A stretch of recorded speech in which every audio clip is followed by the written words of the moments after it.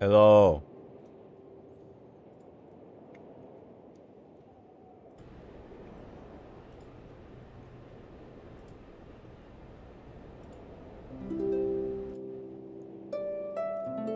Hello.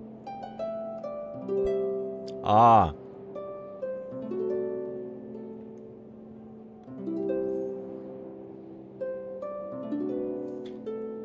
Oh!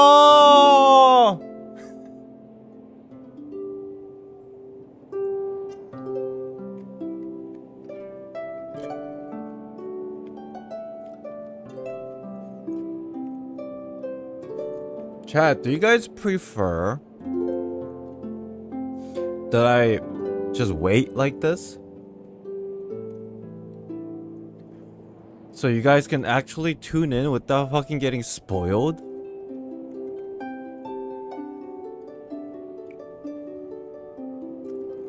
Yeah. Yeah, I'm not tired at all. I'm good. I ate a fat dinner and I took a 3-hour nap. And then I woke up, I took a shower. I'm eating tangerines, not the O word, but tangerines. And I got coffee and water. Isn't this crazy?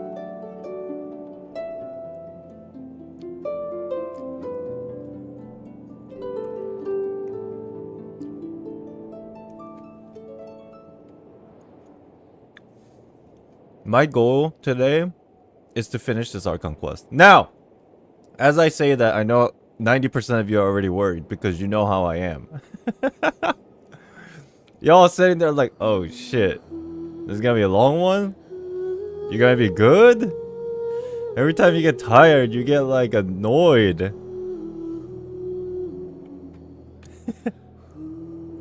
Appreciate the concern. It means a lot to me. But we'll see. I'm gonna take my time. I'm going to take my time. However, I do want to start and finish it in a sitting. That way I retain most of the information anyway.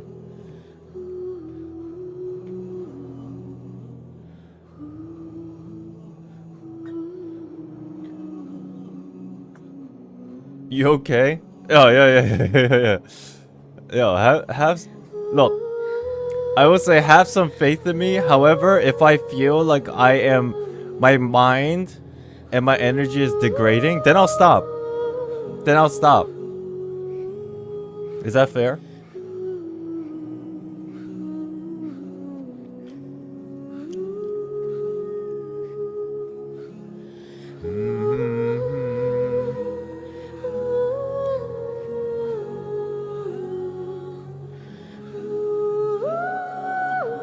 Okay, this lady is loud as hell. Okay.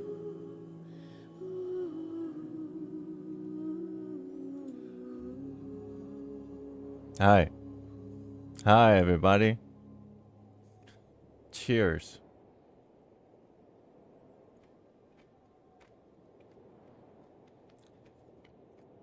Here's my thought.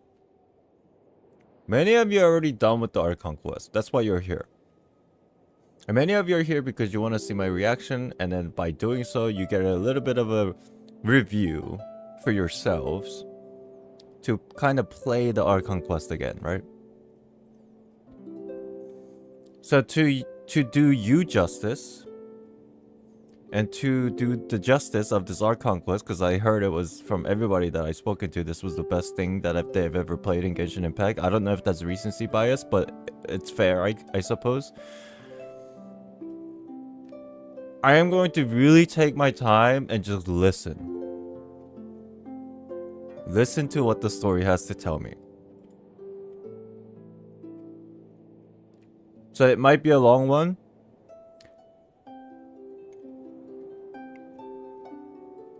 There might be points in this stream where you won't see me interacting with chat.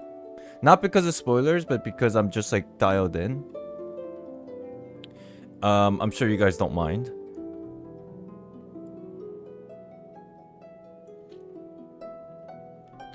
Because I'm not like a streamer that honestly talks a lot. But I do enjoy the game, so.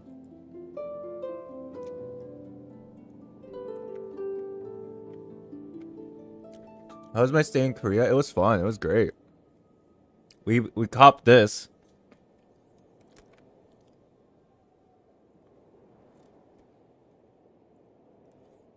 We copped this.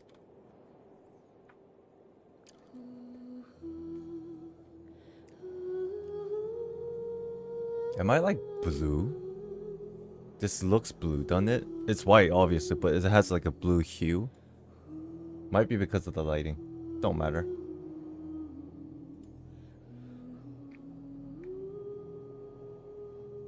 So, here's the deal.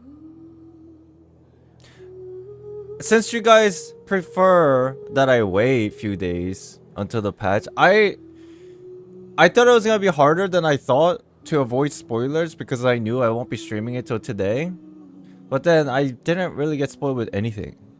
Part of that's because I kept myself busy. And then even if I go on Twitter, instead of clicking For You page, I just looked at notifications and nothing else.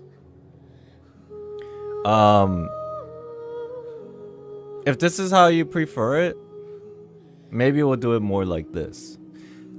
I used to speed run it only because I wanted to like talk about Theory Thursday and like cook up theories as soon as possible, but I don't think it's worth it. I think it's worth it. I think it's more worth it if I just relax and just go on a ride whenever I'm ready.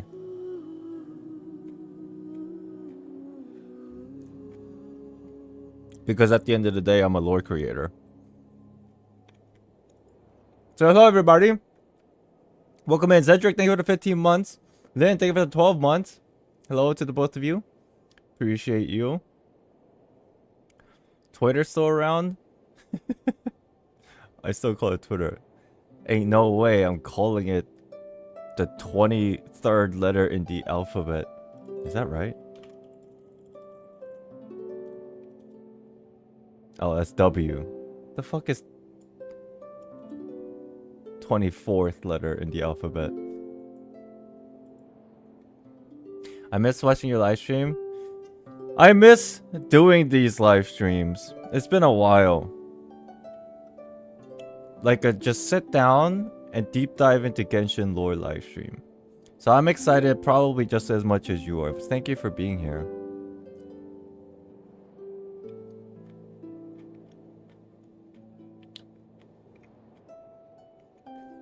Give me a moment. I'm letting the chat. I know it looks like I'm stalling, but this is gonna be like a 7-hour stream, and I'm letting these tangerines and my coffee cook. Okay, give me a moment. We'll start. I know you want me to start right away. I literally woke up and took a shower. Let me enjoy this. Let the coffee cook. Water? I got water. Got water right here. Besides, Chad, there's like other streamers you watch, right? Don't they sit here and talk for like 30 minutes anyway?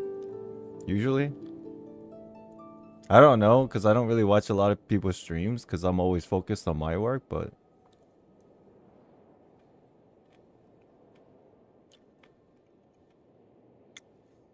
Did you do Neuvillette character quests off stream? I did not. Shit, did I have to? Oh, fuck. No? Even if there were, after I'm done, you guys can fill me in. Right? Or I can do it later. Whichever.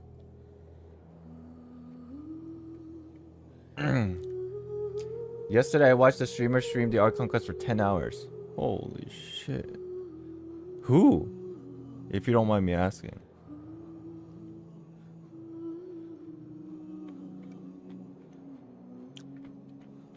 It's got context, I see. Oh, Murder of Birds? He's notoriously, like, takes his time. I think I like it about... I like it... Wow, English! I think that's what I like about him. He actually really takes his time no matter what people say. Even the whole thing that he does, the retrospective videos that he uploads, he's just like, yo, this content is like 2 years ago, but I don't care. I took my time, I recorded everything, and I'm uploading them. I thought that was like pretty respectful, to be honest.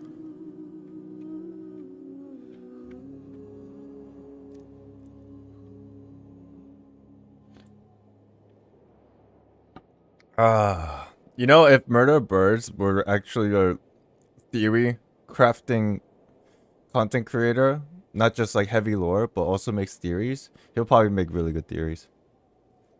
Just the sheer amount of how much he actually pays attention. I think I was watching his stream like 2 weeks ago and he was talking about something and then he just stops and he goes, yo, I remember this from this, and I'm like, oh shit, how? Oh, I completely forgot about that.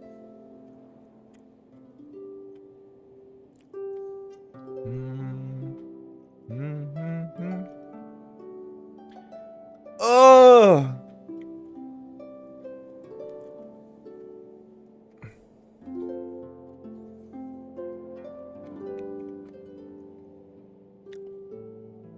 I have been playing this game off stream. By the way, I've been grinding materials and stuff for Furina.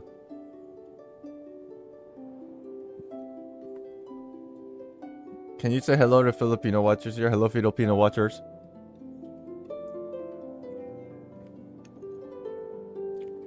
Oh, speaking of which, speaking of notes, I wanted to write notes as I played this today.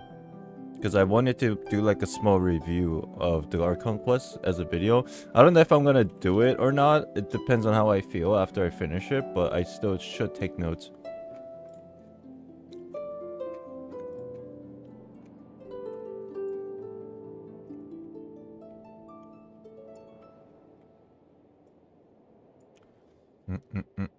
Brian, hello. Hello, hello.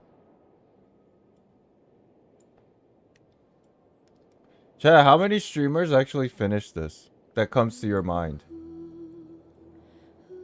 Or that maybe you have watched? I know you said Murder Birds. A lot? Oh shit. Did Bran finish it? What about Doro? Did Doro finish it? Oh, Doro finished it. I know Envy finished it. Sevi? UD definitely no, haha. No, what you got against UD?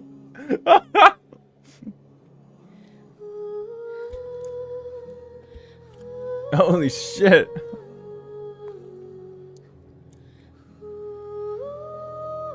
Ashkai finished it. Did she stream it?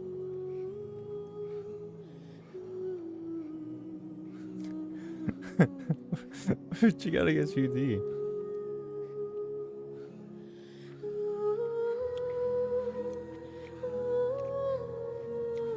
Just as up, Act 5 is about 5 hours long. For IslandXD Cinder Souling, it might take 6-7 hours. No worries.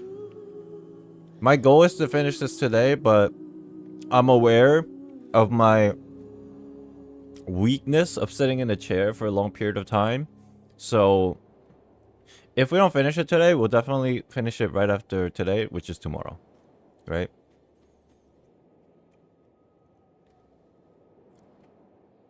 Marco voiced one NPC in this. Did he? Whoa! Again? I hope I don't miss it, but I'm feeling like I'll probably recognize it pretty fast.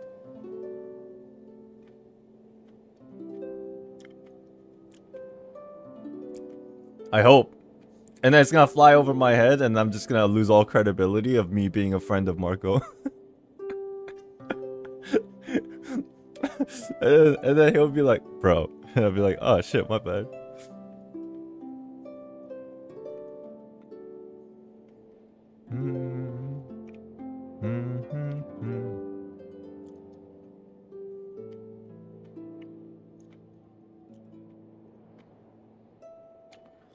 I'm sorry to do this, chat, but you guys are getting sent to the Shadow Realm.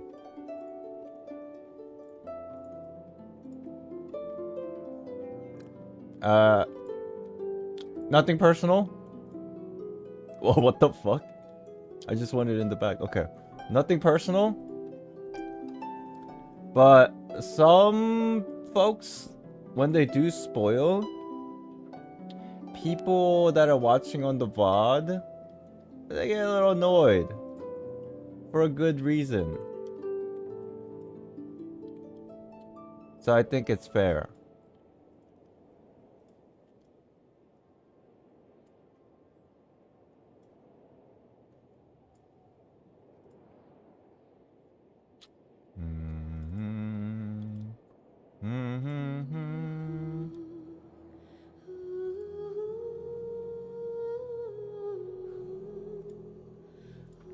Thank you all for being here. I hope you have a great day.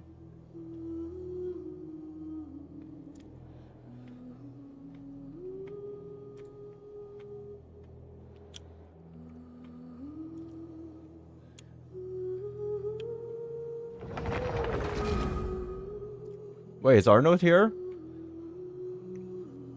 Did I miss his message?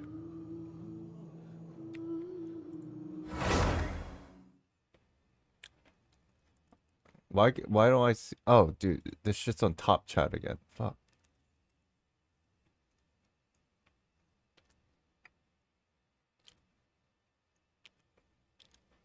Why don't I see his message? Did I like unconsciously deleted or redact him out of my brain? Why do I see his message? Oh, there you are. Hey. Hi. Hey. Hi. We're just talking about you. I swear I wasn't talking shit. We're just talking about you. Hell, you actually are probably one of maybe like a handful of creators who actually takes their time to play the quest regardless of like speed for being a content creator. And I think that's lovely.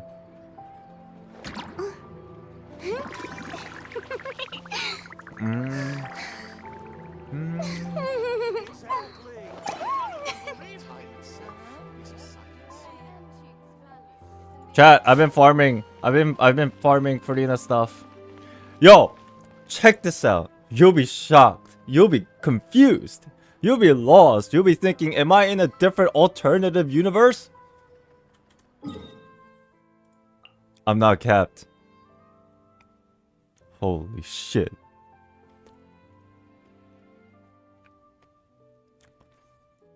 That's insane. It blew my mind. How is this possible? There's a reason why.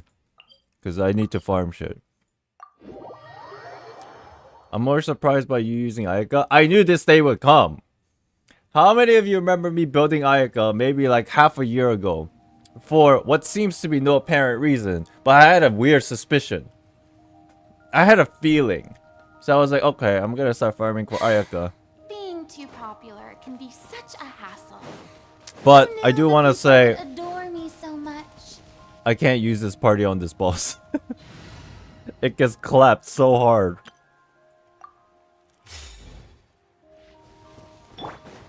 Indra, hello, welcome in. Bond is strong. By royal decree. Ah!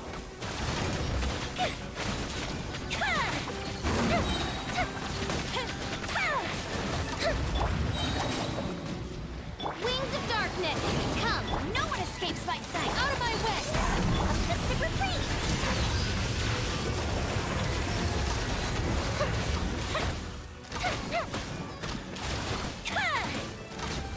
I'm back, baby! Yoimi is always fun to play. Oh, nice. I got 3. Do you guys want to see what this party is like with Ayaka? Wait, can I farm talent stuff today? Oh, yes. My new party?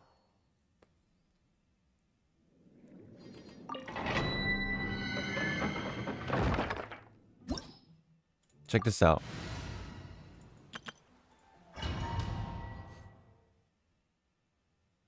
Check it out.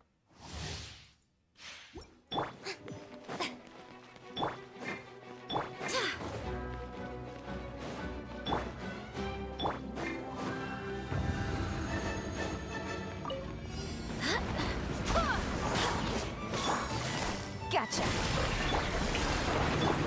My apologies. Yeah. Time to shine. Oh! Oh! Things are about to get dicey. Whirling snow. Embrace the ice. Remains. Don't worry about it. Don't worry about it. This is a run where I'm farming ults. Relax! Relax! Busted.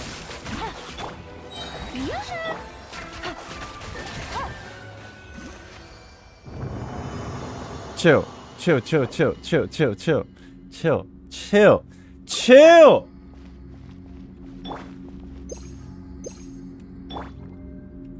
How do I do this? Oh yeah.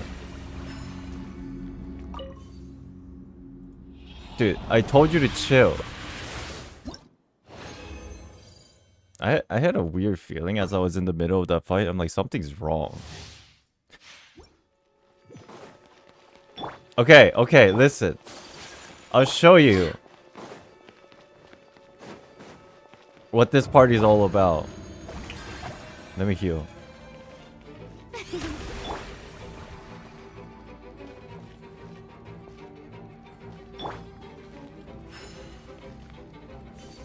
Somebody asked me why I'm running this party like this. A lot of people suggested I take Yolan out, but there's a reason why I'm using Yolan specifically. And majority of it is just because of Hydro Resonance. Because I was told that Furina needs a lot of HP.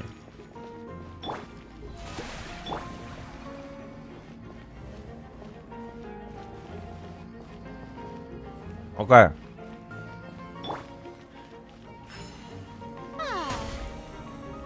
Let's try this again.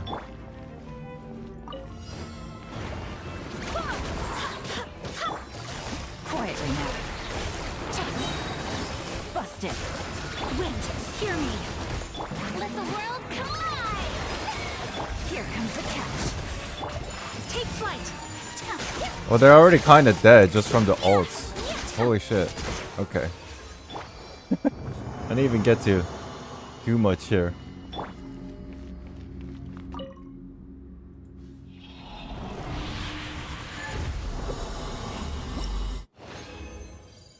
Dude, I've been getting so unlucky with these. Whatever.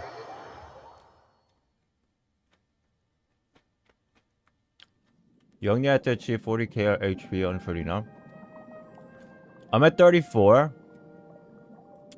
And she's only level 80. Which is a good sign, I think. Alright, let's heal and start. Jin, hello!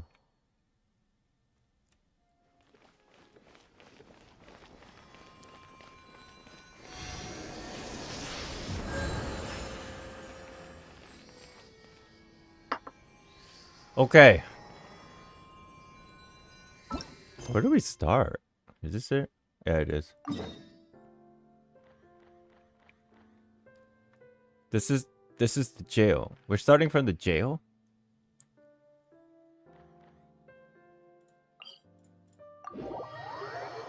I'm gonna record just in case I want to use this stuff later.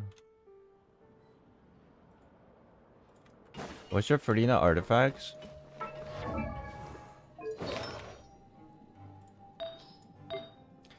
This is kind of meh.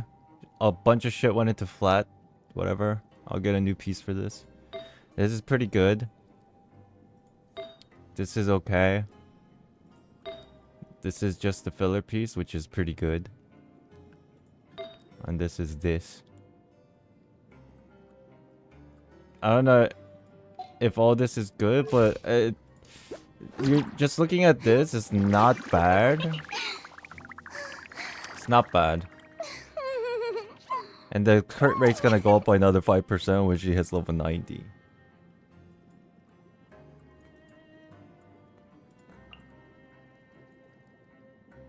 There's another crown that I have that's more higher energy recharge, and it swaps the crit rate and crit damage, right? But I think I'm just keeping both and using whatever I feel like at that moment. I was building this. I had this built, and then I got this and I built it, and I was like, okay, I don't know what to do with it. But I'm sure in the overworld it's not a big deal. What's my goblet? This? It's a filler piece that I use for like a HP healer or something. Yeah.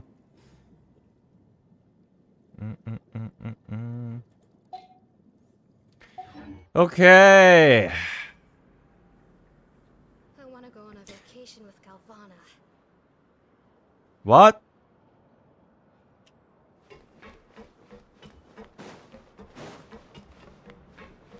Chat, no spoilers. I swear to God, if you spoil stuff, I swear, there's a reason why this chat has a 10-minute subscriber only mode. There's a reason there's a pinned comment. There's a reason I'm hiding and I completely threw you into the abyss in the overlay. Okay? Please don't spoil. I tried for 3 days to stay away from spoilers as hard as I could, just so that my playthrough would be very genuine. So if you ruin this for me after me working this hard, I don't think that's my problem. I think that's a you problem. And if it's a you problem, then you get bonked. And here's the thing about YouTube. On Twitch, you can like ask to be unbanned. On YouTube, that doesn't exist. What's even worse is if you get banned, the system doesn't even tell you that you got banned. You'll be talking into the void nobody would know. So just be smart about this.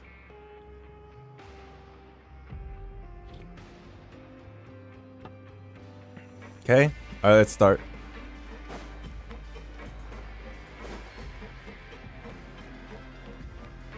Oh, I'm excited. Okay. Let's start. I'm excited. Wait, chat, before I start, give me a 1-sentence TLDR of everything that occurred so far. There's the prophecy. Child. He's escaped somewhere. Chasing after a whale.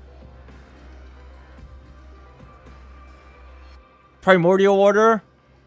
We got arrested, that's true. But we got arrested to figure out what's going on in this jail cell place. Got it, I think that's good enough.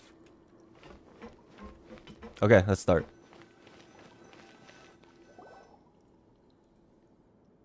Some time has passed since the incident of the fortress of Meripede. Meripede? Now for a little rest after breakfast. This is the life. This is the life in jail cell. Wait a sec. Isn't something important supposed to happen today? Yeah, I'm streaming Archon Kozak 5. Oh, today's our big day! We're supposed to leave the Fortress of Meripede! Come on, we've got to go complete the release procedures now! Oh, we're leaving today.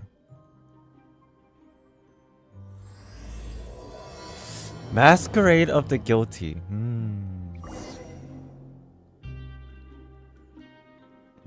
Chat, I am very serious today. When I say no spoilers, whenever I say stuff, don't even reply.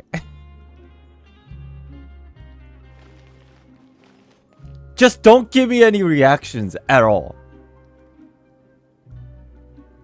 Even if I ask a question, just assume I'm talking to myself. And don't try to help and just be like, dumb streamer, you'll find out in a moment. That's all you have to think.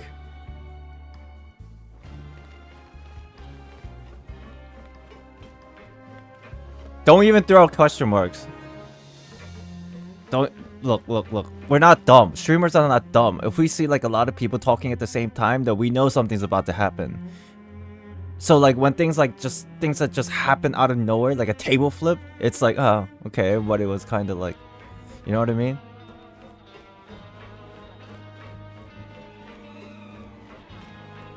Or you can just not say anything. Teddy, Oh my Teddy. god. What was that? Anonymous, thank you for the $10 tip. Thought you stall longer. Have fun. Thank you so much, Anonymous. Appreciate you. The game is telling me to go through a wall. No, we have to go down. Thank you so much. Appreciate you. Thank you. You literally just bought me burgers.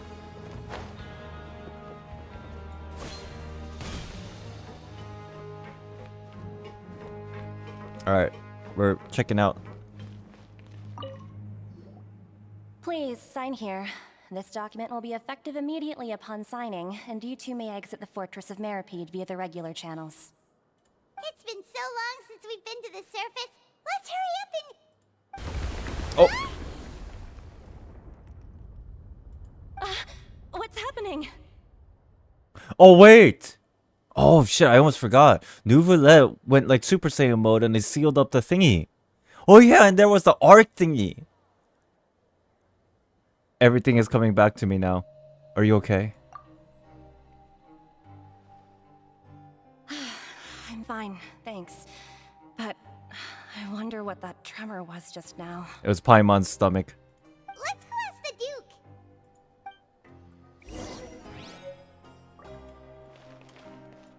Duke. Exit card. Okay.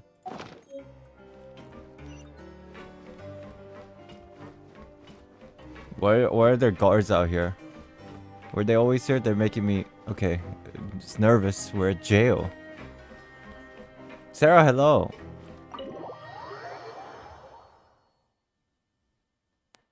Someone farted.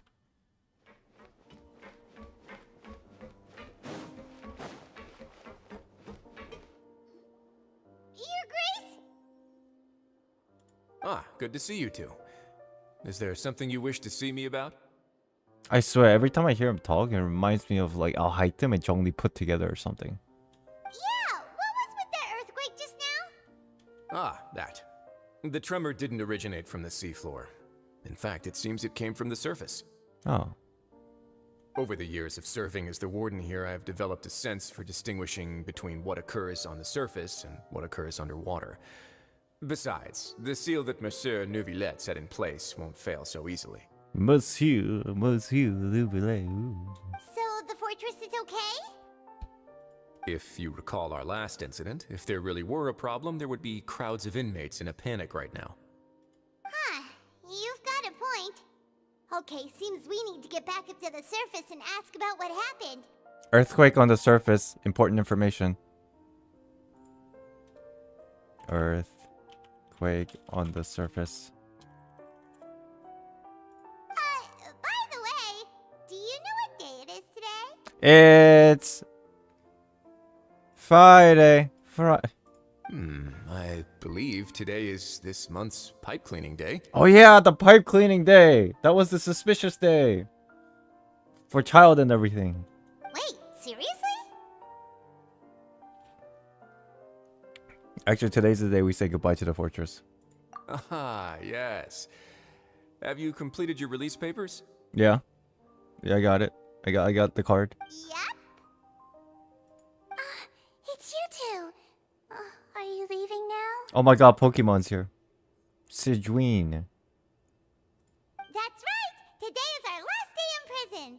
But now that Paimon says that, it doesn't feel like we were confined here. It's actually been pretty nice. A lot of people helped us out. Oh yeah, Paimon feels fond of this place now. Paimon, you want to stay here? Then be sure to come back and visit. Aww. Miss you. Oh god damn, this is the end of Fontaine's Archon quest after all. So basically she's Dia. From Sumeru.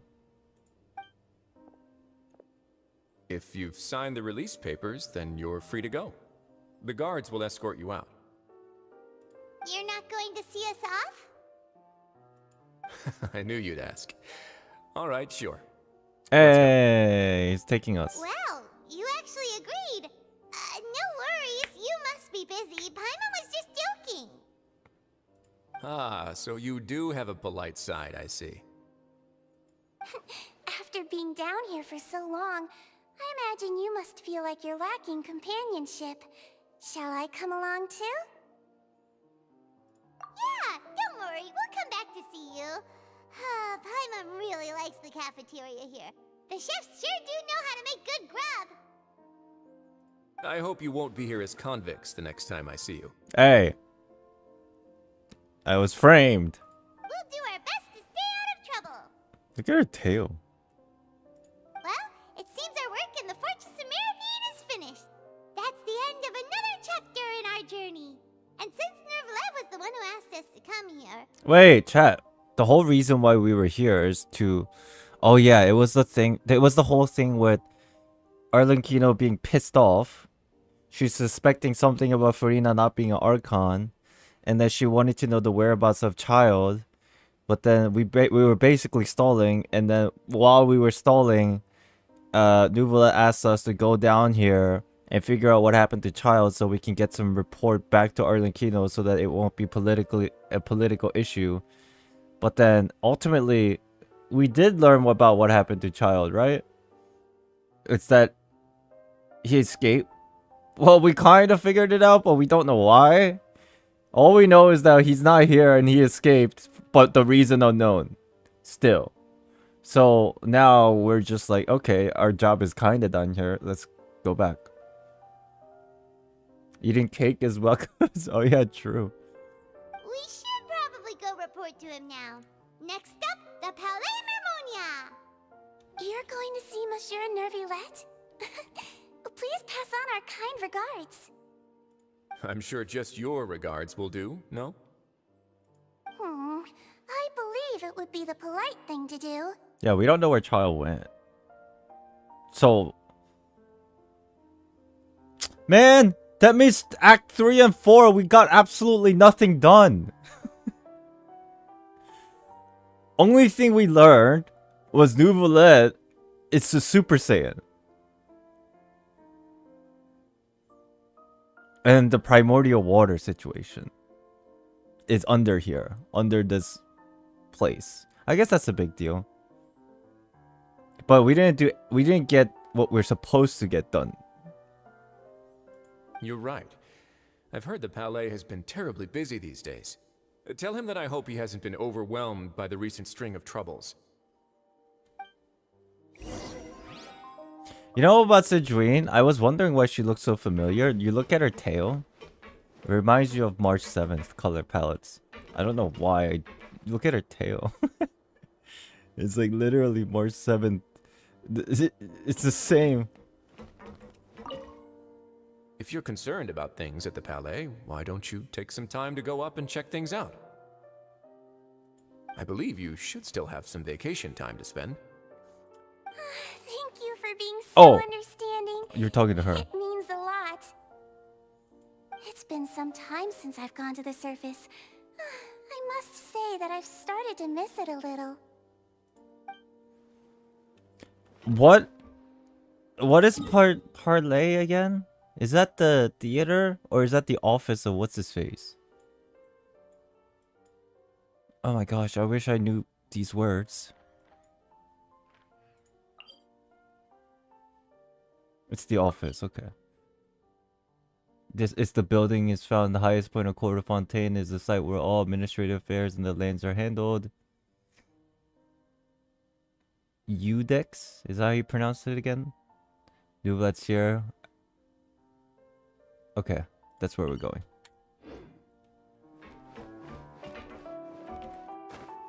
I should...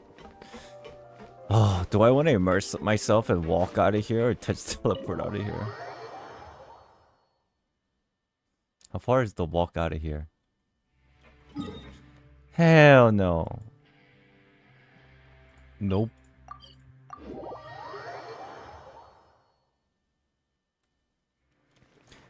We're back. It is I, the Hydro Archon. Hail. How about this? Okay.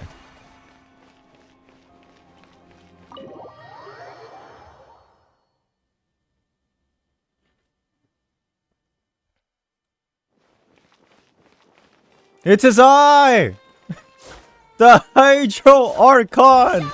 Yeah, I like you. You're doing your job well. No response. That's how a police officer should be. Keep your bearings about you. Well done. You should get a raise. Alright, let's go find the old man. The Palais Mermonia sure is buzzing with activity today. Halt! Oh, Oh, it's you two. Apologies. Monsieur Neuvillette did say you'd be welcome at any time. I'm installing law and he's wondering why it takes 10 hours to do. Oh, yeah, we're just here having fun. You know what I'm saying? Excuse me, would you mind helping me take a look at this report? I'll be right there. Sorry, I've got my hands full here. You can see yourselves in. Thanks. Everyone's so busy. Seems a lot has been happening.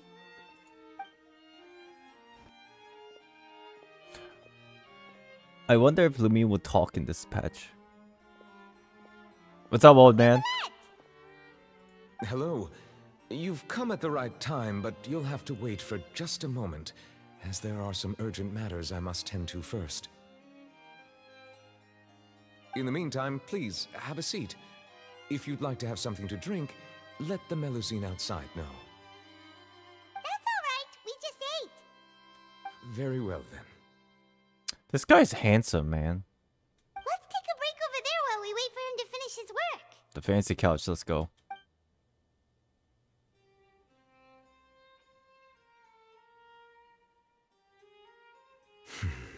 What's up, man? What's up? All right. That should wrap things up for now. Are you done with your work? Yes, sorry to keep you waiting. Today should be the day you were released from the Fortress of Meripede, and it appears that you've managed to complete all the release paperwork. That's right. That's right, and we came here to see you right away. I swear to you, this happens every Archon quest. It's almost creepy. Paimon always... Whatever, bro. You have Paimon tell Neuvillette everything that happened since the Primordial Sea incident and when you were looking for child. Whale. That's right, whale. You don't get it? Every time I play an Archon quest, I kind of like sometimes say things out loud as a reactive answer, just for myself, you know, as a player. But every time I do that, Paimon says immediately the same thing, like at least once every time I play the Archon quest, and it's kind of creepy. Do you have any idea what that might be? Judging from your description, that cannot have occurred in any ordinary waters, but rather something like the Primordial Sea. A whale of that size and shape cannot usually be found in the waters of Teyvat. Therefore, we can only assume that Child is presently immersed in primordial seawater. Immersed in primordial seawater? But how? And is he okay? He'll be fine. He won't dissolve, I don't think. Most people wouldn't be capable of entering in the first place. I'm not completely sure how he could have gotten there myself. Chat, it remind me, I know that Fontanians, when they are mixed with primordial seawater, they dissolve, but for normal non-Fontanians, wasn't it just like a... How do I put it? Don't they just get high? Or was that also for Fontanians just with small doses? Like small dosage. They get high? Delirious. I see, okay.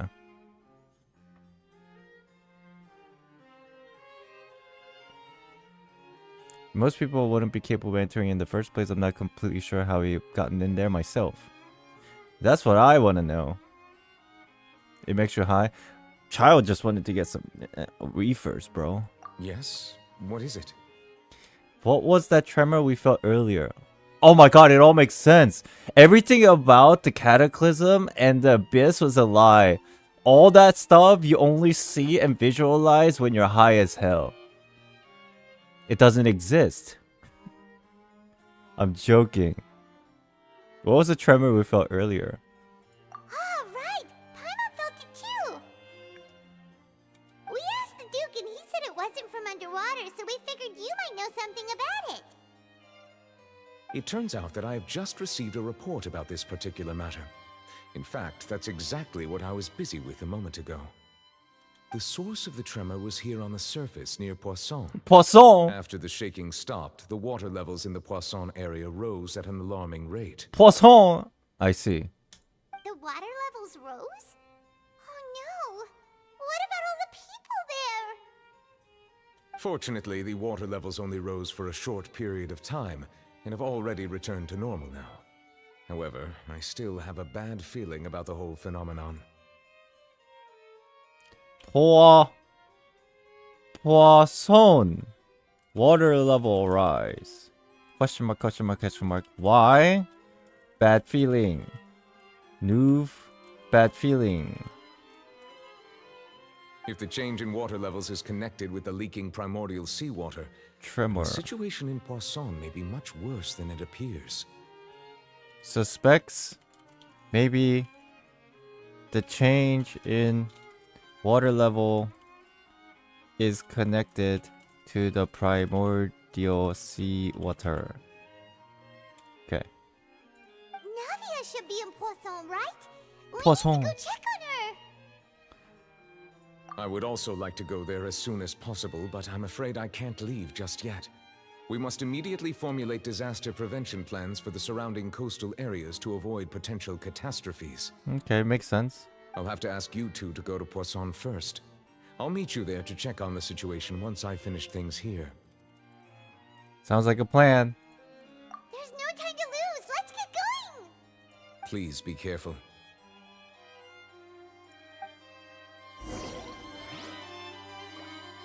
Hey, old man, we match. Hi. The two of you have my thanks. If you need any help, just let me know. Cool. Alright, so earthquake tremor. We don't know what it is, but because of it, water level rising. The water level was rising in Poisson, but it turned back to normal, but we still wanted to go and check it out. Make sure everything's okay. Perhaps it's connected to the primordial water. Are you gonna finish it in one go? I hope, but who knows? Oh no! What happened here? All the buildings here seems to be pretty rough shape now.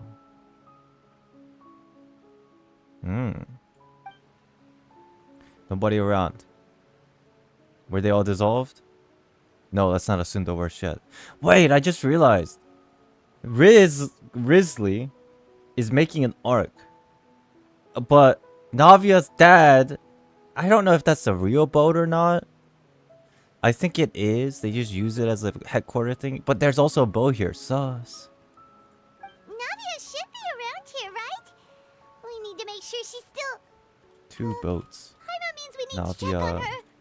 Dad, Riz.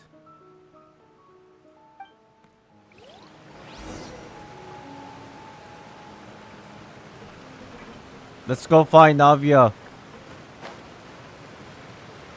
Oh my god, there's a guy up there. What the heck?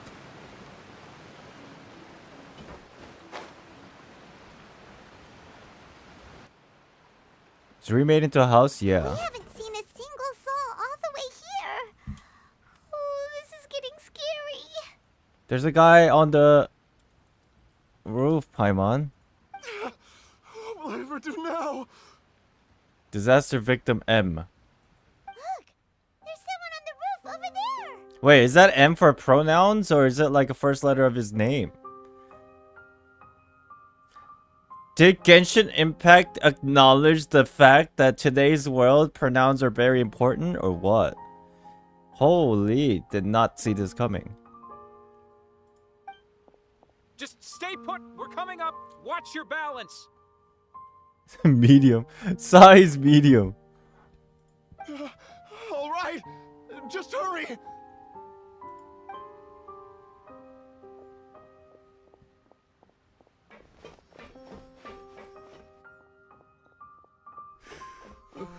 I'm not young anymore. How will I survive on my own?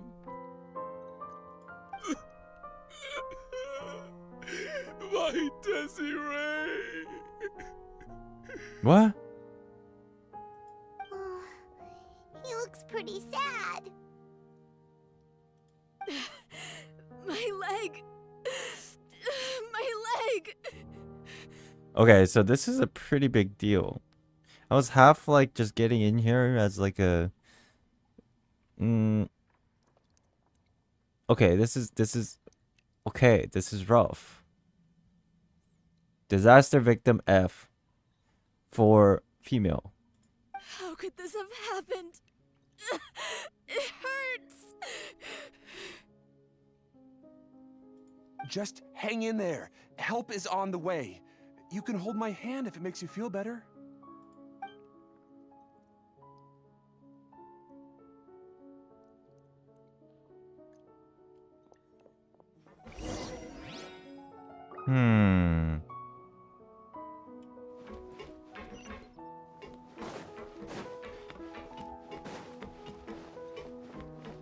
You know, in a way, this makes a lot of sense, obviously, because things like flood and earthquakes are a big deal.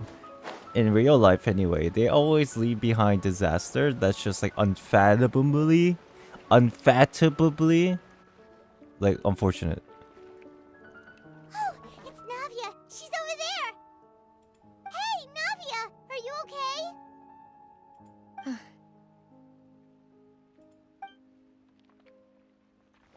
This girl's eyes sparkle here. way too much. We heard there was a situation in Poisson, so we came as quickly as we could. Unfathomable. Thank you. Yes. As you can see, the water level suddenly rose. It caused quite the disturbance, in fact.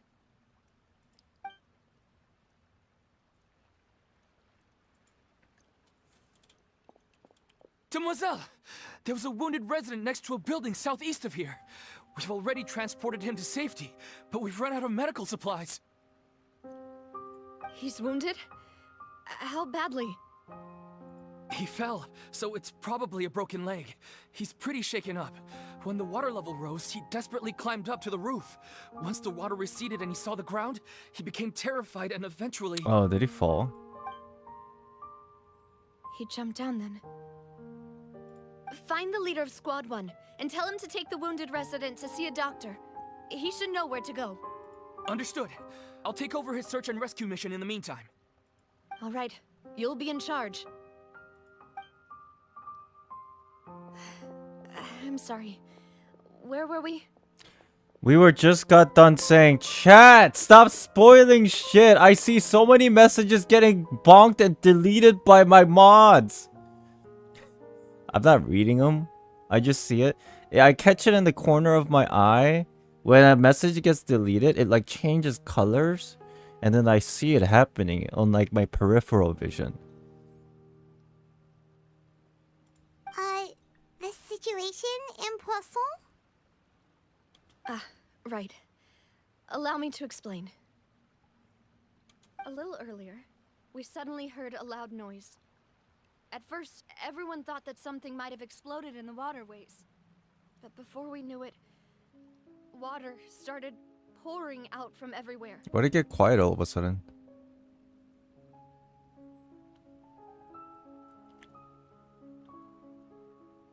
The rushing water seemed a little odd, almost like the unique color of primordial seawater. Some people didn't realize the danger and thought it was just ordinary water, leaking from somewhere. So did some people just dissolve? I mean, that's the probable logic.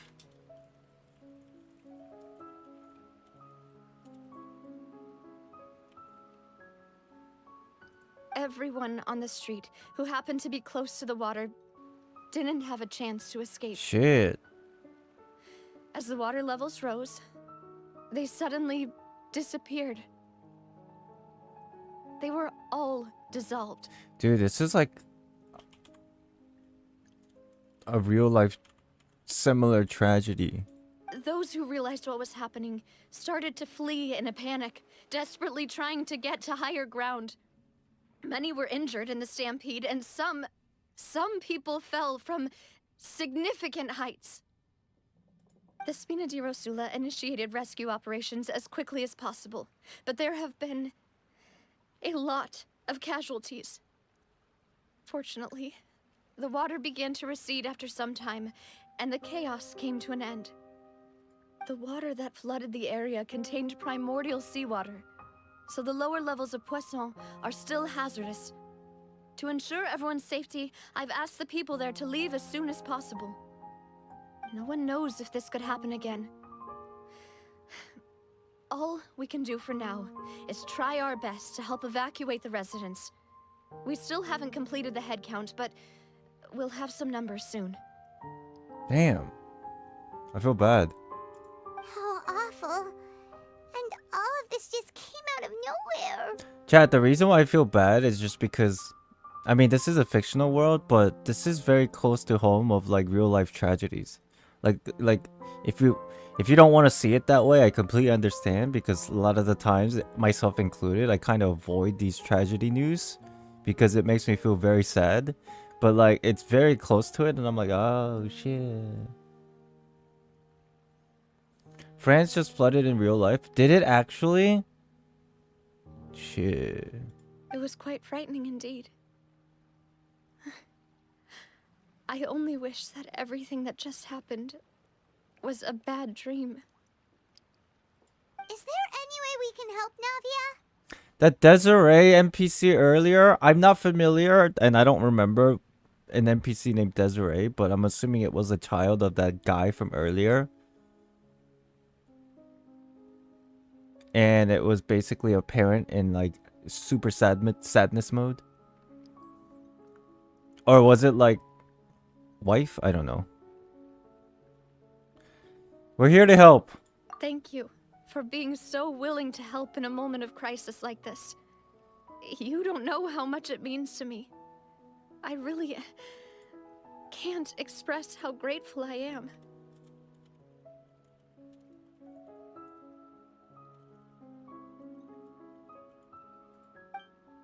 Wait, we're missing some people, aren't we? Don't say that, Navia. That's what friends are for. By the way, where's Melus and Silver? Melus? Demoiselle, we've got a situation here. There's no way! The way she paused? No, they're fine. They were in the trailer. They're wait.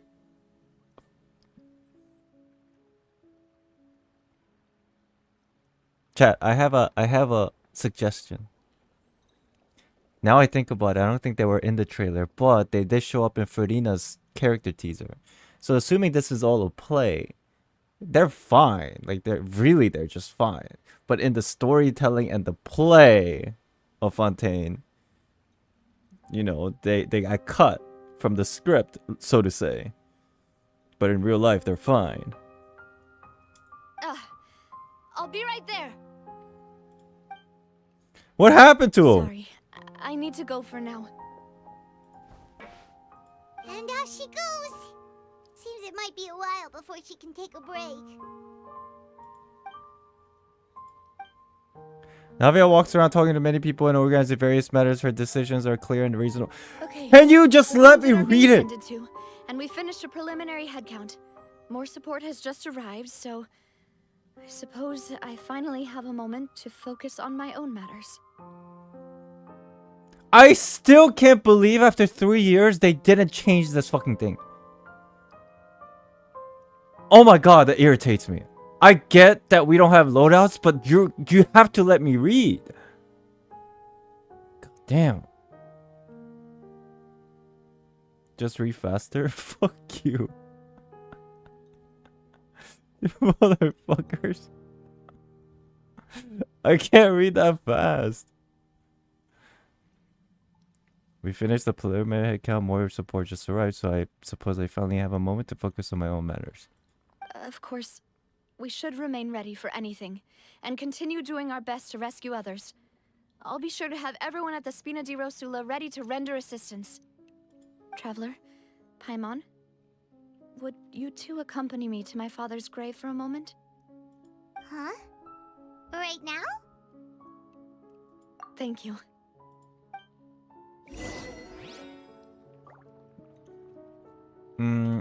I wonder why. I mean, it is a very emotional situation. Maybe she wants to get some comfort.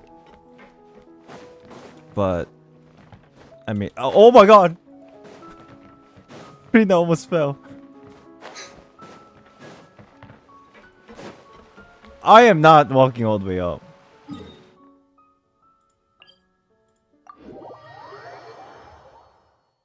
To be on an interesting perspective, you know how Fontainians, they kind of like poof with the primordial seawater?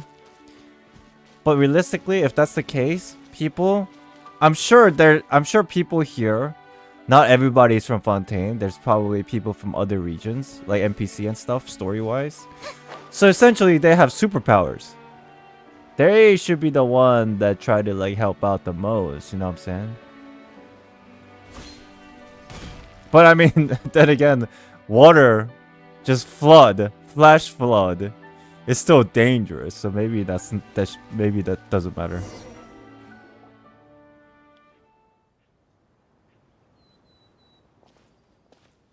Not a lot of people here, huh?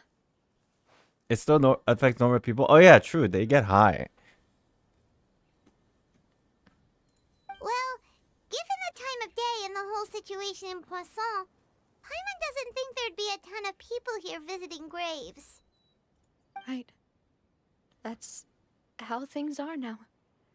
The living are so exhausted that they've no strength to spare any words for the dead.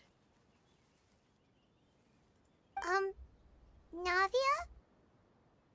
Don't push yourself too hard. Oh, she's crying again. I mean, I get it.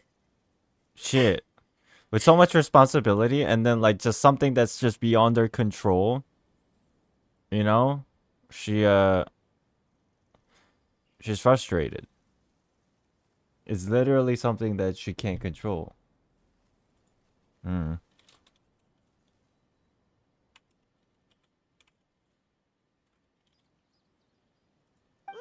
what's wrong? Yeah, she tried her best, yeah. Sorry. I just...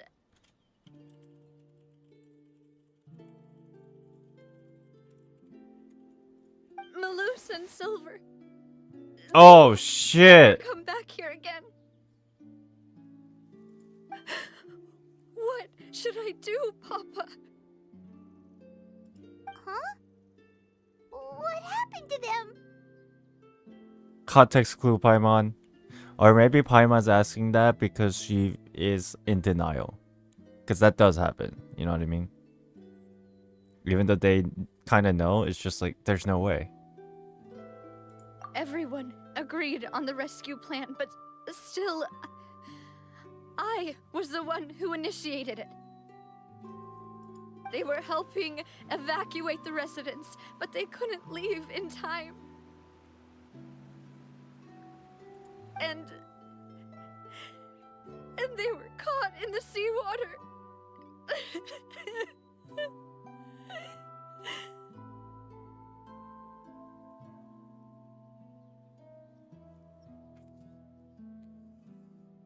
So that's the reason why for 4 acts in this Arc Conquest, they really make sure that those 2 NPCs were like one of the fan favorites, huh? Huh?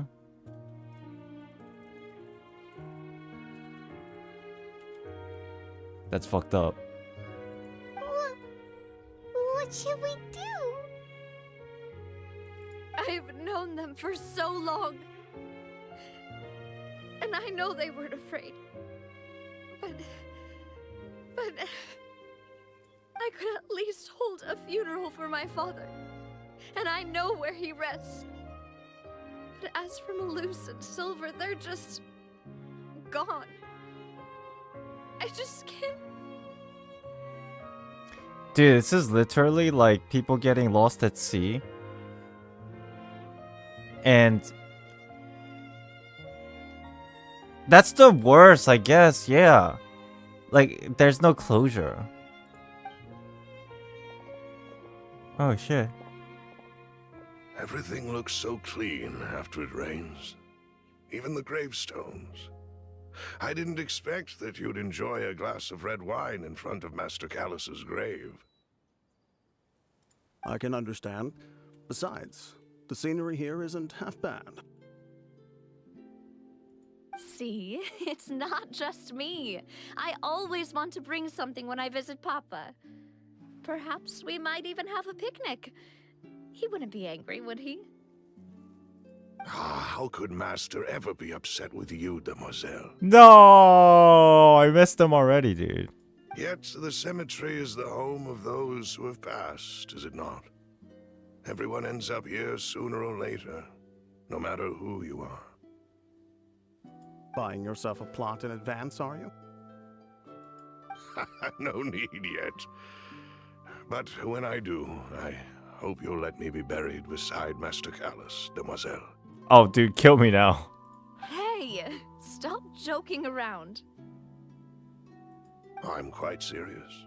That way, it will save us both the trip to see each other whenever you visit your father's grave. That makes sense. In that case, could I be buried on his other side? After all, besides you, Demoiselle, the two of us could certainly be considered Master's closest companions, no? Note to self, you don't have to reply to this chat. I'm just writing notes. I wonder if this trauma or unfortunate instance gets a closure by the end of the Archon quest, specifically for Navia. Personally, I believe we fill those shoes just fine. Why are you bringing this up all of a sudden? Seriously. All right. I'll remember your requests. But I'd really prefer not to talk about this stuff. And what do you mean by saving me a trip? I'd make the journey even if I had to visit you two somewhere else. Let's go into the primordial sea and bring him back, Navia. Put your diving suit on. I promised to let them rest in peace here. But here I am breaking that promise. But you make sure the diving suit is good. Like you know what? Just wear an astronaut suit. I'm sorry for letting you see me in a mess like this. I don't usually cry, really. Paimon doesn't know how to help you feel better. But, well, she understands how you feel. It's not that simple.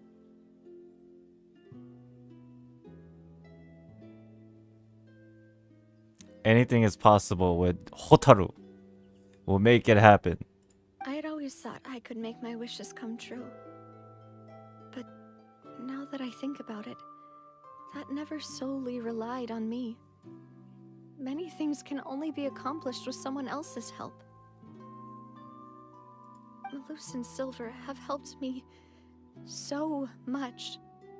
But by contrast, I could do nothing for them. Dude, this is fucked, bro.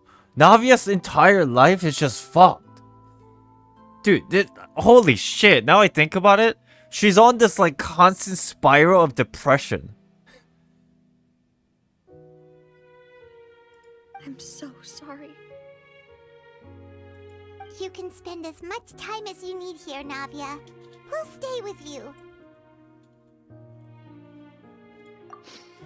Thank you. Right now, you don't know how much that means.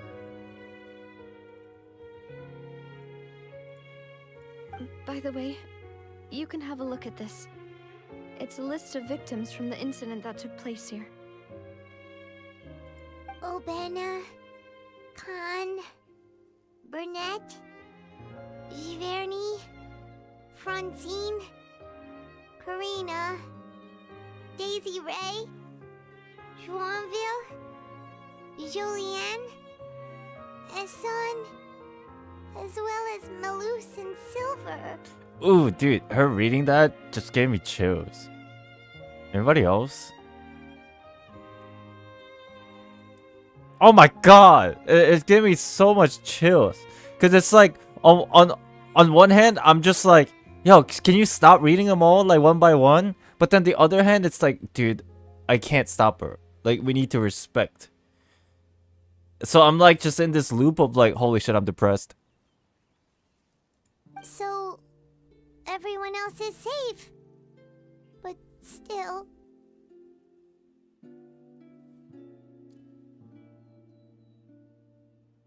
I'm about to swim in the water park, so I may or may not watch your stream. It's good. Make sure you don't jump into primordial water. If you are, wear an astronaut suit.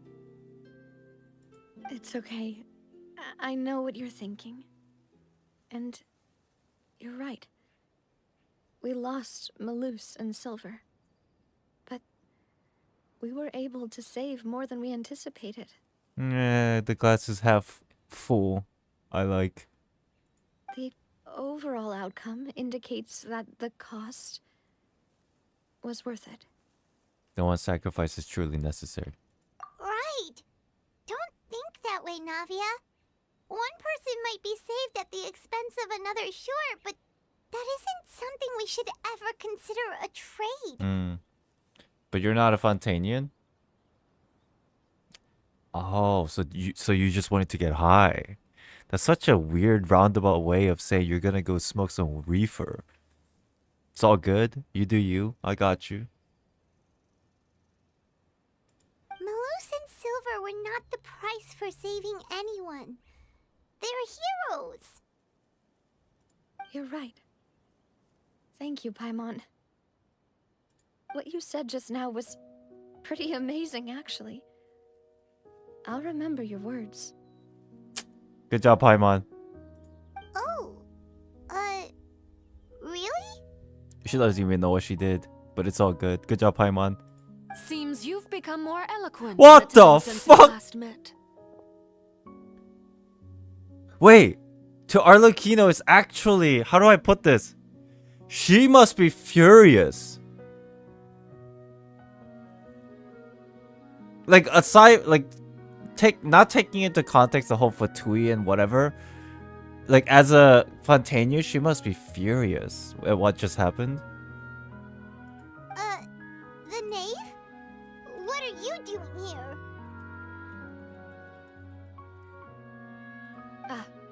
Is everything going well on your side? Are they working together? Yes, my people are carrying out the mission according to your request. All the residents of Poisson have been evacuated, and we're preparing to relocate them to higher ground. Right, because our priorities are Fontaine first, Fatui second, essentially. As for these supplies, we have everything taken care of. There is no need to worry. Thank you very much. What a complicated character. Wait, do you two know each other? We just met recently. Right, Miss Navia? Does she know that she's from the Fatui? I mean, obviously she should know. Usually, I would call this a coincidental encounter. But that doesn't quite fit this time. Besides, it never even crossed my mind that a Fatui Harbinger would come looking for me. Thanks to the Knave, Spina di Rosula received generous support from the Fatui, which allowed us to complete the rescue and evacuation work so quickly. Oh my god, this is complicated now. I hope Arlecchino is doing this purely because this is Fontaine issue and it has no political ties or lobbying mindset of a Fatui. Mutual aid is essential to fostering positive developments. We were already in the area, in any case, so it was nothing. That said, I must say that you're a lot sharper than you let on. I'm sure you understand what I mean. I apologize for all the ways in which I tested you previously. We've never worked with a Fatui before, and it's extremely important for us to know who we're working with.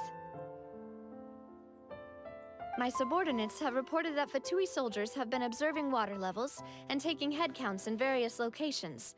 I hear that they've also prepared a large amount of emergency supplies. I'm Bro, quite surprised. Lumine is shocked.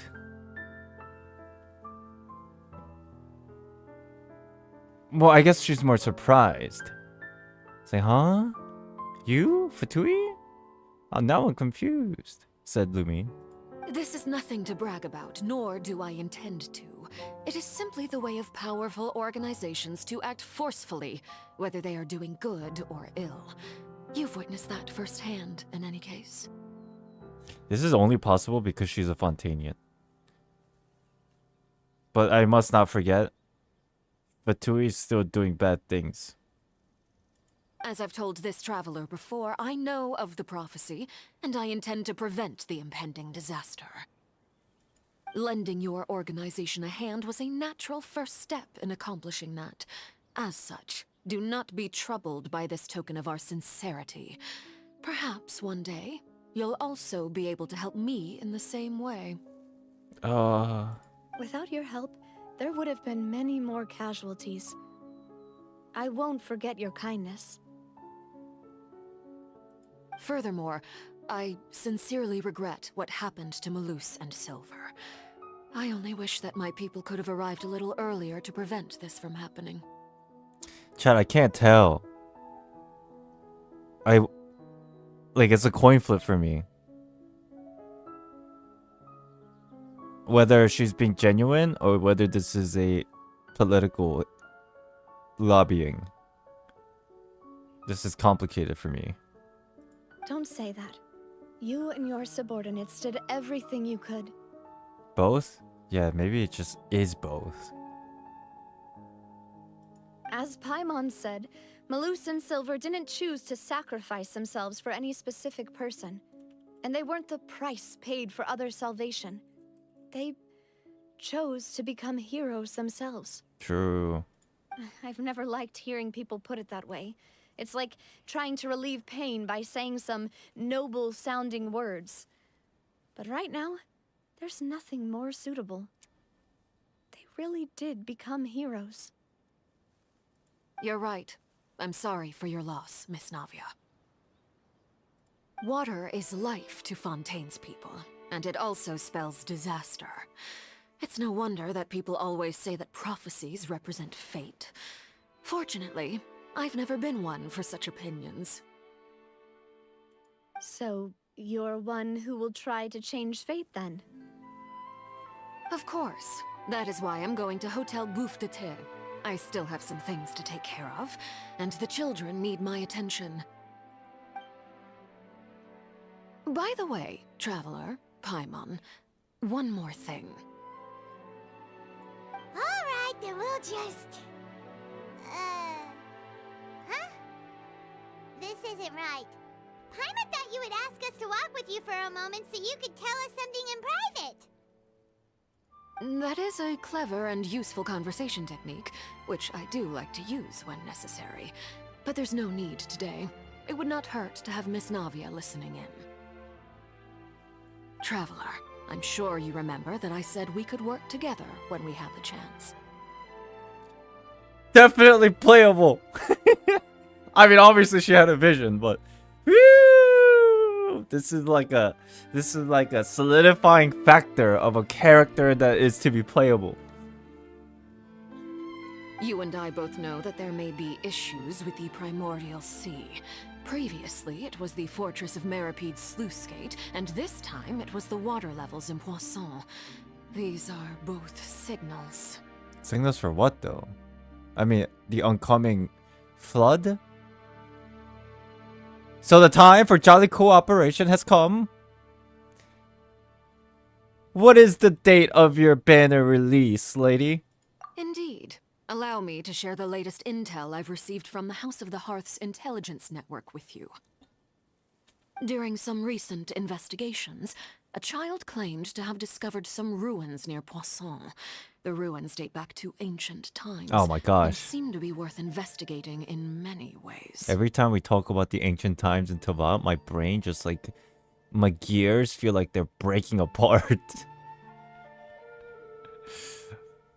Judging by the dating of the ruins, they may be related to the prophecy and the coming crisis. The situation is becoming more urgent, so any pertinent information will prove extremely precious. My people initially came to prepare for ruin exploration. Unexpectedly, this disaster struck. And at present, we're all busy prioritizing the rescue effort. So that's why the Fatui were already in Poisson. I wanted to take the children along, but unfortunately, Linny, Lynette, and Fremine have all been dispatched to higher ground to assist affected residents. Wait, so the ruin was obviously, they were trying to go into this ruin, and I'm assuming the biggest reason why they were trying to research or do the excavation at the ruins is because, I guess for her, she wanted to know like what's going on with the ancient times and the primordial water situation. That's like the only probable reason. Linny told me that outside of the house, the person they trust most is you. Oh, thanks. They need info? Okay, yeah. Ruin up here. Fatui wanted info about ancient stuff / primordial water, probably. Which is why I want to give you this task. I don't like the ruins in this game. All they do is make me confused. Like on one hand, you think you know something about the ruin because you've seen it so many times, but every time a new area unlocks of the ruin, you're just like, what the fuck? Nothing makes sense anymore. Still. The House of the Hearth's members see each other as family, but Linny, Lynette, and Fremine said that they also see you as such, even though you are not from the house. Family. I'm sure you already understand how earnest they consider their friendship with you to be. Oh, that somehow makes Paimon feel kinda happy. The intel I just shared about the ruins could fetch a high price. But since the children consider you family, it's only natural that I freely share it with you. Oh, she's... Okay. God. She's... Oh, my wallet. Thank God I pulled Furina without swiping. This is gonna be the Achilles heel. Got it! So all we gotta do is go to some ruins, right? We can handle that. Saket, thank you for the 20 months. Appreciate you. Got a dip. We'll watch the VOD later. Thank you for watching. Appreciate you. Thank you, thank you. Excuse me, but may I tag along? You wish to join, Miss Navia? But are you sure you're up to exploring some ruins? You need to rest. Well, I'm sad, yes. But I can't just go back and plop myself into a chair by the roadside and do nothing. There's no point in being depressed while we still have a disaster on our hands. As my father's successor, I must live up to the hopes he had in me. Okay, this character has like a mental fortitude of a fucking saint, a monk, and a pope all put together. Besides, I'm also doing this for myself. I need something, a distraction, to keep my mind off Malus and Silver. Fair enough. Navia is strong, but she needs company right now. We can be the company if she goes to explore the ruin with us. And if Genshin Impact was good, this is the point where it gives you two options that actually matter. Allow her to go with us, or suggest she stays put and rest. But of course, the illusion. It's a illusion of choice. Since you put it that way, I have no objections. What do you say, traveler? We'll go to the ruins together. All right. The ruins are to the south of Poisson. Here's the map. Poisson. Okay, the three of us will handle it. Come on, let's pack up and get going. This is a game about fate after all. David, you're right. What was I thinking? Everything's predetermined in this world. That's why the illusion of choice exists.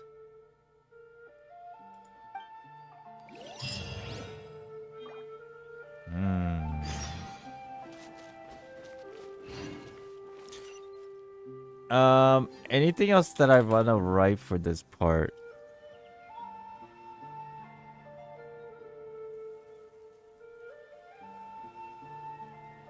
Chat, just so you know, I'm taking really my time doing this, by the way. You might be thinking like I'm getting too slow and god, you gotta take 10 hours to complete this. It's fine because I'm writing notes Being too popular just so I can like a hassle. fully Who knew immerse the people would myself. adore me so much? Is there anything I can write about this section here that I didn't write already?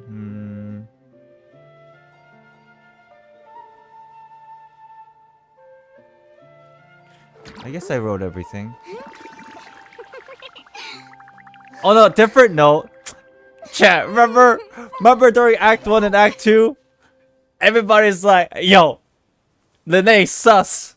And I'm like, the fuck? What do you mean? We're family. You heard that? We're family. Boring. Isn't there anything else more interesting to do? Family. Okay. She's way too sane for a harbinger. Chat, how do you feel about it? I'll give you my take on Arlecchino. But basically what I want to ask is, how do you feel about the way that Genshin is incorporating her to the story to essentially make her playable? Because there needs to be a connection to the Traveler. But do you think it's executed well? Or do you think it's like, it feels kind of forced?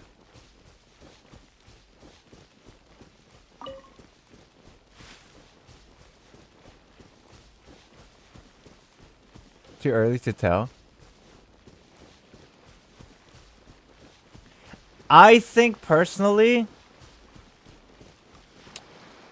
it's not the perfect execution because it was somewhat, oh god damn it. It was somewhat expected if she was going to be playable that she would have the soft side, but it's pretty decent in my opinion because how do I put it? It was kind of set even way before with the fact that Arlecchino's opinion about Fontaine takes priorities over the Fatui from the very beginning. Like in that regard, I think that was fine the way it was.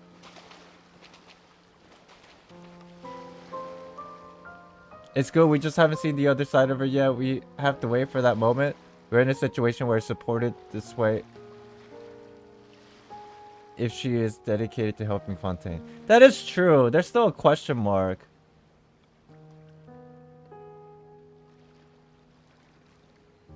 Because no matter what, everything is always gray.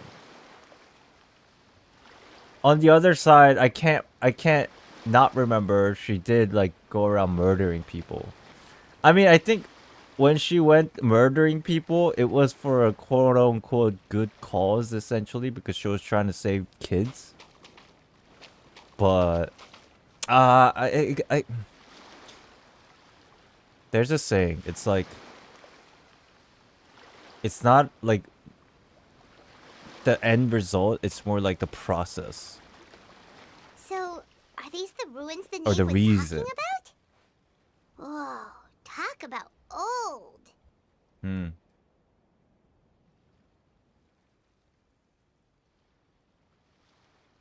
Maybe that's why she's so attractive, in a way. So she has the human side, but then when shit goes down, she's like, fuck that, fuck all this shit. Kill everybody. You know? Perhaps. Chaotic, what's up? Hello, hello.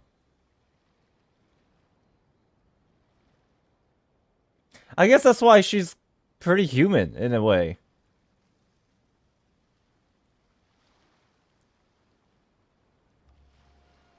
She's questionable acts to someone that they questionable stuff. It's cool. Yeah.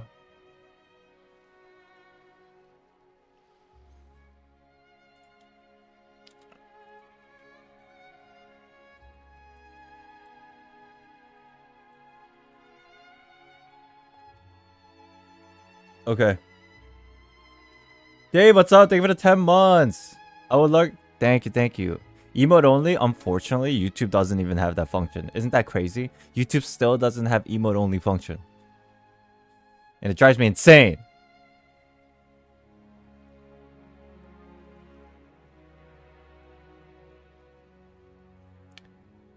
She also portrays like a good father to the children.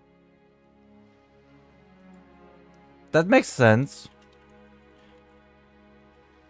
It's like parents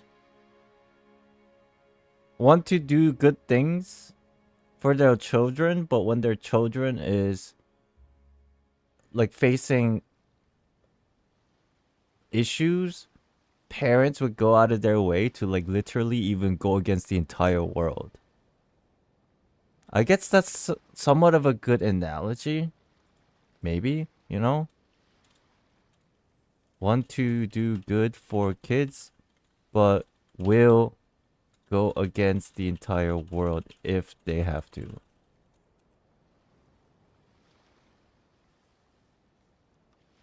Okay. All right. So yes, Raven. Yeah. Yeah.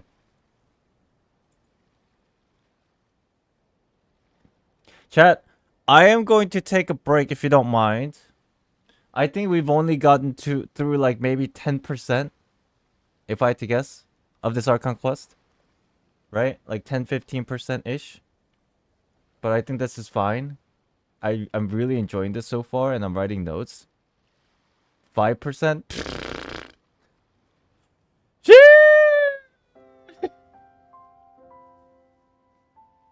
It's cool. I even told my mom, because she's like, she also lives here with me, and she's like always wondering how long I've been streaming, and like she's worried. And I'm like, yo, just so you know, I'll be streaming for like 8 hours tonight. She's like, oh my god. And I'm like, yeah.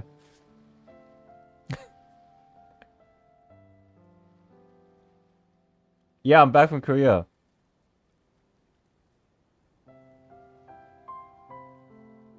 I am down for a long stream though. If this is how we're gonna stream it, take our time and really enjoy everything, take it all in, I think it'll be fun. And I think it's more fun for you guys too, so I think this is good. If you just want my like, oh my god reaction, I don't think this is a channel for that, to be honest.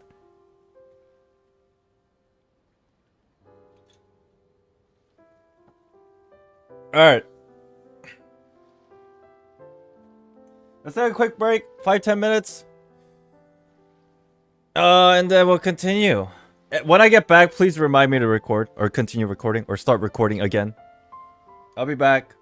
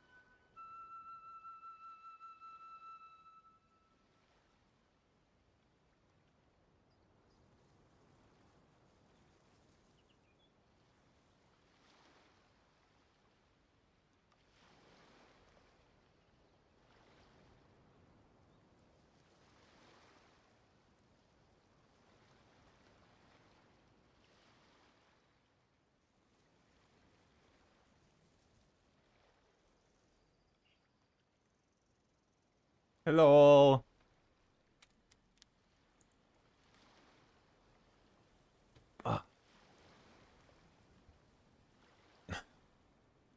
Chat, I know this is weird, but don't forget to record. Okay, thank you. I will in a second. Thank you so much for reminding me. I know this is weird, but next time I take breaks or any following times that I've ever take breaks, this is a YouTuber thing. Remind me to run ads. Fuck! I'm gone. There's no content to be had, so I might as well get paid. You know what I mean? You know?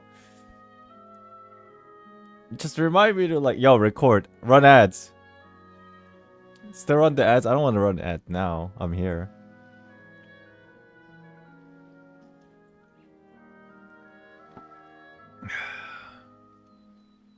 Ad once an hour. I don't want to force like automated ads because it might just cut in the middle of me talking or something.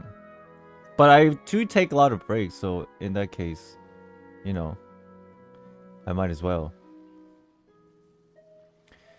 There was something else I did want to mention. Oh, something. Oh, that's stupid. I was just gonna say I'm glad that I drank some coffee because I feel great right now. Oh, speaking of which, you guys ever had like I'll continue in a second. I just like speaking my mind every once in a while. You guys ever watch like Saturday morning cartoons when you were younger? I used to watch like Dragon Ball Z and stuff. Toonami. I'm old as fuck, I know. Bro, I should do this more often. Like when patches happen like this, I should do it on a Friday night / Saturday morning for most of you. And just make it like a cool thing, you know? Like I'm assuming people, even though people work on weekends, some of them, most of the time weekends is like free chill time, you know? The good old days? Yeah. Courage the Cowardly Dog. That shit was weird, man. It was good, but that shit was weird. Now I think back on it, I'm like, dude, this is not for kids.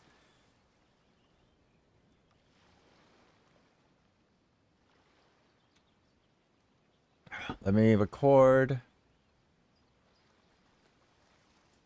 Yeah, I got scared watching Courage the Cowardly Dog. Y'all ready to continue? Let's continue. We're at the ruins. This is where like big shit happens. So are these the ruins that the Knave was talking about? Whoa, talk about old. Paimon, you're probably older. They seem to be pretty ancient, all right. Let's go in and have a look. Just be careful. Ruins. Where's my mouse? Oh.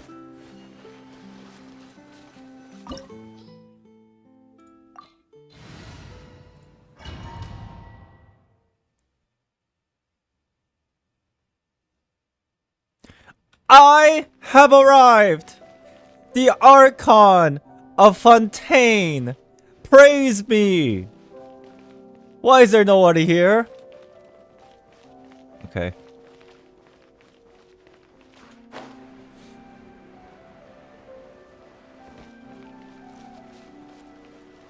Dude, I'm waiting for the days when I go to conventions or something and like somebody's cosplaying as a Furina and then they got like the personality down like 100%. That'd be so dope. Yeah, I'm recording. Thank you for reminding me. Oh my god! Not this shit already! Oh! Okay, what's gonna happen here? You know, this architecture reminds me of that other room. The what's it called? This place. What's it called? What's it called? This place. This place. The Nazis Cruise.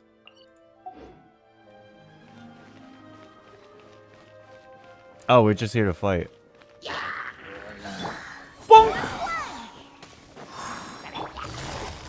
Quietly now. Strike a pop!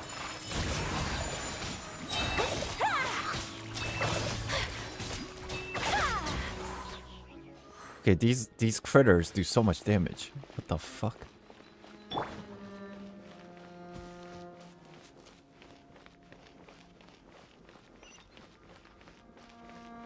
Should I be like looking around in this building to pick out some important lore or what? Oh my god! The floor here isn't safe. Thanks for letting me know. Whirling snow!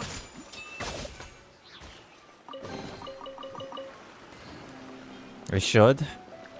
Okay, let's take a gander. Ooh.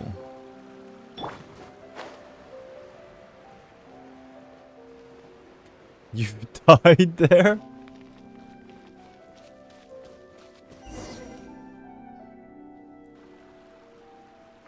This place has also been contaminated by primordial seawater. Isn't this bad for Navia? Yeah. And a lot of it, too. A Fontainian would most likely dissolve the moment they fell in. You should go back to safety, Navia. Or astronaut suit! Right! You can't go down if there's primordial seawater. It's too dangerous, and it won't be any help for you to just stay here. Don't get Paimon wrong. We're not saying you're useless. It's just that... No, you're right. I can't do anything in this situation. I'll leave this to you. This is a plot device. There's no way that she just came here for 30 seconds and she's leaving right away. There's a reason for this. I'm so smart. You didn't catch this? Plot device. Navia leaves.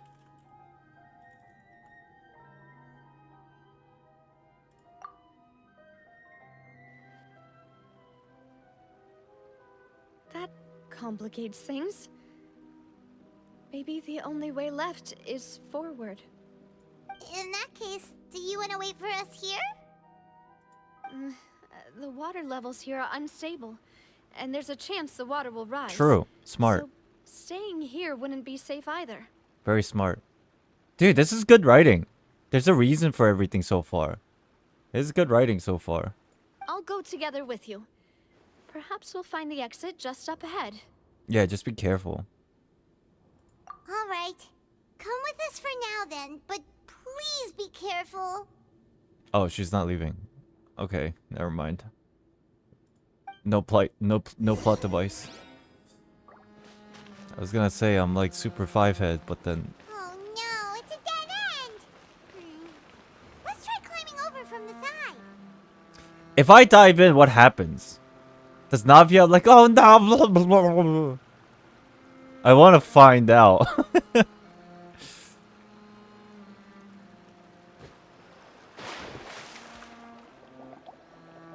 Oh, it's like, go back in time, brother. You're not supposed to do that.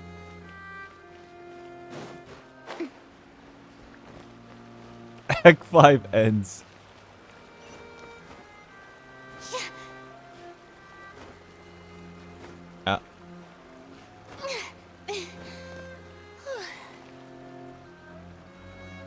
Oh, convenient doorway.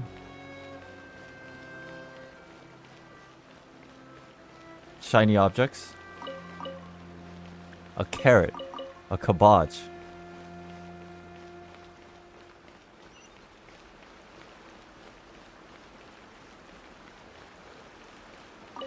Open door. What the fuck? I'm not ready for this.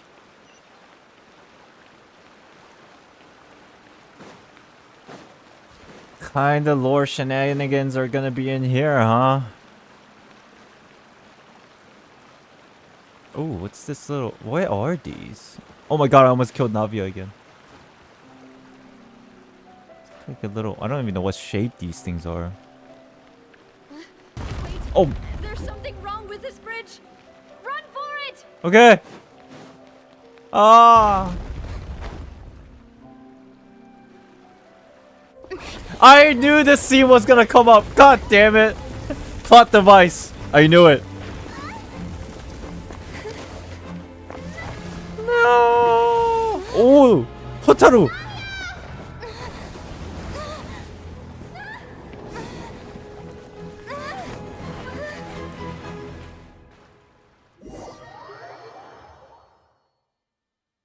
Oh, what happens now?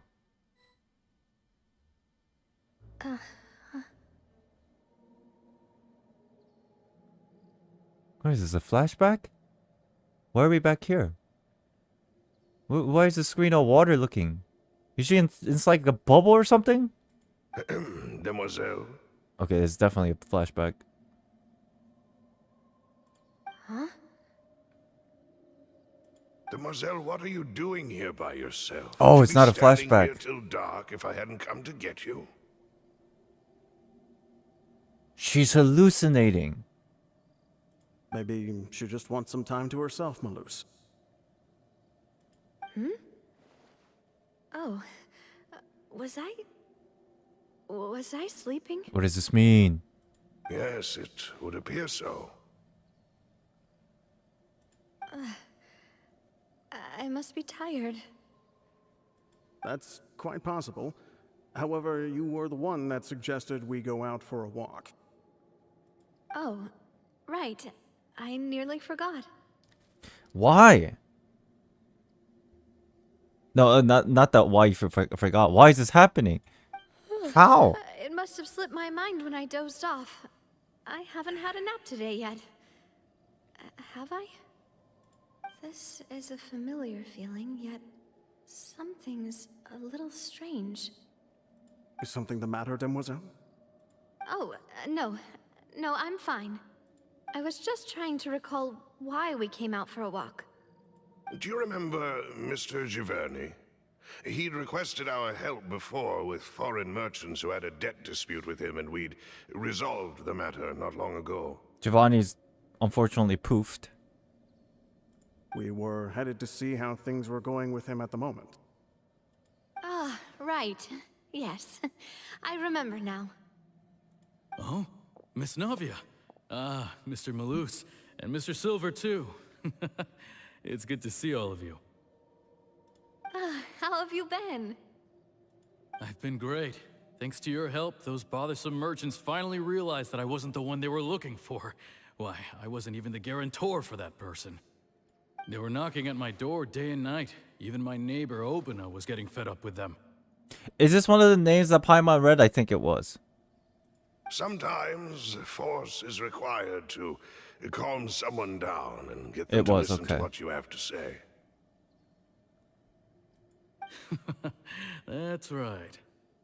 Oh, by the way, Burnett, what was it that you wanted to give to Miss Navia again? Oh, yes. One moment, I have it right here. Miss Navia, these are some flower seeds that I prepared. Please take them. They're a very good variety, and they'll become very big and beautiful once they bloom. I don't know what we would have done without your help, so this is a little token of our appreciation. I hope you won't refuse. Ah, did you cultivate them yourself? Thank you so much. I'll certainly take them. Malus, we do still have some empty flower pots at home, right? Why, we can have as many pots as you'd like, demoiselle. Oh, I miss him already, man. Especially because of his mustache. Perfect. In that case, we'll swap out some of the decorative plants for some of Mrs. Burnett's flowers. Very well. Wait. Something seems to be off here. Chat, Burnett is also a name. These three people, including the two bodyguards, they're all the names that were mentioned that poofed. Yes or no? Correct me if I'm wrong, because I didn't write the names down. They were. That's what I figured. Because this instance is obviously very indicative that it could be also a flashback, but it could also be something that is happening within the primal waters. Excuse me, madam. If I'm not mistaken, your name is Burnett, correct? That's right. Is something wrong? No, it's nothing. This is the first time we've ever met, but your name seemed familiar to me. I must have heard it when I was discussing things with your husband previously.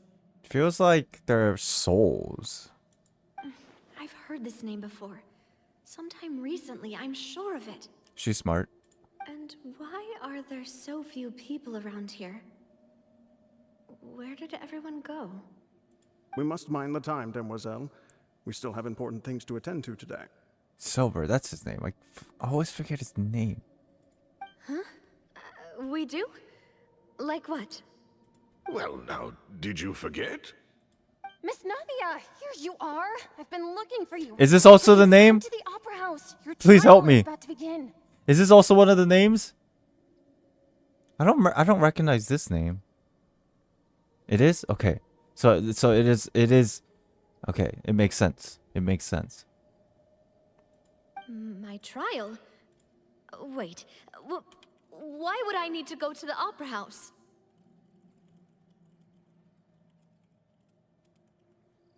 Yes, she's right, demoiselle. It's just about time now, so we should get going. Yeah, I asked because I feel like I know where this is going. But not exactly, but oh my god, look at her face all being wobbly. You can't see because my camera's hiding it, but Oh? All right then. yeah, it's not a spoilers because I'm assuming a certain thing about it. Like I'm piecing together the puzzles in some ways. Just don't tell me exactly what's going on, it's obviously. Navia. She's here. And her two attendants are with her. Goodness, everyone's finally here. A lot of empty seats. sure are a lot of people here to see the trial. And they all seem to be oddly excited about something. I even know some of these people. Karina, Desiree, Joyville, Jolien, Essen. Why are so many people here? And why do I have no recollection of this case? And as for the judge... huh? Where's Monsieur Neuvillette? Please sit in the defendant's seat. Don't worry, Silver and I shall accompany you. All right. But are you sure you can stand behind me? Typically, it wouldn't be allowed, but today is an exception. Hey, what kind of place do they think this is? Come on, do they have any idea what they're doing? Seriously. Enough with the whispering! Could someone please tell me where Monsieur Neuvillette is? And why I'm standing trial? My dear Miss Navia, have you not yet realized what you've done? Is he gonna point? In that case, allow me to explain. A lot of the times in these kind of dialogues, NPCs have the tendency to point. As all here know, you are Master Callus's successor, the head of the Spina di Rasula, someone held in high regard by every soul in Poisson. Is this like a mental attack of like, but you did not do your job well? After you took over the Spina, you treated all of us just like the late Master Callus had. If anyone in need reached out to you for help, you responded. Uh-huh. Not only you, but your butler, your subordinates, nearly everyone in the Spina di Rasula fought for the well-being of those in Poisson. Poisson. Wait a moment. Aren't you just proving that I'm a good person? Yes, correct. Absolutely right. And that is why you stand accused. You have helped so many people get through so many difficulties. You are one with us. We are inseparable. What the fuck? Wait, what? That's some weird logic. We are one big family, all of us who are from Poisson, inextricably linked. And with you being so important, we couldn't possibly do without you. It's like a resentment of the souls, but framed in like this manner. Therefore, this fair and honorable court shall declare you guilty, and you shall stay here. You will be together with us forever. Huh? What are you saying? Everything you have said is correct. I have indeed done a lot for my hometown, and I would be willing to be with you all, but what is the purpose of having me stand here like this? What is there to discuss? Probably something similar to that one quest with what's his name? Vache? Ah, well, if that's what you think, then I have no further It's a collective consciousness of resentment? What? How wonderful, Miss Navia!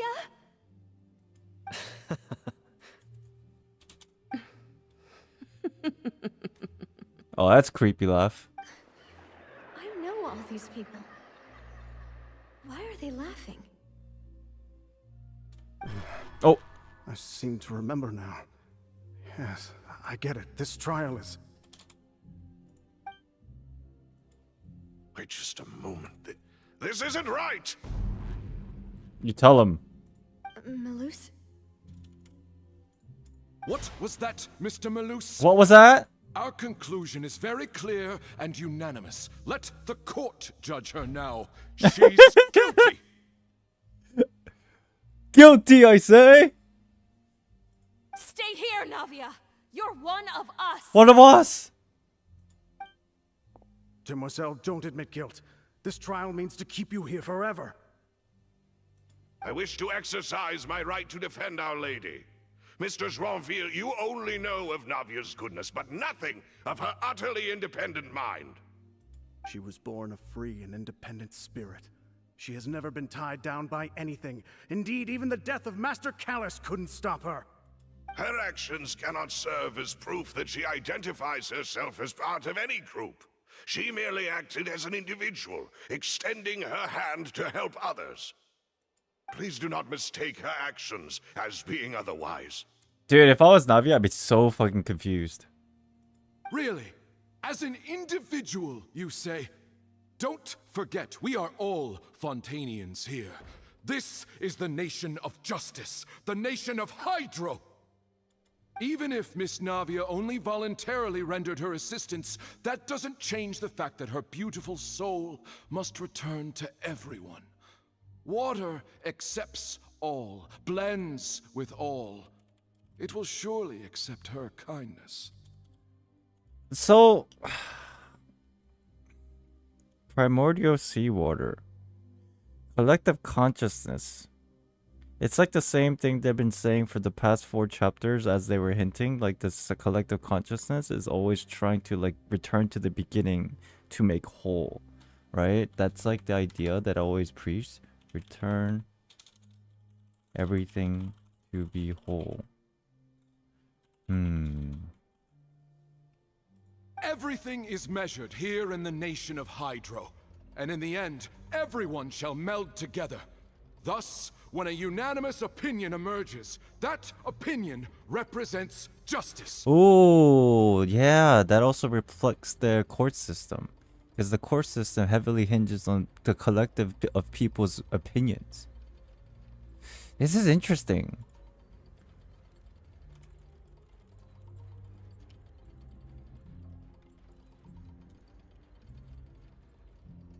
Now I speak for everyone. Our opinion is consistent. Navia should stay. We and Navia are one. And you would call this justice? Preposterous! You are merely jealous that Demoiselle still has a chance to exist as an individual. Wow, where's this Archon quest going? Have you forgotten how much you all once longed to become individuals, to become independent? Do you mean Oh my god. Oh! justice? That's a very pointy finger. Defy our justice. If your justice is flawed, then why should we acknowledge it? As you said, we can also have our own justice.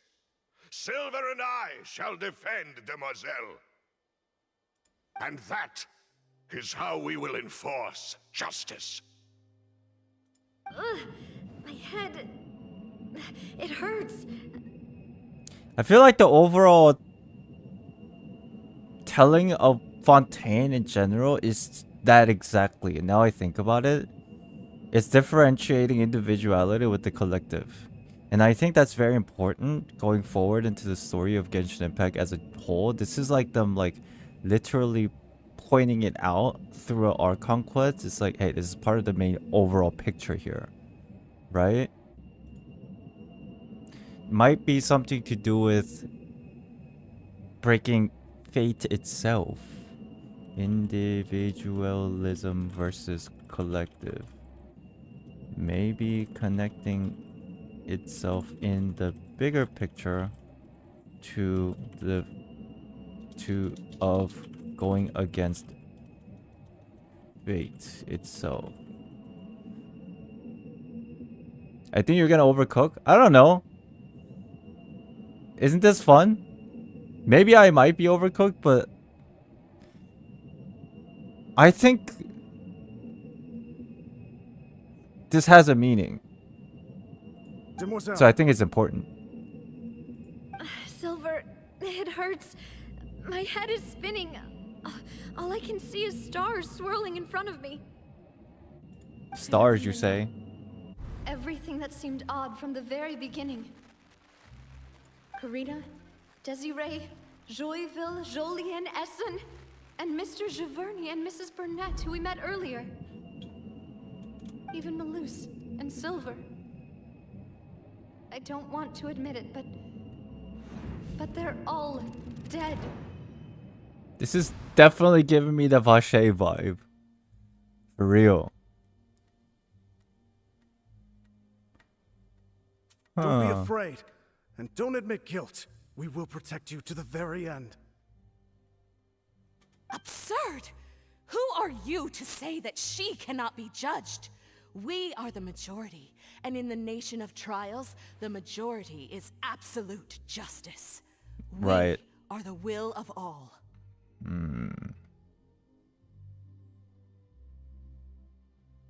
I wonder where this came from. Something that was left behind by the previous Hydra Archon, and Furina is the one that's actually trying to this entire time use the individualism aspect to go against the collective or something? Something along those lines. That's why she's been having trouble?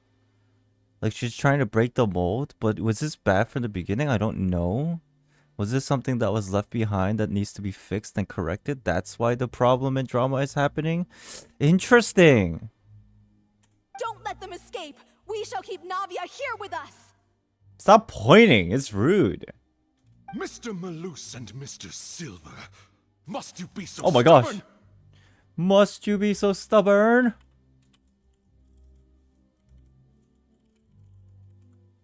How could the two of you possibly hope to stand against the collective? Do not resist. This judgment is fair and just. Oh! Navia belongs to us.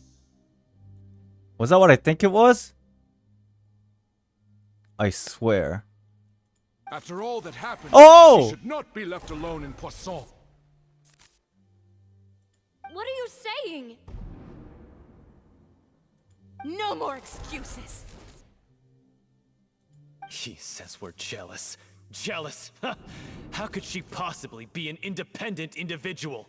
I can't be fighting 5 Oceanids with this party, bro. It's not gonna work. 1, 2, 3, 4, 5, 6! What's with these people? Who's jealous of her? She belongs to us. Miss Navia, she... Silence. Oh! Wait, that was interesting. The color change, it's almost as if like he is breaking through this weird illusion in a way. That's...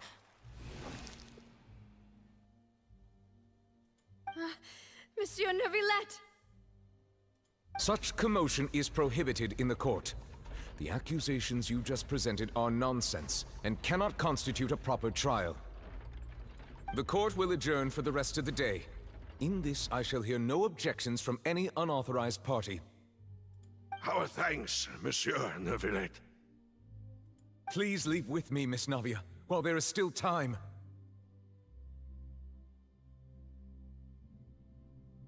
Oh, it was. But...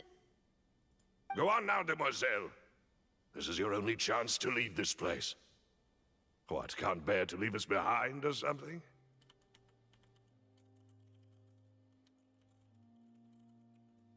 Malus. My apologies. I couldn't resist making one little joke once I realized that this shall be our last goodbye. I get it. Everything that Navia is going through is very heartbreaking. I get it. But goddamn, she does cry a lot, doesn't she? Like from the outside perspective. But I feel I get it. But she does cry a lot. Malus. Oh shit. Quickly, you must come now. Goodbye. Oh.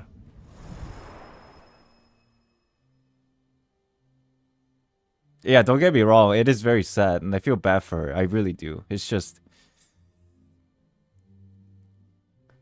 Damn, they must have used a lot of money on those crying tears effect.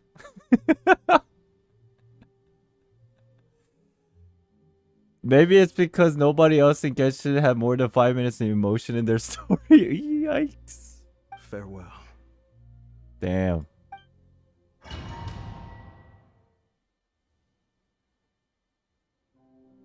No, wait! Just a second! Wait, but how? Why? Neuvillette? What's going on? Where is he? Navia? You're awake. Oh my god, he's here! Good. Well, shit. I must have been dreaming. Malus and Silver were still alive, and they were defending me at some insane trial. It looks like you're all right. He said earlier that he'll take some of he's gonna take care of some things and then he'll join us or something. Did he say he was gonna join us? He said, "Can you go check it out before I do? I need to finish some stuff." Is that why he was a little late? Did all the sad feelings cause you to have a Yeah. nightmare? Okay.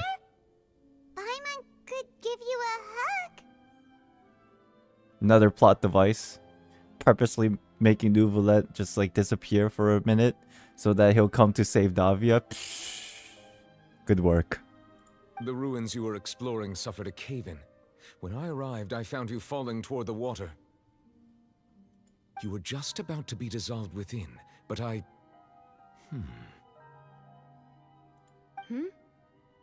What is it? I think I saw 2 Oceanids protecting you. It was only for a moment, perhaps even a fraction of a second, but they gave me the chance to retrieve you. Were it not for their intervention, I would not have been able to rescue you before your consciousness dissipated. Wait, did you say Oceanids?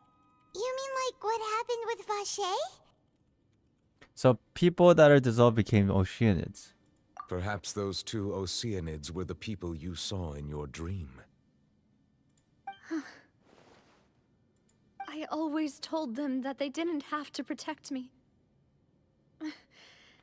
To think that they'd keep doing so even after death. But are they dead? I don't think they're dead. Well, like, physically I think they're dead. But their soul lives on into the collective of even form of an Oceanid. But I mean, are they really dead or alive? That's a philosophical question. Please come with me.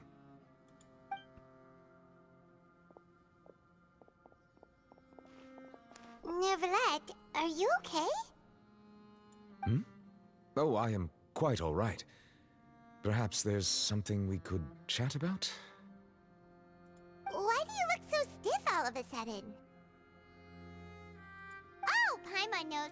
You're the type who feels awkward when there's nothing to talk about, right? What? I merely thought that we should give Navia some time to herself. Huh? Why didn't you just say so then? Don't you think it's even more awkward to call us over like this and then have nothing to talk about? I suppose so. By the way, Sigween sends her regards. Ah, Sigewin. Sigewin. I hope all is well with her these days. Her work in the Fortress of Meropide has not been too much for her, has it? No way, don't worry. She's doing fine down there. She's an amazing head nurse. I see. Well, that is good. I have always worried that Sigewin would need a lot of time to understand the world of humanity, just as I have. Oh, and the Duke also says hi. Even though Sigewin made him do that. He hopes that you haven't been overwhelmed by all that's happened lately. Thank you. I have indeed been busy lately, and I also hope that everything is going well in the Fortress of Meropide. He still doesn't know what to talk about. Let's chat about something else then. Bro! Neuvillette, bro! I know, like, you have to keep some things very secretive, but, like, what's with the dragons? This is a topic of endless conversations here. So, Neuvillette, you're probably quite the swimmer, huh? Yeah, good swimmer. Why, though? Dragons? Yes, of course. This isn't going anywhere. let's try something else. How did you find these ruins? Did the Knave tell you? Yes, in fact. I had arranged to meet you in Poisson, but when I arrived, I discovered that the Fatui were helping the residents evacuate. They had even transported a large quantity of supplies to the area. Oh, and then I guess not Neuvillette. You're Neuvillette. Arlenkina told you. Amid my astonishment, I ran into the Knave, and we had a chat. She informed me that she had asked you to investigate the ancient ruins here. Yeah, we originally planned to meet up with you, but we thought you might still be busy with all those official documents. We didn't think exploring the ruins would take very long, and who would have thought you'd wrap things up so quickly? I hope Navia can get back on her feet. Interesting. Very, very interesting. I'm sorry to have kept you all waiting like that. I'm feeling much better now. That's good. I guess we should get going again. Will you come with us, Monsieur Neuvillette? Yes, if you wouldn't mind my company. All right! Another one joins the party! Let's get going then! Damn, everybody's leaving Furina out of this. Gosh, Hydro Archon. God. Everybody's ignoring her. Are we exploring the ruins together now? Okay, we are. Okay. Yeah. Let my name echo in song.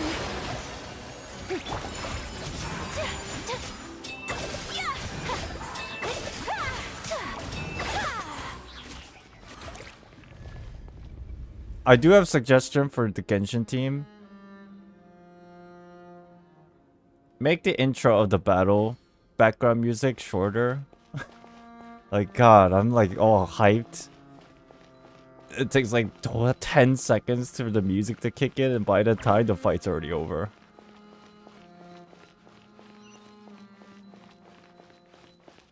Whoa, what is this view? It's like super far POV. I like this.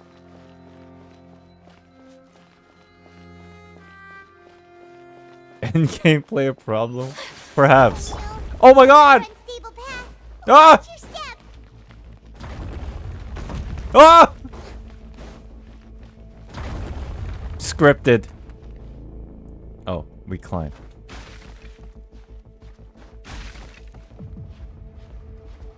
There's no way if I just stay here it's gonna break and I fall off, right?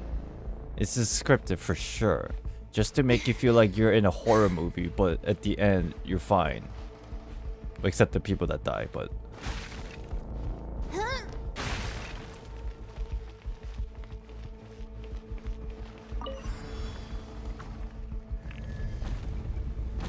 Sup, bros? You guys chillin'? Y'all chillin'? Oh,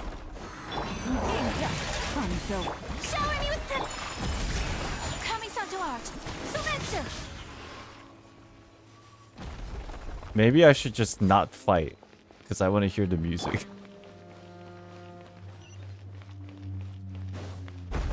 Oh, this is kind of scary.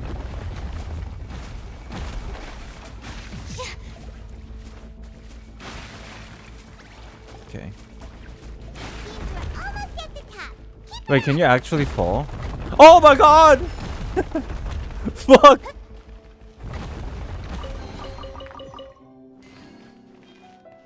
Yeah, okay, I didn't think that would actually happen.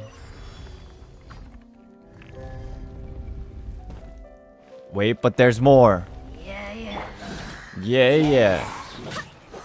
Barbados, guide us. Oh, I should wait for this guy to wake up. Strike a pose. Unthinkable. Oh! Embrace the ice.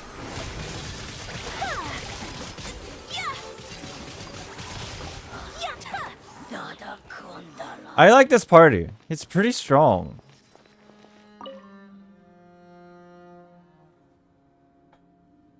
But I would not do Abyss with this. Because I suck. So, elevator, okay.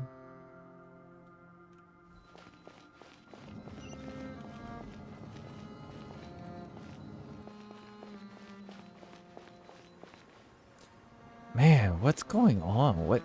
Where are we go? I wonder what's gonna happen, dude.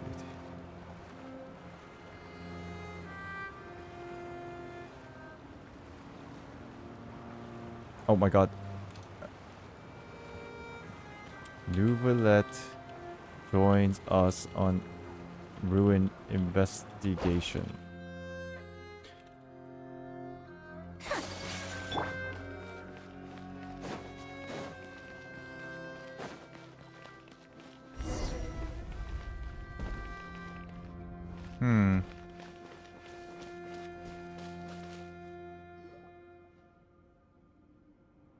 Looks like we've reached the end. This is the place. There should not be any other hidden spaces in the vicinity. The path sure had some twists and turns, but it turns out that this place isn't actually that big. Thank God. There seems to be something on the wall. I saw picture frames earlier. With no actual pictures when I was looking around. Oh, that's not it. What the fuck is this? Ah! Stone slates. It seems like they were put here as an offering. Could we take them down and have a look? How are you gonna take them down? Perhaps we should just leave them be for now. There are 4 locations in total, but only 3 stone slates. The slate that should be in the first empty spot is missing. Oh my god, Paimon became a detective all of a sudden. The surrounding walls also show signs of damage. There's something written below. Let Paimon see. Reason dictates that this nation be destroyed. I shall record the history of its future here in its past. Say what? Whoa. Reason dictate that this nation be destroyed. I shall record the history of its future here in this past. I shall record the history of its future here in its past. I shall record the future here. So somebody who could see the future that recorded it at their time. So basically, it's a prophecy. They're writing down a prophecy. It feels like someone left these slates and these words here for a purpose. But does he mean that Fontaine should be destroyed? That would fit the circumstances dictated by the prophecy, yes. Indeed, the slate's contents correspond to it. Take the second slate, for example. There's a person kneeling here. She seems so dedicated. And there's a whole bunch of other people behind her doing the same. She's facing this... what is this? Some kind of island in the sky? I wonder what that is, Paimon. It's not like we don't fucking stare at it every new pass to see if it changed any little bit. And is that Lady Furina in the third image? Did the Hydro Archon fall into the water?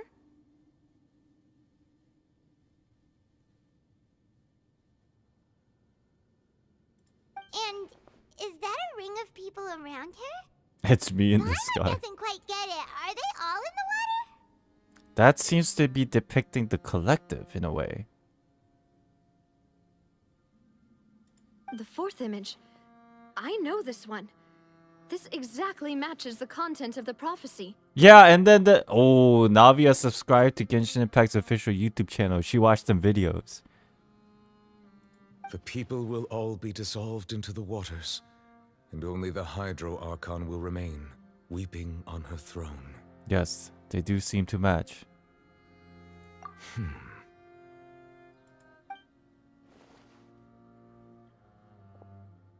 Navia as a viewer. Oh shit. What are you doing? Do you have some crazy ass magical abilities that you still haven't told us what you can do? More information should be hidden in these slates, but I fear I cannot easily uncover it. Most likely due to us missing the first slate. I am very sorry. I'm writing this down. What? Water... magic... reading stone skill? Does this get explained later? What? How? Okay. Good notes, good notes. Don't blame yourself, Monsieur Neuvillette. Deciphering ancient stone slates isn't one of your duties. Ooh, Paimon's getting the chills just looking at these slates. Apparently, it's to decipher ancient stone plate. Sure. What? How? Dragons. ... This says that it's the history of the future, right? That means the prophecy's sure to come true. I really hope it doesn't mean that. Still, Paimon feels like these images are kind of weird when you look at them together. Why do you say that, Paimon?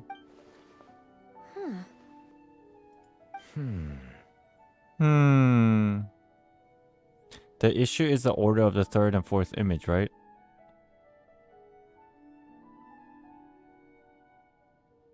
Maybe I'm dumb. Is everybody thinking it's weird and I'm not? That's right! If the images are in chronological order, shouldn't the fourth, the waters drowning Fontaine, come before the third? Where the Hydro Archon herself falls into the water? No, this is clearly the previous Hydro Archon. This is so obvious. And then this is like, it's another fucking... Is every Archon in this game the depiction of their previous self? Except Vintage only, obviously. Or I guess not. Raiden Shogun's not even like really her previous self. They're basically twins, but... And yet the order is reversed here. No, this is misdirection. Clearly! What I'm thinking is probably, perhaps correct. The second image is also quite concerning. What sin are the people in the images confessing to? If we go by timing, Lady Furina only emerges in the third image.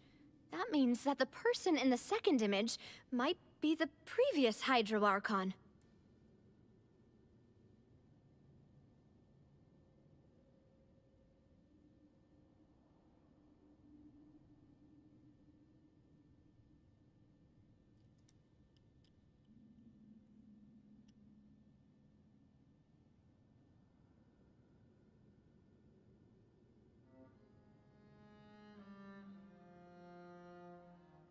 So I think in my mind right now, I kind of felt like it was with 99% certainty, but now I feel like just from this alone, it gives me another like almost 99.9% certainty that the statue of the seven, they're all depiction of the original Archons, period. I feel like there's no way of denying this.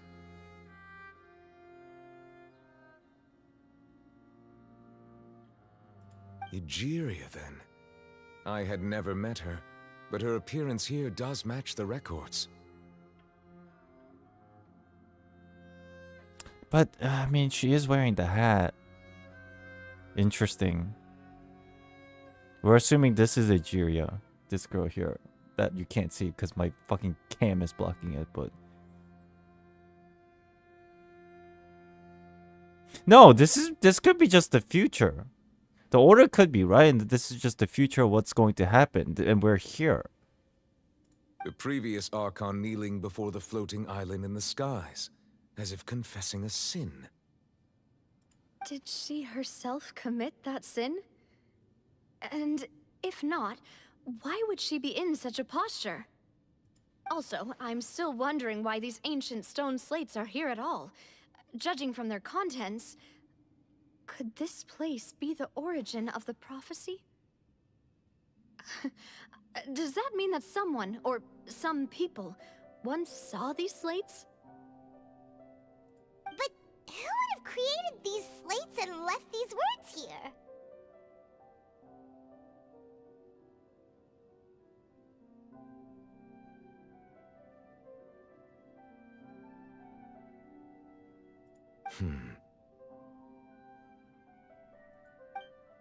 It seems that any further clues will have to come from Furina. In that case, there's no time to lose. There's nothing else to be gained here, so let's head back first. I don't think she'll tell us anything. Yeah, we better get somewhere safe for now. Honestly, who created this slate doesn't matter now. The real question is whether things will truly play out the prophecy foretells or not.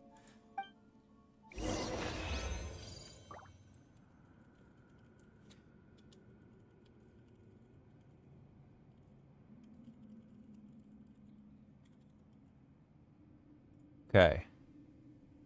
Am I gonna pull for Navia? I'm not sure.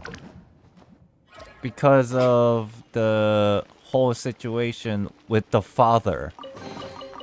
As you can tell, I have nothing. This is depressing.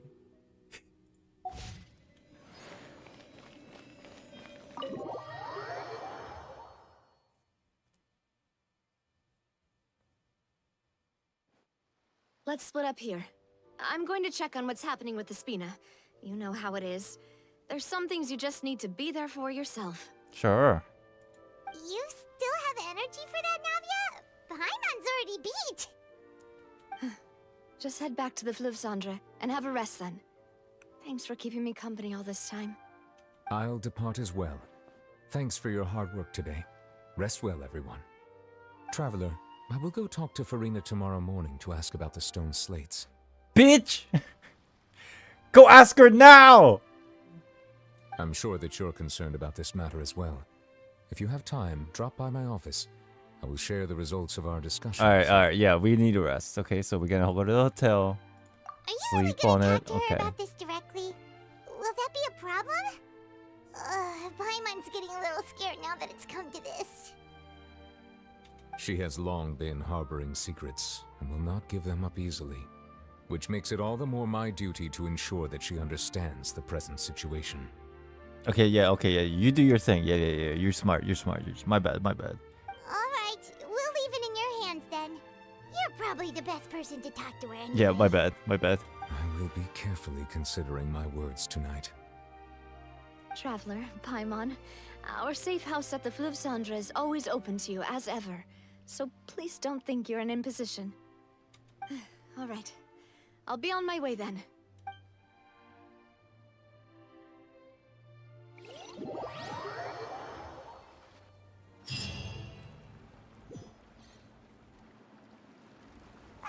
We're finally back! Welcome back. We've got a special menu prepared for you two tonight. Oh? Yay! And there's good food too! Navia, no, the boss is the best. Ooh, desserts! Nice, these are all Paimon! Oh my god, look at that cake. That looks delicious. It's like green tea cake. Paimon's already starting to forget what happened today. What the hell are you doing here? Oh my god. This is literally the last person I thought would show up.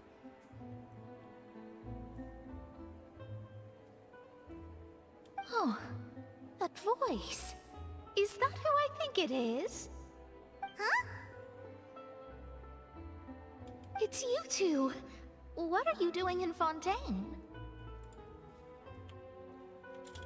Mona is here. ... The plot thickens.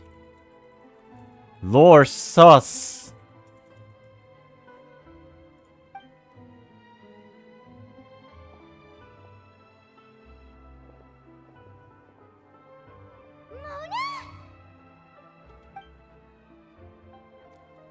Lady Magistus.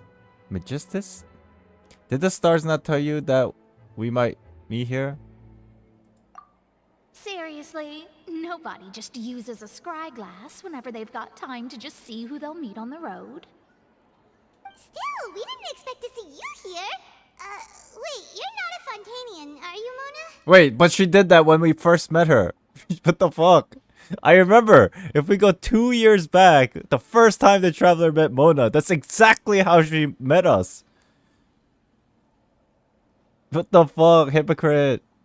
Well, I have have some business to attend to here, so I booked a hotel in the city. I was just out for a stroll when I bumped into you. Quite unexpectedly, if I might add. Why did you think I was from Fontaine, though? Is that because Magistus doesn't sound much like a Mondstadter surname? You think that was the point of the joke?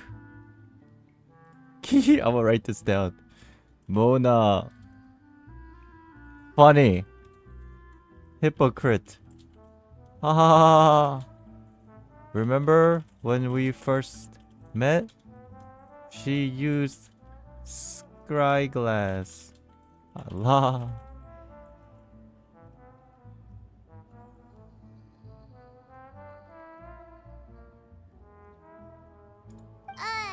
Yeah, let's go with that.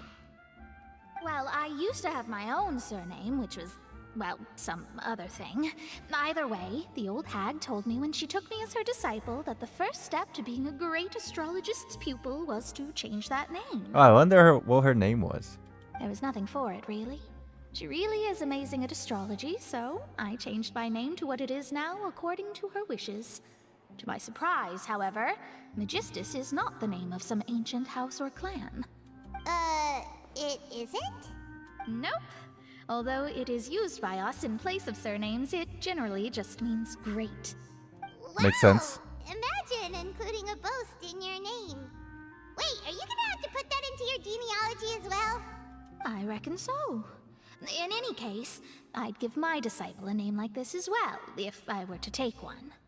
May I ask what your master's name is? Finally! Wait, we already know her name. No, we only know her initials, don't we? Astromancer Barbeloth Trismegistus. Oh, we already know her name. I think. This was her. Astromancer Barbeloth Trismegistus. Is that like super great? Or the greater than great? Whoa, that's a long one. Does it also mean great or something? My name means Mona the Great Astrologist. As for the old hag, Thrice as in great. plain speech, the thrice as great scholar of the stars. Just take it as a title specific to astrologists. Thrice as great? That's so petty. I know, right? That's just how she is. She used to call herself Magistus, actually, but when she took me in, she changed her name to Trismegistus. Talk about excessive. Magistus is thus the calling card of our school, so to speak, which makes it about the same as a surname. It's all right if you don't get it. You can look into it further should you need to study astrology more deeply. So 2 times wasn't enough. She decided to make it super different. Way bigger. How about triple strength traveler? Triple appetite Paimon. Terrible! But anyway, you're not Fontanian, are you, Mona? You're from Mondstadt, right?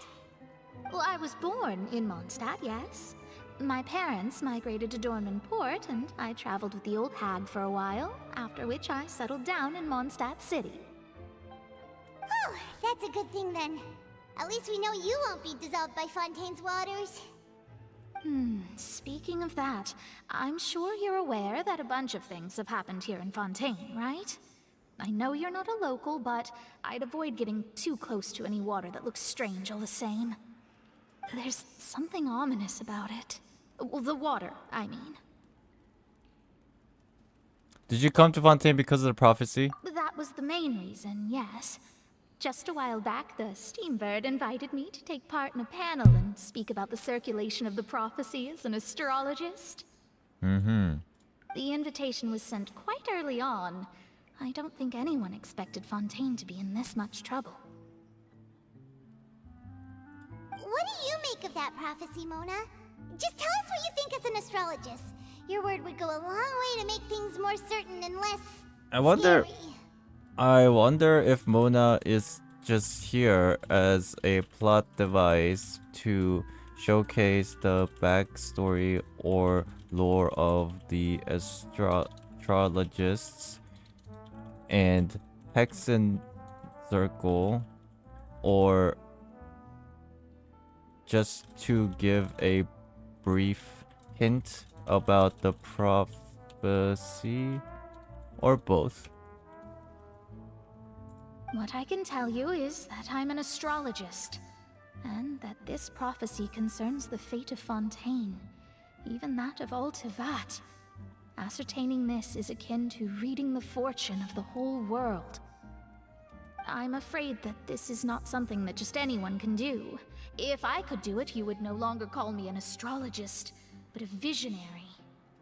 But on the flip side, the prophecy is so huge and powerful that it must surely come from a powerful visionary. Its contents involve the fate of the world. Disregarding it would be a mistake. She's just very interested. A visionary? Sounds really powerful and all, but does such a person really exist? Of course. The old hag could do it, and I'd bet there are others amongst those Hexenzirkel colleagues of hers who could do something similar. Yeah, it's very more Hexenzirkel lore. I need to ascertain the accuracy of the prophecy. Could you help me get in touch with your master? Huh? Are you sure? Visionaries. All right, I'll help you. It isn't often that I see you with such a serious look on your face. I'll tell you once I hear back from her. Thanks. Mona, you're amazing as always.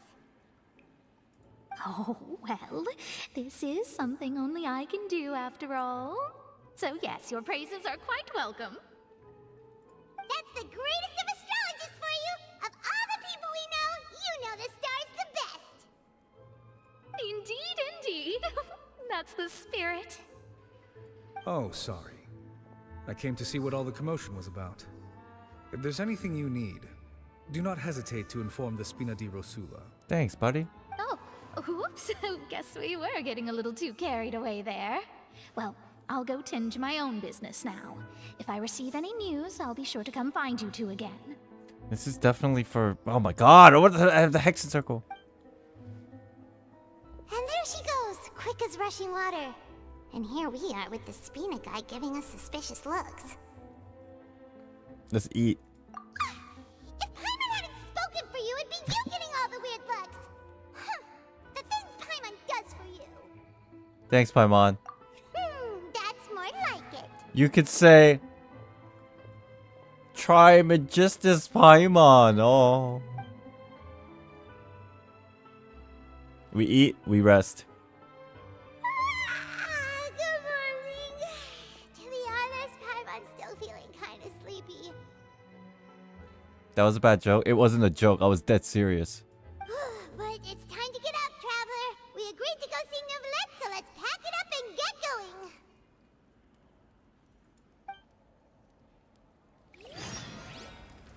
So here's my question. It's like... How do I explain this? Chat, do you think including Mona into this right here, just... It's not random, because there's definitely been a backstory with Mona in regards to Fontaine and stuff. So I guess in that regard, it makes... It's not like so out of nowhere, right? This is clearly...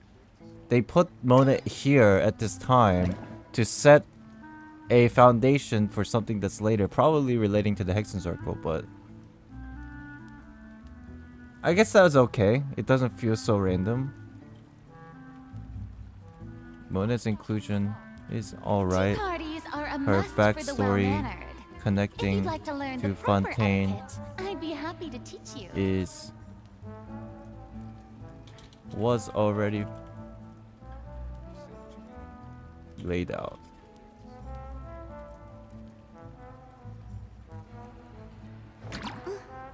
It seems important, but also feels like a filler at the same time.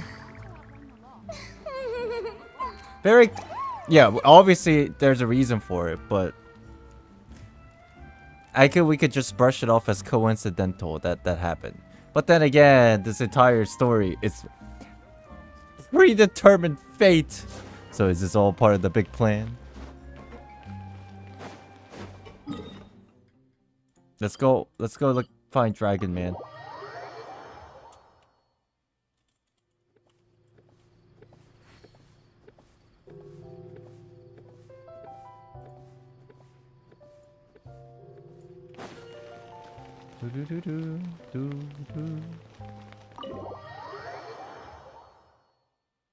Chat, I see a lot of messages getting deleted.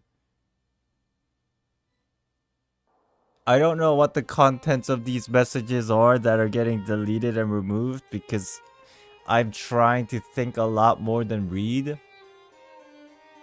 Stop spoiling shit.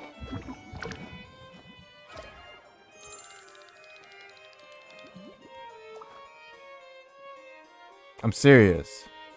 So far, I've been dodging bullets left and right, I think. Mods doing a great job. Thank you, Mods. Appreciate it. I'm only like worried because I look over to chat and I see something that I shouldn't, and then it's like because our mods are human, so they can only do so much. They're doing a phenomenal job, but like I'm worried about it. You're here, finally. Is something wrong? Monsieur Neuvillette and Lady Furina, they seem to have Oh! gotten into a dispute. Please go see for yourself. It's time.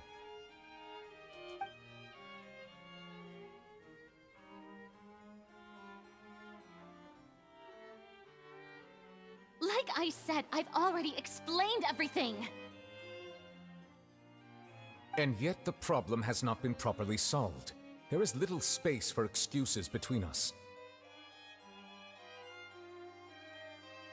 This is awkward. It is not my intention to offend you, but please, tell me where you stand. You are the Hydro Archon Focalor, are you not? Look at this. This is a list of the victims from the recent Poisson incident. Did she avoid eye contact just there? Just there? Am I overthinking?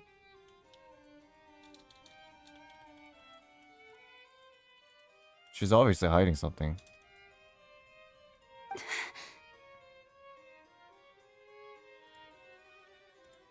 You mean they're all... We did not arrive in time to avert this disaster, and I will not have it happen again. I will say this once more. You must tell me everything you know. Yesterday, I found 3 stone slates in some ancient ruins near Poisson. Do you know anything about those? Seriously? You're questioning me like this is a court case now. I don't know anything about that.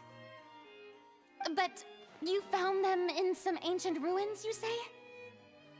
That's correct, which is why I came to ask you some questions. There should have been 4 slates, but one of them was missing. The other 3 feature different images that seem to correlate to the prophecy. The prophecy? The second of these slates depicts the previous Hydro Archon Egeria kneeling before a floating island in the sky, as if confessing something. Do you know nothing of this either? I love how he's so direct. This is what I found, this is what I know, this is obviously the context, what do you know? I don't. I've never seen such slates. She sounds very genuine with that answer. I'll ask you again. Do you really have no information regarding the previous Archon? My deciphering of the slates indicates that the Hydro Archon Egeria once had to confess to, or apologize for, a certain sin. If anyone would know about it, it should be you. Damn, I didn't realize, like, Neuvillette really doesn't know anything. You know, I was kind of suspicious of him about, like, knowing some details, you know? But he really just, quite frankly, just doesn't know. All gods don't have the same secrets, you know. She was herself and I'm me. Is it really so strange that I know nothing? I understand your concerns, but I'm sorry. I just don't have anything to tell you. Forgive me for saying this now, Lady Furina, but I have long known of your various secret investigations into certain matters.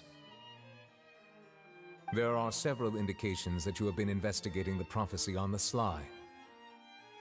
This is not strange in itself, considering that you are the Hydro Archon. But it is strange that you should also claim to not know any of Egeria's secrets, as well as do nothing following your inquiries. You have never been as superficial as you have presented yourself to be, nor are you a fool. And yet, your behavior is very inconsistent. I like this. How he's being so upfront, but so transparent, so clear.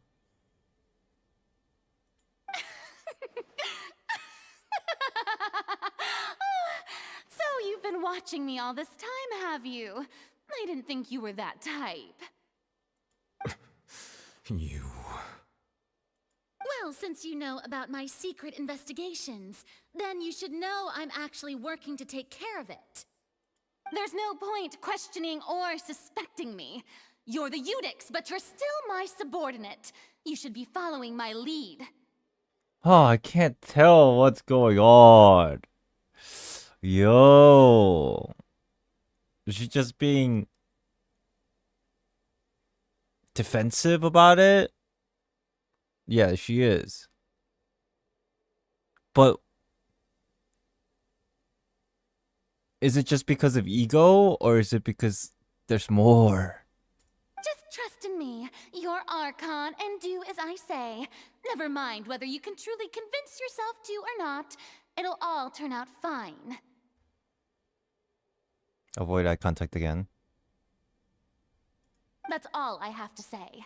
We do not discuss this matter again. I mean, I always figured she was like always just keeping things to herself to figure it out on their own, because for some reason she just can't tell anybody. I always thought that from the very beginning, just from her demeanor. Oh, the opera's about to start. Toodles!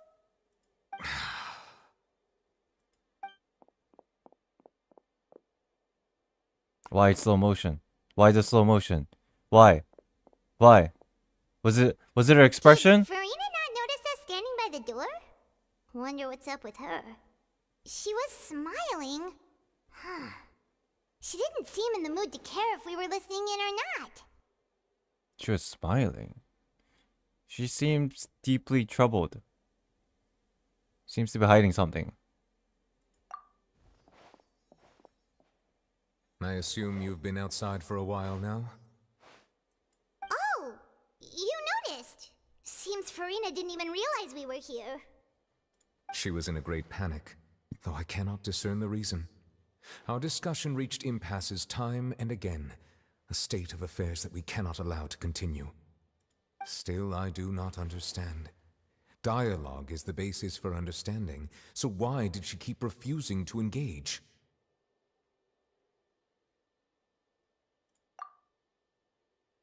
We need to make her understand how dire the situation actually is. Everyone in her inner circle has noticed that she is hiding some secret. The issue is her attitude. I fear that she will not reveal anything unless absolutely forced to. We may have to create a situation in which she will have no choice but to speak. So we play an act.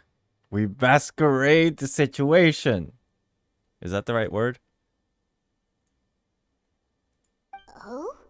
Like what? Normally, people will only reveal the truth when standing trial. Perhaps we must have the Hydro Archon experience just such a scenario.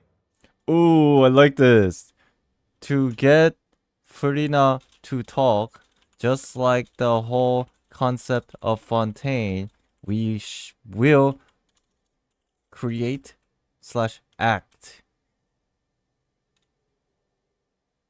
Essentially, a fake situation/play to get her to admit stuff. But Furina's seen so many trials, and she's really good at dodging questions. How do we make sure that she won't just slip away at the first chance she gets? We will need to consider this thoroughly, join forces with various parties, and then do what we can.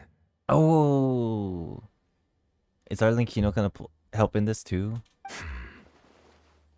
If at all possible, I would prefer to recuse myself from this affair, but we must prevent the prophecy from coming to pass. This may be cruel to her, but all Fontaine is in crisis. The information a god possesses is too precious, and so we must take a chance on this. I feel like I understand why this is, like, the way he's thinking, I get it. But, like, I just have this weird feeling it's just gonna go to hell. Like, we're gonna, something's gonna mess up and everything's gonna get fucked up. In that case, we will need help. But who will lend us their aid to do such a thing? Xiao! I don't think it's him, but I just wanted to say it.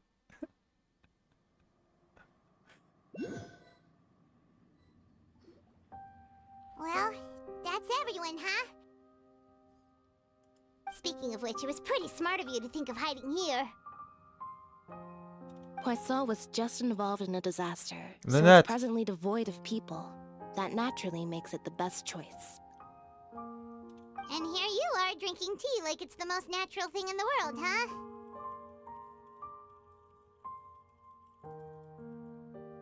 That's what families should do. Sit and enjoy a leisurely time together. It's nice to enjoy tea here, you know? Care for a cup?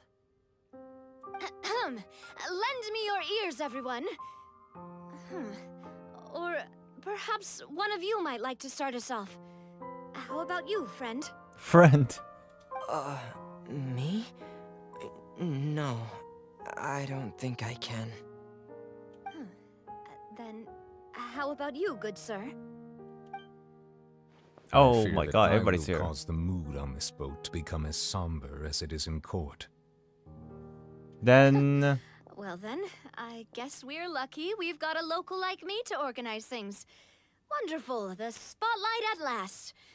I guess I'll be facilitating things from here. That was a Florent. little long-winded, don't you think? Oh, you might be right. Anyway, to cut to the chase, our friend here, the Traveler, has brought us together to discuss something. Where's Riz? As for what that is, well... I guess he's too busy. Let's start by saying that we'll be pooling our efforts together to create a series of traps. Traps.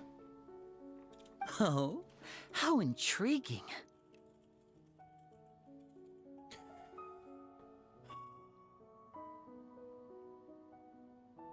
This is kind of crazy.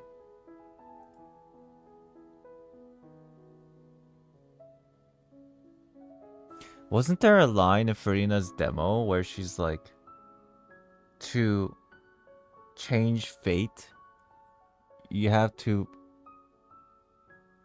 fool fate itself? You know, this is exactly what's happening. What was the exact line? To change fate, you must fool? There was a better word for it. A teaser, right. Deceive, thank you. You're smart, you're smart. And this is exactly what we're doing. This is so cool. No?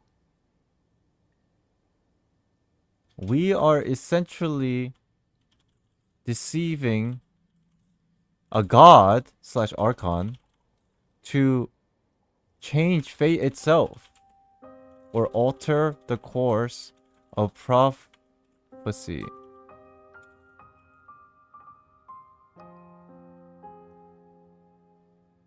Well, it's just an expression, really. One that I just learned from Chlorand and used on the spot. So, let's invite her to explain in detail. A round of applause, please. Don't you think that's cool, Chad? I think that's really cool.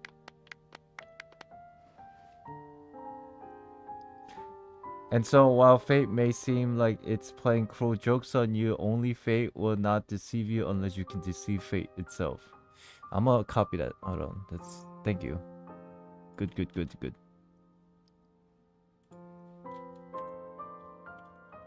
No, no, no, no.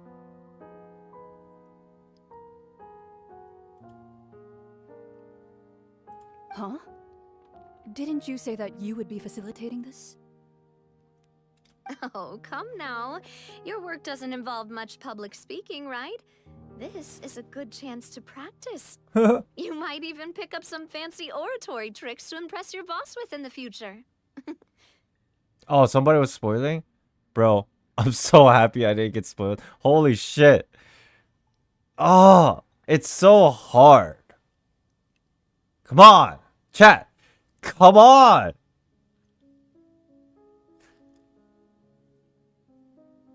I'm surprised I dodged this many bullets so far. Don't read? I want to read. I want to have a conversation. But a few people in chat, they're not helping. You know? Like, I feel bad. So far, I've dodged all the bullets. So it's just like, thank God. I see. And what does my boss say? He is glad that you consider him your boss. Do go on.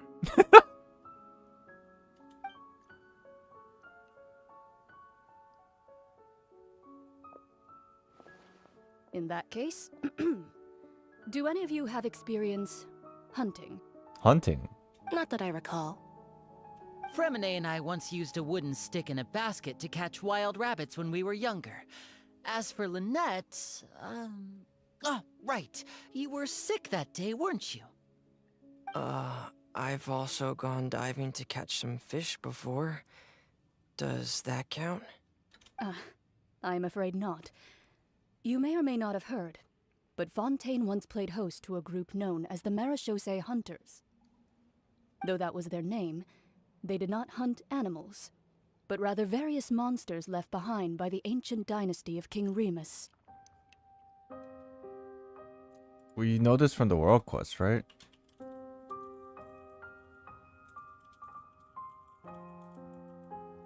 Today, Fontaine's monster population has already thinned greatly, so the hunters have blended back into society, taking up arms in other lines of work.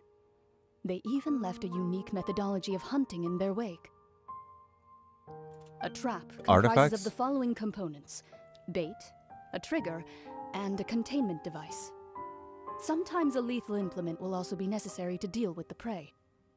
Bait triggered device. So, if we were to build a trap together, right now, what would you choose to build it with? First, we need a bait.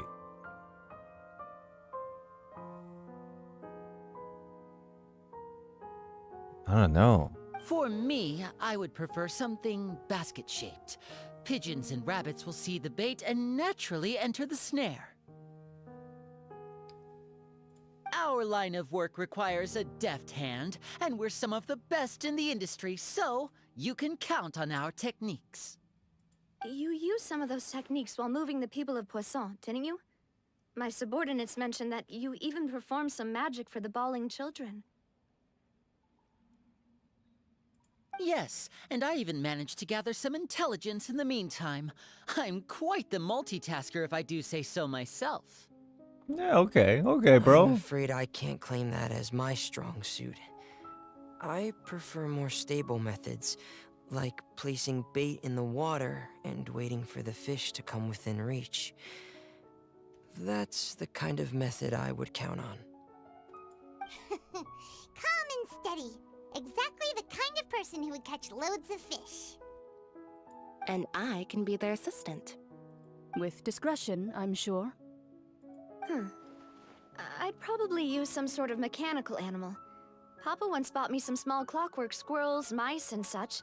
When placed in the forest, they can attract others of their kind. I remember that you liked those too, didn't you? I did. And that would be a good way to go about it.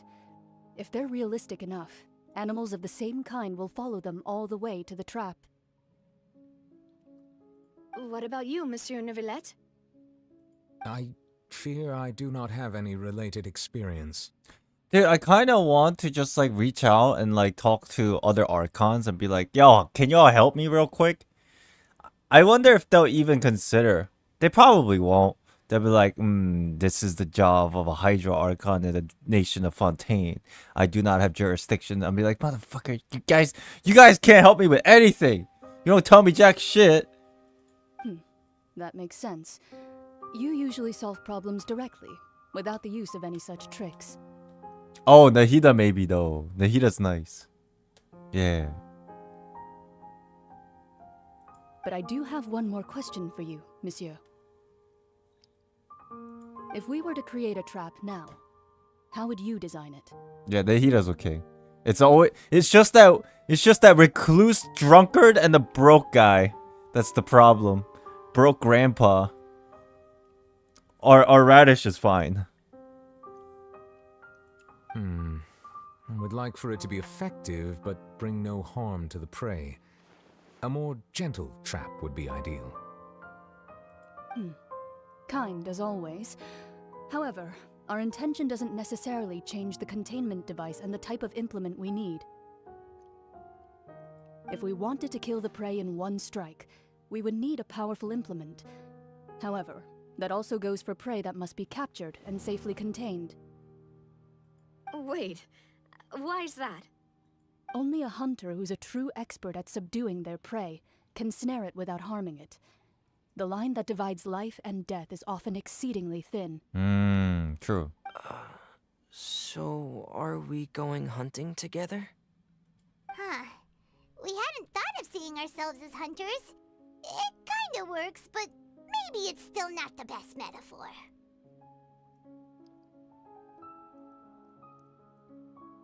If our means of capturing and dealing with our prey is to put them on trial, then the hunting metaphor is actually quite accurate.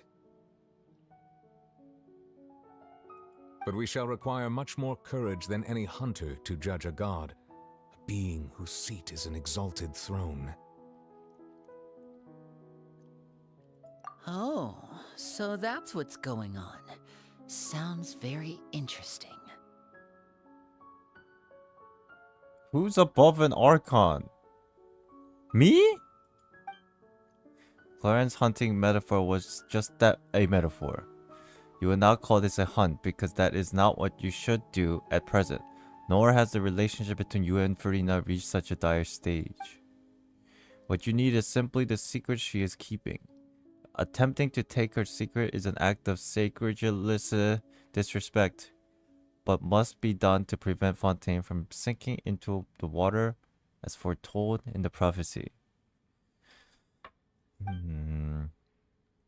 There is neither hunter nor prey, but there must be a trap. That is what you will need.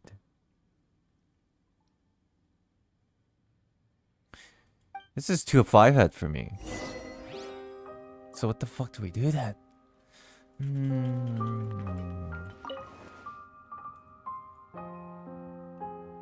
Let me quickly write some notes here. Just a single line. End of recording. Go back to this metaphor later about hunting, prey, trap, etc., etc.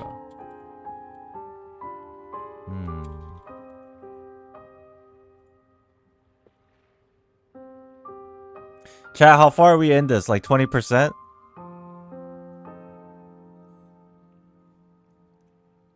What you think?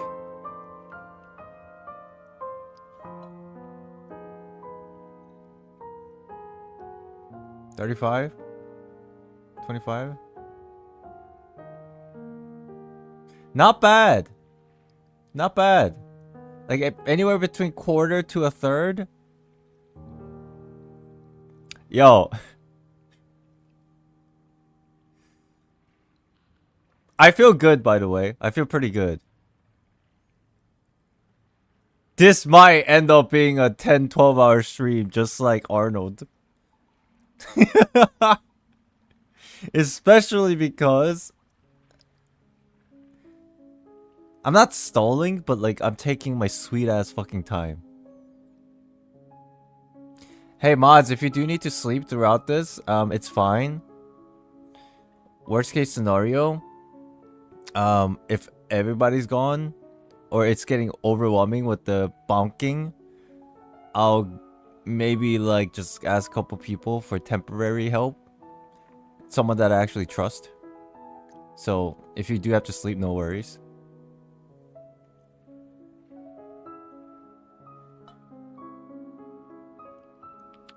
Lynn, hello.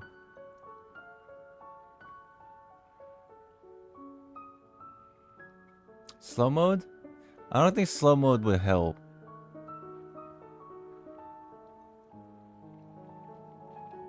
What is it? What time? It's midnight for me right now. If you go past 5 or 6, then you're on your own, but otherwise I'll be here. Okay. Sub only? This is sub only already. Here's the deal, chat.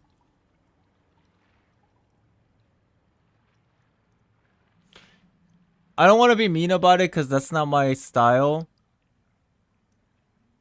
Because I like to give people the benefit of the doubt, because most of the time when people do spoil stuff, I honestly think, unless it's obvious that it's trolling, I honestly think people do it out of mistake. Because they're not in my head, and also I'm not in your head. But the thing is, you have to really consider what you're saying. Because honestly, I've been dodging my bullet today, so a lot of bullets today, so it's okay so far. But here's the thing, I get a lot of comments in my live stream VODs, and it's usually something like, wow, I just can't believe just how much chat is spoiling about this. Now, in a way, I don't want to guilt trip you, but kinda. Other people see you potentially spoiling, and they think you're dumb. So, just throwing that out there. Other people watching the VOD, they see your name pop up in chat, and then they're like, "Wow, this guy's spoiling again." They think they think you're dumb.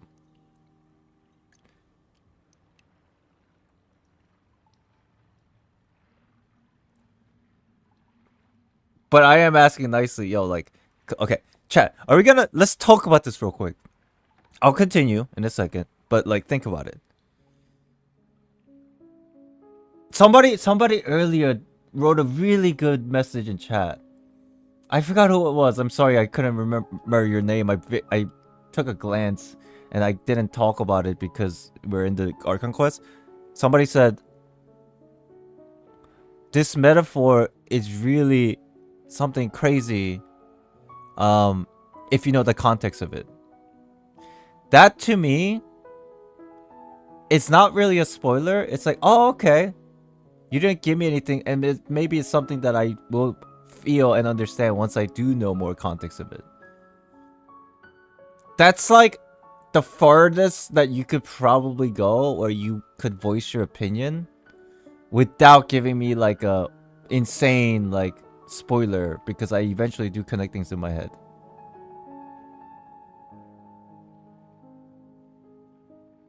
It's a hint. It is, but that's something that like I'm smart enough to realize. But things like, I can't wait until Island gets to that part where it's gonna be a huge plot twist. It's like, thanks, bro. I didn't know there was gonna be plot twists. Obviously, I had a guess, but now it confirms it. Fuck. There's like a little bit of a... Dude, honestly, chat, if anything, just smiley face, enjoy, you know? Just enjoy. Like, I went out like 3 days trying to completely avoid spoilers as best as I can, and like, that was just because I wanted my playthrough to be as entertaining as it could be for you guys, but then if you ruin it, that's beyond my hands. You know what I mean? And it's just like, oh shit, it's part of the job, but kind of like rough.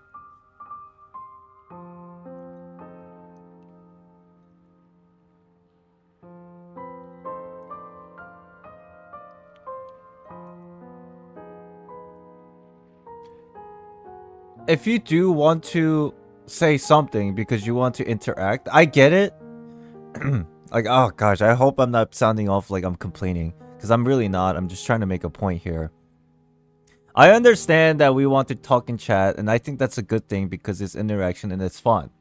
That's why live streams here, or that's why live streams exist.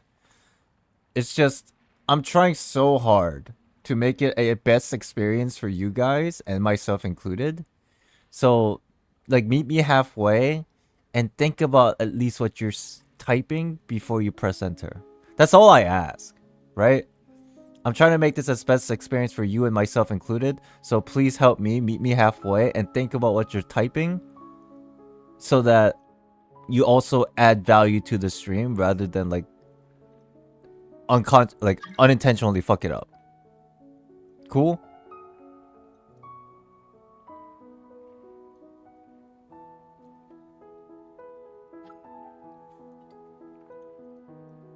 That's all I gotta say, really. Any more and I feel like I'm just coming off as like a huge ass fucking complainer.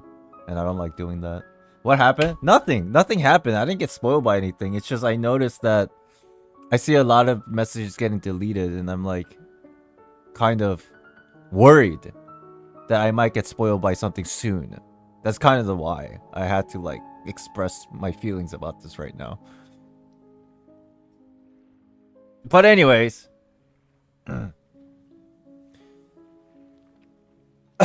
Just ban them?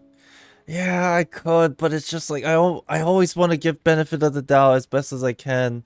If they're trolling, sure, just ban them, but turn off world thing? True.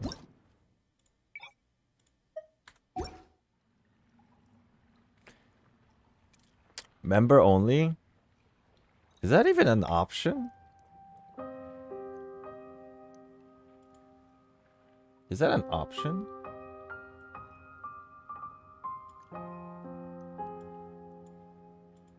It is. Bum, bum, bum, bum, bum. Oh, it is. Okay. I will consider it. I see it. If it gets... If it... After our discussion just now, if it's still like going down this scary rabbit hole, then I'll change it to members only. Cool? Hi, and Seiko. Ashish. Thank you for the membership. Appreciate you. Thank you. Thank you, thank you. Okay. Chat, let's take a quick break, yeah? Let's marinate what we just talked about. I'm gonna take a quick break. I'm feeling pretty good still. But we've been streaming for like an hour and a half. From my last break. Oh yeah, and I'll play ads. Let's go ads! Yippee! Kartika. Satria Utama. I hope I didn't butcher your name. Thank you for the membership. Appreciate it. Thank you.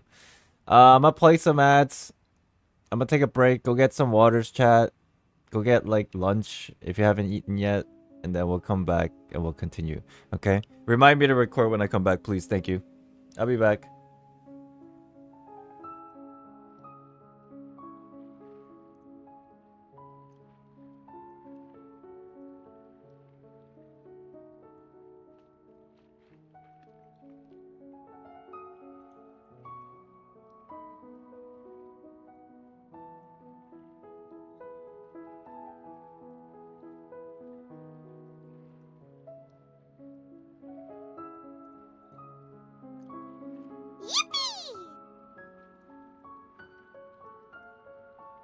Thank you for the membership, Just Cats. Thank you.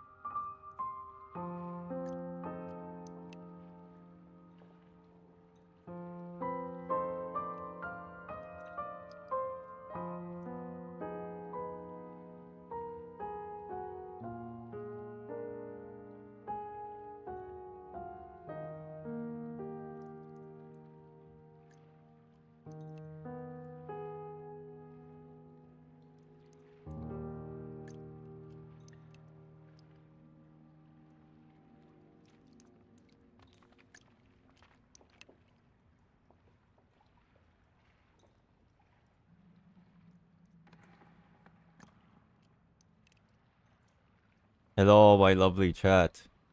How is y'all's doings? Holy shit, there's a lot of people in here. I didn't realize how many people were here. My god. You guys enjoying the stream? I hope so. No ad? I think I played an ad. I'm back though. If you didn't get it, nice. Record? Oh, thank you. I'll record once I start. Let me just take a swig at this water.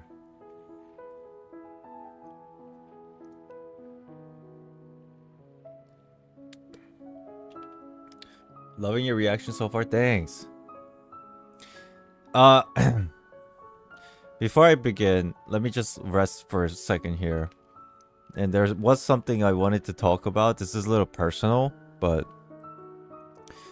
this is a little personal. Probably like 5 minutes of me talking about something. I had a conversation with my mom today, and I was like, man, I'm kind of like thankful, but I feel like I'm not doing enough to give back, essentially, to the community. Because I don't know if you guys know, many of you might know if you've been watching me for a while. When I get tired, I go completely unhinged. You guys might have noticed this, right? Also kind of the reason why when I was in Korea, I decided to not stream for like 3 weeks, because I went completely derailed. And then so many people gave me constructive feedback. I'm like, bro, I can't watch you like when you're like this, because it makes me feel uncomfortable. And I kind of really took that to heart. So I decided to not stream for like 2 to 3 weeks, because I was just like, I should stream and make it enjoyable, not just for everybody, but for myself as well. And if I go unhinged, it's just uncomfortable to watch, right? And so I was kind of like letting it marinate in my head for a little bit, and I was like, okay, the music's not helping. It's not supposed to be sad. What the fuck? This is good. Trust me, this is good. This is good stuff. This is not sad stuff. So I was thinking about it for a while now, ever since like Korea and ever since I came back, and I was like, okay, every time I stream, I should make sure I rest before I stream so I'm not unhinged. But the thing is, when I am unhinged, basically, sometimes I make mistakes. Like,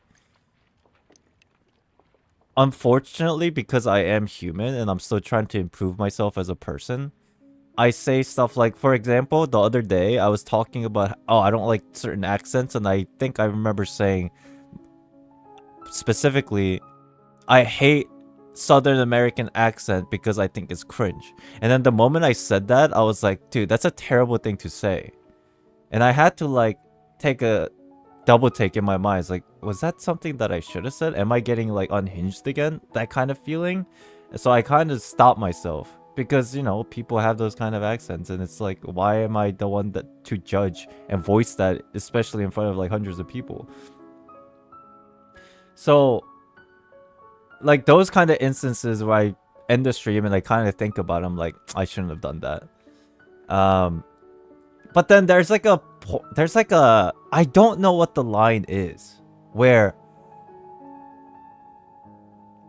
there's a fine line between voicing my opinion but also respecting others.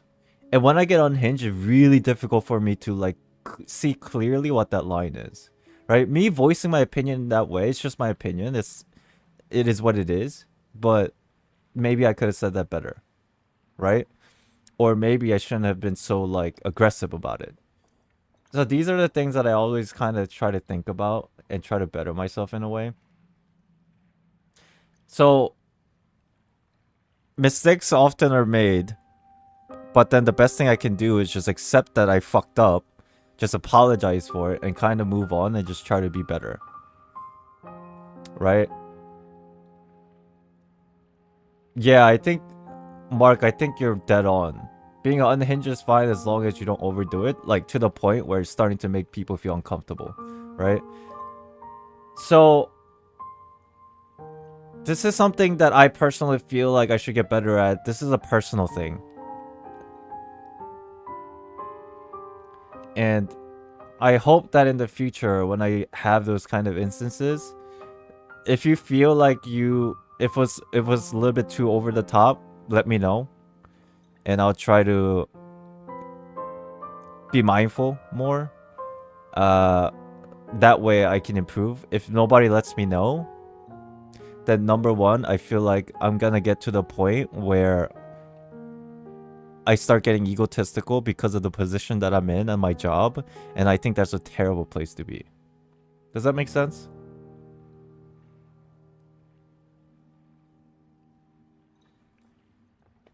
Don't beat yourself up about it. Yeah, I'm getting pretty good at it. As in, I feel bad, but then I just accept that I fucked up, I apologize, and then I just continue going forward. That's all I can do, really. Because I'm human, I'll fuck up eventually. But the best thing is just accept it, apologize, move on.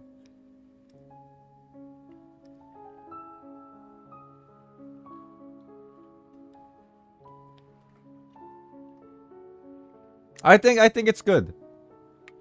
But anyways, that's a little bit of a sidetrack thing that I wanted to talk about, because it's been like... I'm loving what I'm doing now, and if I can make it better by just becoming better at everything, then it'll be more fun that way. So I appreciate you all watching. I appreciate you listening to my rant. But yeah. Thanks. Thank you. Appreciate you all. Record? Yeah, thanks. All right. We are looking to create this trap.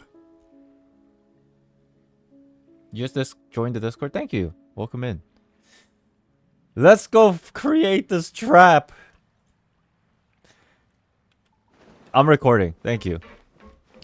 The trap for Lady Furina.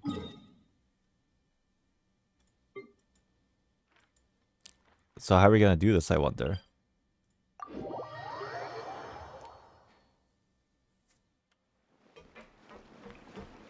Poisson! We back, baby.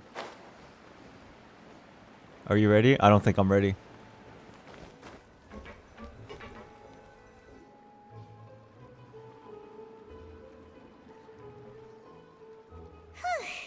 It's been a tough few days, hasn't it? So much has been happening. This meeting sure did make me hungry. Yo! We're eating so much in this Archon quest. Paimon didn't think the meetings would go on for so long, but everyone seemed pretty fired up, huh? Paimon thought they'd be at least a little frightened. Well, Fremine was, now that Paimon thinks about it, but everyone else just looked a little surprised. Do you feel more confident after the meeting, Paimon? Well... Chat, do you think so far in this story, the storytelling has been like, not too draggy? Maybe I feel biased, but anybody feel like some part of it so far is just dragging on for some reason? I want to know if you think that way, because I wonder, like with a second opinion, I might just like think a little bit deeper about it. It's not bad? You don't think it's bad?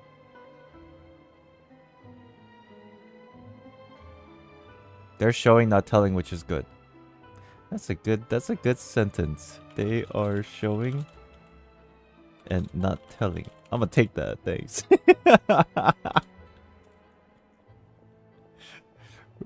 Wait, who said that? At least let me give you credit for it. Recon, thank you. Not bad? Okay, I was just curious. So far, I've been enjoying it. It's hard to say. Paimon doesn't have any experience with this sort of thing. It was dragging a little bit. Sure, do great. I wonder why you feel that way. Just curious.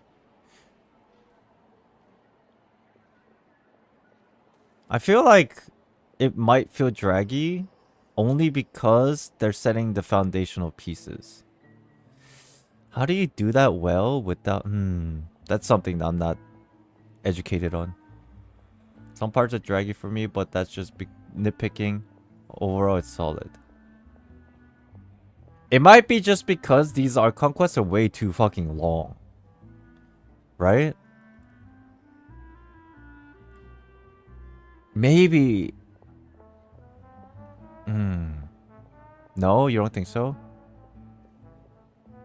Alright. Well, I'll continue and see how I feel after like a little bit more then. Maybe I'm okay with it because I'm forcing myself to take it slowly and take my time. I don't know. After all, you're the most reliable person in the world, aren't you? That's right. Huh? Is something wrong? Did you just pour some tea? Paimon didn't notice you doing that at all. Oh my god, it's another ghost.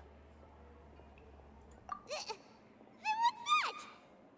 What was her name? It's that NPC that was stealing our macarons.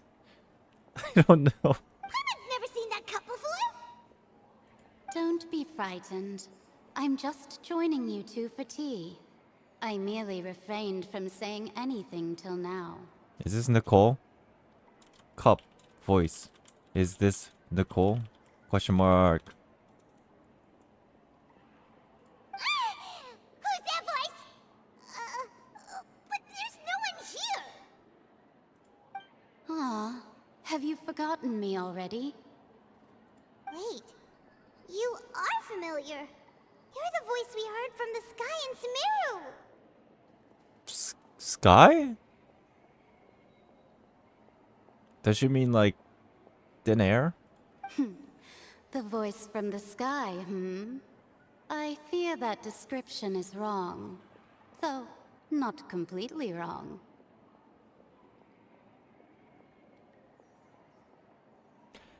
Yeah, I know who she is. It's Nicole, N. The girl that was fucking talking to us randomly at the end of the Sumeru Archon quest. Why the sky though? I guess Paimon's is like I kinda get it, I guess. You're feeling lost now, just as you were feeling previously. I sensed that confusion and thus came to you. Guiding people is an irresistible hobby of mine, after all. Who are you? What do you want with us? Consider me a passerby, just accepting a commission from my friend's disciple on a whim. Oh, they're saying sky because what they looked up. I remember that scene now. In the room, in the hotel room, they were confused, so they looked up. Both Paimon and Lumine. That's right. That's why. Okay. Consider me a passerby, just accepting a commission from a friend's disciple. Friend's disciple.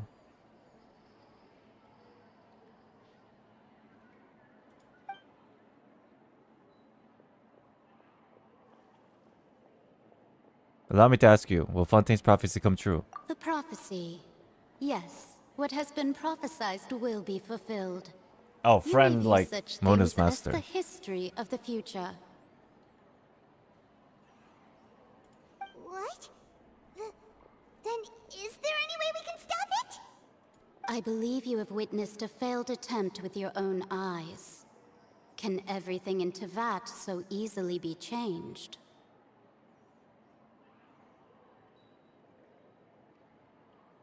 I wonder if this is referring to Lumine and the Cataclysm witnessing it. Can there really be no exception? Ah, so you've caught on. Writing this down? I'm just trying to, yeah, give me a second. I'm trying to think. I'm trying to think of what to write. Come on. Hold on. Just as prophecies are usually only the future as seen from the perspectives of the gods, could things be happening in hidden corners where the gods' gaze does not fall? Hold on. Hold on.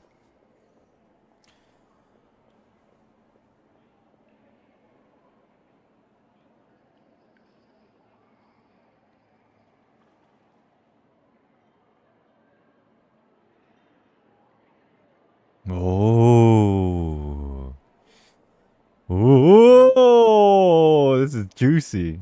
Are the things that you shall see different from the fate that the gods perceive.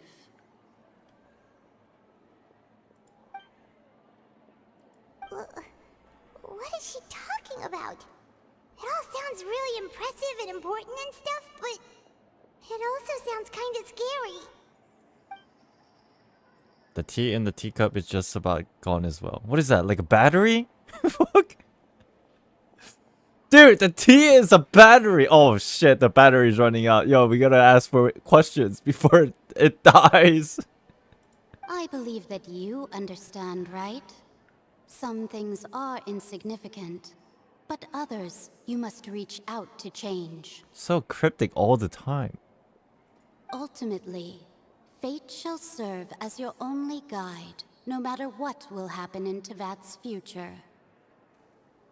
All you need to do is to play your part. Okay. This was good tea, by the way. Thank you for your hospitality. Well, that'll be all for today. What the fuck?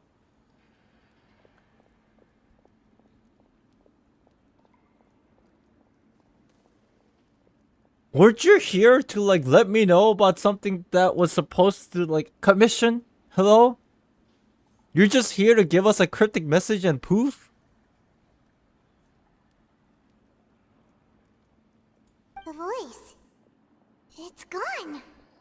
What about Mona and her master? We're supposed to like link with them and like ask what? Mei-Jen, is this the clue you're leaving for us? The fuck?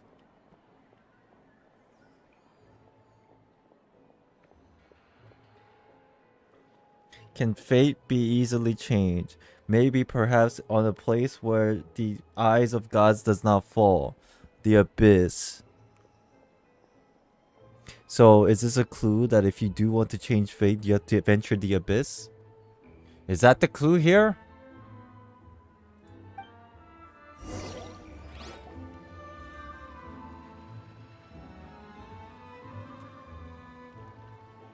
What? I want to hear someone talking. Alright, coming! Okay. Hey, it's you who's getting lazy, okay? Okay. Well, I see I've walked in on some lively banter.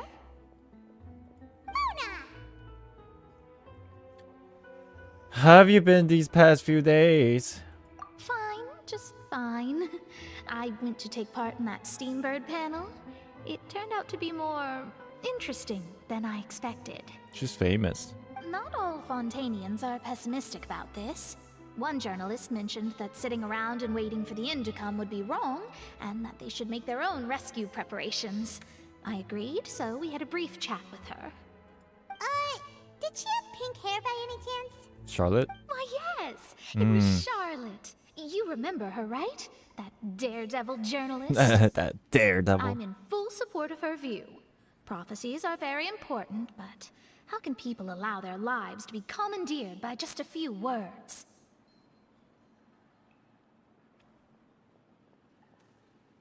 Yeah, this is the same thing that constantly repeats itself in this game. People tries to change their fate, but then they usually just fucking die. That's right! Paimon's glad to hear something sensible for once. So the whole thing about Fontaine is another reference to people trying to break free from fate itself, obviously. But this is what's been portrayed through the entire story so far with ancient civilization and cataclysm. So Fontaine is very important because it's us learning maybe the way to actually get this done slash change fate. This is a puzzle that is very important. Puzzle piece that is very important. for the overall story of Genshin.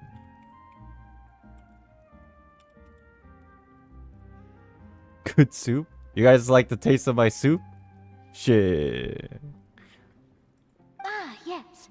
About what we had discussed before. I did try, but I'm afraid I couldn't reach the old hag.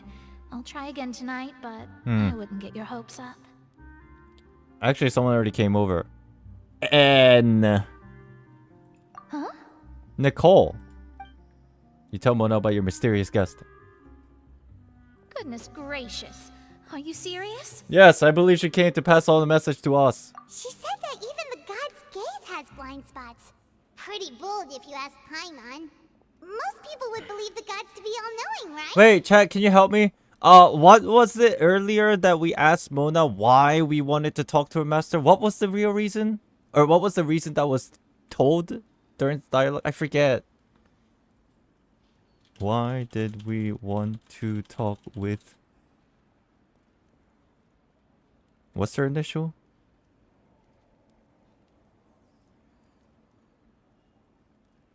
To confirm the prophecy. Visionary.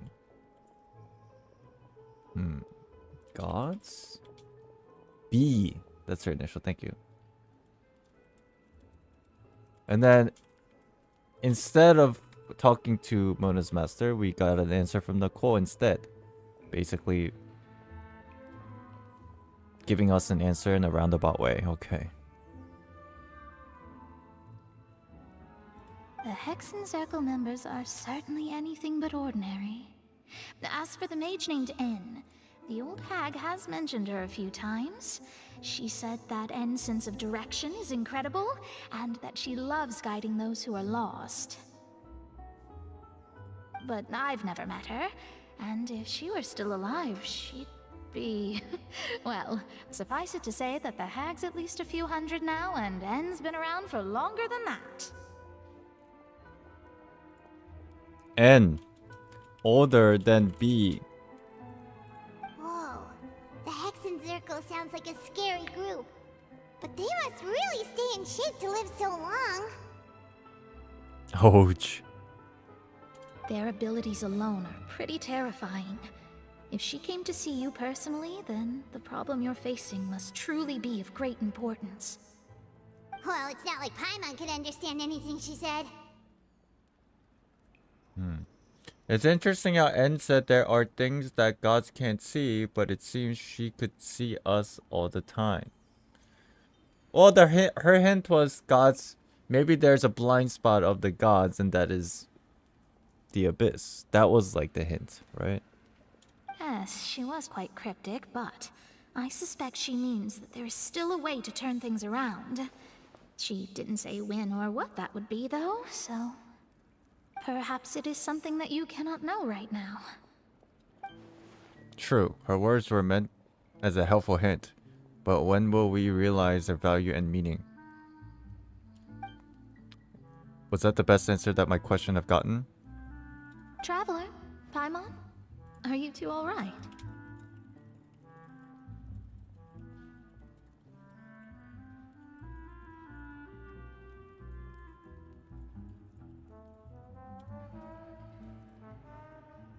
Oh, we're fine.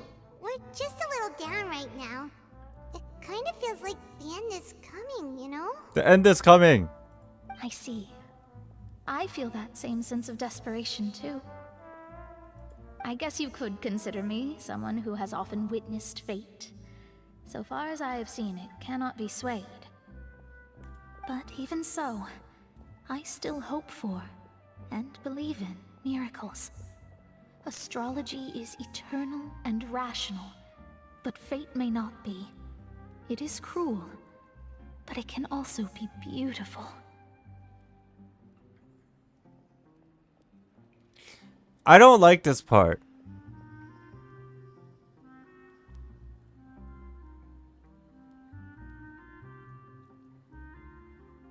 I do like it, but I don't like it.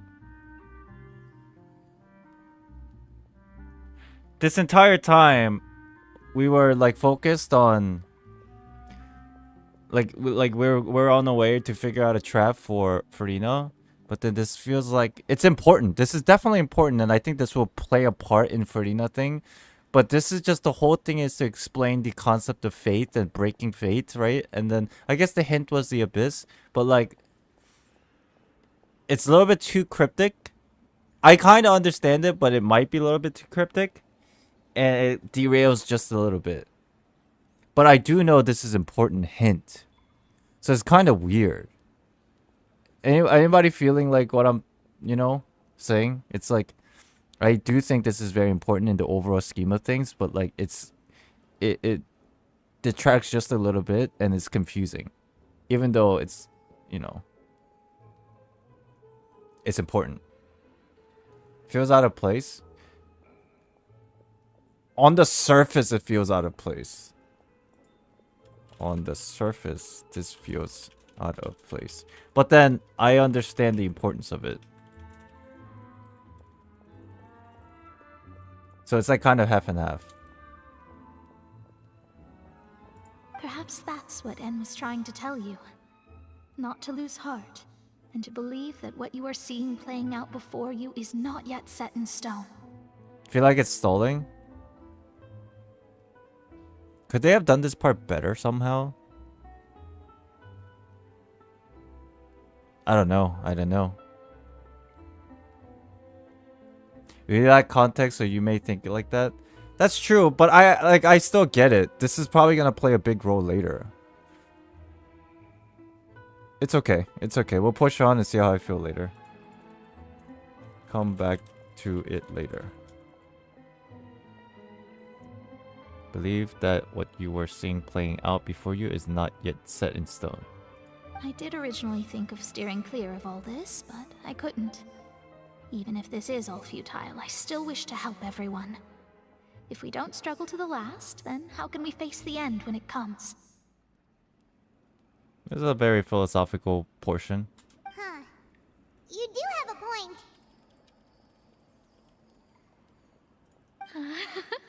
There I go, talking about astrological principles again. Sorry about that. The moment I start talking about work-related stuff. I need to get going. Don't worry about it, Mona, and thank you. It was worth trying to comfort you, even if only a little. I believe that you'll help those who are struggling in the same way I did. I suppose that might be why we always seem to meet by coincidence. Or is it? Or is it all part of fate? I don't even know anymore. By what Mona said, but also kinda sad too. Mona does more than the Archons. Hey, Traveler. Paimon suddenly feels like going outside for a walk. Let's go. Do you think you have enough stamina to finish everything in entire go? I'm not sure.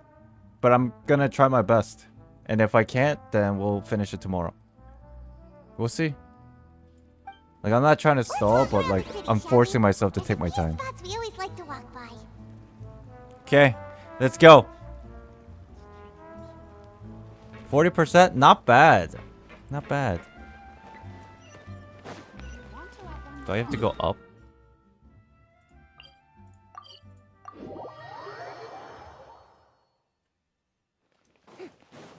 I mean, at least it's not boring.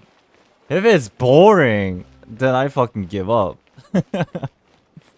But because it's not boring, I feel like pretty good.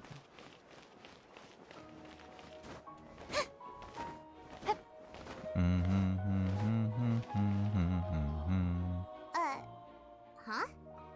Our names are written in this newspaper. Maybe we're famous.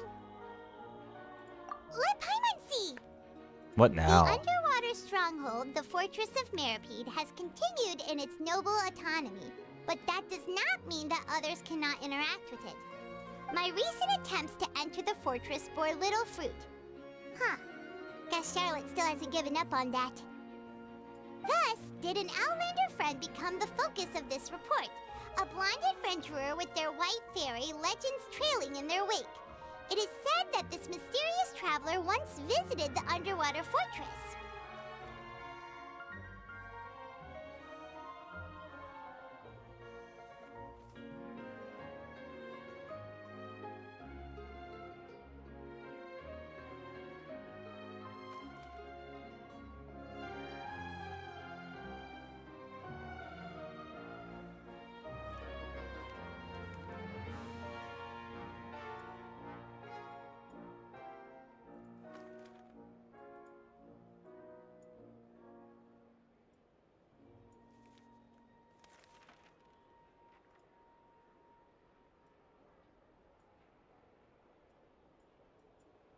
Oh shit, I can't rewind. Okay.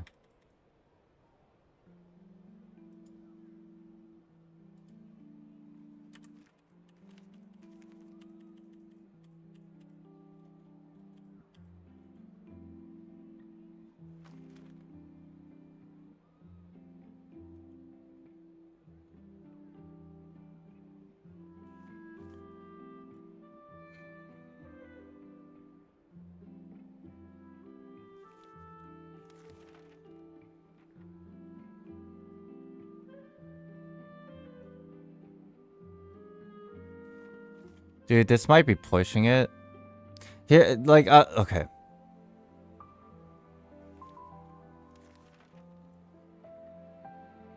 This is happening immediately after conversation with Nicole and the whole discussion about fate. Right? This might be pushing it, but I always see when I initially saw us going to the newsstand, I thought to myself in my brain, like, oh my god, this is like another one of those stalling moments where it's kind of like dry. But then I kind of thought of it the other way, and I'm like, there's got to be a reason for it, because every time they include something like this, they always try to portray some reason to it, right?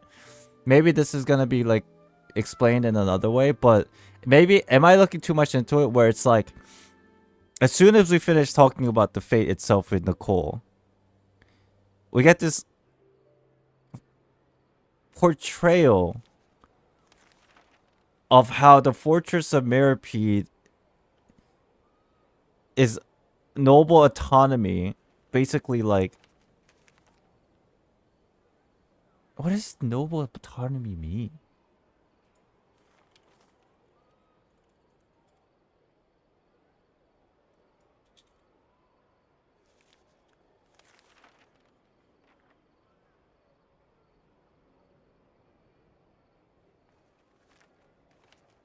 You think it's deliberate?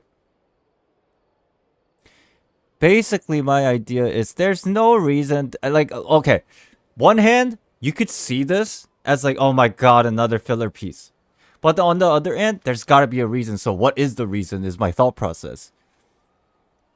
And then as soon as like this, the way this article is written is the Fortress of Mirapede is self-governed and it's like enclosed. But then Charlotte is writing a piece about what we did, how we went to it, and we were able to break through it. And I'm like, is this some kind of like a deliberate hint or foreshadowing, or the idea that fate is breakable? If this is what it's saying, this is an insane fucking written story. That's just like blowing my mind. But if I'm overthinking this, then it's just whatever. Does that make sense? Like, you guys kind of get where I'm going with this? If that's what they're trying to do, it's mind-blowing storytelling.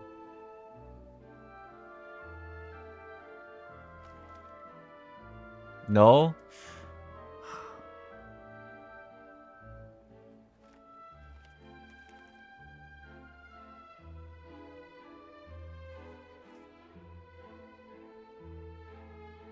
This is interesting.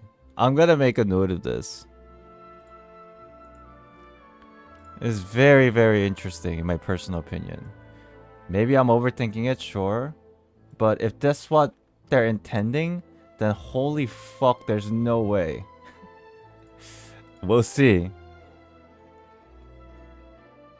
Thus did an outlander friend became the focus of this report. A blonde adventurer with the white fairy legend trailing in their wake. It is said that this mystery traveler once visited underwater fortress. So while the fortress's interior remains a mystery behind closed doors, do not fear, for the tales of the traveler contain surprises in spades. Journalist Charlotte's biggest scoop yet, the Traveler's Trail, World Walker. Huh. Charlotte took so many awesome photos of us and we never even noticed her. Dude, she's a paparazzi. She hasn't been able to get a hold of anything at the fortress, so since we're easier to find, she's using us as the subject matter instead? That sure seems like the case. Ugh, seriously? Well, Those headlines and photos do look cool, so Paimon will forgive her this time.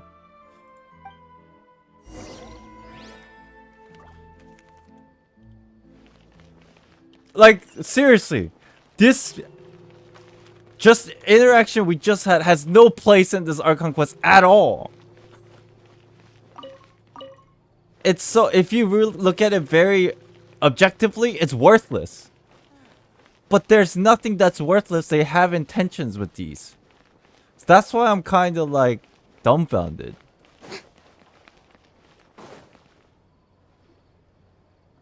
Or is it? Ooh, now you're making me interested. Ooh. We're here! Paimon's hungry. Should we go in and get something to eat?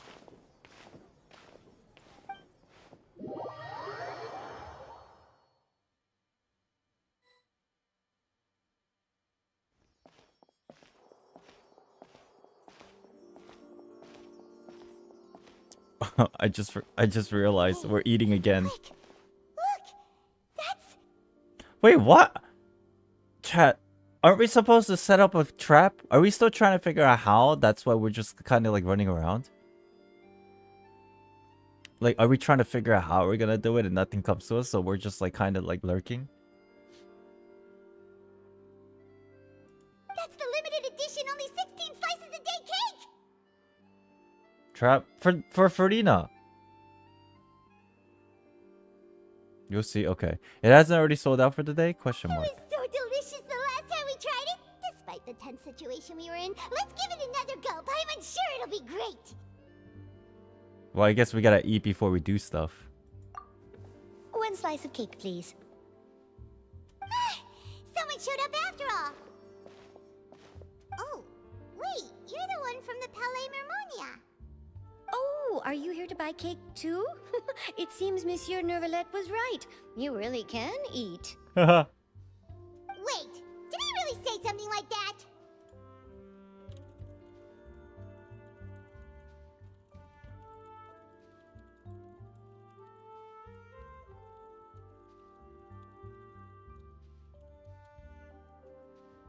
That's right. Even he has his own preferences when it comes to food. As for me, I love the cake and coffee here. Do you come here often? Usually every day. Every day? It's part of my daily schedule, apart from work. I shall have my cake and coffee. What's wrong, Paimon? Then what if someone told you one day that this place would be closing soon, and you wouldn't get to eat cake here anymore? What would you think? Bro.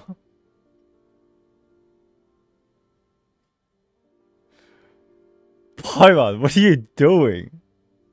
But why would it close? Well, Paimon doesn't know either, but maybe the waters will rise tomorrow. You know, like in the prophecy. I guess Paimon's really worried, huh? Shit. It's like a little sensitive side to Paimon. I can make a joke about it. It's like that's out of place, but like she's probably been thinking about this for a while. If she's gonna come out like that. Oh, the prophecy. To be honest, I haven't paid much attention to that. No, still, even if there'd be no more cake tomorrow, that wouldn't keep me from having some today. So, another very interesting philosophical idea. Even if things feel doomed, live every day to the fullest equals ideas of some Fontainians. No, it's the same for eating in general. You might not be able to eat tomorrow, but if you can do so today, then you should carry on. That's what people call living, you know. Huh. Don't be sad. Excuse me, could I have 2 more slices of cake to go? These 2 slices are for you. Sijuin said that this kind of expression you're making is what humans call being sad. Oh, you know Sijuin? I sure do. She was born before me, and she sometimes comes to the surface to teach us things about humans.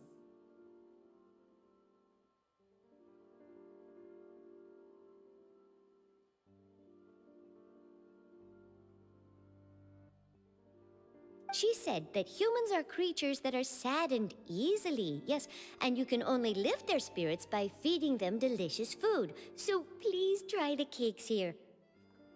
Chat, the reason why I'm pausing a lot is just because brain work. I'm doing brain work. I'm sure you guys realize this, right? I'm sitting here like just super... What I'm trying to do is everything that is going on in this story, I'm always thinking about these little things in a philosophical way, where it's like, obviously this is kind of like portraying the idea of live to the fullest, but I'm trying to take that and figure out how does that going to fit into the world of Genshin Impact and what's ultimately going to happen in the future. What are the hints, what are the foreshadowings, and what is the overall meaning? Like, all these things are going through my head. That's why I'm like sitting in silence. I've got something else to do, so I'll be going now. You two try to stay in a good mood after eating, all right? Bye.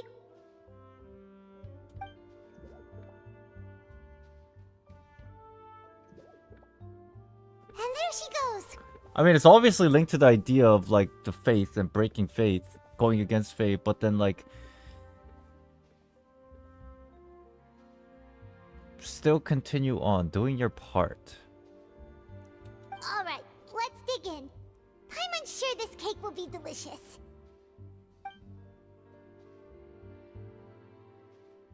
It's more delicious than last time, and the flavor gets even better with a sip of tea. It sure would be nice if we could come again tomorrow. Is she gonna get sad again by saying tomorrow? Sure would be nice if we could always eat delicious food here. She's like super worried. Maybe accepting faith is a first start to changing it or something. Ooh, that's deep. Eddie-kun, I'm gonna write that down. Thank you.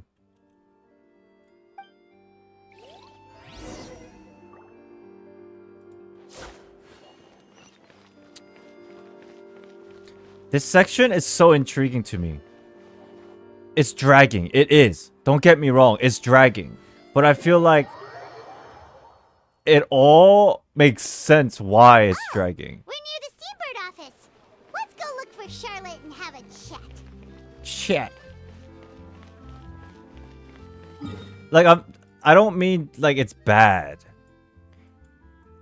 It's dragging for a reason, and I'm trying to sit here and take everything in to figure out what that reason is, but I think I have a pretty good idea about it.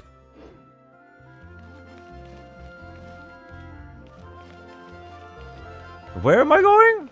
Where's my marker?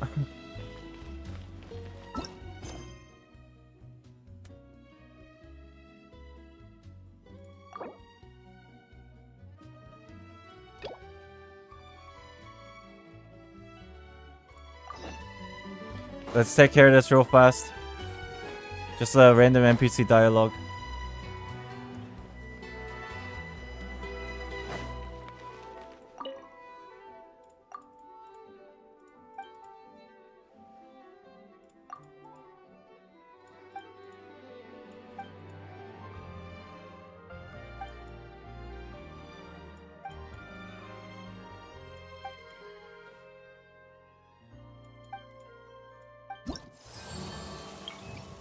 I never opened this.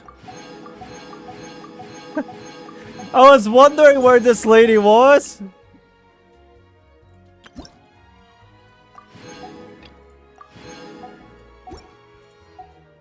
Fake streamer. Fake Genshin creator.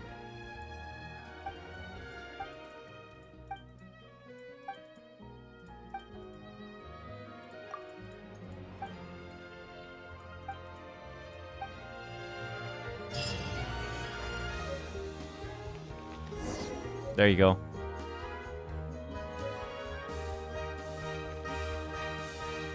Wow! If it isn't the Traveler and Paimon! Oh, have you seen the article I wrote about you? I love how the music just like stopped perfectly at that moment. Or ended, I should say. You've got some Can we negotiate profit split? Oh, you needn't worry about that. I heard that you were in Poisson some time back, Poisson. so I sent you a letter to discuss just that. It appears you didn't receive it, though. It's all right, though. I've set aside the amount intended for you. I've even set the table with some food. Really? Oh, you're the best! You're almost a little too easy to win over, Paimon. If I were a journalist with ulterior motives, you'd be in trouble now, you know. Oh, Paimon knows you're not like that. I'm so interested. This is dragging on longer and longer and longer, and the more it drags, and I'm like, okay, what are they doing? What are they cooking? Still, what brings you here all of a sudden? Were you looking for me? When Mona mentioned you, we thought of coming to see you at work. I see. It seems you've already bumped into Mona here in Fontaine. So she mentioned me? What did she say? She said that you're a real daredevil of a journalist. Nice. Good impression. In which case, can this daredevil journalist dare to request an exclusive interview with the legendary traveler and Paimon? It's weird. I didn't feel like it dragged at all until starting around right now. I see. It wasn't long, but you made it feel much longer than I remember. Yeah, it's cause it's all good. I don't think it's a problem. Don't get me wrong, I'm enjoying this thoroughly. Huh? So your article in the paper today doesn't count?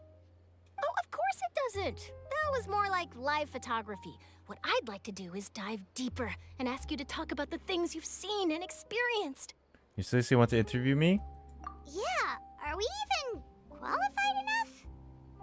Why not? If I say you're worth an interview, then you're worth it. But not right now, of course. I'll need a few days to prepare. Oh, in that case, we'll just chat when you have the time then? Oh, so that's a yes? Ooh, splendid! I'll tell the editor-in-chief immediately. I'll have to apply for lighting, a venue, some props, and... Whew, so much to get done now. Talk to you later.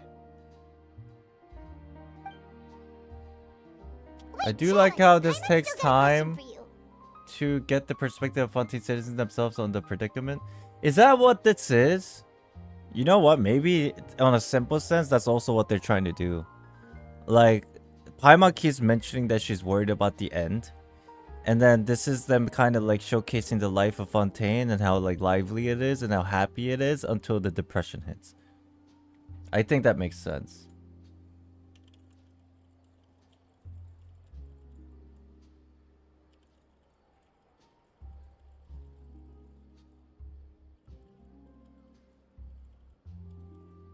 And I think that's good.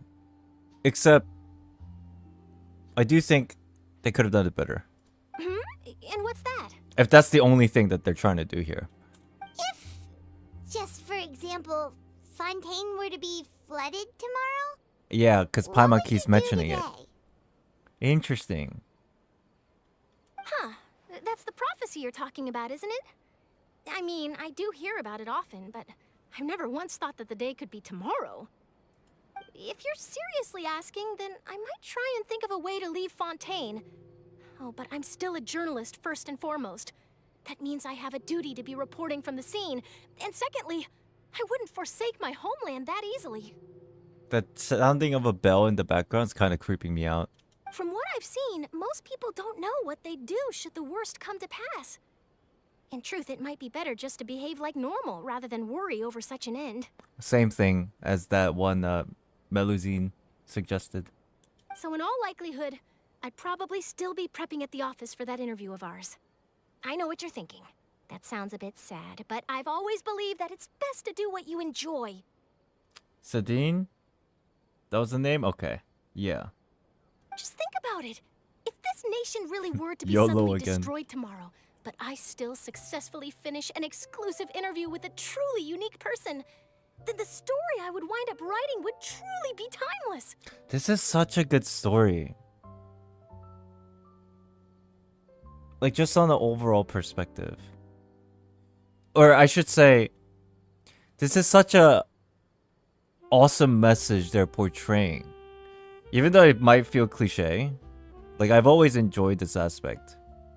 in life in general. And then do you know what I'd do?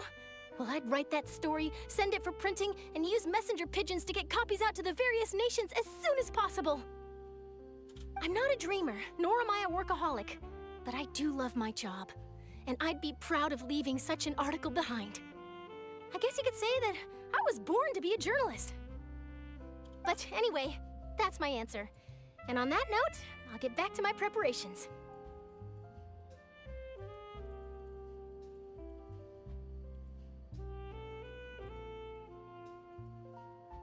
I think this is the favorite part of my entire quest, chat.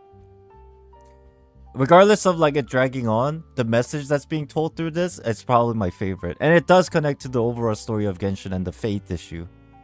The fate.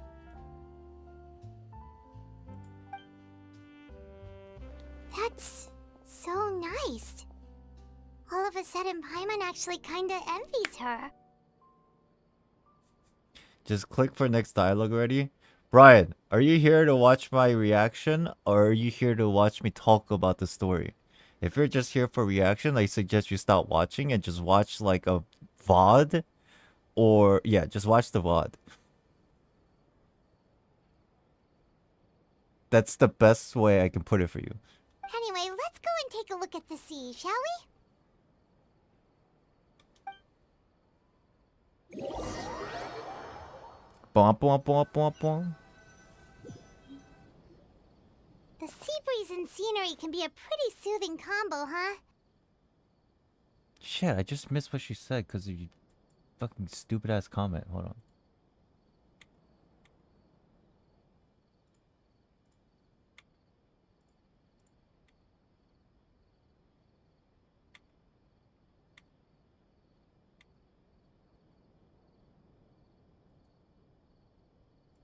Let's go take a look at the sea out of nowhere? Okay.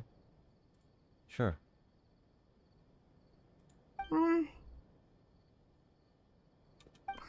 been thinking. Yes? If it wasn't Fontaine, but all of Tevat that would be destroyed tomorrow, where would we go and what would we do? Wind Valley, what's up? Welcome in. No, Paimon should ask, if you could choose, what would you like to do? Oh, this is so interesting because usually all the red flags were about Paimon disappearing, but this time Paimon is actually asking us what we're gonna do regardless of our connection with Paimon. This is interesting. This is different. It's not. It is a red flag, but it's actually a little different. Especially after this whole thing about like people still trying to live their daily lives to the fullest. If I could choose, huh? It's not like, just like Charlotte said, suddenly trying to consider what to do is pointless. We've always been moving to the next destination, so we haven't spent much time thinking about these kinds of things. We didn't have to either, with us always being on the road and whatnot. Until that moment comes, I think I'll keep journeying on.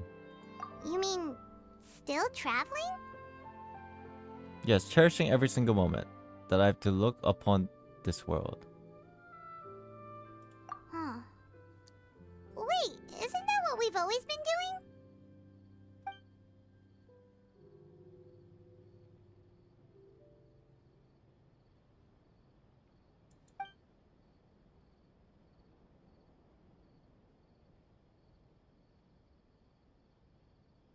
Okay.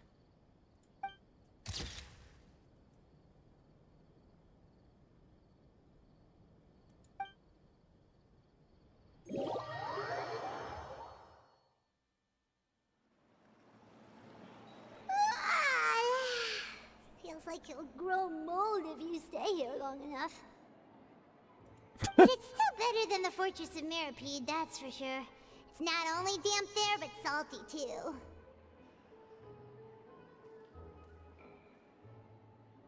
So do you know why they're stalling now? I think the only reason this whole thing is because shit's about to happen, and I mean, from the judging for the trailers, we're fucked. Ah, so the two of you are still here. Wonderful. Oh, you're from the Palais Mermonia, aren't you? Yes, I'm Isadora. Monsieur Neuvillette sent me to look for you two before. I heard that afterward you went to the fortress of Meropide. So are you under the impression that we might be wanted criminals? Not at all. I'm well aware that you're friends of his. Actually, I'm here to pass along a message from him. Did something happen? Yes, inside the Opera House. The Maréchaussée Phantom has declared the incident a small-scale riot. A riot? Well, that said, I don't personally think it was that serious. Lady Furina was watching a performance at the Opera House, and while she was resting during an intermission, some other audience members suddenly started harassing her, loudly accusing her of doing nothing about the prophecy crisis. Paid actor. For the trap. And before she could respond, others started to join in. The crowd continued to grow, and protests against the Hydro Archon started to break out. Or maybe it was some kind of propaganda that was spread. And now people are asking questions. So people have started to put the blame on Furina. Guess they finally found an outlet for the pressure they've been under due to the prophecy. Or maybe they just felt like they wanted to go against her now. Because it's getting worrisome more and more. I agree. People will naturally rely on gods, as is customary. But the moment people feel threatened, gods are also the first to be blamed. True! So what happened after that? Is Furina okay? Seeing that the situation was spiraling out of control and that further argument was pointless, she claimed that she'd gotten tired of this and left in a hurry. That sounds exactly what she would do. I can hear her voice saying that exact line. The Maréchaussée Phantom had their hands full maintaining order and did not catch where Lady Furina had gone. Only when things had stabilized did we realize that she had gone missing. So, you mean she's still missing? That's right. The Maréchaussée has dispatched many people to search for her, but we don't have any leads yet. That said, I don't think there's much to worry about. She is a god after all. Even if she were to fall into the hands of rioters, what could ordinary people do to her? Good. Monsieur Neuvillette sent me to tell you about the situation, but he didn't say anything else. Don't worry, this is more than enough to go on. Thanks for keeping us informed.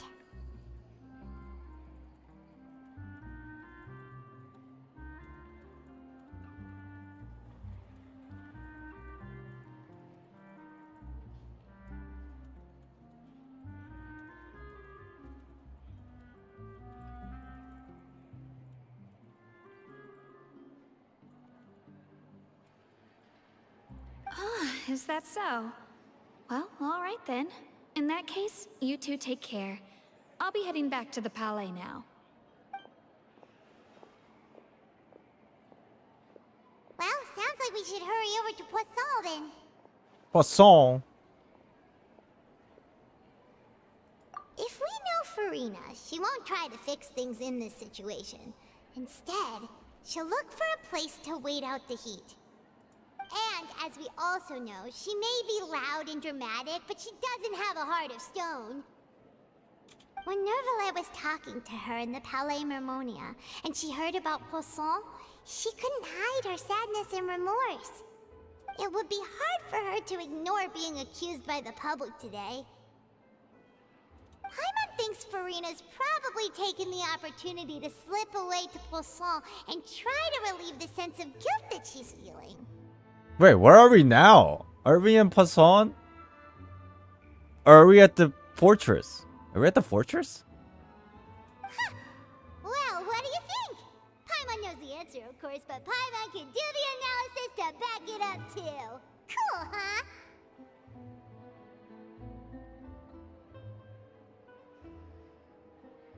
Oh, I'm in the sewers. Okay.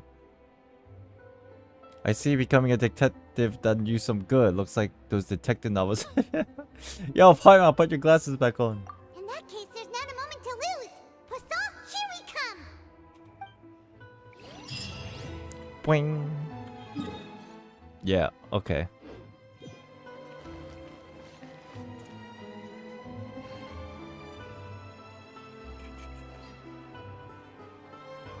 She needs her glasses back. Let's go!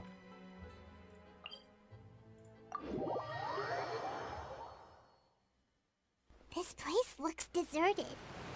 Guess all the survivors must have evacuated already. All that's left here are signs of devastation. Could Furina really be here? Let's try to find her as soon as possible. Chat, are we 50%? Effie, welcome back.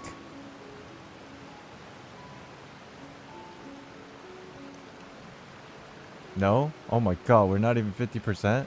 Yes? I am getting mixed answers.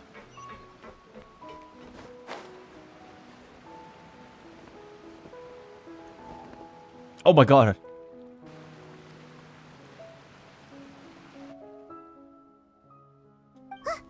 That's Furina, right over there.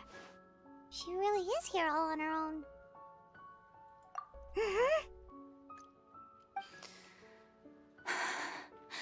Should I just give up?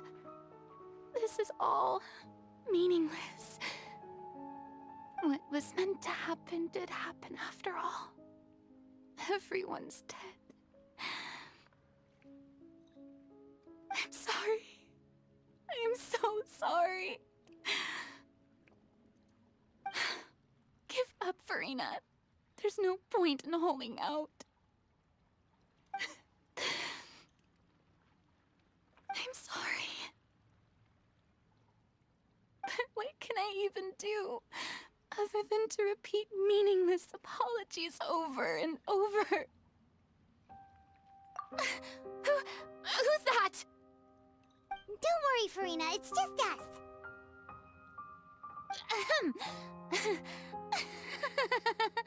So it is you, blonde traveler from another land. Why, I almost thought you were someone from that mob of my ignorant subjects, come to kneel and beg for my forgiveness. Furina, you were crying just now, weren't you? The tear stains on your face are obvious. What do you mean, tear stains? Oh, I remember. The show at the Opera House earlier this morning was so moving. I'm still trying to process it.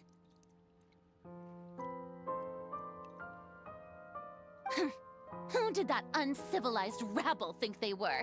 Disturbing my enjoyment of the arts. They even dare to tout their Archon. I must teach them a lesson. I can just imagine their twisted and frustrated faces once they realize that I'm nowhere to be found. Oh, and I'm sure Neuvillette and those people from the Maréchaussée Phantom are freaking out right next to them, too.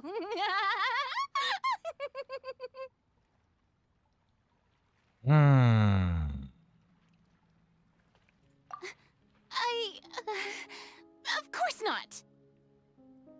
Hey, there she is! The Hydro Archon's over there! Quick, after her! Furina, those people seem to be after you. They are?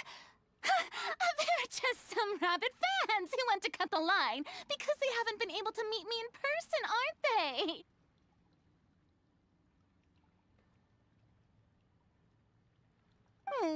That's against the rules. I can't let them get their way. Furina just ran off!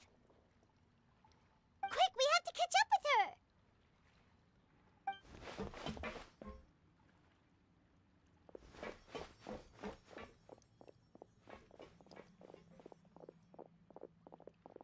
He runs so funny.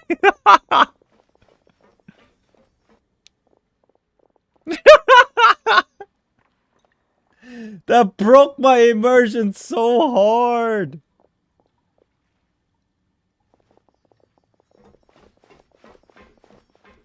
This should be the place, right? Hey, Furina! There's a good hiding spot over here. Quick, come to Paimon before the rest of them catch up to you. What is this place? Hurry, they're almost here! Fine, fine. I suppose haste is warranted. Lead the way.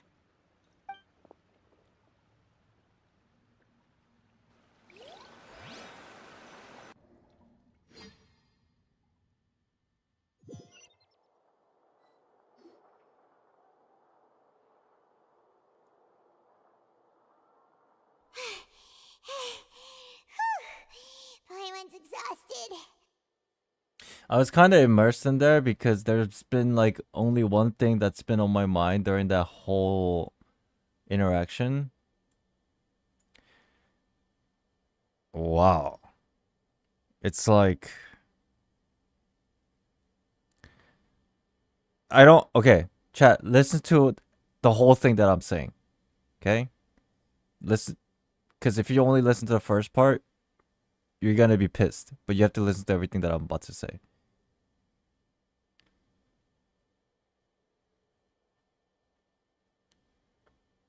The secret that Furina's hiding has been dragging on for 4 Archon quest acts, right? And while she was very enjoyable as a character, this is the first time that I'm feeling like motherfucker.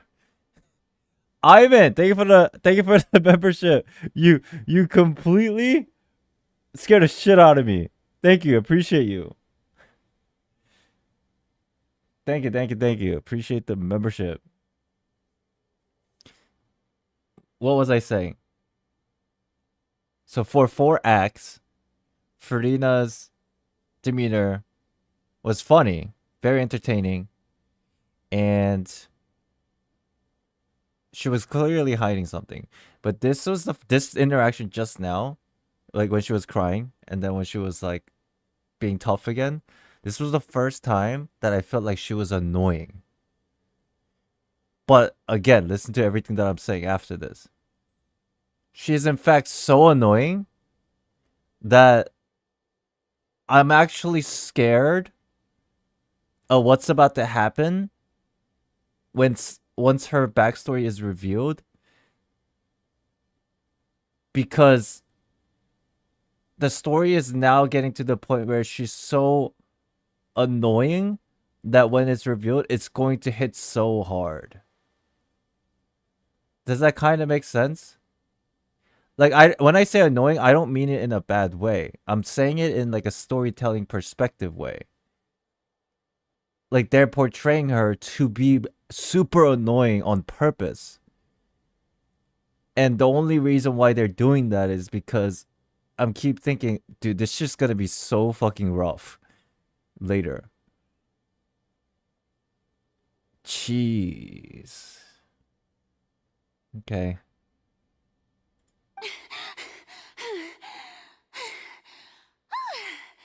I'm so tired. I totally thought they had caught me. I don't hate her. I don't dislike her. When I say annoying, I don't really find her personality annoying. It's more like the portrayal of the story. They're portraying her to be purposefully very irritating and annoying and hiding things still. And that gets me very worried. Like, that's what I'm trying to express. No, I mean, I merely gave in to the sheer enthusiasm they displayed.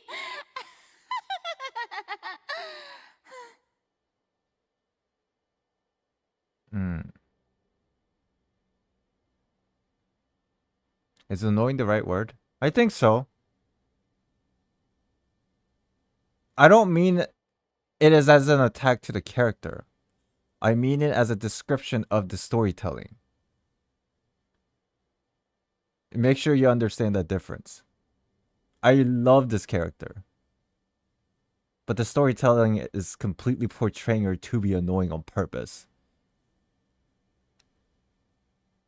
This place is not what I call soundproof. You might want to lower your voice.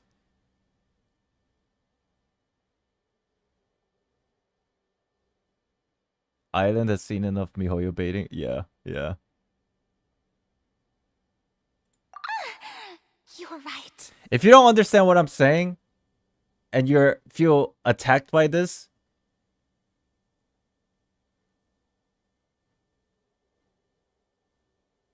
I don't know how to explain it better. If you don't get it, then I'm just gonna assume you just didn't get it. To be honest. Yep, that's a good girl.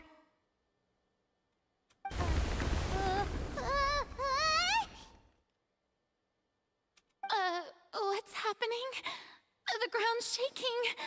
Is it an earthquake? Just stubborn. She's annoying because she's... Sure, we'll use the word stubborn. I think if I continuously use the word annoying, people misinterpret that whole message that I just said.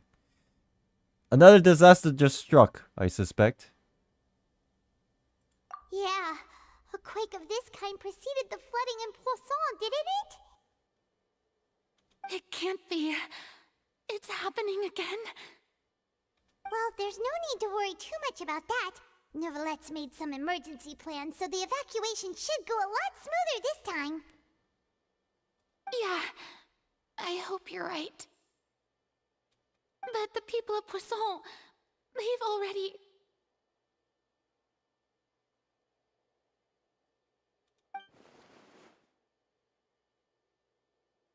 Has Furina finally reached her limit? Now that she's talking about her actual feelings, she's starting to look far less stiff. Colonel, thank you for the super chat. Difficult is probably the most accurate word.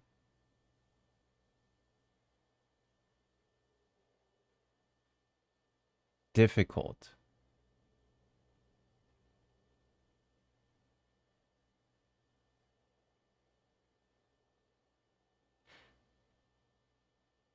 I am not trying to... Fuck! Okay. Let me backtrack. I've started this on the wrong foot. Let's backtrack to what I'm saying.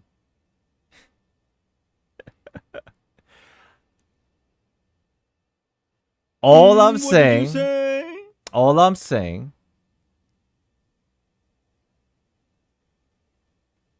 is the storytelling is good, that because it's making me frustrated at Furina. That is probably more accurate than what I said before. The storytelling is good because it's making me feel frustrated at Furina.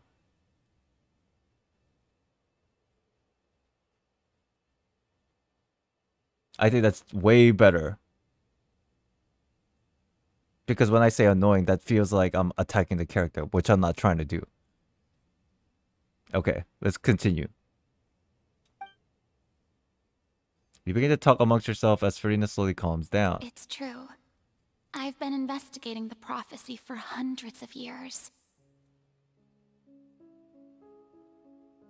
I once had informants all over Tevat, searching for clues and feeding information back to me.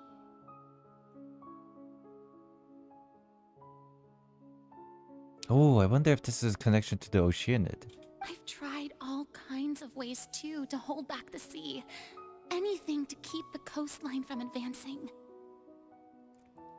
But all my efforts proved to be futile in the end. Really, the truth has been clear to me for a very long time.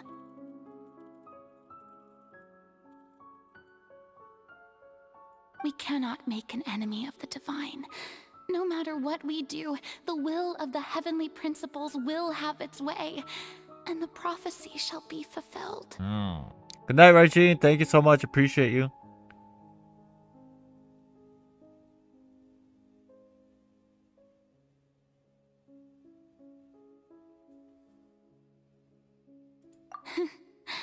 Give up. I do love the sound of that phrase. It would mean finally coming to terms with fate, but also for me to finally be free. But that would also mean that all hope would disappear. Indeed. I've thought about giving up so many times, especially after we almost lost Poisson. Fate, is really unreasonable, isn't it? It has no heart and obeys no rules. The prophecy has only just started to come true, and so many people have already lost their lives. But just now, it all became clear to me. I still don't have the right to come to terms with fate on behalf of everyone else. As long as the final moment hasn't come, it's still not too late. Don't worry. I will keep hope alive for everyone until the very end.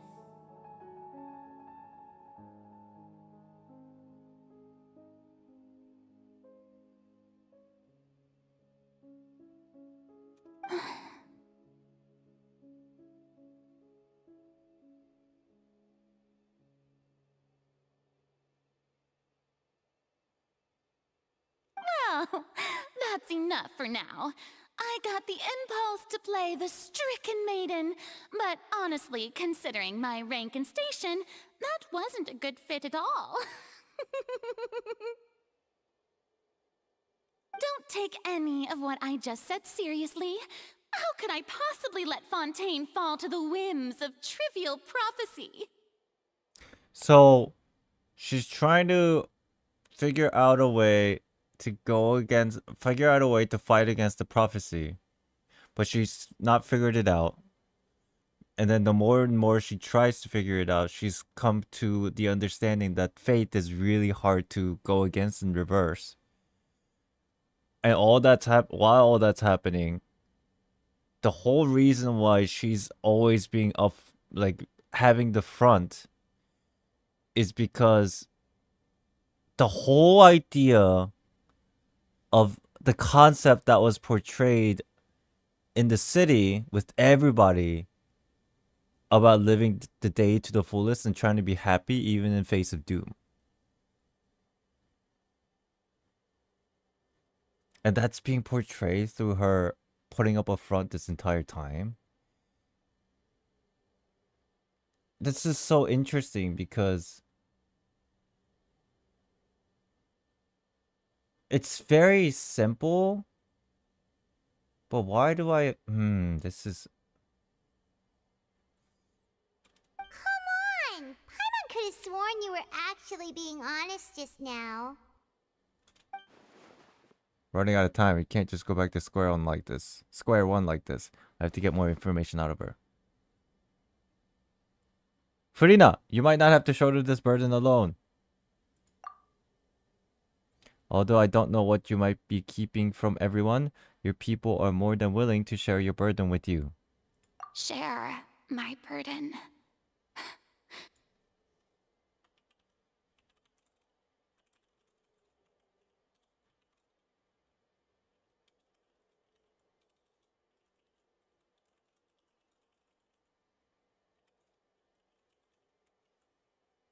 That's impossible. It was fated right from the start that this would be my duty alone. There's those few missing pieces. Tell me stuff, girl! But even if your burden doesn't need to be shared, you can still choose to confide in someone. Just share with me on what you call a witness. A witness? Yes. I've heard that you came to Tevat from beyond the stars, yes. In other words, you never belonged here. And if Tevat is, in its entirety, a show on a stage, then you're just a spectator, aren't you?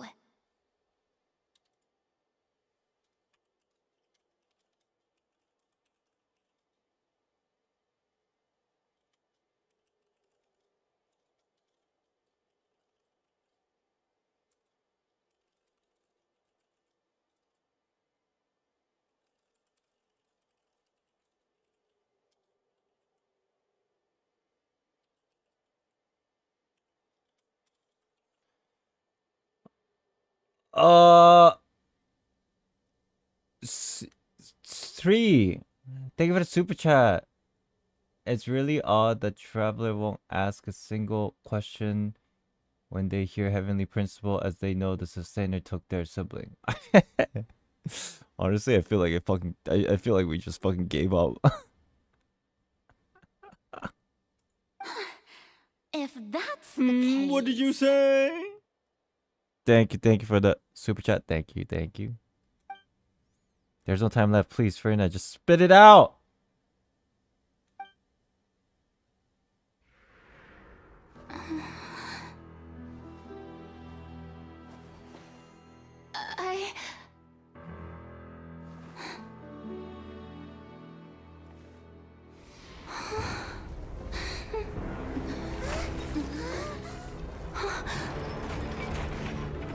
What the heck?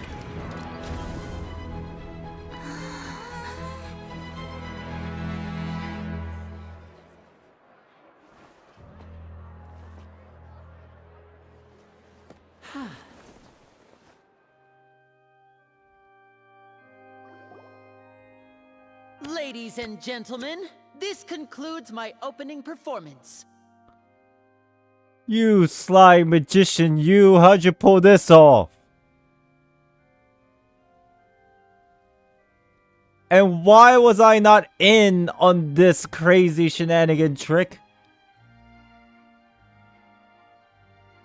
I feel cheated. Now, without further ado, we may proceed to the trial of our god. So, this is what it is. Yes, you deserve praise for the effort you took to raise the dramatic stakes. Oh my god, this story has like 3 fucking layers, bro. Do not forget, however, that I am Focalor, the god of justice, the embodiment of justice itself. Does it not strike you as even the least bit absurd to bring the very concept of justice to trial? I swear to god, the line, I am Focalor, the god of justice, is literally the copied and paste. It's the same every time, I swear. May I interpret these words as your refusal to stand trial? In that case, you will have the opportunity to defend your honor through a duel. Chat, I'm gonna put it into members only. Is that okay?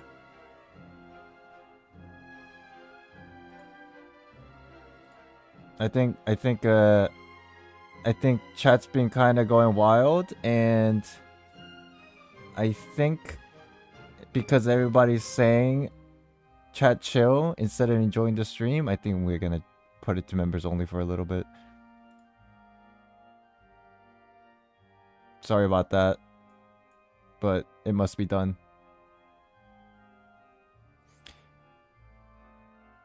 Okay. You would draw your blade against a god?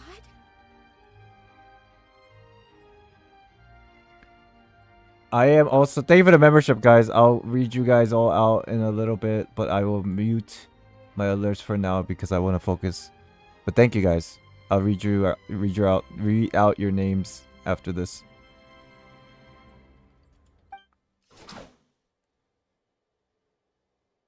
I see. It seems like you have made up your mind.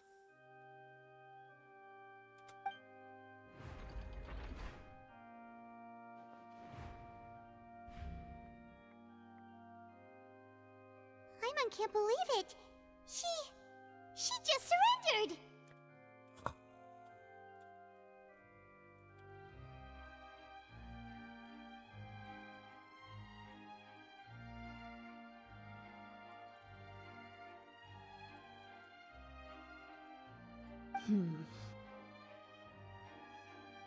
What the heck is going on? Did I just see an Archon surrender to a human? Wow, how utterly humiliating. Lady Furina, what is the meaning of this? Dude, I'm so... Oh my god! What's going on? It would seem that there has been a misunderstanding.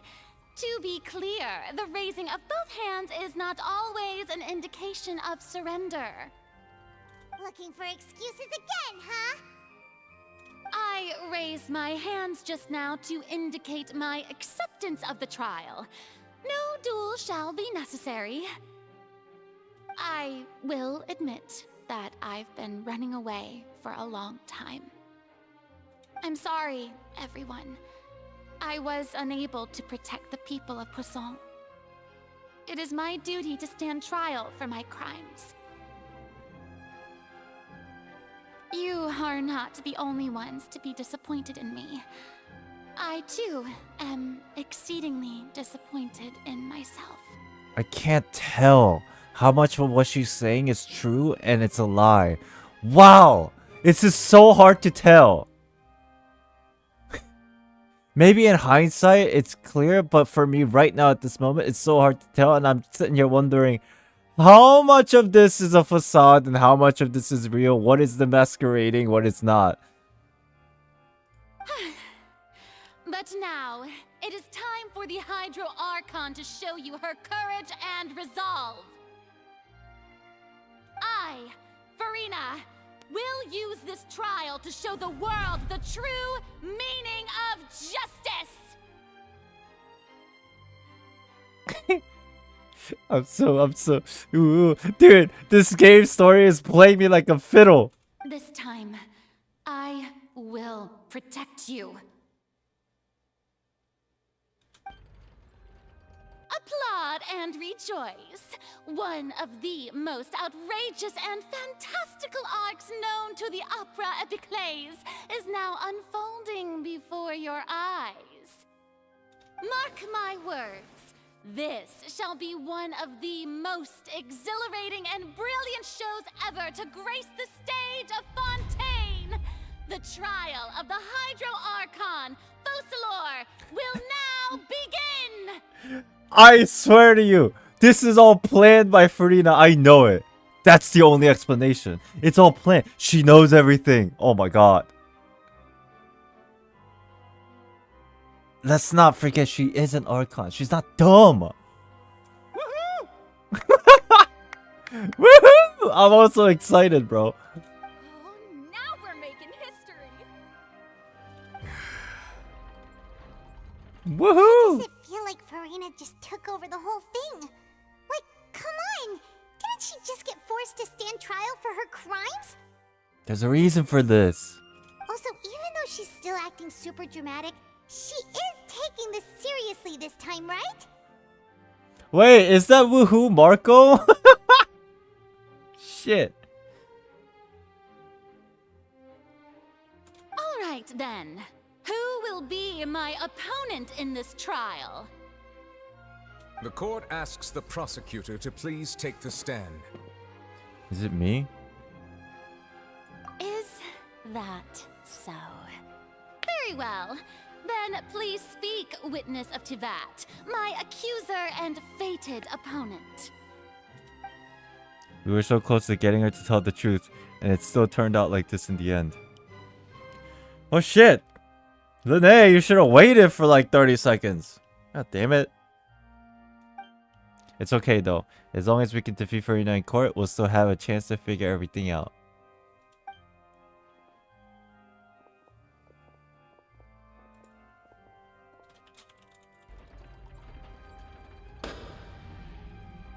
Also, please allow me to ask, as a final question before the trial begins. Just how much work did you do to force me onto this stage? Well, we did do a lot of prep after the meeting that day. That whole dragon point was like things going on in the background.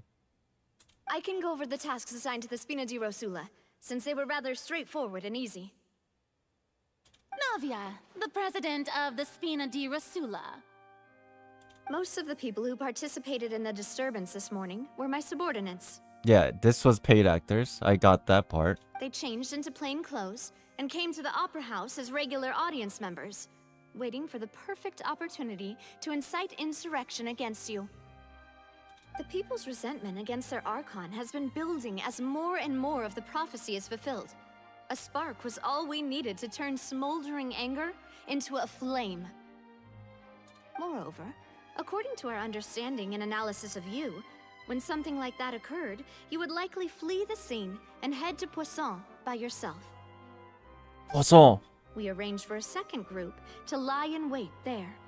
So, you mean... the ones who scoured the settlement for me were also from the Spina?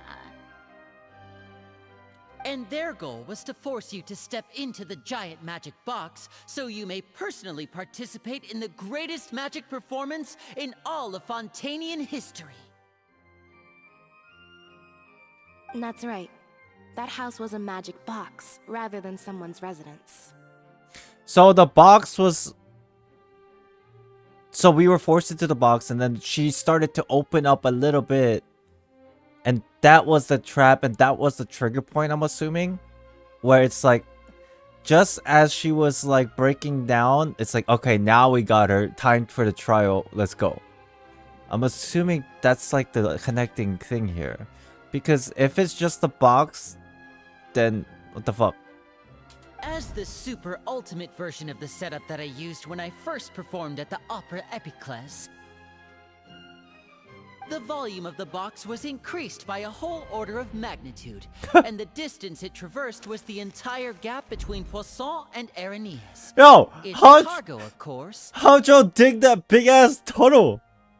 was an Archon instead of a human. My thanks, Furina. Without your help, we could never have pulled off such an extraordinary performance. Who built that tunnel, bro? You're welcome? Of course, this performance was only made possible with Father's support. The House of the Hearth spent a massive amount of labor in Mora to pull this off. Oh, they built the tunnel? We had to select a location, construct the giant magic box, dig a tunnel, and open up a path through the water.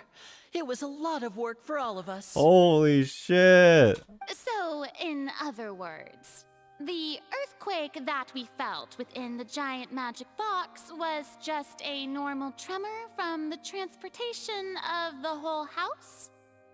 That's right. It wasn't a sign of another disaster to come. I was half expecting Paimon to have her glasses on. Sorry about that, we deceived you back there. Oh, we were in it the entire time? Then, I can guess Neuvillette and Cloran's parts. You gathered a crowd, prepared a stage, and made sure that the champion duelist would be immediately ready for a fight. Dude, Cloran had the worst job. In an off case that Furina decided not to trial, oh my gosh, she's fighting a fucking Archon, bro. Also that as soon as I appeared on the stage, the trial may commence without a hitch. Am I right? Yes, that is correct. Well, Clorand, I must commend you for your courage. Only the most outstanding champion duelist in all of Fontaine would accept a duel with an Archon without flinching. True. Thank you. Oh, she's like, oh yeah, respect. As for you, traveler, I suppose your role was to keep me distracted with conversation once you found me in Poisson. You'd make sure that I didn't notice anything amiss before revealing yourself as my prosecutor once we'd arrived onto the stage. No, you guessed wrong. Oh?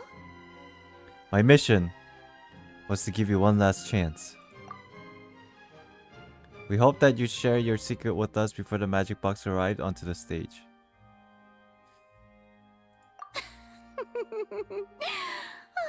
Is that so?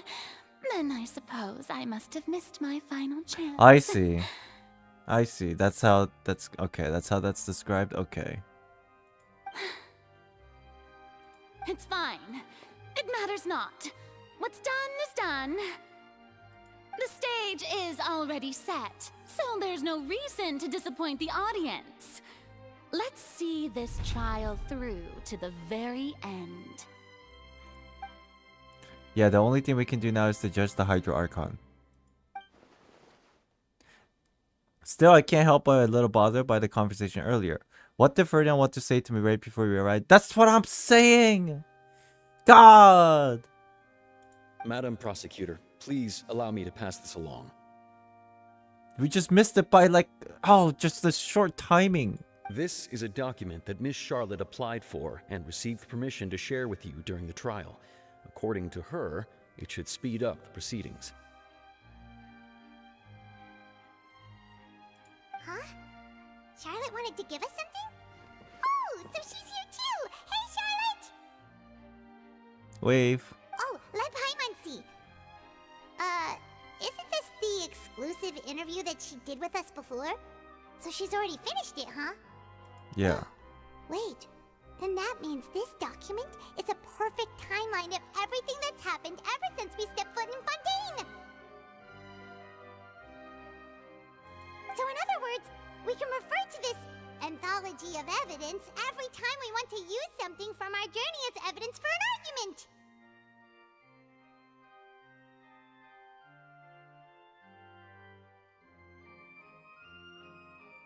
What? How does that help? Practical gift. Let's quickly confirm the information in it. Just think of it as a refresher, alright? Wait, this outlines what. The Hydro Archon in the very first duels you took part in at the Opera House. That's one for the history books, alright? What are we here to judge? We're here to judge Furina's. Chat, I need help. What are we here to judge? We're here to judge Furina being hiding stuff? You find out? Okay. Okay, then I have another question.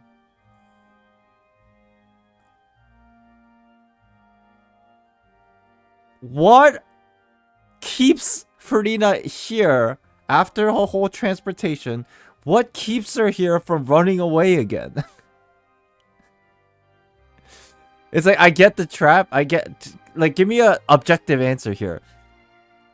Couldn't she just run away again? Just keep going? Even that too? Okay, even that too? Okay, I'll keep going. Okay. Okay. My god. Okay, they're just keeping me hanging with all this. Got it. Okay, shit. Okay, interesting. Chat, I think we're at like a halfway point. This is definitely gonna be going on for a very while. This whole trial. I need to go use the restroom. We're at least 50% now, right? And then now this is taking a turn. The Art Conquest is now taking a turn into like the juicy portions. Okay. Yeah, I'm gonna take a quick break. I'm gonna take it off members only mode. Colonel Croc, thank you for the membership. Erica, thank you for the membership. Chen, Julian, Lorenz, Eternal Truth, Kano, Mayo, thank you for the membership.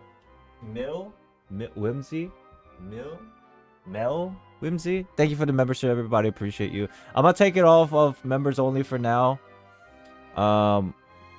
And then if we get a little better, I'll keep it that way. If it gets worse again, then I'll just turn it back on. But since I'm going to the bathroom, we'll take a small 5-10 minute break. We'll turn it off for now. Whimsy is fine. Got you. Thank you.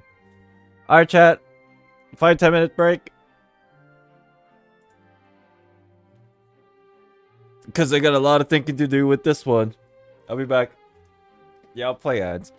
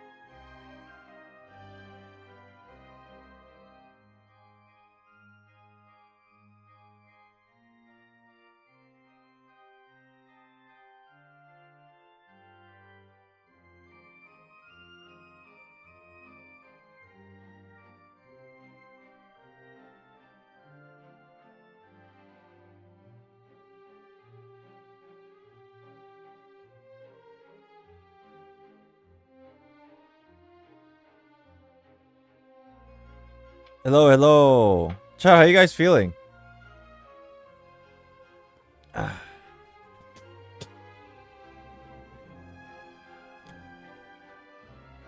I am feeling great. I'm still like... Dude, this is crazy, but... if there is a gauge of my energy level inside my mind and my body... perfectly, I feel like I'm at 50%. Like my energy.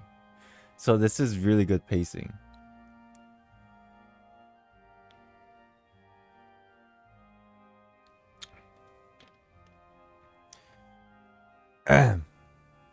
Record? Oh, true. Thank you.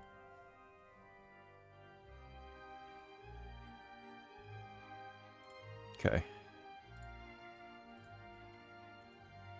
I recorded. Thank you.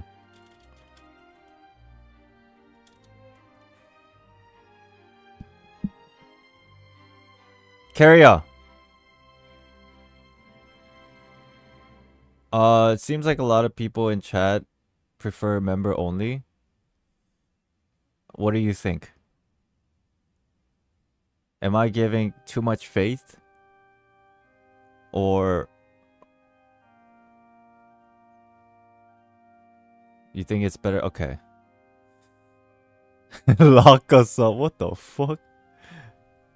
Alright. I'm sorry, chat, but since majority of you want it, and I think it is for the best for the enjoyment of the stream, I will be going into members only for I don't know how long, but yeah, we'll do it just because I want to make sure that I am not spoiled with anything. I'll turn it back on a little bit after we get through like some important things here. Okay. By the way, thank you all for just, even though it's members only and maybe you're not available to chat, thank you for still being here and watching. Appreciate you guys. And thank you for all the members as well. Thank you guys. Alright, let's do it. So I'm gonna have to read through all this. This is a history of all the things we've done ever since we arrived in Fontaine. Okay. Became Lenny's attorney, yes. Murder case unfolded in the midst of Linné and Linné's first performance at the Grand Opera House. Though they were clear from the accusation leveled against them, their identities as agents of the House of Hearth was revealed. You defeated the Hydro Archon in the very first... Yeah, okay. We already heard that. By the way, that whole weird, interesting dragging part that we mentioned earlier makes sense. They needed some time to dig up the tunnel. On the simplest level, besides all the philosophical things, on a simple level, they needed to build a fucking tunnel, bro. Okay. What's next? The truth behind the serial disappearance. Let me unmute the alerts. There you go. Okay. The truth behind the serial... I didn't think that you'd wind up getting to the bottom of the case I'd been following all this time. I guess you could also see this as a happy coincidence. Turns out the Fontaines can dissolve in water from the primordial sea. Over the years, Fauché kidnapped and dissolved many young girls. For his experience, tried to find a way to bring back his wife, who had been dissolved. This is the first time Monsieur Child! Neuvillette had a difference of opinion with the Oratrice. Even the Hydro Archon can't figure it out. The Neuvillette believes Child to be innocent. The Oratrice judged him as guilty in the end, and even Furina didn't know why. A Fatui Harbinger. She's an extraordinary person. Her instinct must mean something. During the diplomatic meeting with the Knave, she revealed that she had already probed Furina on her own and believes that it's possible not only is Furina not the real Archon, but that she is actually afflicted with some sort of curse. The fortress of Meripede was almost destroyed in a single day. That I didn't witness that scene personally will always be a source of professional regret, I think. I'm sorry, Charlotte. The entrance of the Primordial Sea is sealed beneath the forbidden zone of the Fortress of Meripede, and recently the Primordial Sea has already nearly broken out. It was only temporarily pushed back by Neuvillette's power. According to Monsieur Neuvillette, both Child and that whale should have been in the Primordial Sea at that time. He saw Child floating in the sea in the dream, as well as indescribably massive whale. I nearly lost my awesome friend Navia. To be honest, that still gives me shivers. While exploring the ruin near the Poisson, it began to collapse and Navia fell into water containing primordial seawater. Only the protection of dead members of the Spaniard Rula prevented her from dissolving. The words of someone as extraordinary as a witch can probably only be truly understood when something surreal happens to you. Nicole communicated with you by connecting your consciousnesses. She believes the prophecy would certainly happen, but that you didn't give up. The answer is in the abyss. Akko, what's up? Hello, hello. Oh, whale, hello there. Hi. What the fuck? You've been here this entire time and I'm just like fucking misreading shit. Okay, let's continue. Take with a super chat, Colonel. We needed to stall for Linnae to Minecraft an entire tunnel. Yeah, that's exactly what happened. Thank you for the super chat. The prosecution and the defense are both in position. The trial shall now begin. It's time! I guess we're doing the trial to figure out what's really going on with Furina and why she's been lying to the entire country. Oh, come on, Neuvillette. There's no need to repeat all the unimportant legalese. Just fast forward to the part where the prosecution lays out my offenses. As the defendant and the lead actress of this performance, I still haven't even been informed of my supposed guilt in all of this. Yeah, they'll probably just tell us. How do I lower that noise? What did you say? Sound effects.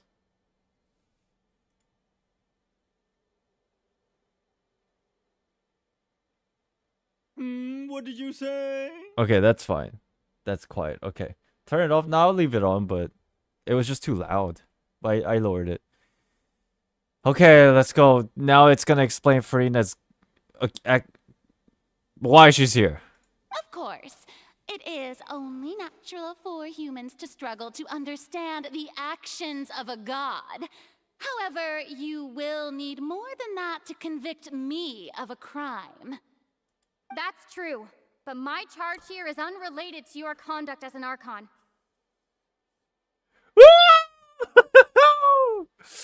Yo, what the fuck? I was like, who the hell is talking? That is true, but my charge here is unrelated to your conduct as an Archon. Okay. Instead, I would like to charge you as a fraud who's never been the Archon in the first place. Whoa. That's crazy accusations, but I'm down. Wait, what was that? Lady Furina's a fraud? Hey, I came here thinking that we were going to try the Hydro Archon for forsaking her duty, but did I hear that right? She's not our Archon at all? We kind of suspected this even from Arlenkino, right? Charge accepted. Lady Furina, do you plead guilty to the charge? Lady Furina. I plead not guilty. How can I be guilty? There is no way that I, Fauchelord, otherwise known as Furina de Fontaine, a member of the Seven and the Regina of all waters, kindreds, peoples, and laws of Fontaine, could be anything other than your true Archon. Venti! Chongli! Hey! Nahida, get over here! I need witnesses! Yeah. Even though Lady Furina can be rather eccentric, isn't it going too far to doubt her very identity? Yeah, I've never questioned her identity either. Sure, Lady Furina can be super irresponsible, but what grounds does that prosecutor have to make such a huge claim? I have cause to believe that common sense will prevail in this case. Many of the members of the audience have known me as the Hydro Archon ever since they were born. There would be no fooling their memory. See? Even the Oratrice has decided to show me its favor. Are you sure you want to commit to a charge that will never be upheld? We gotta keep in mind, this is a court of public opinion. If you wish to drop the case, I can promise you as the god of justice that you will not have to face trial for making a false accusation. We will treat everything that's happened as a dramatic spectacle and move on with our lives. What do you say to that? Huh. An argument with near impossible odds, huh? We have to not only refute Furina's claims, but also overturn the long-held beliefs of the people. The people only see you as their Archon because that's their long-held belief. Well, I tried to give you the chance to surrender. If you must persist, then let me ask. If you believe I'm not the Archon, then what manner of being do you think I am? This is so interesting.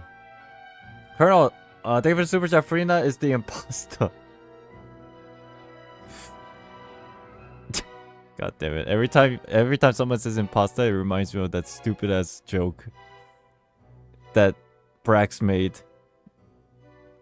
By the way, thank you for the super chat. By the way, I keep noticing this. Kinda sus. And if I was not the Archon, then how did I manage to live for over 500 years? I got to think carefully.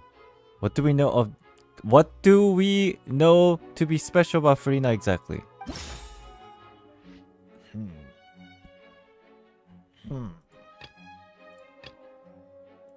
What did you say? Indeed. What did I say? Thank you, Colonel. Thank you. Isn't this just this? It's the Knave. She has info.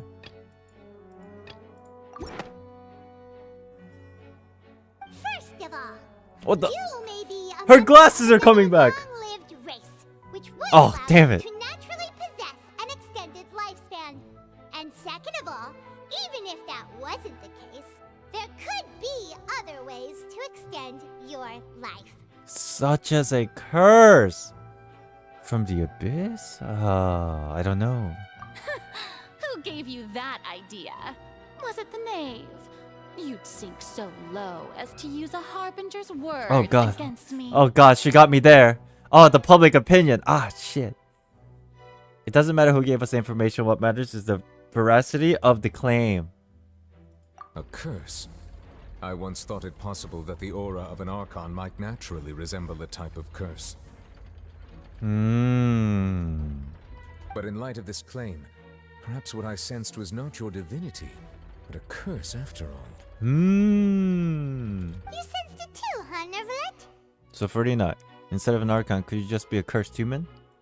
Lady Furina is actually a human? If she is a human, she has a crazy ass fucking design. It's the best looking human in this entire game. Well, it is true that it's extremely difficult to tell humans and gods apart just by looking at them. It's not impossible. Ooh. Well, don't start celebrating too early now. Even if I have been carrying a curse like you said, how does that prove that I am merely a human being? True. Besides, everyone knows that the main difference between a human and a god is the possession of authority. Gods can do what humans cannot. That's why they're worshipped as gods. Taunta's streaming too? Oh my god! Dude, I want to watch his reactions. But I have to finish first. God! Everyone knows that the main difference between a human and a god is a position of authority. God can... Okay. For centuries, manifestations of my authority have served the nation of Fontaine. Sure. One need only to turn their eyes towards the Oratrice Mécanique d'Analyse Cardinal in this very opera house, or consider the endemnitium that is used in every aspect of life. Wait, that one trial proved the opposite. Furina actually has no control over the Oratrice after all.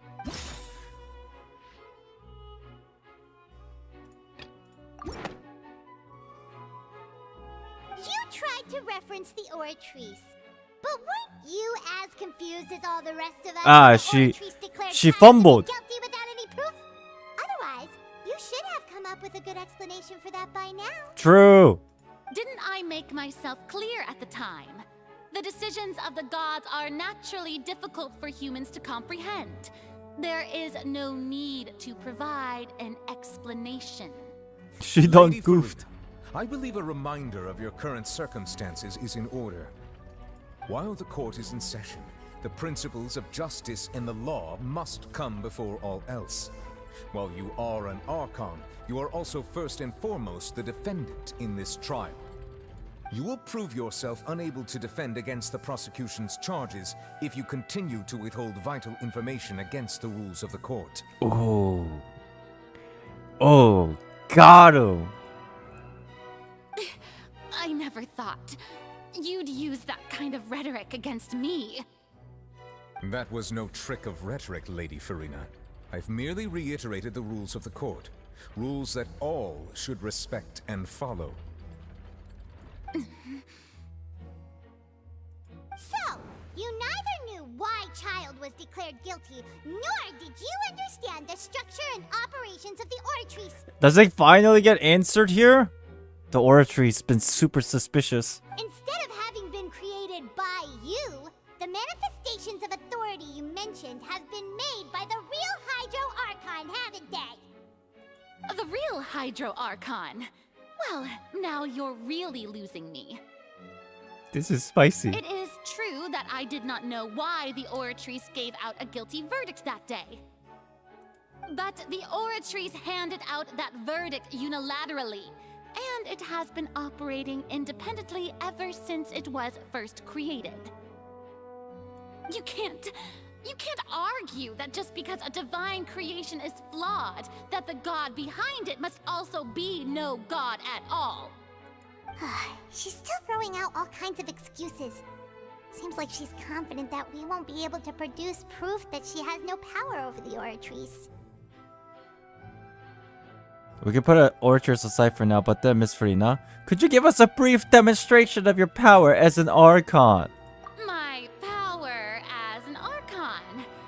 There are many ordinary citizens in the audience. How can I just carelessly demonstrate the Ooh, that sounds like power of an Archon? that sounds like an excuse to me. Okay, Yippee.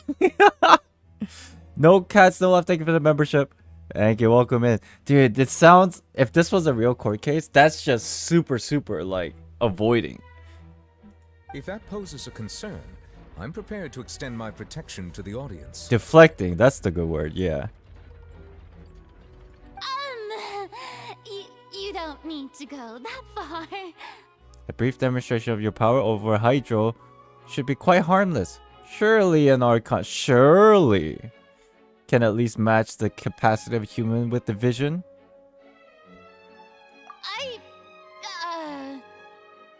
Oh, that's why she doesn't have a vision. Well, Archons don't have a vision. Aren't you the Hydro Archon? Or is it that you can't even wield the power of Hydro, much less the authority of a god? That is true. I mean, looking back, she never used her power once. It's very telling. Yes, it's all because of Indemnitium. All Archons derive their power from the faith of the people, and I've converted the people's faith in justice into Indemnitium. Thus did I give up all of my divine power to provide everyone with energy for their daily lives. Have you ever seen a more magnanimous god? Isn't that a huge stretch? Yeah, no matter how generous an Archon can be, how could they give up all their power? Can a god with no power even still be called a god? It seems like nobody's buying Furina's excuse. Oh, that is Marco's voice. You're right. Hey, come now, everyone. Please don't stare at me as if I was a liar. I'm still the same Furina you knew, right? The one that you loved. Shouldn't you want to believe in me? Please? You've got to believe me. If what the prosecutor said is true, she really has committed a grave offense. Did she deceive all of us? And all of our parents and grandparents too? And then all of our ancestors? Ever since they were born?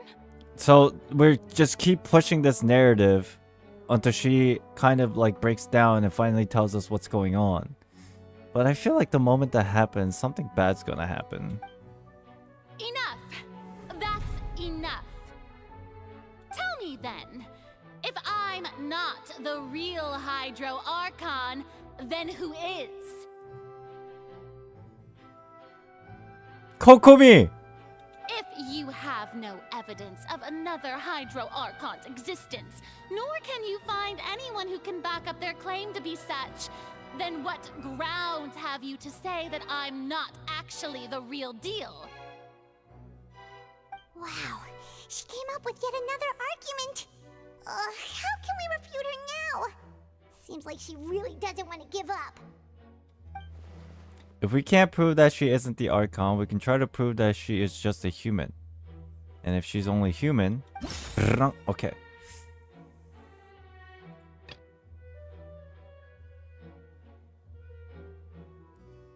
Oh, this might be it. Because why did Neuvillette come when Furina should have?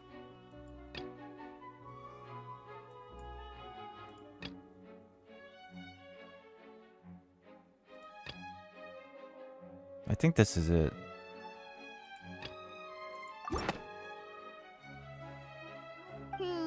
That doesn't sound right. Paimon doesn't think this clue can be used as compelling evidence to build our case. I was 2 for 2, too! Okay, let me think.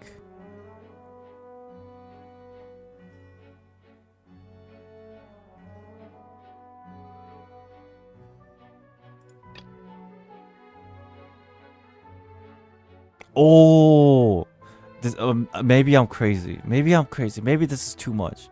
But what if we just like here's some primordial sea. Touch it. It has been established that all Fontainians can dissolve in water from the primordial sea, and that means. Since you insist on claiming to be a god and not a human, then there's a method that you can use right here. Oh my and God, to it's eliminate true. all suspicions of you being the latter. Miss Navia, please apply to serve as a temporary attorney for the prosecution before addressing the court. Though you act in partnership with the prosecutor, you must still adhere to proper procedure. Navia has this thing where she always butts in every court session that she takes a part of. Shit. Super sorry, Monsieur Chief Justice. I swear this really will be the last time that I'll speak out of turn. Now, I've brought some seawater from Poisson. As everyone knows, a massive flood struck the area not long ago, taking many lives, including those of some of my closest friends. Sorry about that. So, Miss Furina, would you dare to touch some of this seawater? If we are to believe that you are indeed the real Hydro Archon, touching this seawater would have no effect on you. All it should do is strengthen your case. Chat, is it just me or like... Oh god, somebody said it earlier in chat. It does feel like we're bullying her. I mean, for a reason. We have, I don't know if it's a good reason, but we have a reason. But now it's just like... Ugh, it makes me feel uneasy of how Furina might feel at this moment. I think that's the point. Yeah, I mean, it is. It's just me thinking about Furina's position and her thought process in this situation. It must be so difficult. But if you don't dare to touch it, then we would have basically proved the reverse. It is court, after all. You're right. Oh, and I must Trial. remind you that after the disaster at Poisson, nobody wants to see any more people dissolve. I do hope you'll act prudently and choose the simpler path of admitting guilt. Navia from the Spina di Rasula. The Spina has governed Poisson for many years. I guess her suggestion is valid. I guess. If Lady Furina is indeed just a human, she's probably Fontainian like all the rest of us. Would she really dare to try? But what if she's not from Fontaine? That'd be crazy. Like, she touches it, but it has no effect, and we assume it's Archon, but she's not even from Fontaine. Furina? Lady Furina, this test has been unilaterally proposed by the prosecution. As it falls outside the realm of standard court proceedings, you possess the right to decline participation. Dad's reminder, it's like a little bit worrying, but still trying to be lawful. Well, of course he had to tell her that. But refusing to participate is basically the same as a confession of guilt. True. She's just staring at the water without saying a single word. It really does seem like she's quite terrified of it. That could only mean... What's going on? Is she really planning to... That's not what we thought she would... Oh, she's just gonna do it, isn't she? Due to the inherent risk of the test, Lady Furina, you may... Hey! Dude, this entire time, the eye movement of this character throughout this entire quest is just like so good to portray the emotion. I'm fine! Look at me, everyone! My hand is still here! I haven't been dissolved! Take your gloves off. Will you believe me now? I really am your Archon! I'm nothing like a normal human who would fall apart as soon as they touch this water! Really? Was this not the most obvious thing in the world? Miss Siegewin? If you are present, Miss Siegewin, please come forward and attend to the defendant. Nurse! Siegewin? Don't be nervous. It'll just take a few seconds. Let me see. That should be enough. Please announce the results of your evaluation to the court, Miss Siegewin. As everyone doubtlessly saw, Miss Furina was displaying symptoms of hyperventilation and flushed skin. These indicate that she was experiencing the adverse effects of exposure to primordial seawater. The extent to which she was affected is the same as other humans when exposed to primordial seawater of a similar concentration. Oh. Thank you, Miss Siegewin. Lady Furina, you may return to the defendant's stand. Oh, wait. What did she just say? I didn't get dissolved! Shouldn't that be enough to prove my innocence? Well, considering your tendency to run from your problems, we did originally prepare a direct sample of the seawater around Poisson. However, after extensive discussion, we exchanged it for a sample that is not concentrated enough to dissolve an actual human. After all, I mean, you should. on the off chance that something entirely unexpected might occur, Oh, is she gonna take this point and run with it? we don't want anyone else to lose their life to the sea. Yeah, so out of regard for Furina's life, you secured a low concentration sample and asked the head nurse to serve as an expert witness. It's a great thing that the direct sample wasn't actually used. Furina could have... I can't believe... You... Deceive fate yourself. But what's really going on here? Furina can have known the consequences, have not known what is human. This is too unlike how she usually acts. Unless actually more important to her for keeping a facade than saving her. That's what I'm thinking. Ooh. To Furina, keeping up her facade is clearly more important than her life. Wow! Exclamation mark. But hadn't she given up on everything a long time ago? Listen to me, everyone. Please don't give me such cold and disdainful looks. What happened just now didn't prove a single thing. Why does she have to do this? What is the thing that is wasn't it just to portray that everything is okay on the surface? Think about it. How can you conclusively prove that an Archon can't also be affected by the primordial seawater? Oh my god, she's just good at just coming up with excuses that kind of make sense every time. Also,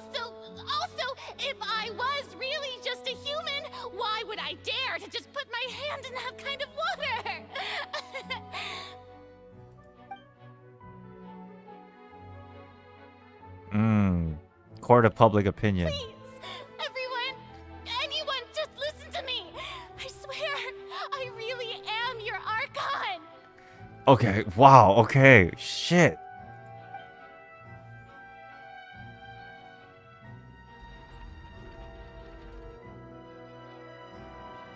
Why? Why? What's the reason? I don't think anything she says at this point will sway anyone. The odds are just too stacked against her now. This is a amazing scene right here. The composition of this shot. You see how lonely she is in this entire shot of the camera? Wow, this is actually chef kiss. With all the things that have been said, Paimon doesn't think there's any way left for Furina to win. I believe the time for arguments and presentation of evidence has come to an end. If there are no objections, we will move on to the final judgment. I wonder what the oratrice would say. What the? I don't think anything she says at this point will sway anyone. She's too stacked against her now.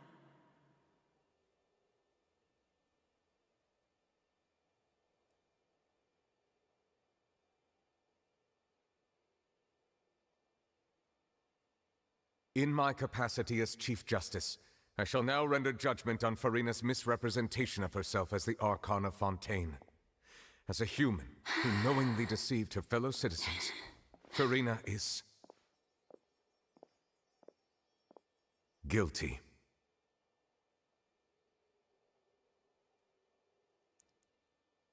Man, this is good. This is good scene. Holy shit.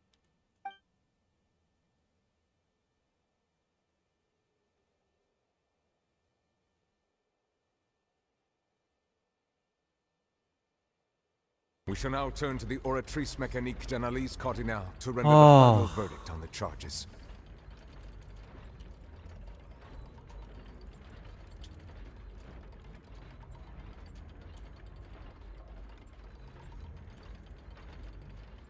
That was crazy. Moment, that one scene with the cracking of the glass and saying guilty. Obviously everything was silent and it's like just a feeling of dejection.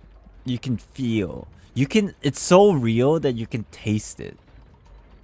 You know what I mean? God damn. They were super chat, Colonel. What did you say?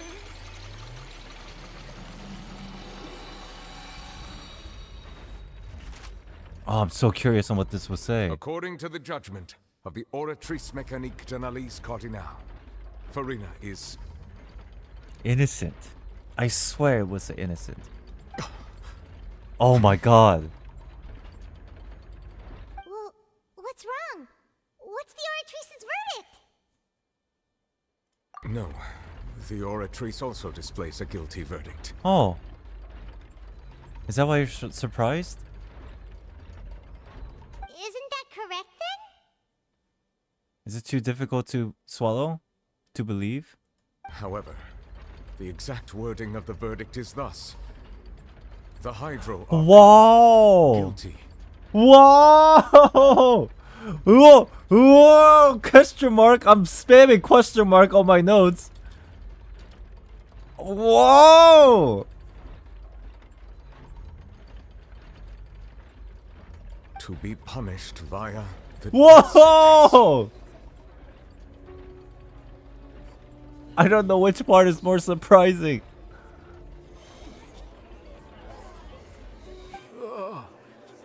The death sentence? That's actually one of the available sentences? I've always thought that it was just a myth. The one and only time the death sentence has been handed out at the court, and it's been given to the very person we've worshipped as the god of justice? What an unexpected twist. Chat, the plot thickens. Holy shit. Furina's been sentenced to death by the Oratrice? We just wanted to use the trial to show her the seriousness of things so she'd tell us the truth. How did things escalate like this quickly. This outcome is indeed quite strange.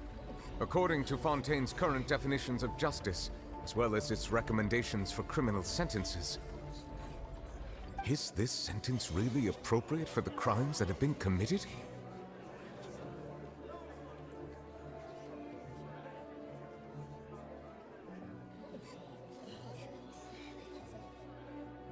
I mean, if she was in fact a human and masquerading as an Archon, sure, I can see the death sentence because it's a very serious crime of impersonation for something so important.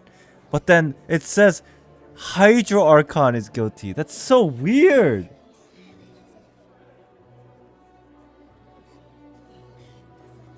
Huh. Thanks for the super chat, Colonel. Thank you. Even Fauché wasn't sentenced to death by the Oratrice. You know, the real evil mastermind behind the serial disappearances case. What's more strange is it says Hydro Archon. Indeed. Not only is Furina's sentence overly excessive, the very point of our trial today was also to prove that Furina has never been the Hydro Archon in the first place. But now, the Oratrice seems to have deliberately invoked the title of the Hydro Archon. What does this mean? What does this mean? What did you say? I don't know what I said. What does this mean? Excuse me, if I may interrupt. Okay, Furina is taking the role of Navia. Is the trial still going? Fremine! Huh, you finally made it. I assume this means you've completed your mission? Mm-hmm. Any mission Father assigns to me will always be top priority. With some help from the other Fatui, Furina brings a stone slate. Is this the first one? prophecy slate?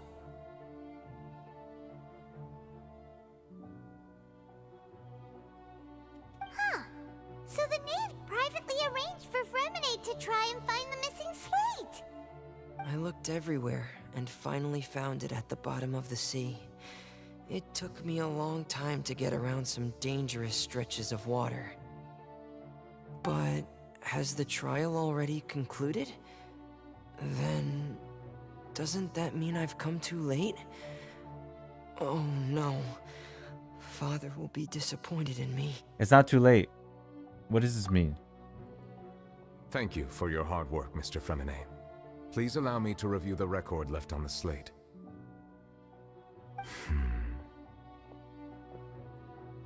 Traveler, I believe that you have already seen the other existing slates, and would like you to come here and confirm their contents.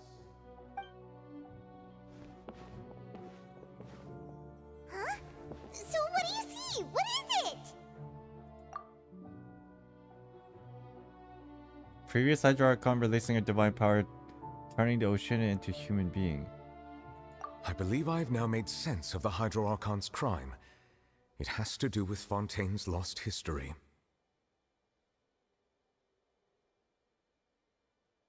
Huh? Isn't the Hydro Archon just guilty of deceiving her people? Oh, wait, no, that's Furina, and we've already proven that she's not the Hydro Archon. So when you say Hydro Archon, do you mean the real Hydro Archon we've been kinda talking about? In truth, everything that you've encountered in Fontaine up until this point can be traced back to the contents of these stone slates. However, I'm uncertain as to how much sense they currently make to you. An association between the contents of Slate and the event in real life. Okay, let's try to recall the contents of the other 3 stone slates. Paimon will do her best to help you remember. Damn, Paimon is a true guide. Select to check the description of the stone slate to exact key information from them. You can find scenario related to the stone slate's contents in the incident recorded in the interview notebook. As the verification process continues, the fountain water level in the menu interface will rise. When you have finished verifying all the stone slates, the truth behind the prophecy shall be revealed. Okay. The first stone slate describes what you just said. It seems to show the previous Hydro Archon using her divine power, and then the Oceanids turn into humans. Does that mean that Fontanians are transformed Oceanids? Oh, Paimon wasn't expecting that. But if Oceanids can turn into humans, then perhaps this process can be reversed as well. So you're saying everybody in Fontaine that are Fontanians are originally Oceanids?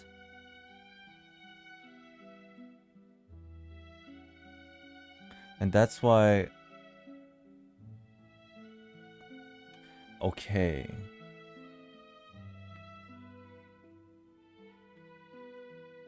That's possible. That's very possible.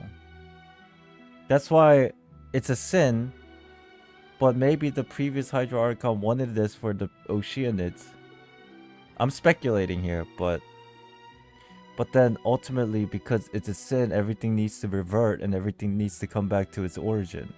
That's why the primordial water exists, to bring all the people back to its original form, which are Oceanid, which was hinted several times.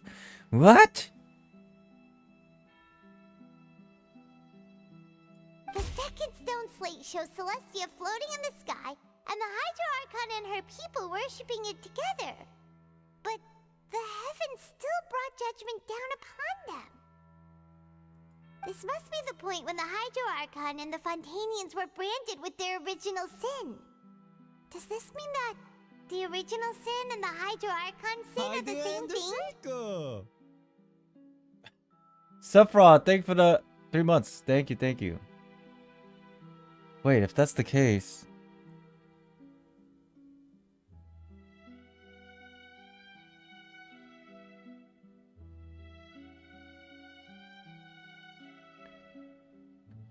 I don't know. Did Oceanians become human and they try to overstep their boundary within the under the jurisdiction of the heavenly principles, and then because they did that, that was a sin. But because their origin of creation was from the previous Hydro Archon, so the sin ultimately falls onto the original place of the previous Hydro Archon.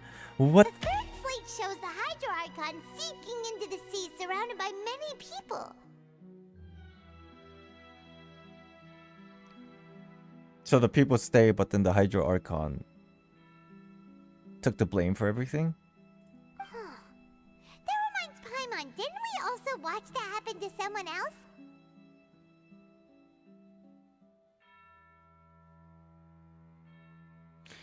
If this is true, then it kind of makes sense. Dude, this is so weirdly connected to like all the stuff that I was making video about for Reverse 1999. Essentially, the previous Hydro Archon was a sacrificial lamb to die for the sins of everybody.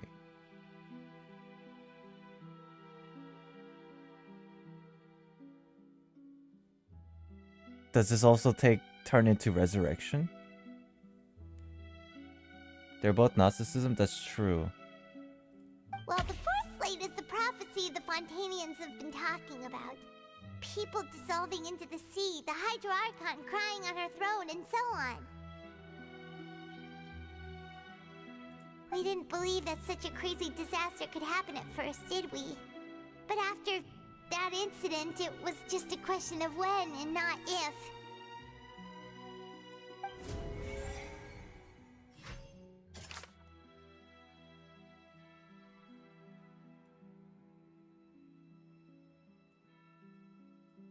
Do I just click this? The real event related to the prophecy of...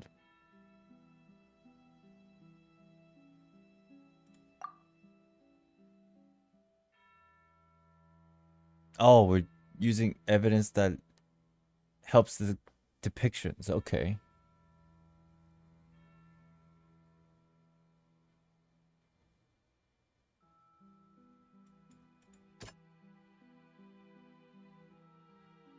That doesn't sound quite right. Oceanid, no? Some more. People turning into Oceanids? Or Oceanids turning into people? Okay. We know from the case of the serial disappearances of young women that Fontanians can be dissolved in primordial seawater. And the first stone slate tells us that long ago, the Hydro Archon used her power to turn Oceanids into humans. Yeah, reverse This form. might be the reason that Fontanians can dissolve. Makes sense.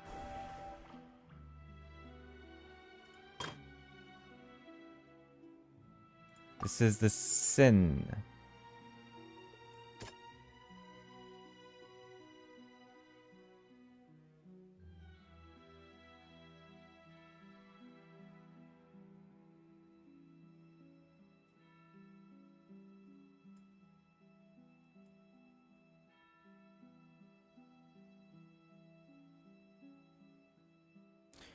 You're telling me the oratrice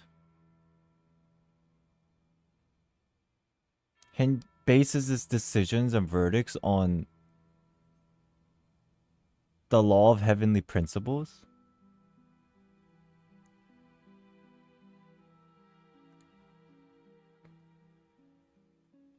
Is that what that is?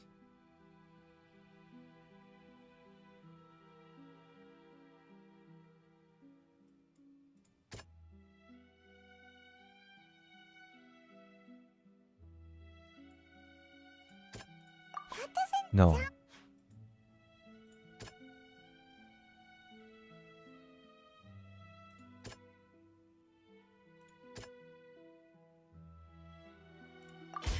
Perhaps what is about to take place has all happened before. It's The repeating. true sin of the Hydro Archon that Neuvillette mentioned, and the original sin cast down on the people of Fontaine by Celestia, as recorded on the stone slates. Oh! So the verdict is based on the repetition of... That makes sense. Okay.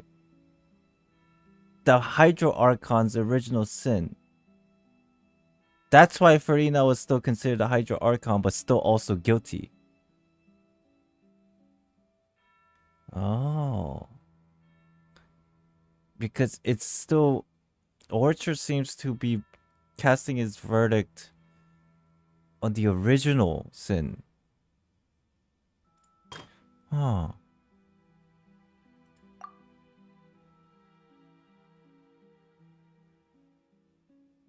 Oh, is this the Navia one? Where like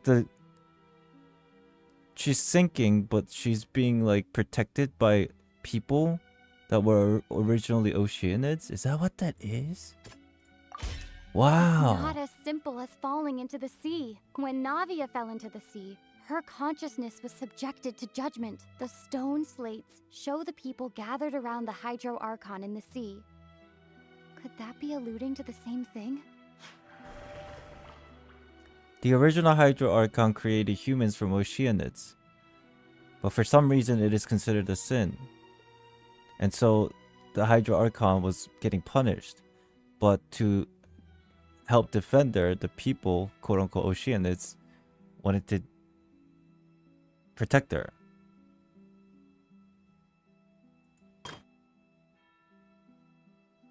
And then the people that were trying to protect her, they're the one that took the fall instead of the Hydro Archon, and that's why the Hydro Archon is left by herself.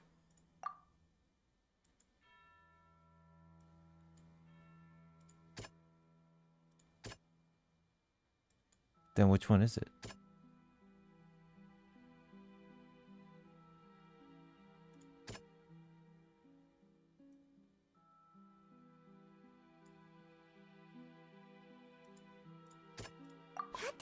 Yeah, I don't know which one it is.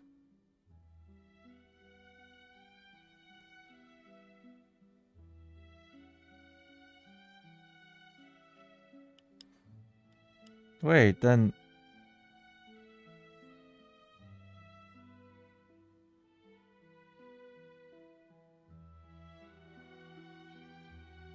is the primordial sea like this entity that is trying to force all humans back to its original form so that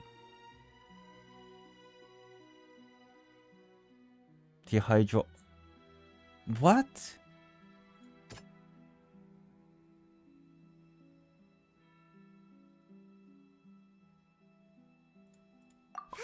Really?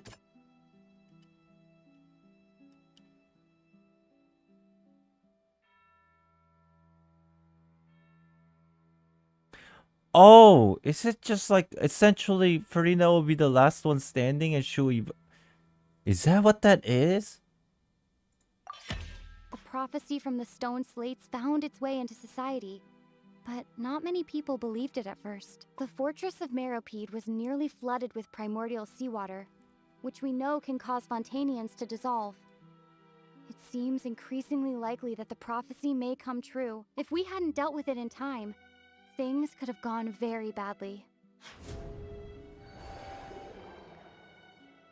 They'll dissolve into the primordial sea but won't cease to exist. Their essence will flow in the seawater, converge, and take the form of an Oceanid.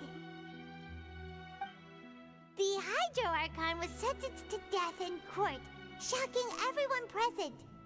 Perhaps this means that her sin was actually Fontaine's original sin. Navia fell into the water inside those ruins, and she nearly dissolved. She was surrounded by the people of Poisson in a court within her consciousness, and was forced to take part in a trial meant to make her stay.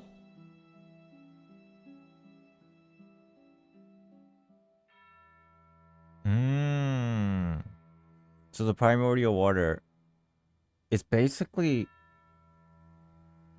judgment itself.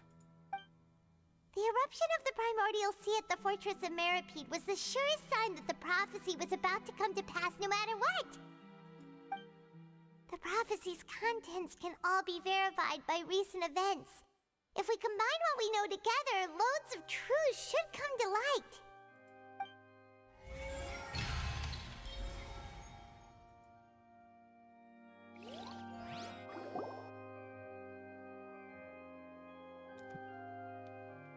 Like a hydro equals justice?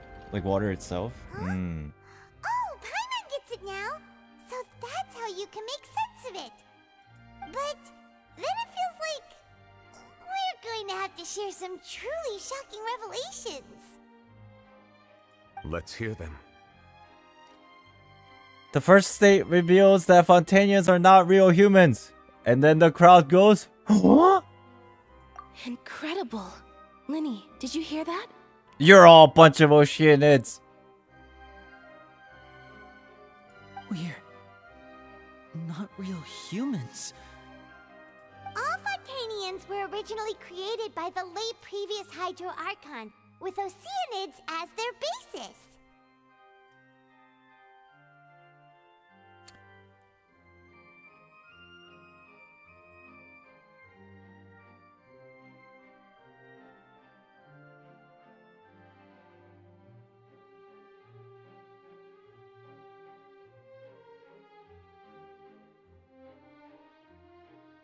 This is interesting. Chat, who else in the game that's released that's from Fontaine? Charlotte?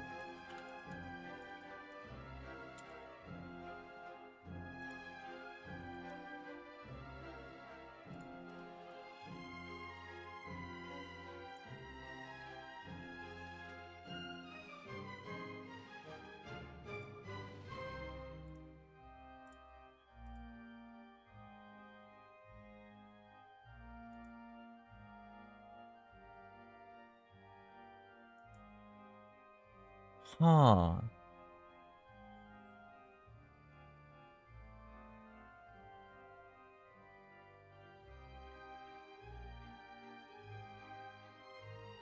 This is so interesting. Hold on, let me write this down real quick and I'll explain.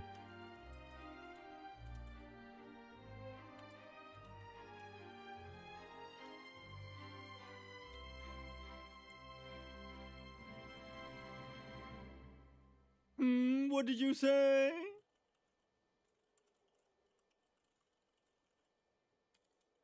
Okay, this might be a long shot, but let me explain. I made a tweet about this a while ago about Furina's vision. Did you guys see this? Basically, I'm pretty sure.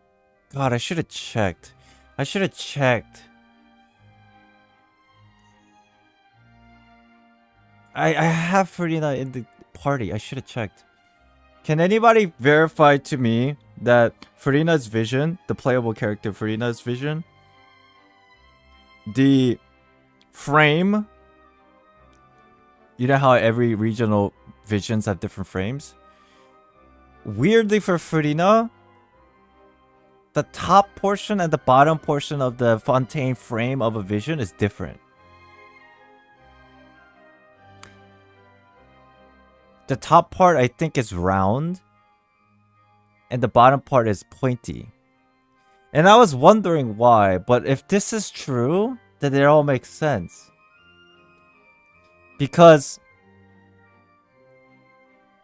this is heavily hinging on the idea of Gnosticism, where essentially an enlightened people or enlightened being turns into a human, like the world is created, materialistic world is created, in this case a human. But once that happens, their enlightenment of both sides of syzygy gets separated. And the interesting thing is, if you have no idea what the fuck I'm talking about, is basically before humans exist, there's enlightenment, especially ascended state of godhood. But then when they become human, the good and bad starts to form and they get separated. Weirdly, if this is the depiction, like let's say the Oceanid is an ascended being and then they get turned into a human, then you understand what's good and evil in the perspective of the human world, right? Like Adam and Eve. But the thing is, the visions also depict the same idea on Fontaine characters, because one is pointy. Like for Lenny, it's pointy on both ends, and for Lynette, it's round on both ends. But no other Fontaine character has both at the same time except Furina. And the thing is, if that is a depiction of the separation between the two, it makes sense, because what that ultimately means is arc and the arc system of Numa and Ozia. And when you combine the two, that's pure enlightenment. But if you separate it, that's when you get Numa and Ozia. And that's why these characters with visions that have like Numa arc, Ozia arc, they only have one. Does this all make sense? And that's being depicted in this Oceanic turning into a human. And then after that happens, it's a sin that separates both the idea of enlightenment itself. And that's being hinted through Vision's frames? Really? Wow. Can you simplify it in... Can you simplify it? Story of Adam and Eve. What is the cause of the quote-unquote sin? Knowledge. Or trying to understand the idea of good and evil. That's what it is, right? The apple gives this being in the Garden of Eden, the apple, by eating it, it gives you quote-unquote knowledge that gives you the perspective that now you can discern what's good and now what's evil. That itself is considered sin of knowing, of being aware of those two things in existence. But what that means is now you're going down from like ascensionhood into sinner, and those things get separated. And that's relating to Gnosticism almost exactly in concept of syzygy. And this is what's being depicted here. Of this is Oceanids are basically the ascended forms, but then since humans are created, now the whole sin, the original sin occurs. Yeah, basically fall from grace, essentially. And I feel like that's why this whole thing is depicted as the original sin. And the original Hydra Archon is the cause of all this. Idria got tempted like Apple with Eve. I don't know, because it's not... This is not only Christianity's reflection or mirror. This is Gnosticism, more or less. More so than Christianity. I'm using Christianity as an example to better understand. In Gnosticism, there's a being that creates humans. And once that happens, like the human world, and once that happens, the same thing occurs of discerning good and evil. And the materialistic world and the spiritual world, it gets broken down. It's a little pretty deep, but that's pretty fascinating. That's actually super fascinating. No, the concept is Christianity, and then this depiction is Gnosticism, but they essentially share kind of a lot of similar mirroring aspects. So you can't look at this just as Adam and Eve and those kind of things. You have to look at it as like a religious context as a whole. If that makes sense. But yeah, I just wanted to share it. That's so interesting. And this is all stemming from just the frame of visions too. Crazy. The arc system and Numa and Ozia.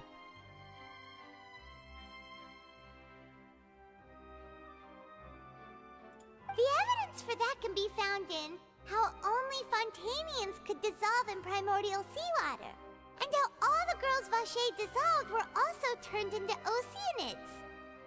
I would say it's not that deep, but because I play Furina story quest.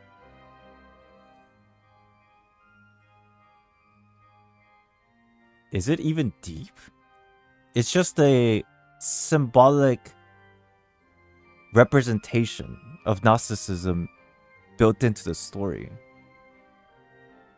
Oh, and according to Navia, when she was about to get dissolved, she also saw everyone gathered around for a trial. All of them in the shape of Oceanids. I guess the best way to explain this, chat, it's not that the game is trying to teach you about Gnosticism. This is like a reverse engineering. So the game obviously made the story based on Gnosticism. So if we reverse engineer it, we can guess what's being what's occurring. Does that make sense? Shit. Yeah, because the story is based on Gnosticism, so if we break it down in this reverse fashion, we can guess what's happening.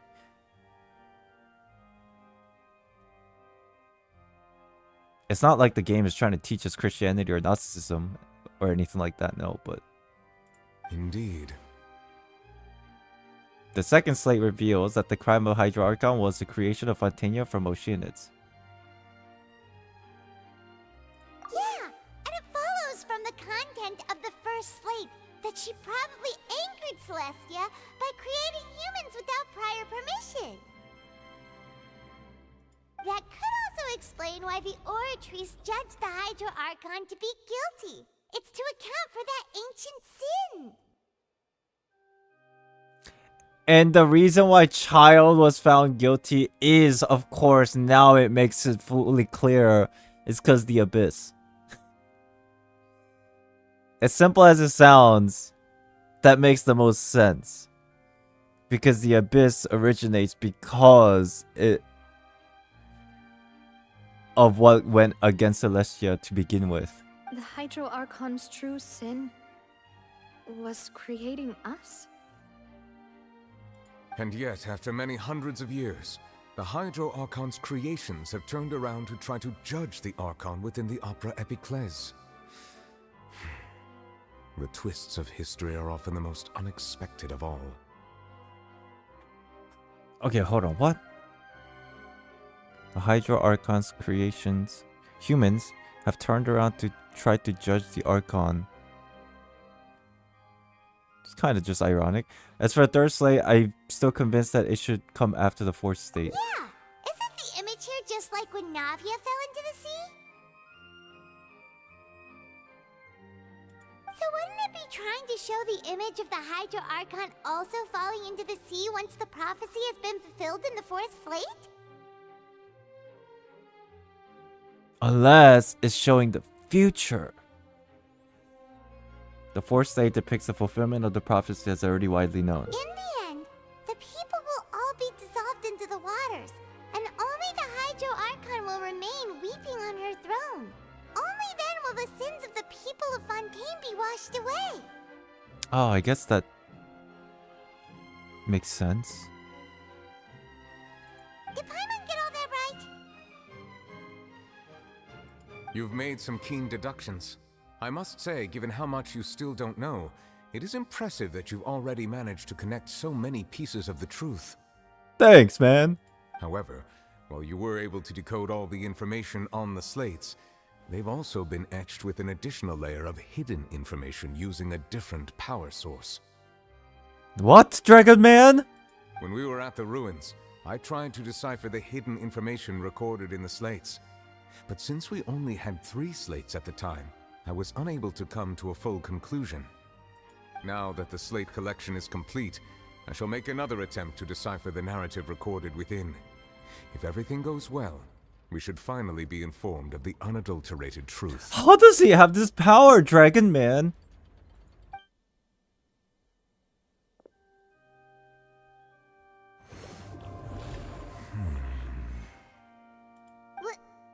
Well? Did you get it? I believe I should share this truth not only with you, but with all the people of Fontaine as well. I will try to briefly summarize it for you. Your hypotheses regarding the origin of Fontainians and the sin of the Hydro Archon were both correct. The first two?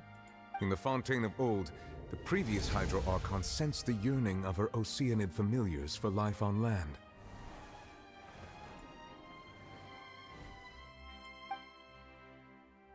The Oceanids were enamored with the beauty and romanticism of human beings, and wishing to have those experiences for themselves, expressed to the Hydro Archon their desire to become of a similar kind. This kind of puts everything into perspective now, huh?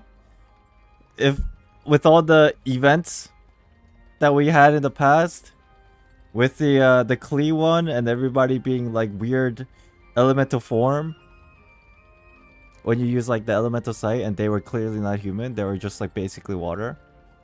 Yeah, the bottle land stuff.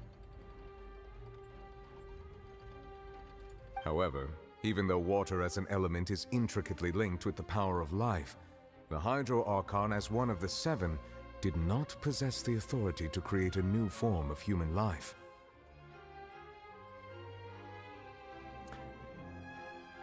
Wow, this is a similar thing that fucking Rheindotter got struck down with.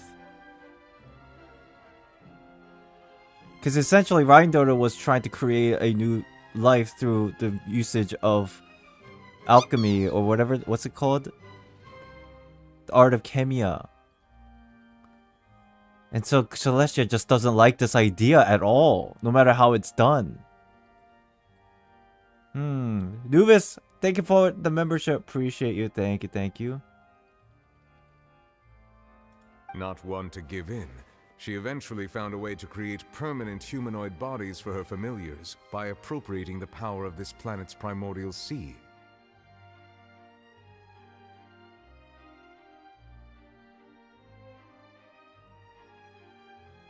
What does that mean? By appropriating the sea of this planet's by appropriating the power of this planet's primordial sea. Okay, how? She poured primordial seawater into the Oceanid's blood vessels, creating humanoid mimics in the process.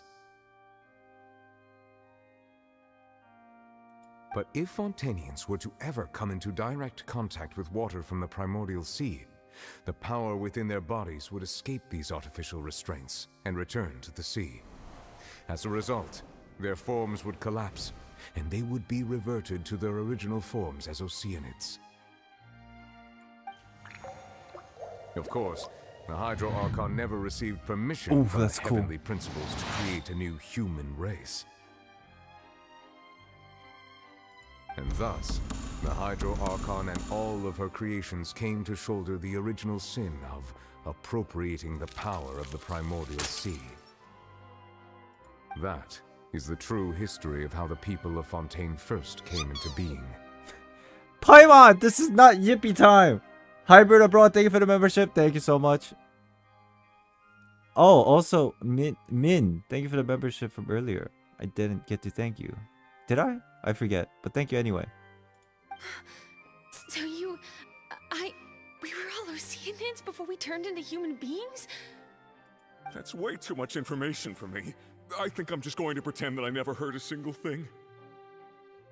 Wait, but if that's the truth, we can't let the Hydro Archon be sentenced to death. After all, her only sin was creating us. This really might be too much information for your regular Fontainian, but it does answer a lot of our questions. Celestia be on Full Metal Alchemist. No homunculi allowed. No artificial creation of human. That's exactly what it is, man. Colonel, thank you for the super chat. That's what I was thinking. Especially with the whole Reindorter situation. Alas, your hypothesis regarding the third and fourth stone slates was inaccurate. The slates' respective positions are, in fact, correct. So they're in right order? What is the third slate supposed to represent then? A key point of the visual on the third slate is how all the individuals depicted in the water are humans rather than Oceanids. What did you say? I have one question. So an Oceanid can turn into a human, but why can't a human fully turn back to Oceanid? Why do they have to merge together? In hindsight, I don't think they're merging together in terms of like Oceanids. I think they're all just separate beings. It's just they're separate Oceanids that all reside in the same collective consciousness of the sea. I'm assuming. That makes sense in my brain. They have not been dissolved, which implies that the water depicted in this slate is not water from the primordial sea. The nation of Fontaine is the nation of Hydro, as look well at that. as the nation of Trials and Justice. Instead of being the literal element, the water in the scene symbolizes judgment and justice. Okay, that's deep, bro.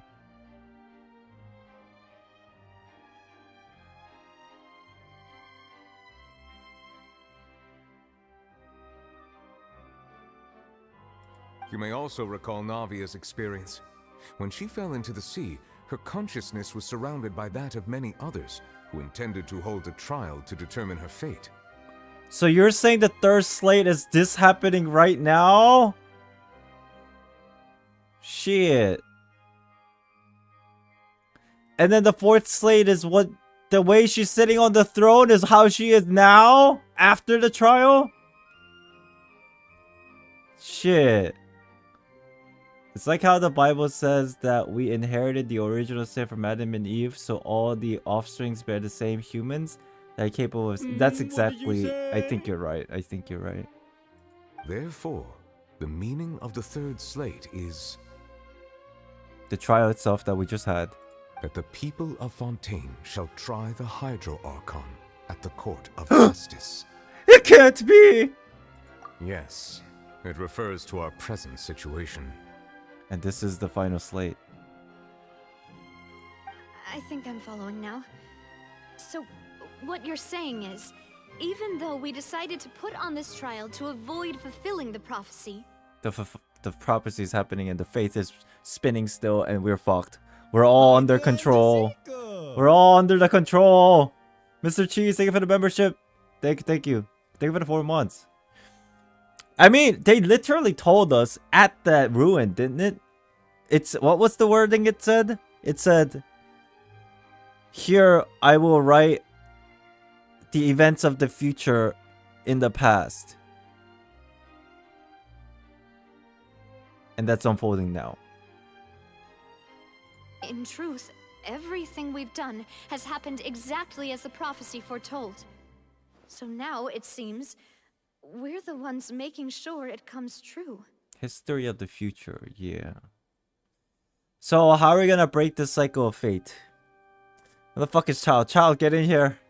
Bring your abyssal powers, because that's what Nicole hinted at. Child!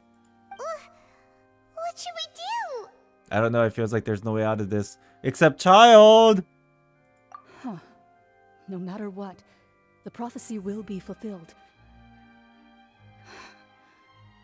Is this what it feels like to be a prisoner of fate? Dude, I am so adamant, without a shadow of a doubt, what Nicole said is literally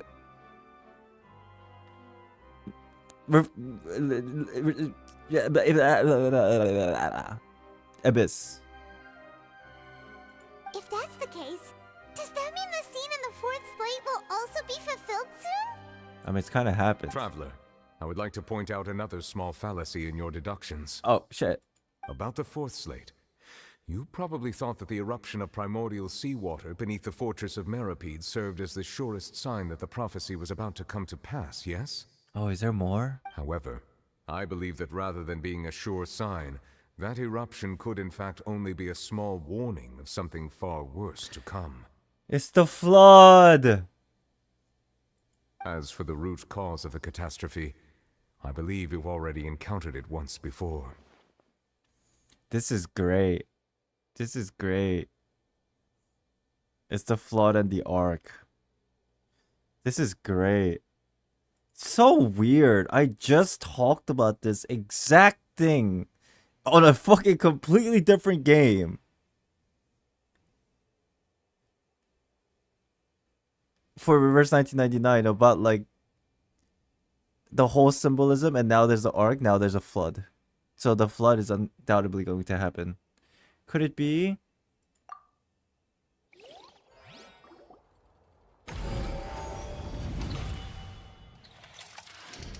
This eruption was just a small warning of the things to come. We must find the root cause of the disaster.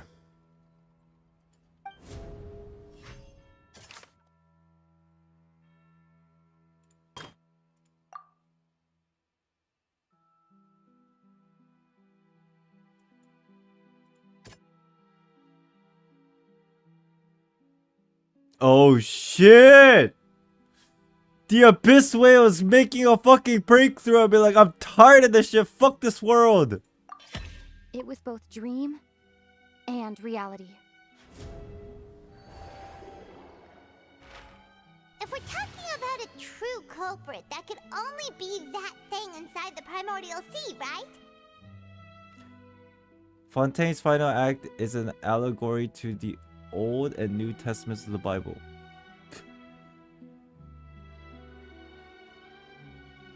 Yeah, I guess so. The truth, the original sin, the trial, and the root cause of the disaster.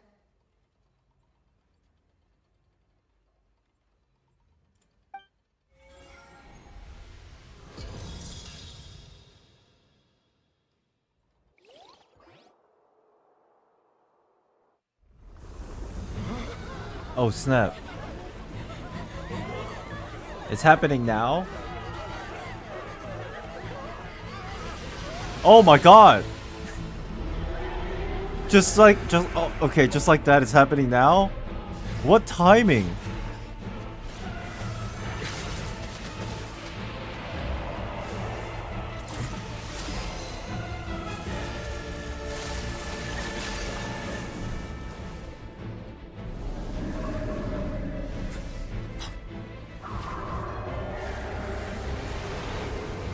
Oh! Okay, buddy. Okay, buddy. I figured you'd show up.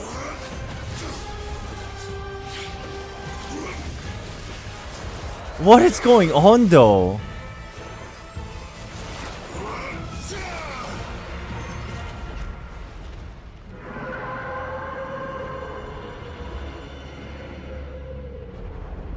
Oh, it went back home.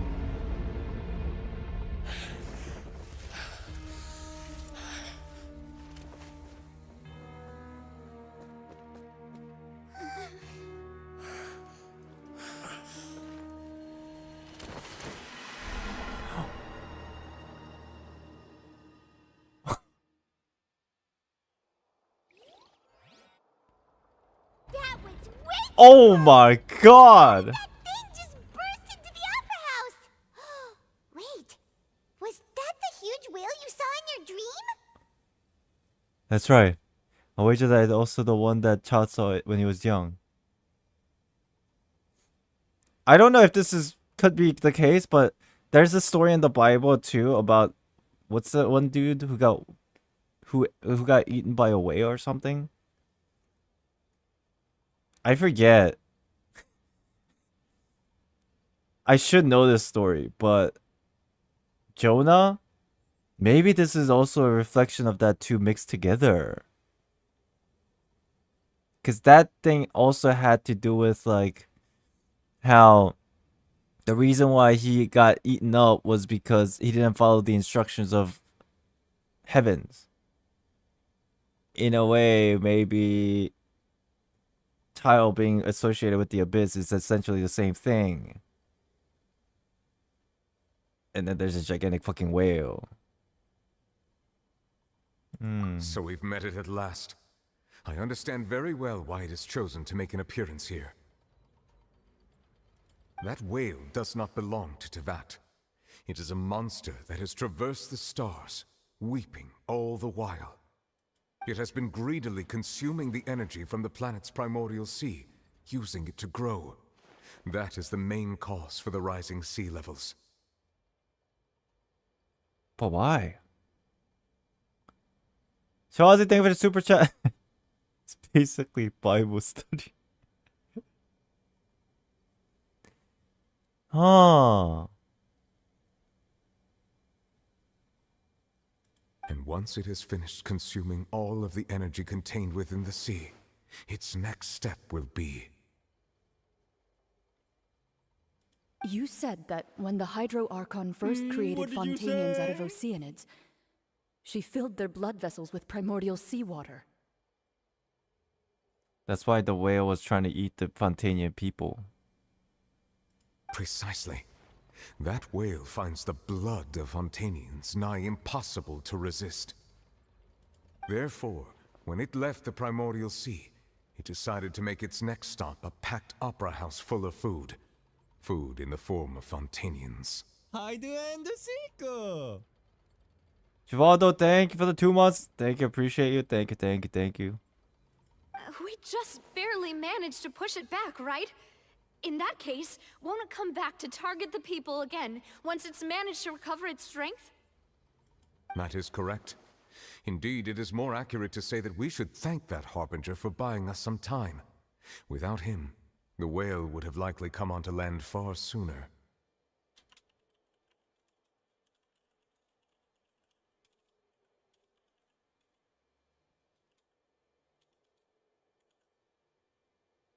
From the way he looked, he must have been fighting the creature for quite a long time.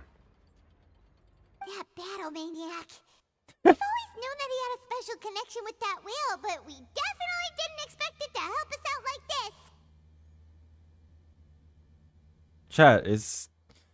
I don't know if this is gonna get explained later. Maybe it will. The whale.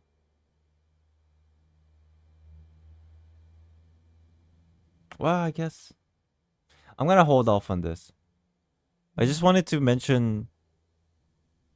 I wonder if this is also relating to... I mean, it is, because it's kind of abyss related. The power from beyond. The things I've kept talking about. You know? Colonel, thank you for the super chat. It's not enough that their consciousness risks being melded with others and then becoming Oceanids. Turn into whale food too. The whale likes eating Oceanids, apparently. Crazy ass fucking whale. Now that we know that this whale is the actual cause of the disaster recorded in the prophecy, all we need to do to stop the prophecy would be to find a way to beat it up, right? What did you say? I guess that's true. It is too late. What do you mean? It had already absorbed too much of the primordial sea's energy before we could notice it. At this point, it has become practically integrated with the sea itself. Damn it, man! You had one job! To tell us this beforehand!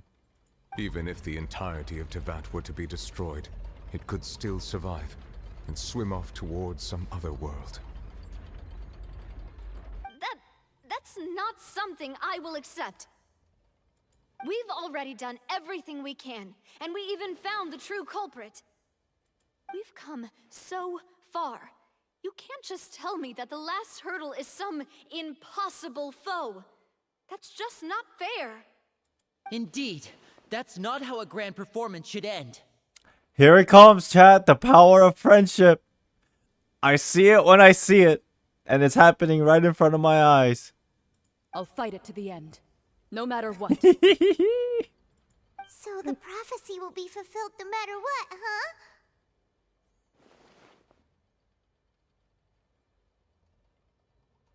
You know, this entire time, still there's an unanswered question of why fucking Furina doesn't have Archon powers. I guess that would be explained later. We completely forgot about Furina. She's still sitting there in silence, by the way. The prophecy. Oh. Yes, what has been prophesied will be fulfilled. You may view such things as the history of the future.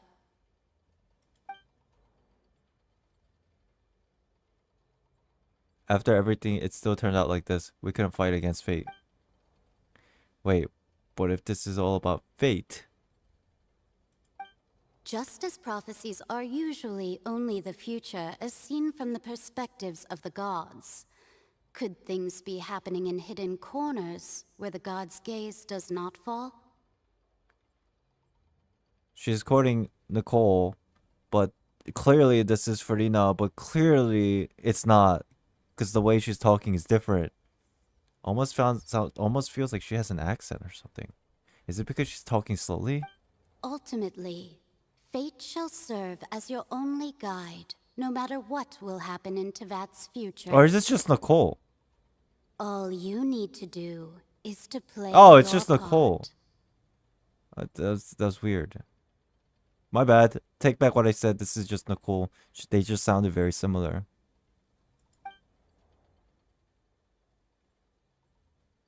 Could it be that even if the prophecy will be fulfilled, there will still be a way to save everyone? Did I miss something? Wait! Furina! Oh, what she wanted to say inside the magic box. Is she still here? I mean, at this point, you might as well tell us. With all this crazy invisible whale shit popping up.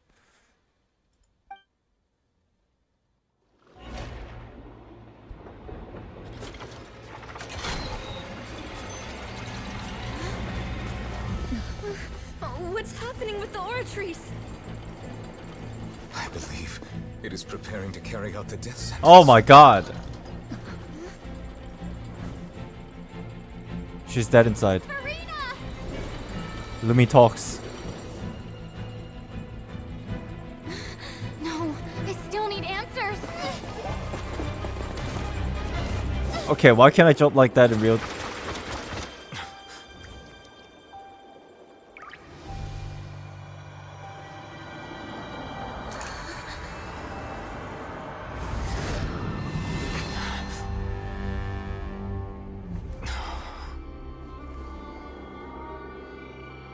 What the fuck?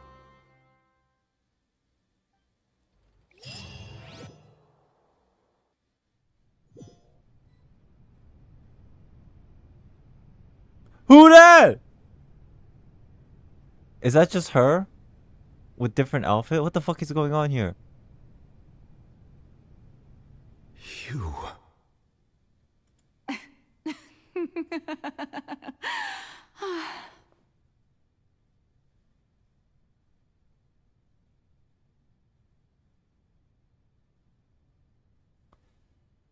And with that, I think it's about time I take a break.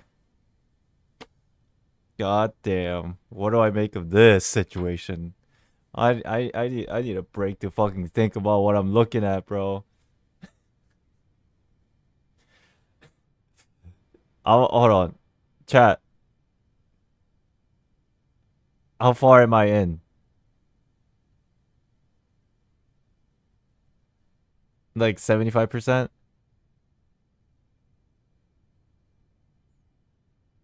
80? Okay. I think this is a good time to take a break, chat. I'm gonna be honest with you. What I'm about to see, I need a fresh mind going into this.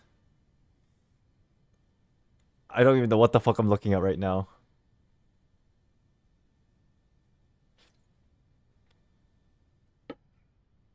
I need to sleep, Sally. I'm so sorry if I took so long, but I would love to continue this ASAP, but first of all, I need to go to the bathroom. So this is a good stopping point for now. I'll be back in like 5-10 minutes, okay?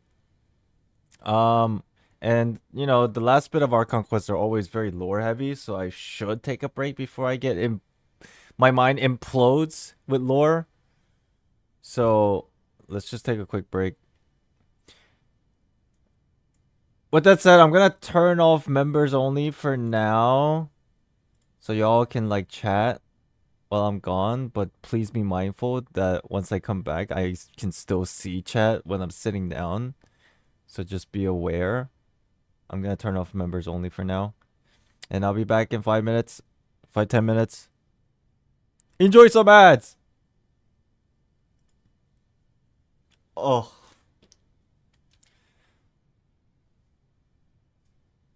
I'll be back.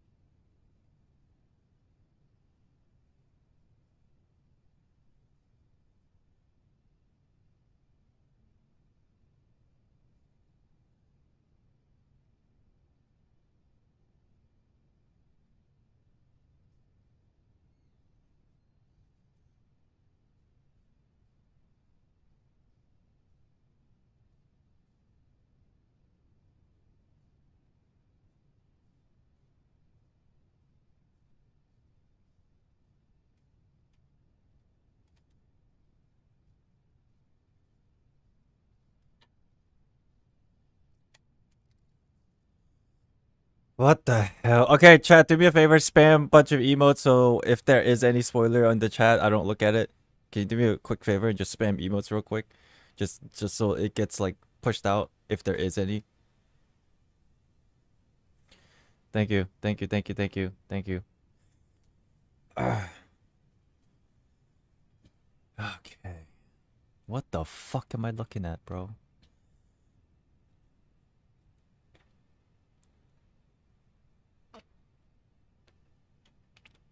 Chat, do me a huge favor. Additional one. I am going to keep the chat not members only for this part, but in return, can we like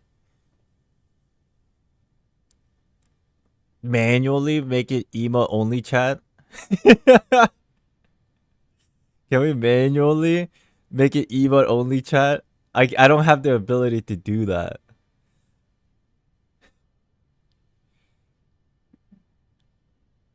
Please.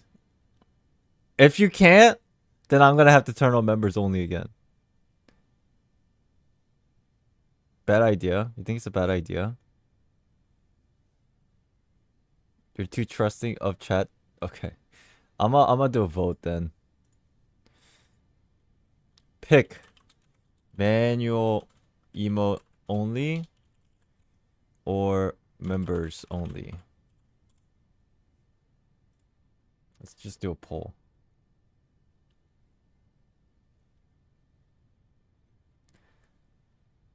Okay, this is a resounding members only. Holy shit.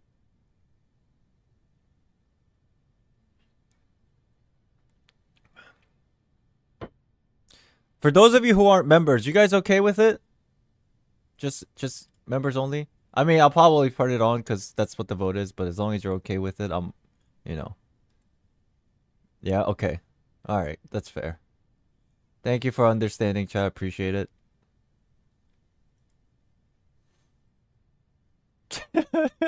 I thought that was fucking hilarious. Carrie is like, you're too trusting. Yeah. You're too fucking trusting. Oh, okay. I mean, shit. If you want to chat, become a member. I guess. I gave you the option. I'm not selling out. I gave you the option and the vote says majority. So. Sri, thank you for the membership. Alright, I'm turning on members only. And I'll turn it back off once we get through like this big important parts.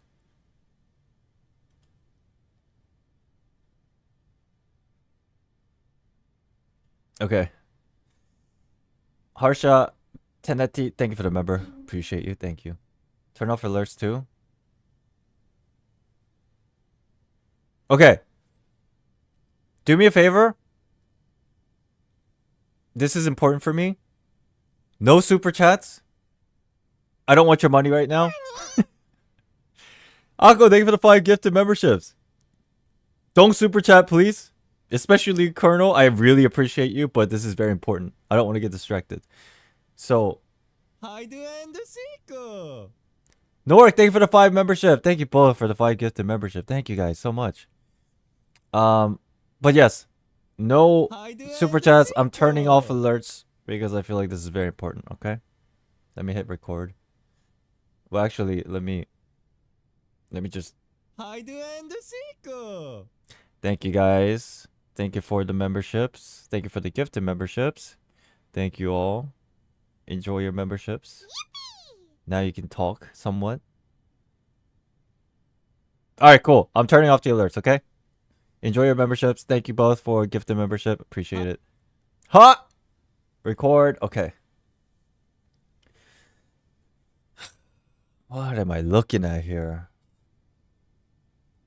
Notes. Furina? Question mark. Last one. Furina English voice actors, Android 18's VA. And Eno from. Oh, really? Oh. Interesting. How do you guys know all this shit? I mean, I'm sure you're a fan, so you do your research. That's good info. Thank you. Appreciate it. Akari, thank you for the membership. If anybody becomes members before this, I'll thank you after, okay? Alright, let's continue. Akari, thank you for the membership.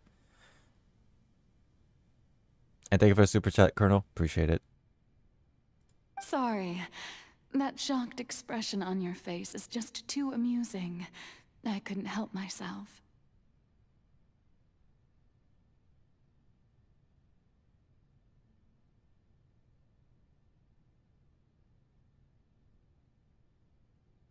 Is she from the Abyss?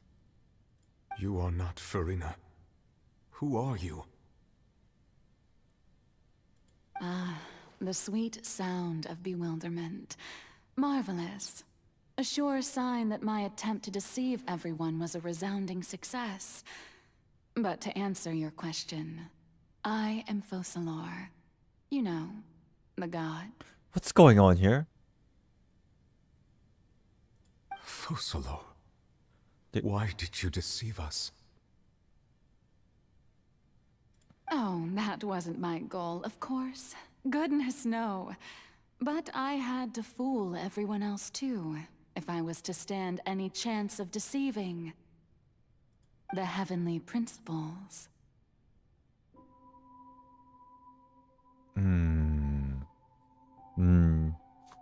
This is getting juicy. Hold on. Yummy. Deceiving the heavenly principles. It's all because of that pernicious prophecy. Dreadful, wasn't it? Everyone doomed to dissolve. Fontaine condemned to be flooded. One was not amused. In fact, one was positively bemused when that problem was thrust upon me by my dearest predecessor. That's the former Hydro Archon Egeria for the uninitiated. It hardly gets more disastrous than a preordained national catastrophe, now does it? I love how that one line is for people who don't pay attention to lore. That's the former Hydro Archon Egeria for the uninitiated. She knew full well that the prophecy would surely come to pass. And as one of the seven, she also knew full well that one defies the heavenly principles at one's peril. So yes, as you have no doubt surmised, it was a rather impossible situation that I found myself in. I spent a terribly long time mulling it over, alone on the ocean floor. And I was almost growing barnacles by the time I finally realized there was only one possible solution to this confounding conundrum. I had to outwit the heavenly principles, allow the prophecy to be fulfilled, ostensibly at least, while saving everyone at the same time. But aren't they watching right now? I'm a genius, I know. I can only assume that's why Egeria chose me as her successor. Although, looking back now, it was hardly the inheritance one dreams of. Between the task of saving the nation, the quotidian duties of the Hydro Archon, and not to mention the original sin of creating a new race of humans, I dare say she left me quite a colossal mess to clean up. But one can only play the hand one is dealt. I did not choose this, any more than I chose to be one of her Oceanid familiars.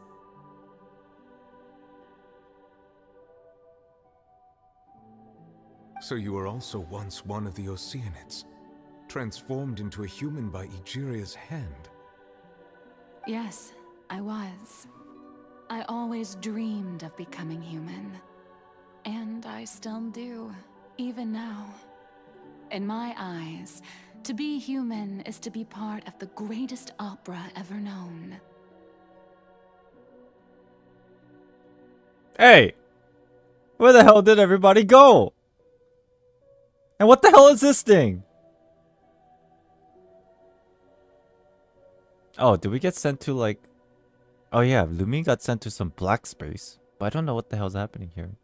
After becoming a god, I separated my divinity from my body and spirit, leaving behind only a self that was as naive and bewildered as my past self on her first day as a human being.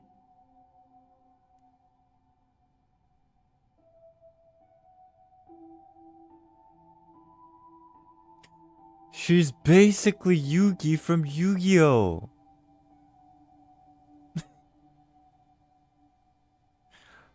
Or there's another... was it anime or movie that was like very similar to this?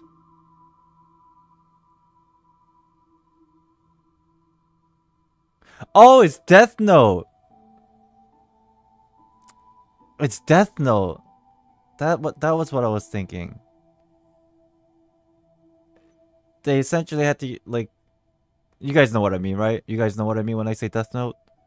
That whole thing with the notebook and their memory erasure to play Innocence. The me you see before you now is that divinity. And the human counterpart I left behind, I named Furina. It's basically God and Jesus. Oh, that's true too. Interesting.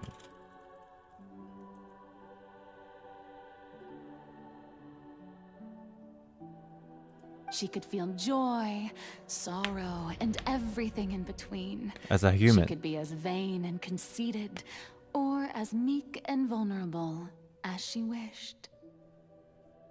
Her strengths were of a kind only a human could possess, as were her shortcomings. But in my eyes, Furina's humanity was what made her perfect. She was perfectly human in every way. The person I always wanted to be. Anyway, so then I cursed her. What? All part of the plan, of course. The plan to deceive the heavenly principles.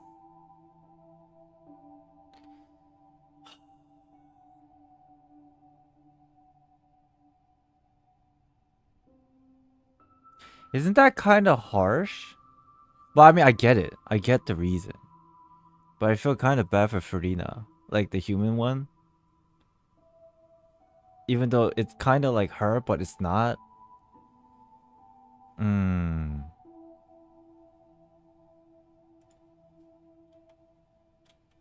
But then it's self-imposed. It really gives like that symbolic showcase between like the Holy Spirit and Christ situation in the Bible. In that aspect, it's very similar and deep.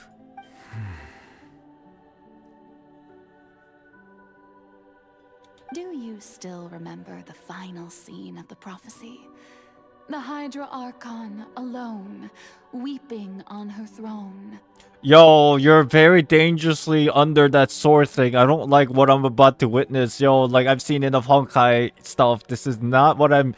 That's a not good place to stand, bro. Like, can you move? It's making me really nervous. In order that the prophecy might appear fulfilled, I invited Furina to be an actress, to play the part of the Hydra Archon in the prophecy. Under the curse I placed on her, so long as I, Focalor's divinity, continued to exist, she could not die. But nor was she free to live her life in the pursuit of happiness. This is... Oh my god, this is... Instead, she was forced to take the stage in the opera house, to embrace the role of leading lady, to forever play the part of the god from the prophecy, all to create a deceitful appearance of that prophecy coming to pass. So I'm under the impression that Furina, the human one, she had, like, on the back of her mind, she had a clear mission that she essentially was engineered to do, but then she actually did not know anything and why. If that's the case, I'm sure they'll explain it if that's the case or not, but if that's the case, oh my god, this is kind of like... Ooh, let's see. I suppose now you probably understand why your court is called the Opera Epiclese. But Furina is only human, isn't she? Even though she has had a long life, her mind is no stronger than that of any other ordinary human being. I cannot begin to fathom what she has had to endure. It must have been torture for her. It has indeed. And although she is, in a sense, me in human form, I most definitely owe her an apology for it. It's been 500 years. And all along, she's been playing her part in the most unimaginably long, unbearably lonely, and agonizingly painful opera of all time.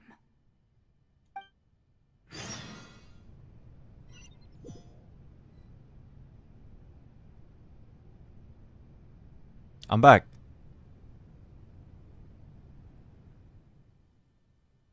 I came in contact with Furina's tear. If I remember correctly, tears often contain a being's strongest emotions. With sufficiently strong hydrosensitivity, I can form an emotional connection, just like I did with Oceania at the Fountain of Lucine.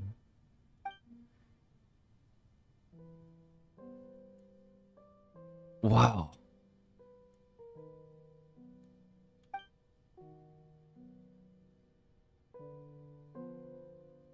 That probably isn't Furina. That's likely a reflection of her inner self. If I can directly speak to that self, I might be able to easily get what I wanted to know. I came here for answers. Either way, this opportunity is not to be missed.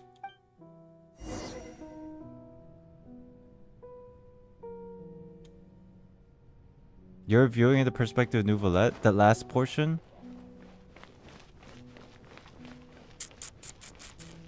Okay. We're in her mind now. Well, this is weird. Are you me or you? You want to share the seat? No? Hey, look. You're the white version. I'm the black version. Isn't that cool? We're twinsies.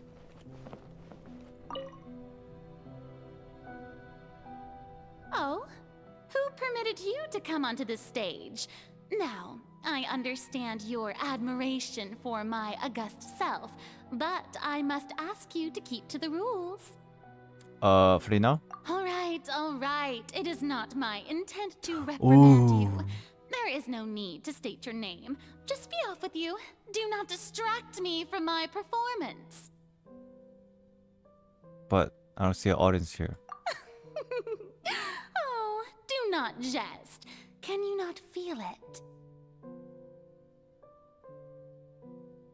I am Focalor. The eyes of countless Fontanians are upon me. I must, at all times, display the utmost elegance and nobility. Something's off. There's no getting through her. Even in the heart of her hearts, she's still playing the role of Hydro Archon. What sort of result must she have to even her inner self and subconscious would have such an impenetrable defense?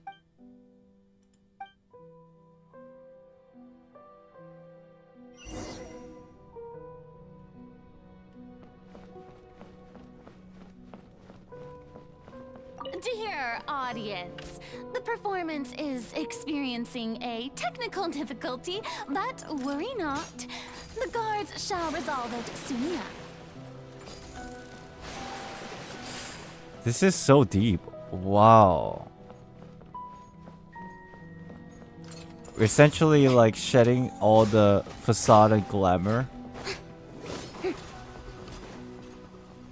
Okay, well, let's take care of you. Take flight.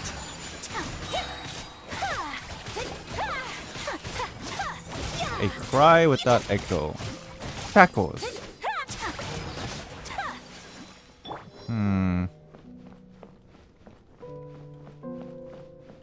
Hey, what gives?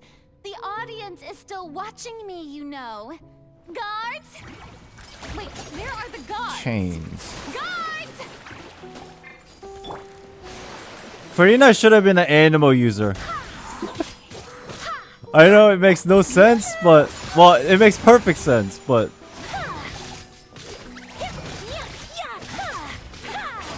just because animal has the same trait of inner conflict.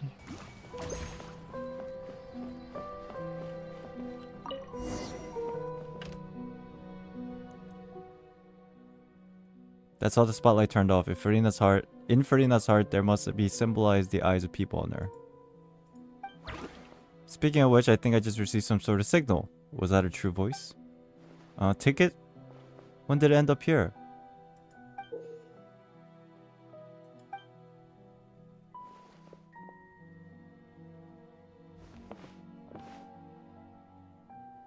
Looks like the show is about to begin. In that case, show me how you truly feel, Furina.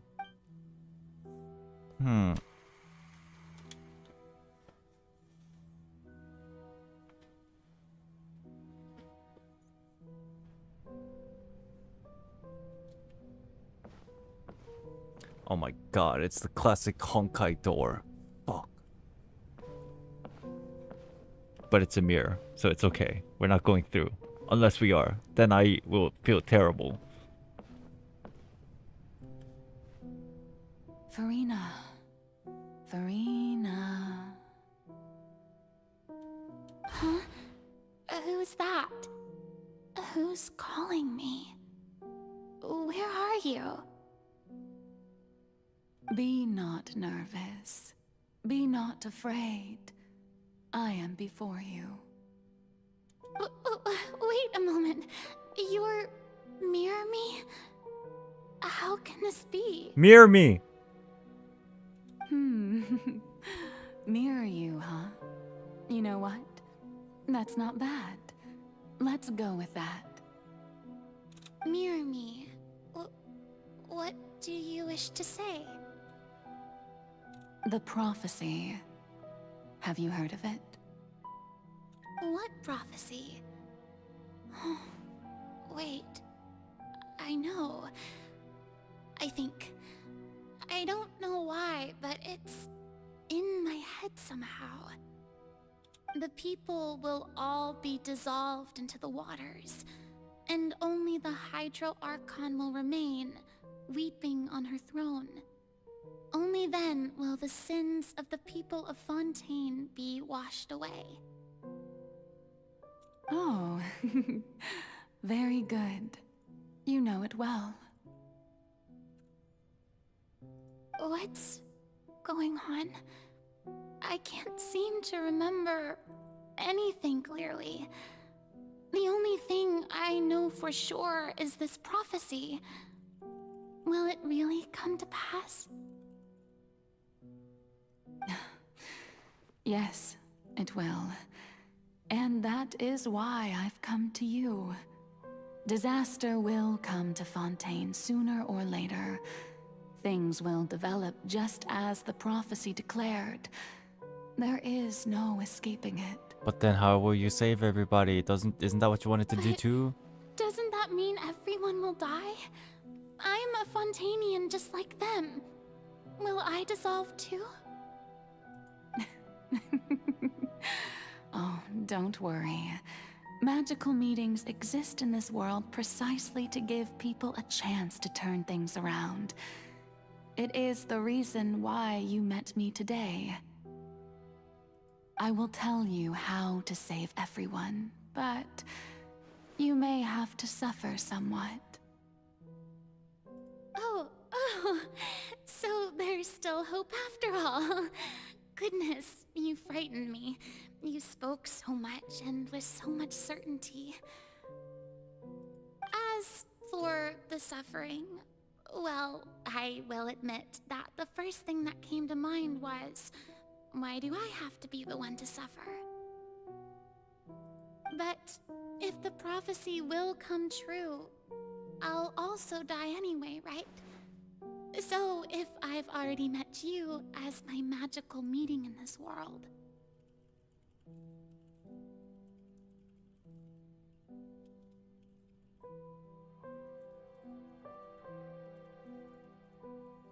Bro. Dude, I don't want to get too religious, but this is exactly what Jesus has done before the crucifixion. Do you know this? Maybe I'm getting too religious and it's making people feel weird about it, but like, this is literally the same.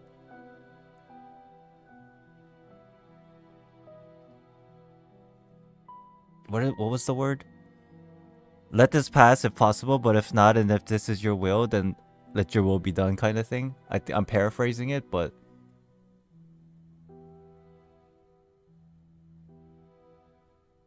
If there were scales, with all the people of Fontaine on one side, and my pain on the other, is it not obvious where the scales should tilt?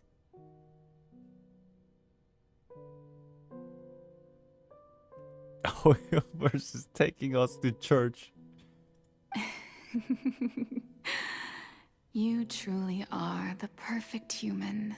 My ideal. Oh my god, she can walk on water! This is so obvious now!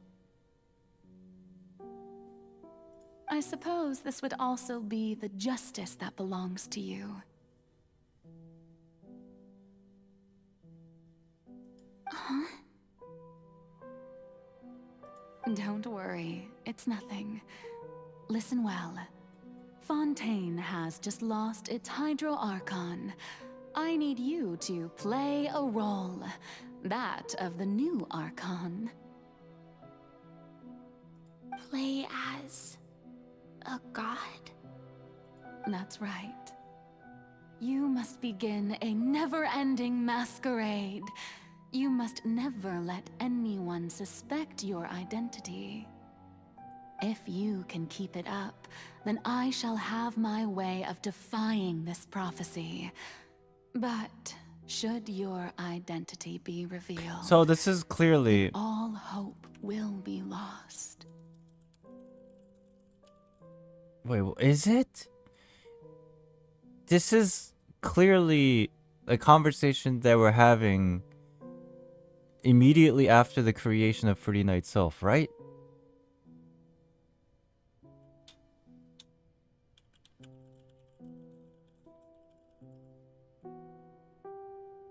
And then it's funny though, apparently this Epicles, whatever, that it's over 500 years old. And what was this thing called? Like Mirror before Furina before Mirror? What was the title of this part? This like play? Mirror before something. I was wondering, the way it was worded, it sounded like it was before this everything happened kind of vibe.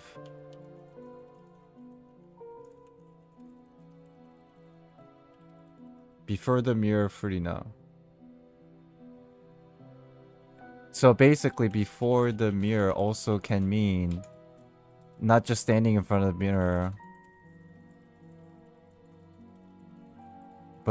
but before she embarked on the masquerade and facade. That's essentially the title.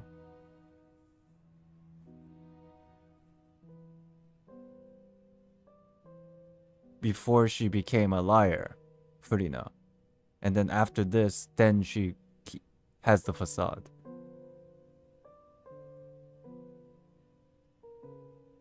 I don't know if that's copium, but personally I'm interpreting it that way as well. But how will I do this? A human assuming the role of a god without being exposed. Don't worry. What you must do is not to turn yourself into a real god. You simply need to play the role of a god as humans imagine them to be. Being a human yourself, I'm sure you already know what such an entity would be like.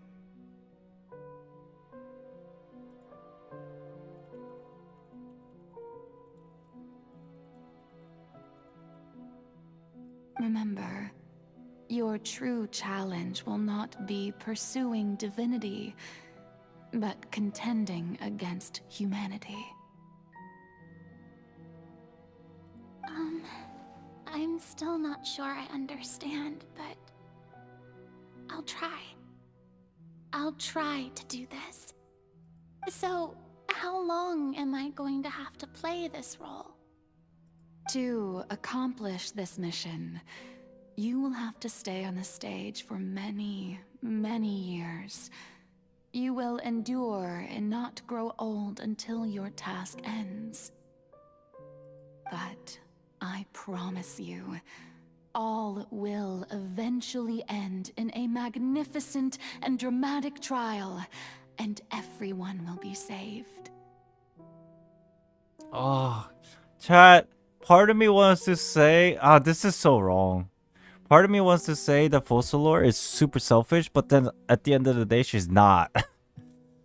I think I'm feeling this way because I feel bad for Furina. I think that's why.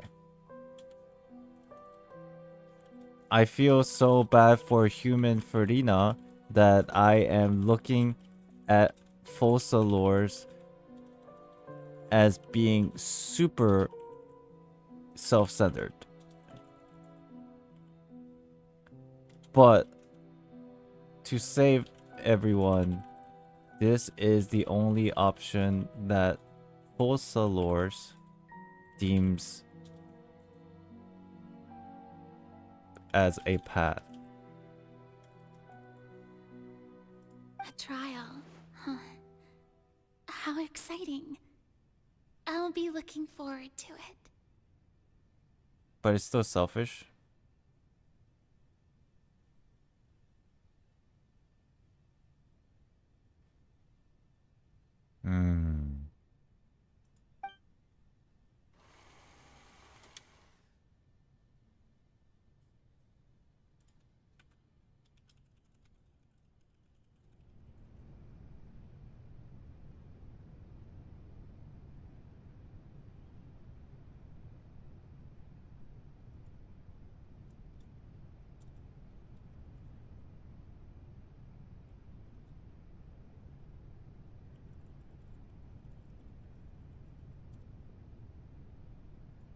Okay. Oh, where are we going? Ascension speech. Are we going to this?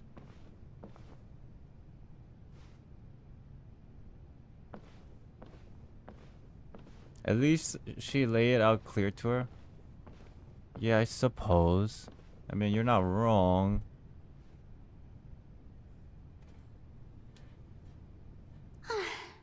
The Maison Cardinalise has announced my accession, but this is Accession. my first time facing the people. Accession. That's a word that I definitely read wrong. But I'm assuming it's similar in context. What should I say to most appear like a god? To be honest, I still don't know. Perhaps I should first try to act natural. The way that she said I'm a genius earlier makes me think the Focalor still has an ego, and that she probably could have come up with something else. Perhaps.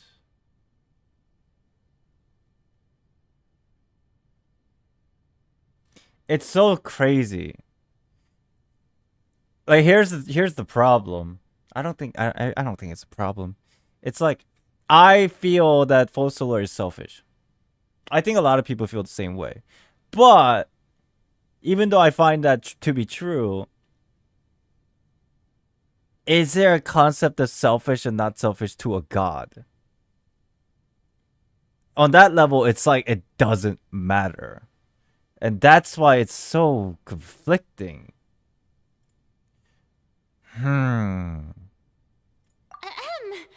Ladies and gentlemen, good evening, and welcome to the Opera Epiclese. I'm sure you've all heard about how I have taken on the role of Hydro Archon. Indeed, I am Furina de Fontaine, your new Archon. Appear earnest. In truth, I know little about becoming a nation's new god, but it will be my honor to guide you all. It's good storytelling when you struggle to pick a side. True. That's always been the case.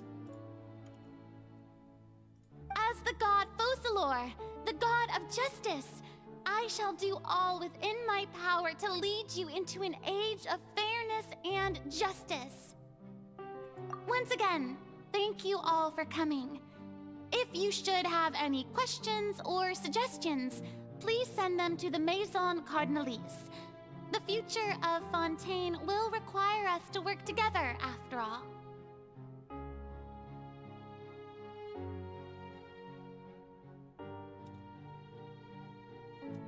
This should do it. I thought I might stammer, but thankfully, I was able to convey my thoughts just fine. Okay, and next.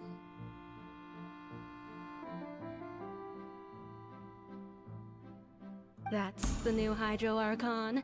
Is this some kind of joke by the Maison? I would have thought that a being that surpasses humanity would be a bit more assertive. Hey, did you hear that? She even told us to send her suggestions there at the end.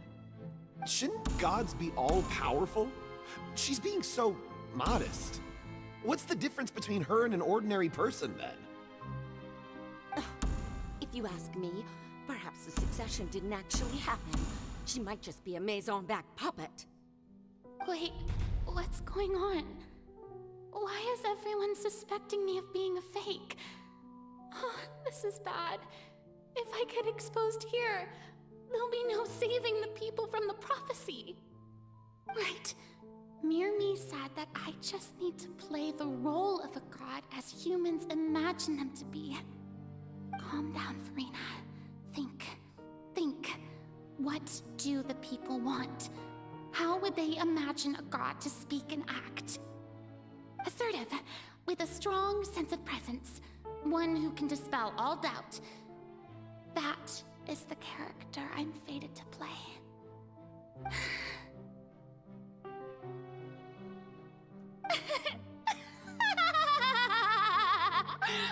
Oh, very good, my people. Only ones such as you are deserving of my rule. Now, I was wondering if some weak puppet were to one day come onto the stage and claim ownership of this opera house, would the children of Fontaine follow them? Well, it seems that you would all see right through them. Having passed my test, you are qualified to witness wondrous trials alongside my august self, here in this opera house. You may consider my previous act a door gift of sorts. I thought it was a debut that suited the atmosphere. Now then, let us be reintroduced. Ah, so that was just a performance. How could I have forgotten that we were inside an opera house? No personality. It's quite shocking, to be honest, but I suppose it's a better look than before. Such a fascinating and bold deity. How wonderful! Our future may yet be bright after all. It seems I've turned them around. Best follow this flow and restart my accession speech. My dear people, whether you acknowledge me or not, whether you trust me or nay, I say to you, keep faith in your ardor for justice. We have heard it said that this nation's sins can no longer be washed away. Well, I say that justice is most fragrant when it blooms amid sin. Turn up the drama. The scales of justice should not weigh heavy in the hands of its god. On one side, it must carry fairness and justice. And on the other, praise and applause. May law be the prayer on our lips. May judgment be our worship. Let us light the fires and drink to the future of Fontaine. There is no trouble in this world that justice cannot solve. All that is needed is for you, my people, to believe in it, heart and soul. So long as I, the Archon Focalor, stand within the Opera Epiclese, so long as I stand before the Oratrice, I shall even judge the gods of this world!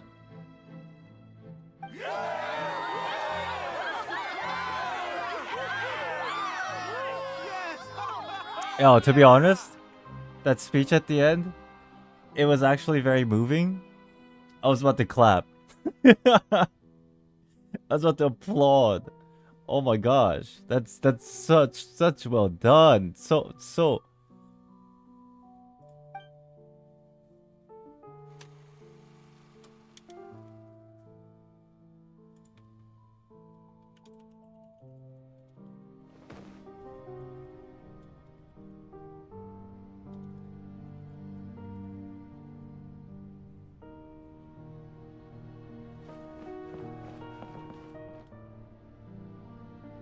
There is a question that I had though. I understand where this is going and what's happening and everything. I'm just like soaking everything in. But I'm sure this will get explained. What the fuck? Who created and what is the situation with the Irindinium shit? Whatever that word is. Oh my god. Because clearly she doesn't have Archon powers, so there needs to be like a... Lady Furina, here are today's case reports, as well as a summary of the follow-up for your perusal. Indonenium, yeah, that thing. I'm sure it'll get explained. I'm just like antsy about it. Come now, was I not just at the Opera House in person? Leave these kinds of things to Neuvillette. Besides, none of these trials were the one that I'm looking forward to the most. If I may be so impertinent, what kind of trial are you truly looking forward to? A magnificent, dramatic, and wondrous trial. A trial to end all things. How could you hope to understand?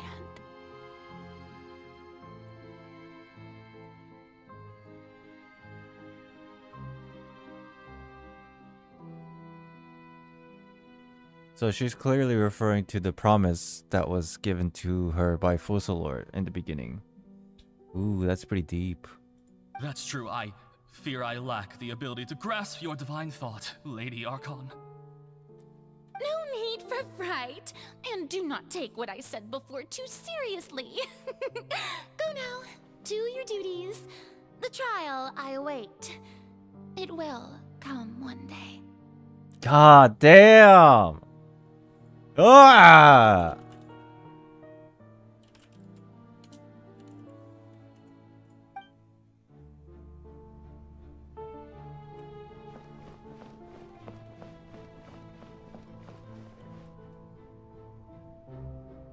Lady Furina, I don't know what to say. Thank you for agreeing to see me. No need to thank me. Or rather, thank your own sense of perseverance instead. Long have you stood in line to meet me, have you not? Oh, I'm afraid that's just an inevitable consequence of my divine charm. All right, Deoteria, is it? How is your son's illness? You remembered me, and you knew of my family, too. He is doing much better now. In fact, he is far more of an ardent believer than I. He was the one who forced me to seek an audience with you, and to bring your words back to him. Oh, good. Very good. If this should happen again in the future, please do not hesitate to come and tell me. Going down to citizens' homes every so often, while not usual practice, should serve as a fine change of pace. You're such a gentle and wise god. Thank you once again, on behalf of my son.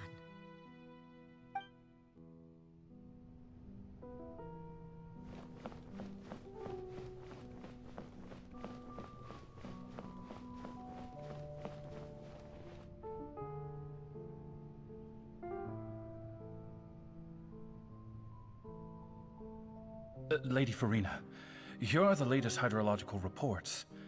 As for the specific parameters you asked to take note of, Afraid things still don't look good. I see. It's as I thought then. As your god, I did already expect this, but I wanted to see how far your human wisdom would allow you to analyze it. All manner of signs indicate that the prophecy will still come to pass. Forget it. That's not something you need to worry about right now. Am I looking too much into this? Is it like...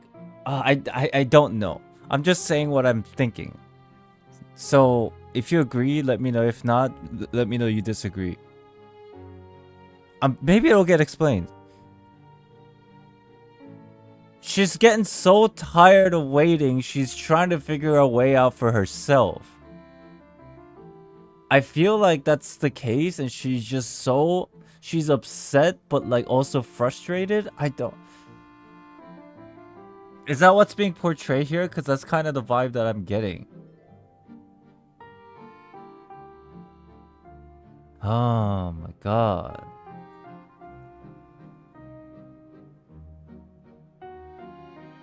She waited and is waiting for so long. It's only natural to feel frustrated and try to find other ways herself.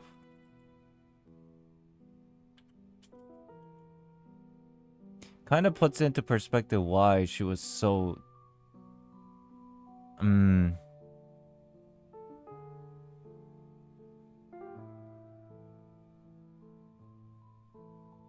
upset, sad.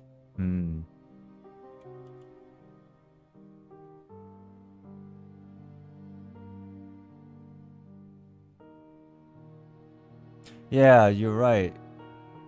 Because all it was nothing but a promise.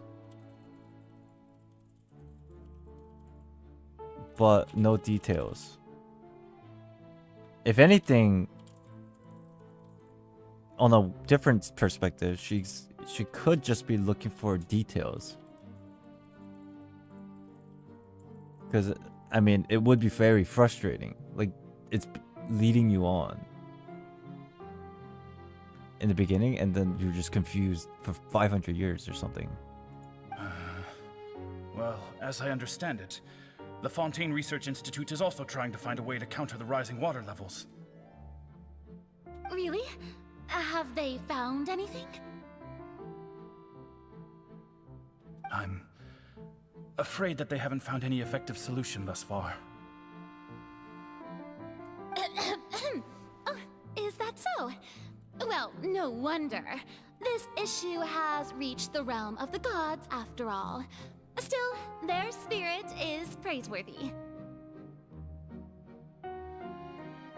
She genuinely believes Archon has to protect their people, so that's why she does.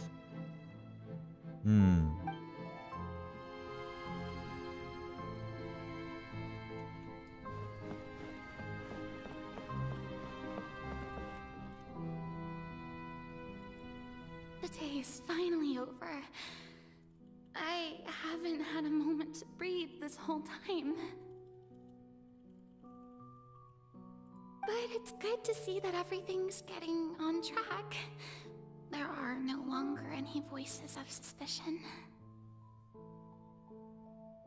Maybe this is fine. I just need to keep going, and everyone will be saved. Alright, Furina, don't think too hard about this. You need rest. Tomorrow's a new day.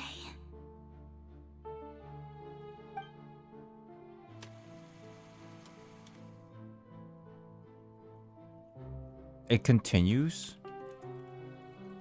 Lady Furina, here are the new trial reports for the latest cases, as well as a summary of the follow-up. There'll be no need for that. I've seen them already. There's no need to go back over scenes I've witnessed in person before.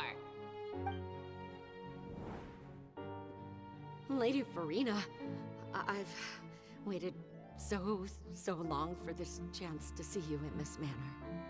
Indeed, my dear, loyal citizen. This joyous moment is an honor for us both.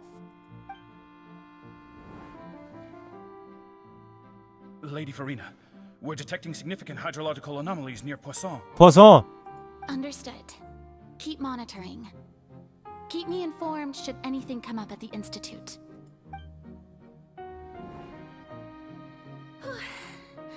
I don't think I let anything slip today. I must show the people that there is nothing to worry about.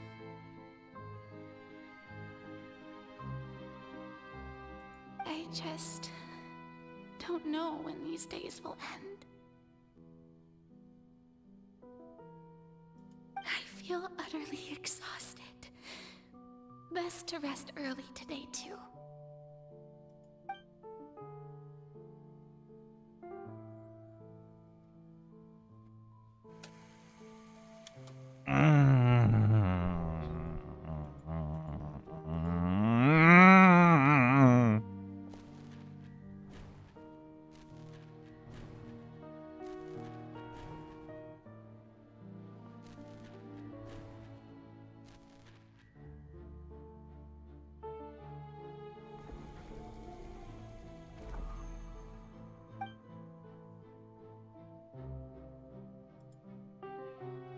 Lady Furina, it's like a dream being able to speak with you up close like this.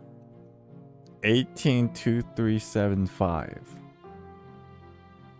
Was that the number?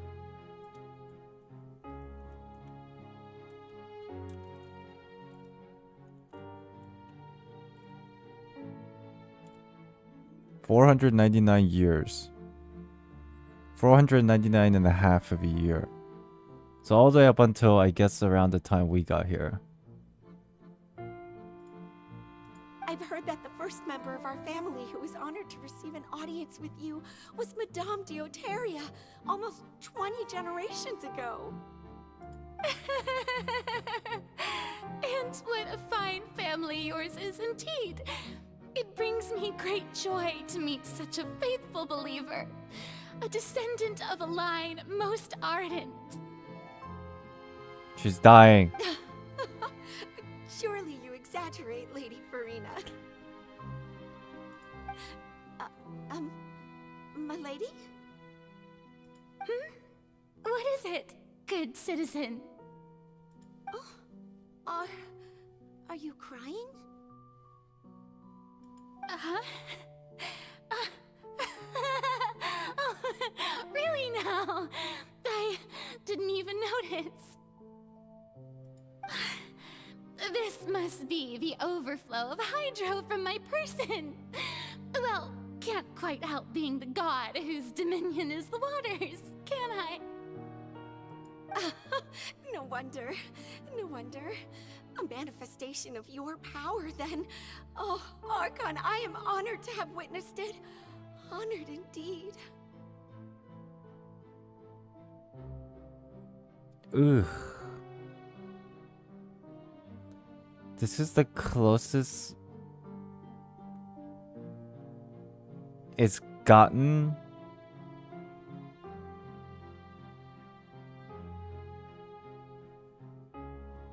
from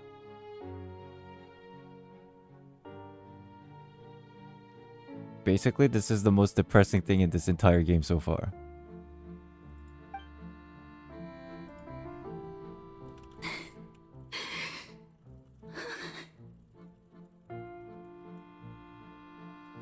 So interminable.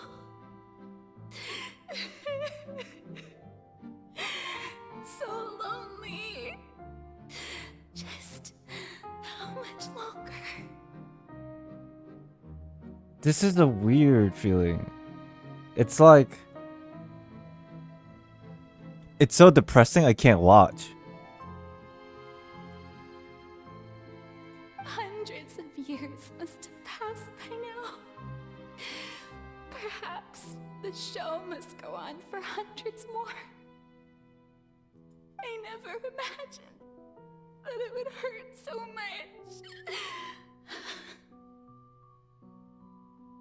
Have I reached my limit? No. Perhaps I reached it long ago. Today I didn't even notice my own tears.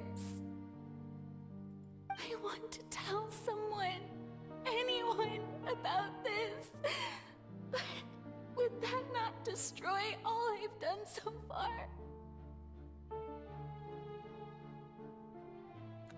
The good old sunk cost fallacy. I've conducted so many investigations across the centuries, but there's not even a sliver of hope that we might break the prophecy. All I can do is keep heart. I must maintain this act. It is the only way to save Fontaine. Please, mirror me. You have to succeed.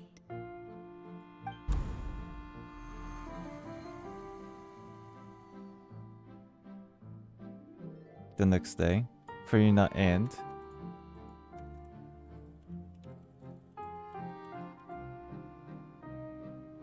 Furina, you don't have to shoulder this burden alone. Although I don't know what you might be keeping from everyone, your people are more than willing to share your burden with you. it's my voice. Is this scene from when we were getting that giant magic box? Oh shit. And after all that, this was the moment that she was going to crack? Share my burden. That's impossible. It was fated right from the start that this would be my duty alone.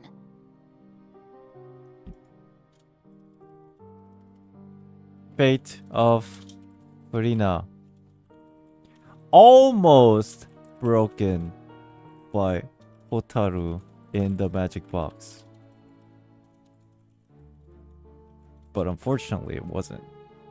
But even if your burden doesn't need to be shared, you can still choose to confide in someone.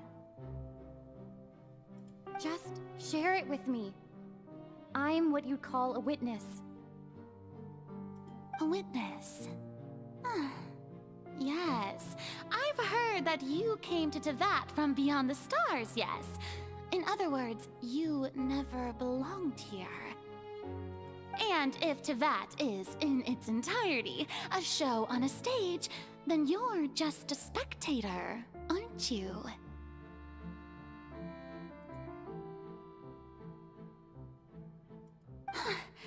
If that's the case... Whoa! How do I explain this? Oh my god! I don't think I need to explain it. I'm sure everybody felt exactly what I'm feeling right now about what she just said. She's right. I could confide in her, couldn't I? But if things don't play out as expected, the people of Fontaine will be the ones to pay the price. No, Furina.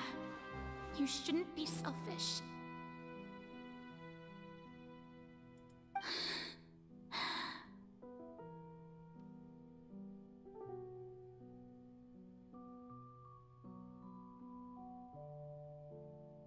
I mean, I don't know. I don't know how I would do it.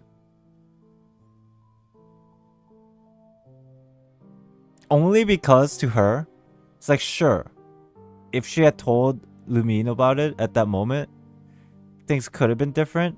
Things could have happened for better or worse. But you gotta understand, this is 500 years. Right? So it's like, that momentary decision could just completely destroy the entire nation and the waste of 500 years of pain.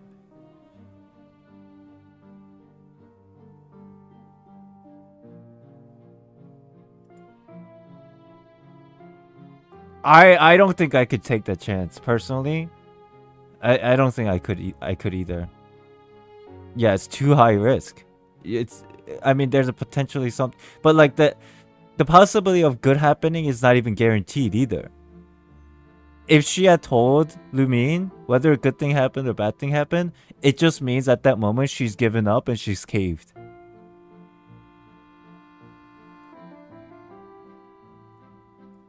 And just from that alone, it probably would feel like she feels defeated and then she let down the entire nation for 500 years.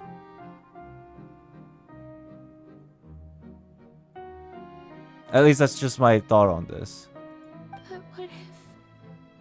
But what if it's really alright? Furina, you've worked so hard for so long. Surely it would be okay to put yourself first for once. Just this once. Is it such an outrageous thing to do anyway? To find someone in whom you can confide your frustrations and sorrows? Surely it could not hurt. First of all, as a human, this is insane. It's almost... It's not almost. It's fucking impossible. You cannot go for that long without going insane.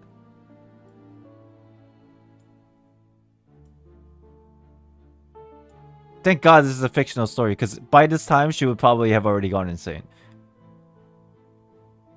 If you let this opportunity slip through your fingers, it might never come by again.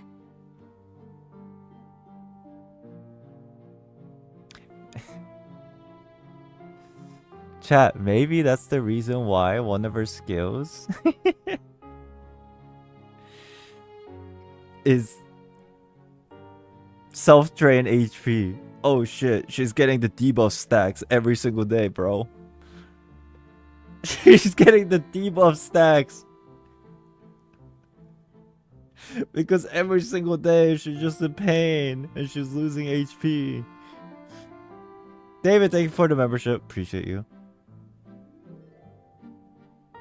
Think about it long and hard.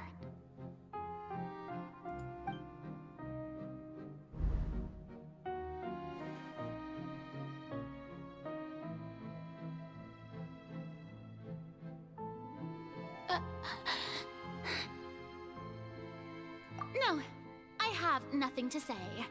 I am Furina, the Archon of Fontaine. Everything will surely get better. Wow. So we didn't get to see it, but ultimately this was their final decision. Holy shit.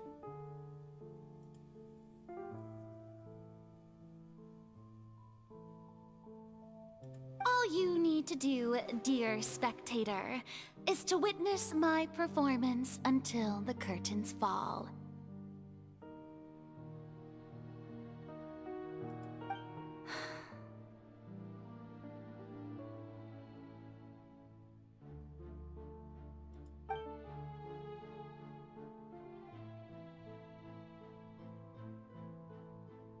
Fine.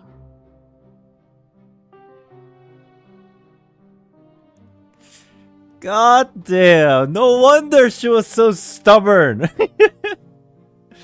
Oh my god.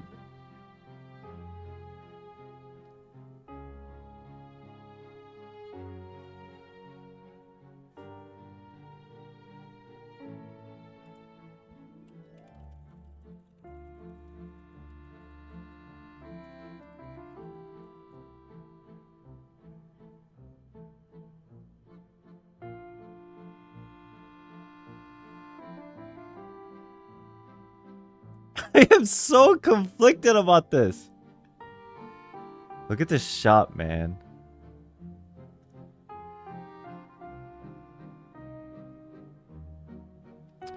In a simple way of explaining it, she's in too deep. It's already a point of no return. She's in too deep. And I love how the game showcased this. That even at this moment, it's not some cliche crying help me moment. It's like, I'm too deep. Fuck that. Am I the only one that feels so... Dude! I love how they put it this way. The ending that we didn't see. Inside the magic box.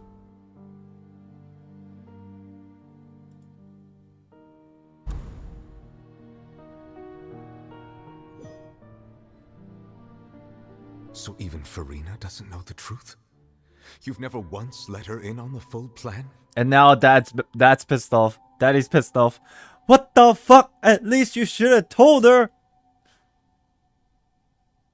Yes, it had to be done. To deceive the heavenly principles, you must first deceive yourself. I mean, that's true. Oh, God. She did very well. If she had let her resolve falter even once in these 5 centuries, Fontaine would have been doomed to the most tragic fate. Yeah, but, I mean... It seems that trusting humanity was the right decision after all. I believe that I understand how your deception works, but that is only half the truth, is it not? How would you build on this foundation to save the people of Fontaine? That's what I want to know. That is the most important thing. Ah, good, good. Of course, the Iudex of Fontaine has pinpointed the crux of the issue. I'm sure you've long sensed that the Oratrice is no simple machine, yes? I've always suspected that it had its own consciousness. And Lenny did mention that he heard a human voice within the core chamber. Oh my god, there's no way this is finally getting revealed. It now seems that that person was you, hidden within the machine all along. Am I right?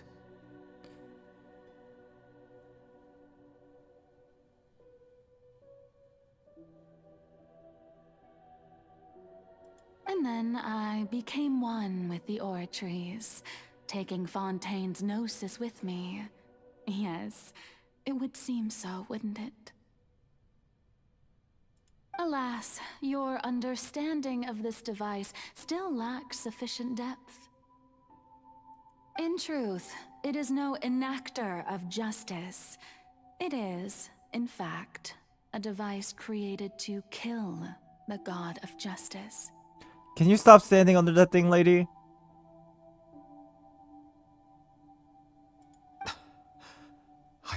Beg your pardon? Oh, you have it. And to be more precise, not only will the Oratrice take down the god of justice, it will also take down the divine throne upon which she has been placed.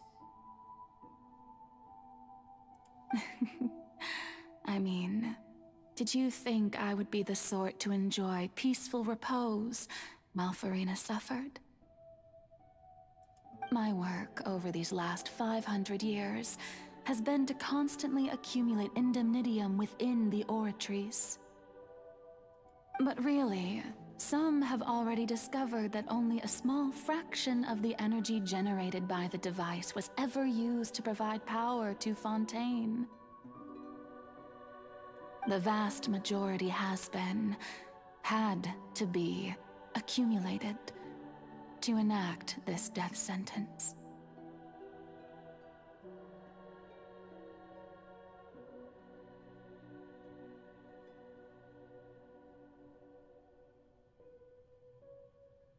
It was all a part of your plan then? Both the trial and the sentence? Indeed. This power, accrued over 5 centuries, could have sustained Fontainians for millennia, had it only been used for that purpose.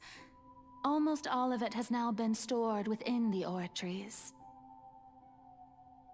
But only power of this magnitude could hope to destroy the Hydro Archon's divine throne, shaking the rules established by Celestia, and breaking through the institution that is the Seven.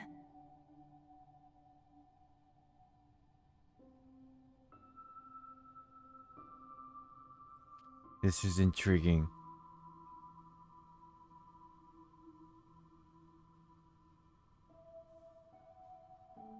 So the Oratrice's call for death was for neither Furina nor Focalor, but for the Hydro Archon. The destruction of that divine throne. If I do not misunderstand your intent, you must be... Returning what's rightfully yours to you, of course. In other words, this was all done to return the authority of the Hydro Archon to the Hydro Dragon of this planet.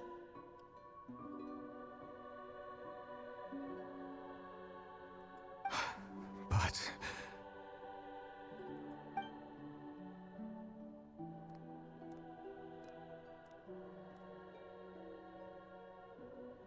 Oh, what? Getting sad again, are we? God damn it, it's raining outside. The authority of the ancient dragons shall soon be yours once more, O Hydro Dragon Sovereign. And this is the face you make.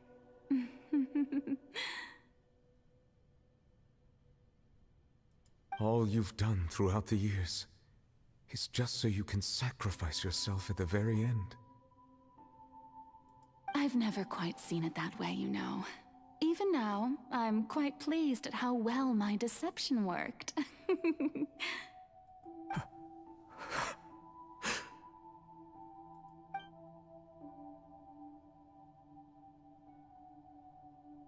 Hydro Dragon,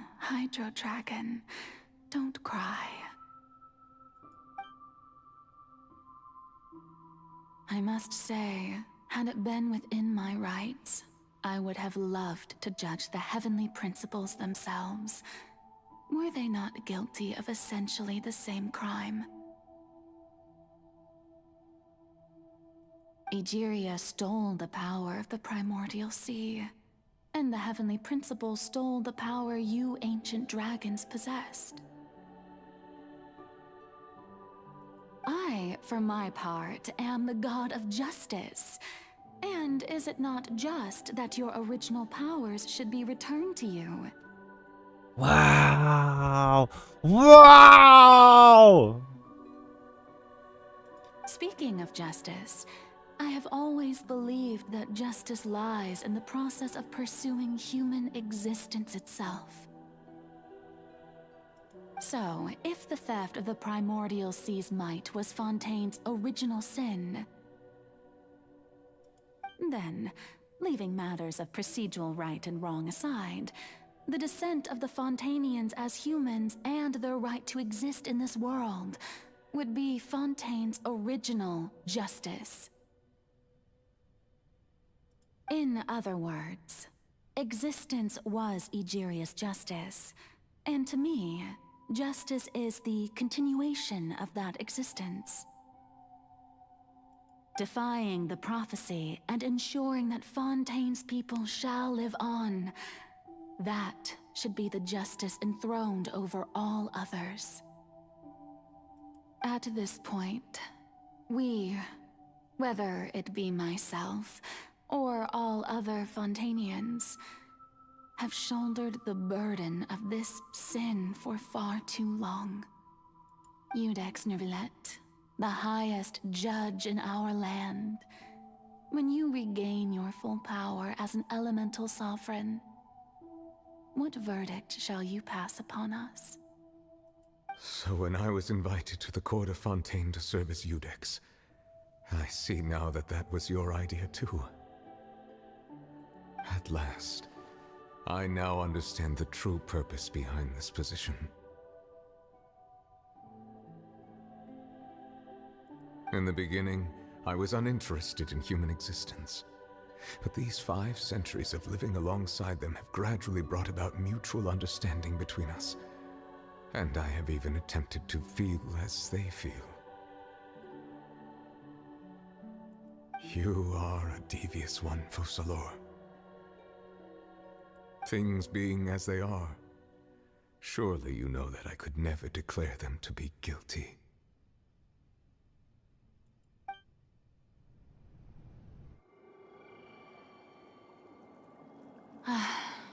The hour of my execution is almost here. For the sinner, the curtain call has come.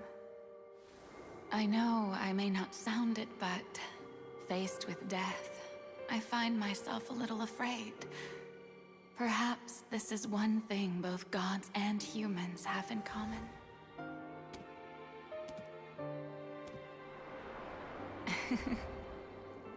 Farewell, Neuvillette. I hope you've enjoyed the part you played these 500 years.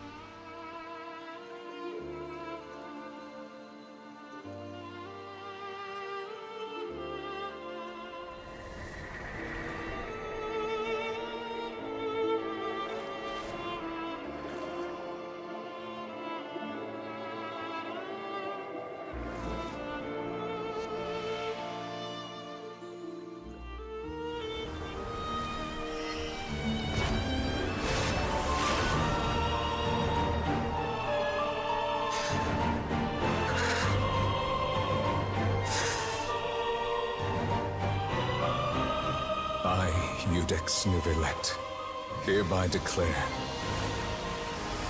people of Fontaine, your sins are forgiven.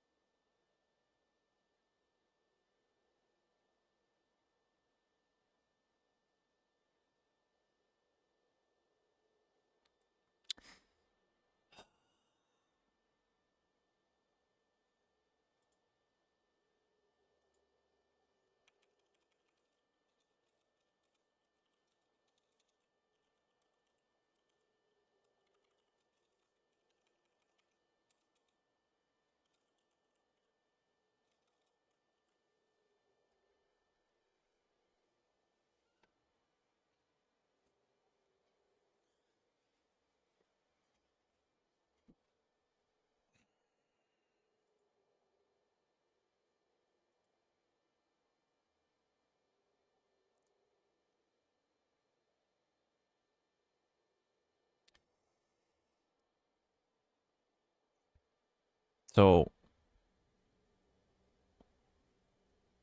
as a player of Honkai Impact 3rd, I always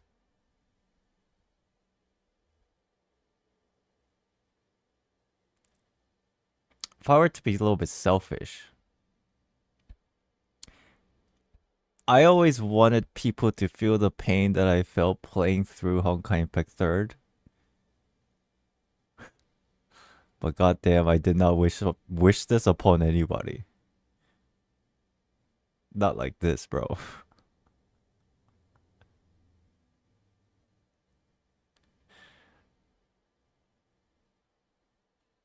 I always felt like,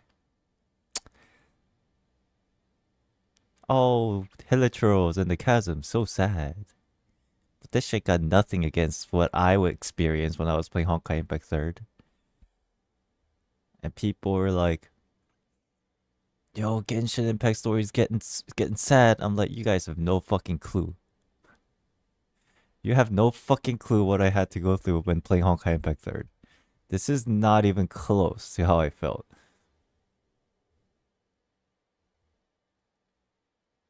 It's like 5% of emotional damage that I felt playing Honkai Impact 3rd. So when people came to me and saying, yo, that was really sad, I'm like, it's like, yeah, that was pretty sad. But I was just like, inside, I was like, you don't know shit.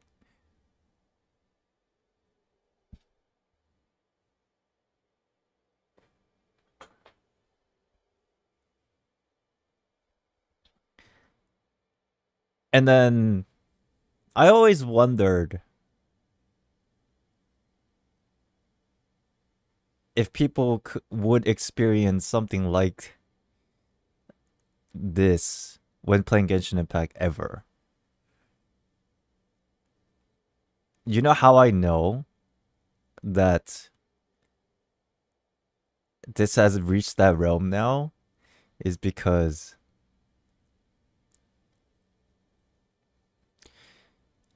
I would like to say, after playing through 39 chapters of Honkai Impact 3, I've gotten pretty calloused. Definitely pretty calloused. Ever since the events of probably Elysian Realm, I was like, nothing really can hurt me anymore. I've been numb. But then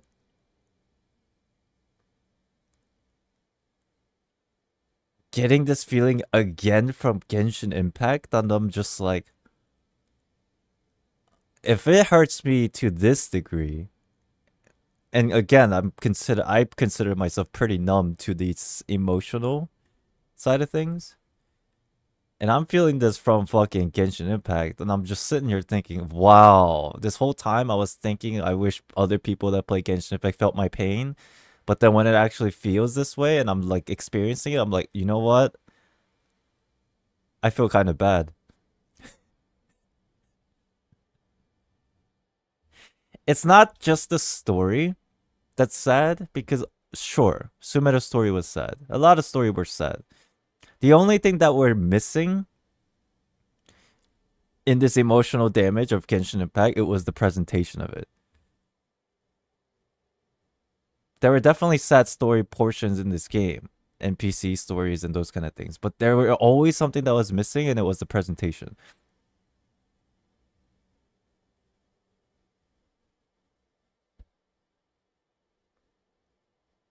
And I think this really did that well.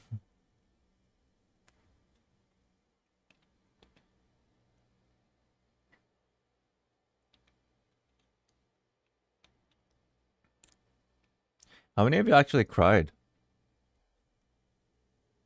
during this cutscene? I'll probably continue for sure. There's a little bit left, I'm assuming, or probably quite a bit, but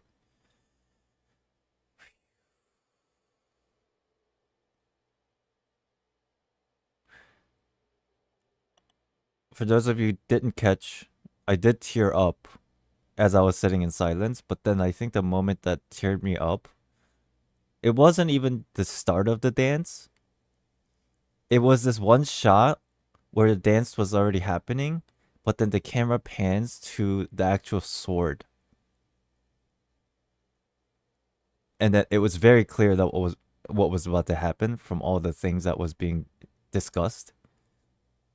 But then as soon as I saw this shot of the sword and the dancing together, I was just like, oh my god.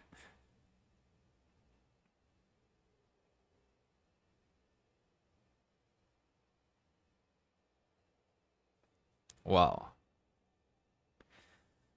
Wow. Wow, wow, wow, wow, wow. What just happened? Has the death sentence been carried out? Was that bright light some sort of misdirection? I have a feeling that something huge just happened. You never played Honkai Impact 3rd. You would never understand. Stupid magician. But since we're all still alive and haven't been dissolved, I assume whatever happened was good for us. Clueless. It's time to end this. We must mete out punishment to that beast. Didn't you say just a moment ago that it can't be defeated? I have gained the strength sufficient to deal with it. Through certain means, I now have the ability to separate the power of the Primordial Sea from that creature. Wait a minute.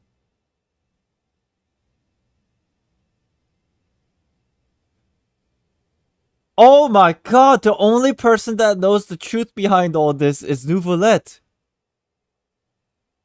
Nobody else saw fucking Fossilors and her entire explanation. Oh my god, no wonder he's so fucking pissed off. We should seize the opportunity to pursue our quarry. You obtained power just now? Traveler, now that the oratories can no longer function, I require an executor to help me mete out justice. You mean me? The root of the calamities befalling Fontaine. The beast that enacts the prophecy.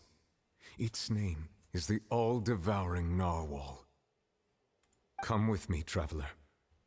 The hour of execution has come.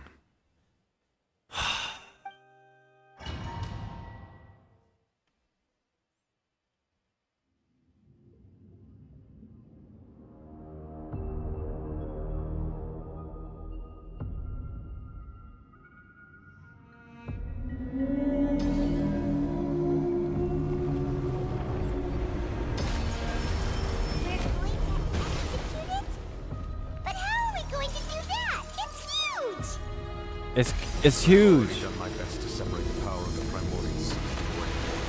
Considering the size of the beast, I cannot reach the power source. Unless we can find a way to attack it from within. Get eaten? We shall share a part of the ancient dragon's power. We shall look for an opening together.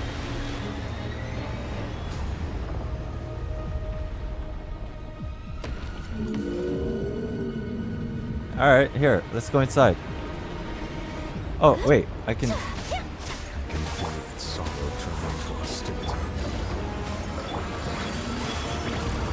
Wait, this party sucks for this! Come back! Come back! God damn it, what the fuck am I supposed to do?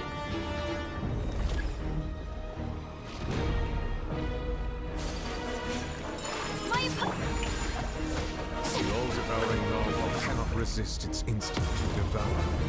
Continue to trigger its hostility. Things will present itself.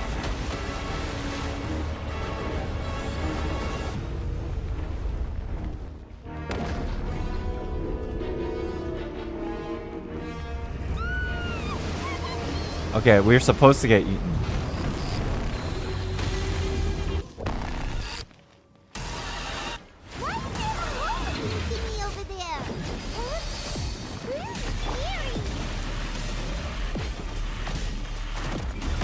What is this crazy fucking music? I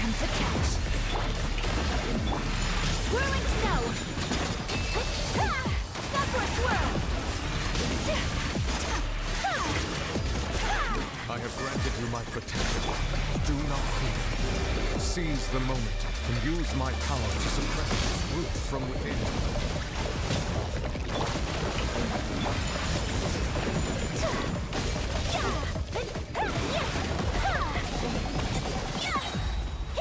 Embrace the ice!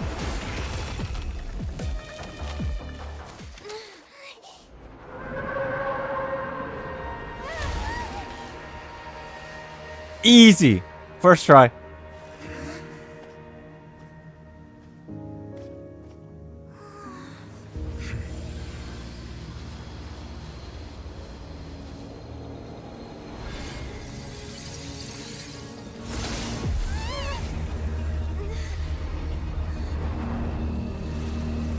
What the?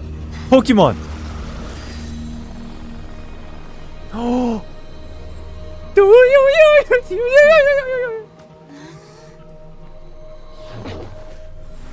What the?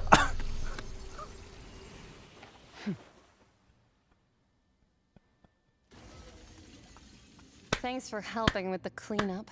It should have been my job, but oh well. Holy shit!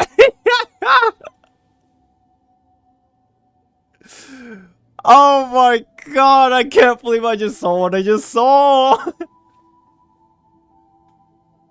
Fucking threw him like a baseball!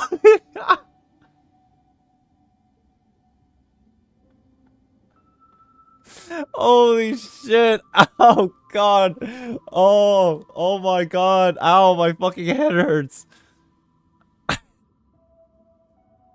Jesus Christ!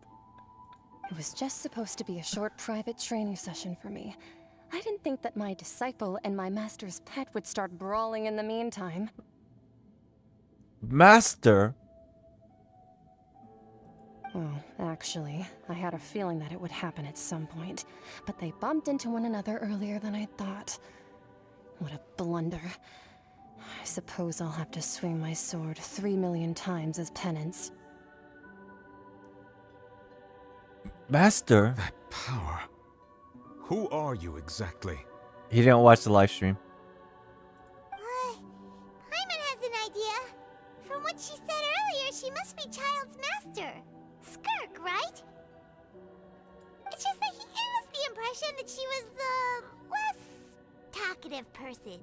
Yeah, that's what I thought. I simply did not have anything to say to the weak. But you, on the other hand, managed to defeat the all-devouring narwhal without using power from beyond this world. Oh my god, she's so hot. Oh.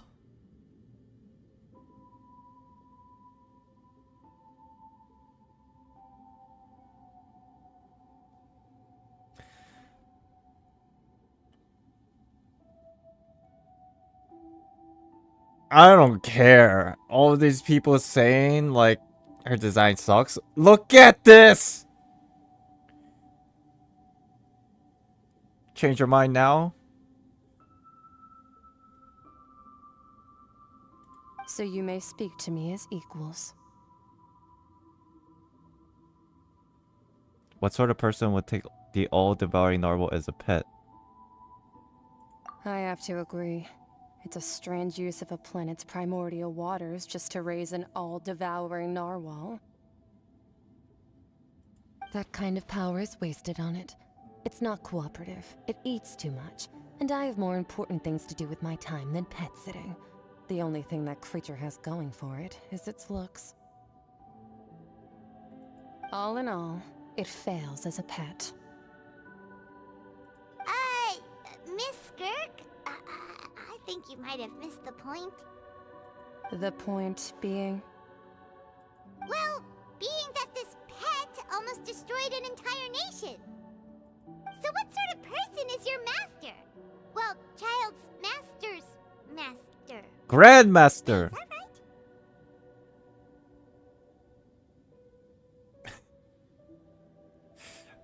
right? Colonel, thank you for the super chat. Oh, right. So you don't know him. Sorry, I assumed you did. His name is Sertologi.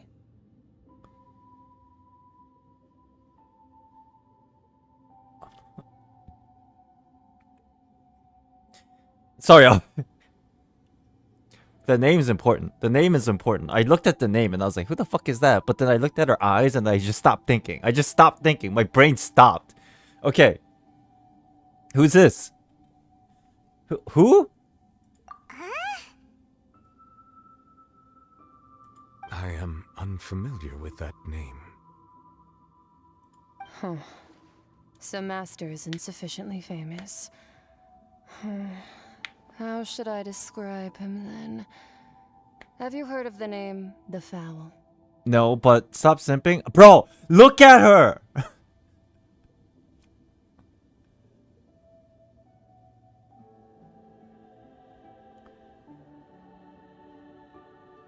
The Fowl? Still nothing? Well, how about the Visionary? Vetterfalnir then? Or I know that. Rhine-daughter? I know that name. Ooh, that one we've heard. Rhine-daughter's part of the Hexen Circle. She's Albedo's mom, right? Oh, so you do know that name. To be honest, I also heard all of those names and titles from my master. I don't actually know them either. But I suppose you understand now, yes? My master is likely a similar sort to Rhine-daughter. They are both pursuing some form of perfection. Wait, didn't you also mention a visionary person? Paimon didn't quite catch their name. Actually, never mind that. I believe it expedient to inform you that the all-devouring narwhal used up nearly all its strength fighting you. She's not gonna explain it, is she? Such roiling hydro energies will prove difficult for the planet's deep seas to digest. The Foul Legacy? Yeah, I mean, that's like probably what it is. Oh, thanks for the super chat. As such, the Fontaine back on the surface has most likely been thrown into chaos. In other words, the prophecy that you've been fretting over should now be in full swing. Is she just gonna leave? Is she? Oh my god. She's just gonna leave, right? What? No. There's little to be surprised about, Paimon. It is natural after all. The prophecy will surely come true. We knew this and accepted it. However... Not to worry. Focalor has already managed to deceive the heavenly principles.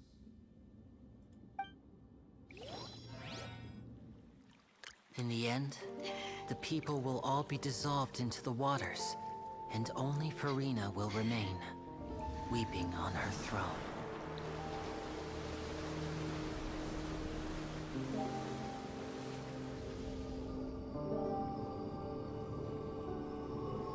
Only then will the sins of the people of Fontaine be washed away.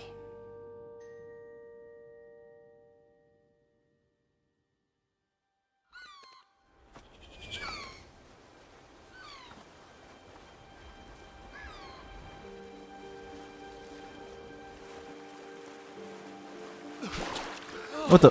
What the? Are they not Fontainians? Help! Over here!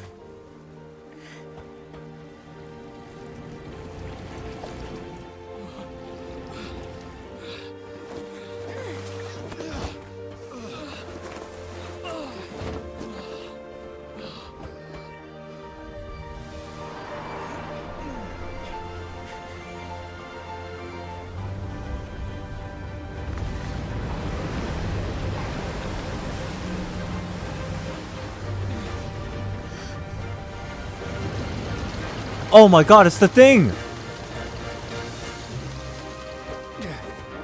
All hands, initiate emergency rescue!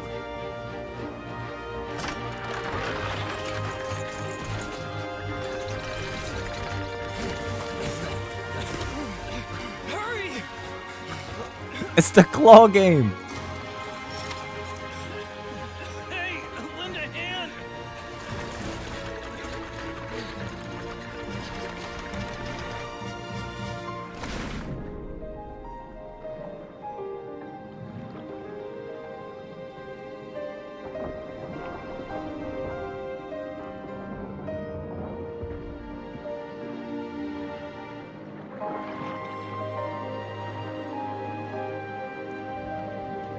Well, this is just regular water, obviously.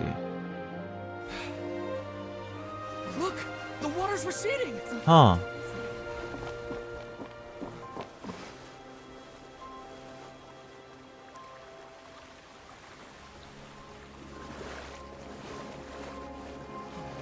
It's a miracle! Water's receding. We didn't dissolve. The prophecy was wrong. The prophecy was wrong.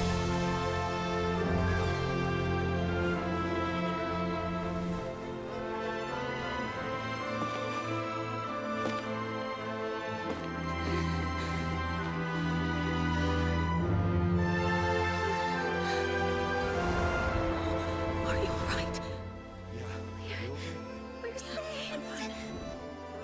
The prophecy was wrong.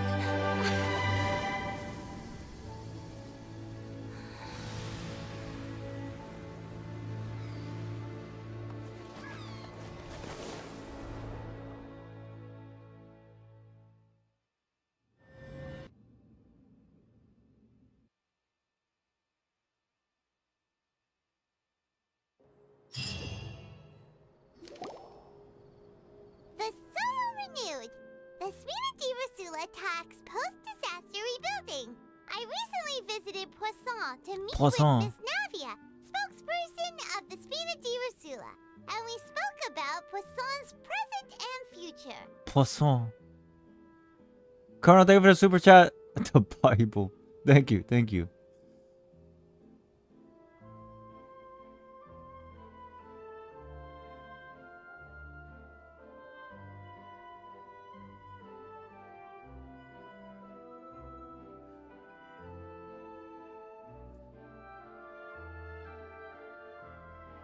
Before I forget, I need to write down the thingy. Noah's Ark. Symbolism for cleansing of sins. But ultimately, was the whole idea of the sin was purified and cleansed because of the fall of Focalor? I think that's what it is.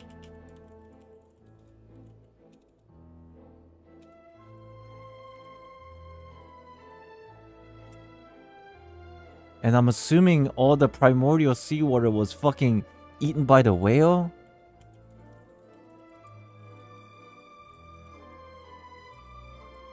And then it just so happens that one thing led to another to this ending? Keep playing? I know, I will, but... I'm writing these down because I'm pretty sure these are what, like, the basic idea is. What was the name, by the way, that stupid dude? I can go back and, like, look at the...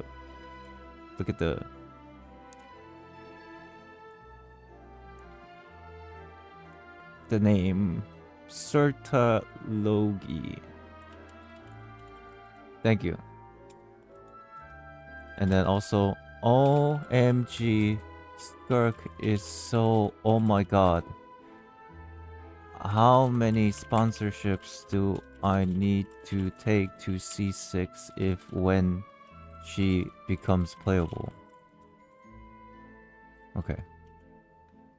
Old soil can still give birth to new bloom, Miss Navia stated. Hope is like seeing a small cookie when you're starving late at night. You just need a little of it. Skyship Winglet, boon or bane of the Fontaine Research Institute.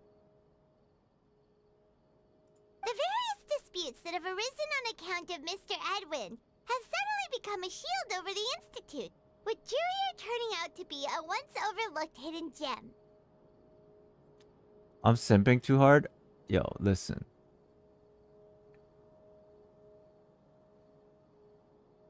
Let me have this one.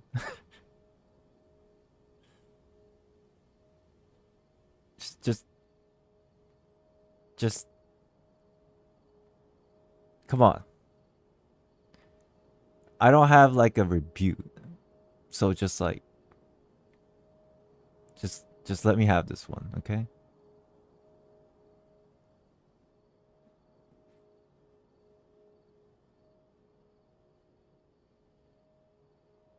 Is this quest worth your time? It depends. Of the ending dialogue. I bet there's already a subreddit for skirk mains. I bet. People always call the first researcher mad, but few know what to call the second. And should that latter person achieve a miracle, they would find it all the harder There to is. find a word with which to classify him and his team.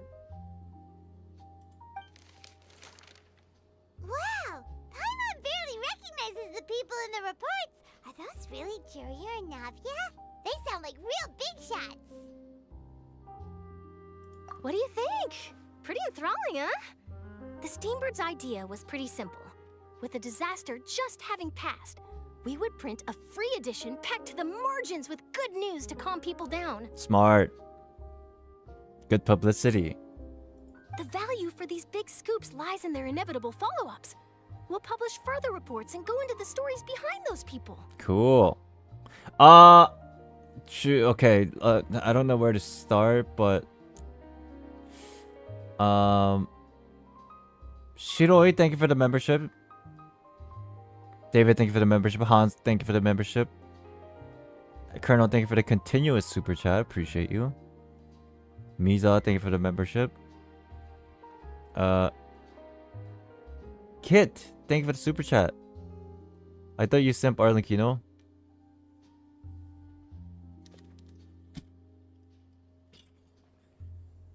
I don't know what to do anymore.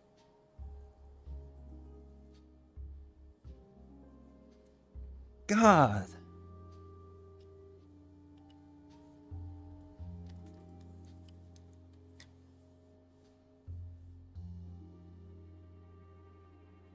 Let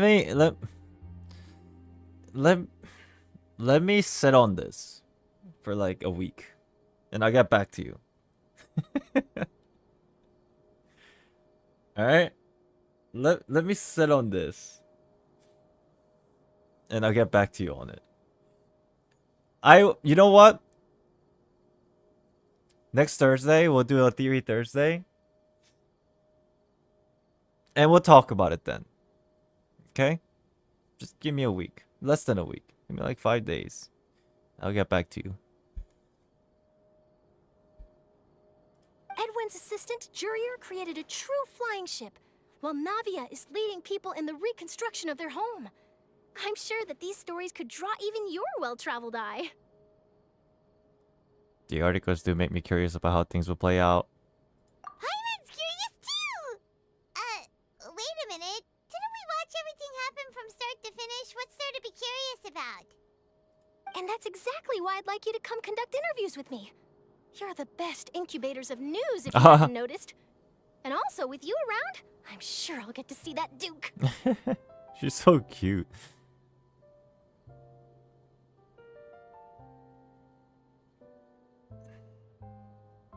Chad, I'm sorry. I know I'm detracting from this quest, but let's just...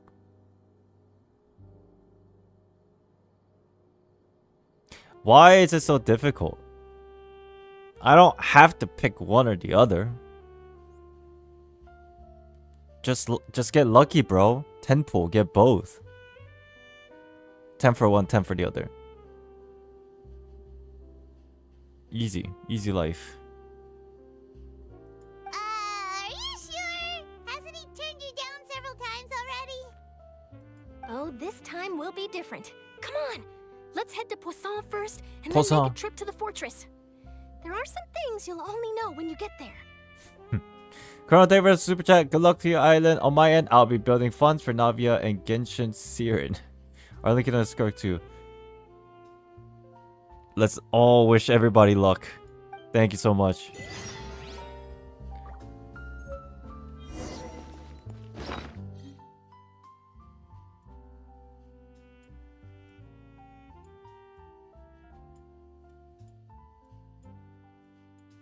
I will read this. Oh my god, this is long. I will read this in a little bit. Hey, it's one of those like dragon pieces. But it's a fucking whale this time.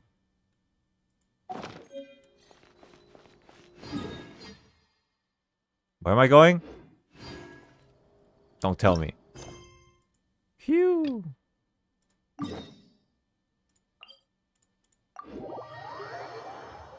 Finale.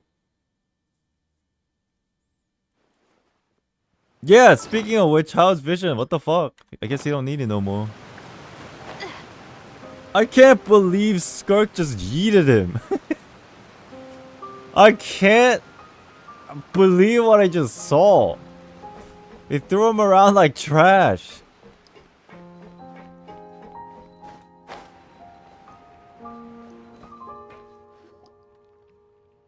Navia!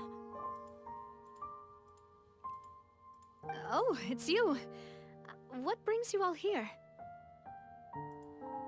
Hey, we're just having a look around. I'm here to update myself on how things are going here. Oh, the Fatui are here too.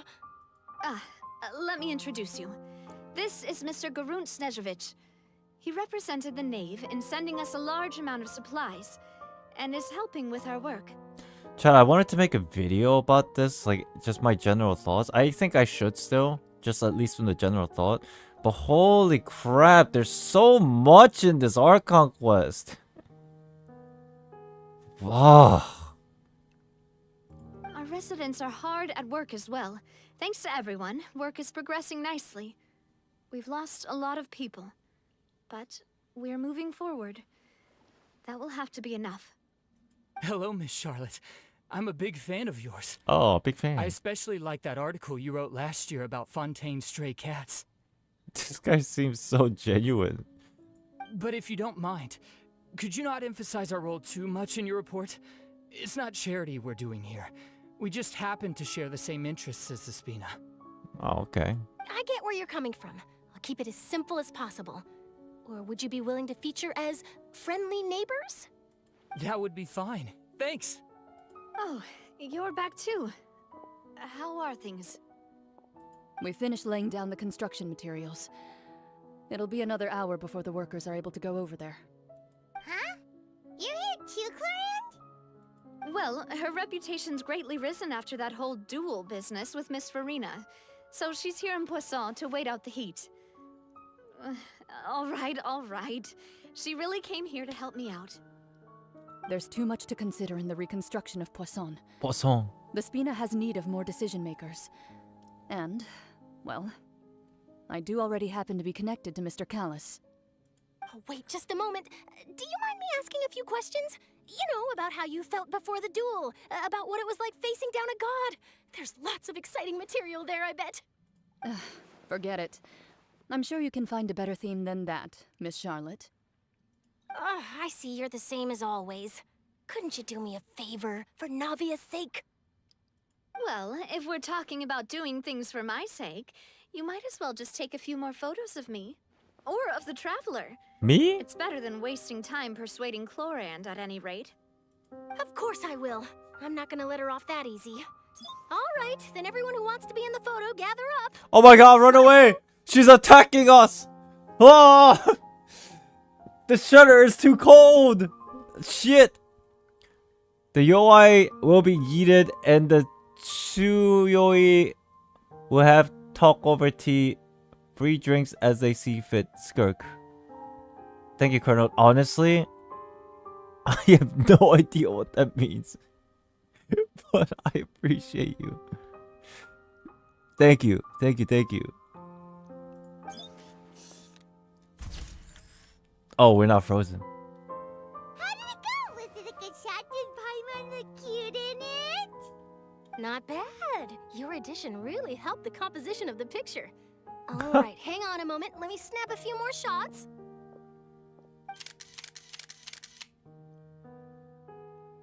All right, that should do it. I'll be back here later anyway, so let's call it a day. Yoi weak, Shioi strong. Got you. Dude, chat, we just got bombarded by fucking ice shutters. You're very quick. Speed is of the essence when it comes to the news, and freshness is the key. Dude, I'm telling you, she'll be a great YouTuber. Also, not to brag, but I'm pretty good at building connections. Who knows? I might eventually get that interview with you after all, Miss Clarande. Wow, you really do have that never say die spirit. I'm impressed. I'll hazard a guess that this is how you got that interview at the Fortress of Maripede. You already knew she was going. Whoa, you're well informed. Let me make a guess too. I asked Sijuin, who told Monsieur Neuvillette, and he told you, right? That's a very complete information chain. In truth, all Monsieur Neuvillette asked me was, when did the fortress become so friendly towards the media? I told him that it was best not to speak too soon. There's no guarantee that Ridesley will make a personal appearance. You're right. I've got to treasure every moment I have with them. In which case, I'll be making a move first. Okay. Stay safe now. And tell me if you hear anything interesting. I'll treat you to afternoon tea in exchange.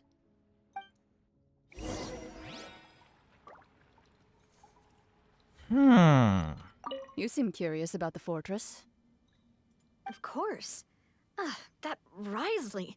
I still remember going down to the fortress to grill him for information on my father's case. Boy, did he take me for a ride. Without telling me anything, of course. But he did invite you to tea, didn't he? Oh yeah, the tea. 2 large pots of it, in fact. It was good tea, though. I have to agree. The tea there is very good. Speaking of that, would you like to have some today?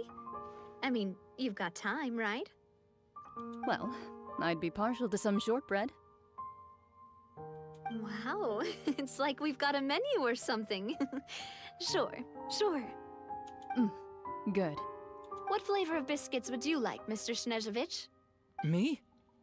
I'm fine with anything, but I would prefer chocolate. Yeah, should you chocolate. have it. Chocolate. All right, leave it to me. I'll go over the newly arrived supplies with you later, Mr. Snezhevich. We should be able to finish the preparatory work today. That works great for me. Huh.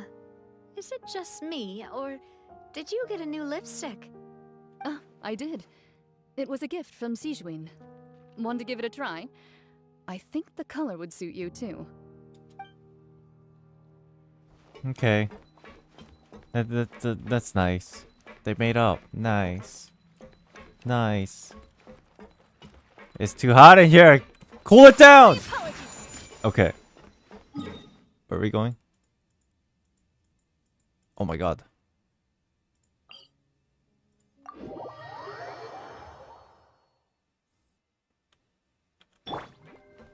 Look, chat, Furina's right here.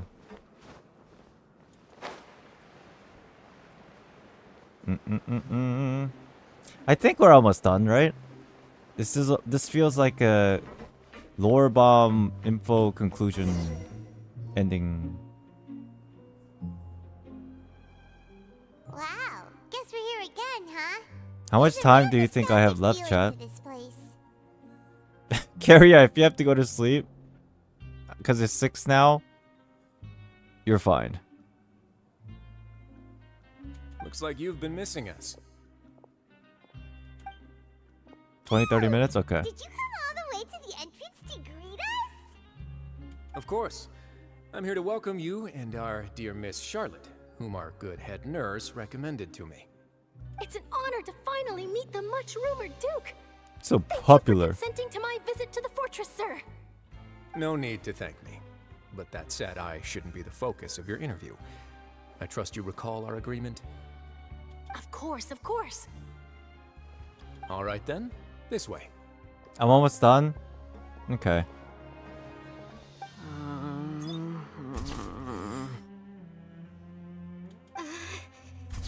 Are they camera shy? Oh wait, these two are the freaking lovebirds. I almost forgot. Hey, no need to be so nervous. I've already taken all the photos we need. Miss Charlotte, do these pictures really need to be published on the cover of the Steambird? It would seem that Miss Lorvine doesn't want her face to appear beside that of Mr. Jurier. Sir, please don't say things like that. Yeah. It is I who don't want to be next to her. But it looks like dear Mr. Jurier denies it. Might this interview be very important to you then? No, I just... This is my first time being interviewed, and I'm very thankful to the Steambird for... Now, I might not look it, but I actually did meet Mr. Edwin once. And I'll be honest, I enjoyed chatting with you more. You've definitely got more of that genius vibe going on. The boat that brought about a miracle, the ark that saved the people. Why, you recreated a myth back there, like an emissary of legend.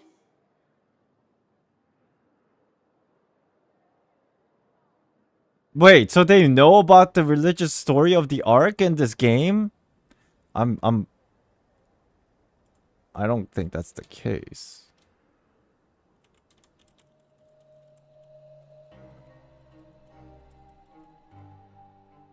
There's no way, right? Just lingo? I hope so. Oh, the Remurian Ark. That's right. That happened too here. I was about to say. Woo! Still, if I might ask, where's that flying ship now? Huh! Looks like Charlotte's trying to get herself another exclusive scoop. I have to apologize, but that ship is presently in the bowels of our factory. I'm afraid it won't be easy for you to get a shot of it. Really? Well, then in that case, could I have an interview with you to make up for that loss? Oh my god, negotiation skills.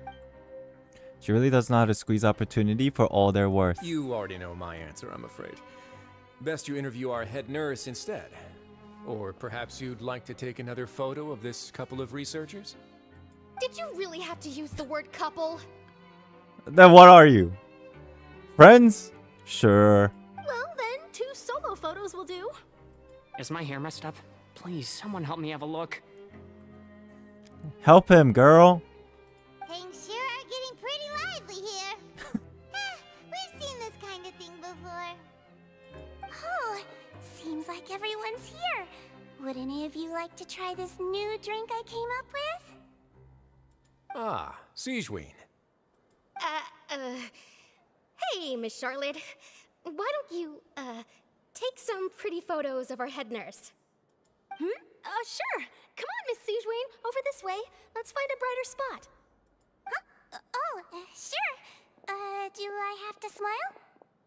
So, how have things been at the fortress? Same old, as you can see. Fontaine's undergone some changes, but this place is still more or less the same. She's waving back there on a photo shoot. Other than that flying ship, it got a tad too much attention, I think. That's why I decided to let the interview go through. We should direct more public opinions toward the behind-the-scenes heroes. Am I right, Mr. Jurier? Miss Lorvine? You're too kind, sir. I believe that you too should have your day in the sun. Not that you would want that, which is a pity. I'll just leave the spotlight to you two. I see. Lots of things happened that day, huh? Anyway, regarding that Harbinger, I'm not sure you remember, but his 3 young followers are still waiting for his return. He sure did win them over, huh? I'll tell them that there's good news and bad news. The good being that their boss seems fine, and the bad being that they must He got yeeted. sentences for abetting his escape. Oh, actually, what about you? Are things gonna change for you too? What change can there be? The fortress will keep chugging along, and so will my duties. Chat, I am getting tired now. Wow, this is great. I think I barely have like 5% energy left in my tank, and I think we're almost done. This is great. Today was a good stream. As to what Miss Furina's departure will mean for the nation, and if our laws and governance will be transformed, we'll leave those to the folks in the overworld. Hey everyone, the photo shoot's done.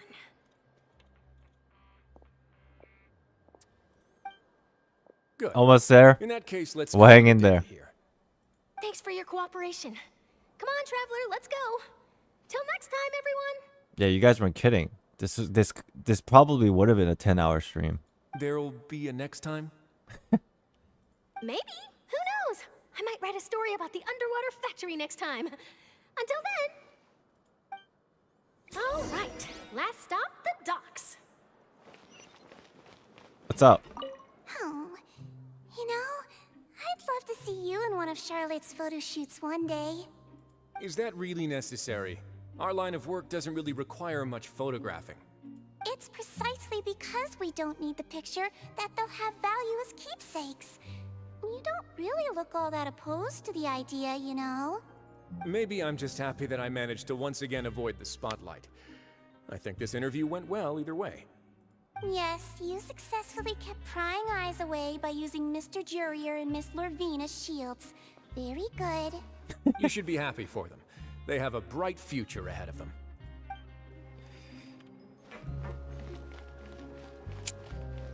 What's up, y'all? How you doing? What you guys getting for dinner today?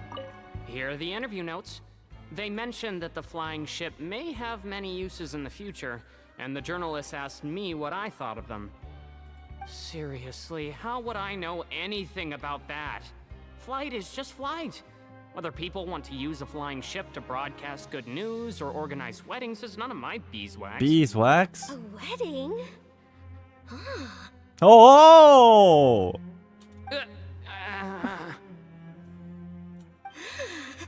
Whoa! Why are you looking at me like that? So the flying ship can be used for weddings? Whoa! I didn't say that. That journalist mentioned it, and what does that have to do with us anyway? True. What does that have to do with us? Oh my god, now she's pissed. Come on. Bro, you've done messed up. Ah, cool it. I'm out of here. No awareness. Clueless. He done goofed. Chat. You see this? I swear I did my dailies. But the hour has passed and the daily reset happened. Oh shit.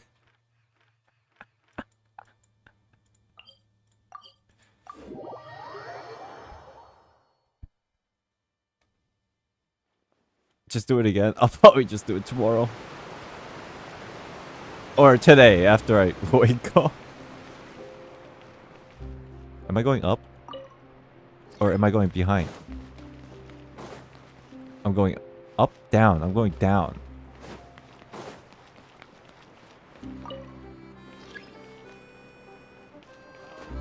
Just jump down? Oh, true.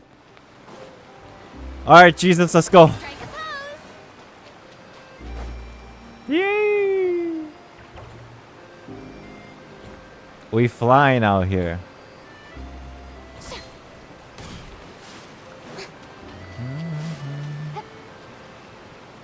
Oh, it's Lynette and Lenny. Fremine. I haven't seen them! They really are here! How did you know? Navia mentioned that she stayed in touch with Linny and the others after working together. Apparently, they've been at the docks distributing these strange pockets the whole time since. Traveler, Paimon. Ah, and Miss Charlotte, too. To be honest, chat, I don't like where this is going. There's so many things that are still unexplained, and I don't think Neuvillette's gonna explain it all. Because the biggest thing is, what the fuck? There's only 6 Archons now. What does that mean? I hope he says something about this. Would you like a magic pocket? What sort of gadget is it? It's a wondrous bag that can be used to carry many things. The water level has returned to normal, but if you see any of your things floating around, you can use this to carry them. Or you could trick a friend into doing it for you. Trick a friend? I wonder which of my friends would fall for that. Stop. Don't look at me. You could just make a friend like Fremine here. Oh my god. Isn't that right, Fremine? She's just gonna say it openly like this? Is this what you meant by I'll help you make some more friends? To be honest, that sounds pretty sweet. Could I have your contact, please? Sure. Please, write down my address. You sure are working hard to help Fremine socialize. He was the one who proposed doing this. He even wants to assist in our magic shows. Sounds like that would suit him. Yes, I was planning to first introduce Pear as an assistant, and later Fremine himself. In the future, I think we can leave underwater escape magic to him too. There's so many things I want to like think about and discuss, but I'm just waiting for Neuvillette's little ending conversation. That said, would anyone want to see a diver escape underwater? Oh, it'll work out. Every journey begins with the first step. He'll become a part of our show eventually. Lynette, could you come over? Miss Charlotte says she Picture wants to time. take a picture of us. Got it. My, that Charlotte is rather perceptive. She got rid of everyone the moment she realized I had something to say to you. So, how have things been, Traveler? I'm alright. Father says that you did a great deal during the latest events. She's very grateful for your contributions to Fontaine. That's alright. We were more than happy to help. So, what's she doing now? Chat. Essentially, I'm on autopilot mode and just enjoying the dialogue without much thinking onto Neuvillette. So I'm just gonna be like pretty quiet. Oh, I guess you haven't heard. I'm paying Well. attention though. After Lady Furina left, Father and Monsieur Neuvillette opened negotiations, during which he gave Fontaine's gnosis to her as a diplomatic gift. There's so many questions. First of all, where did Furina go? Second of all, isn't the gnosis still exists even after a death of an Archon? What the? I guess that's technically still possible.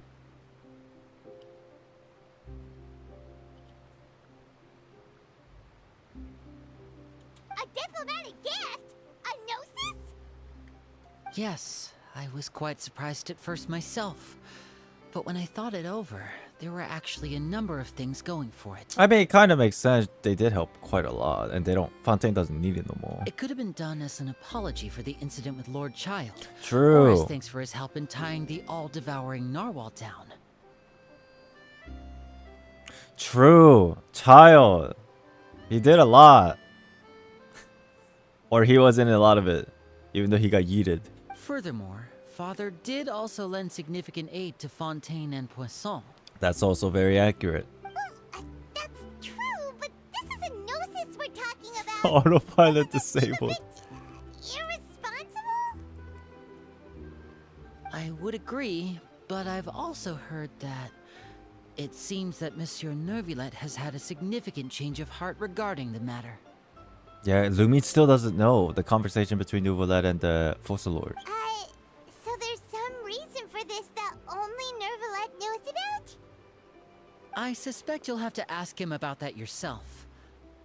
Yes, speaking of which, I did see him strolling around the entrance to the Fortress of Maripede a while back.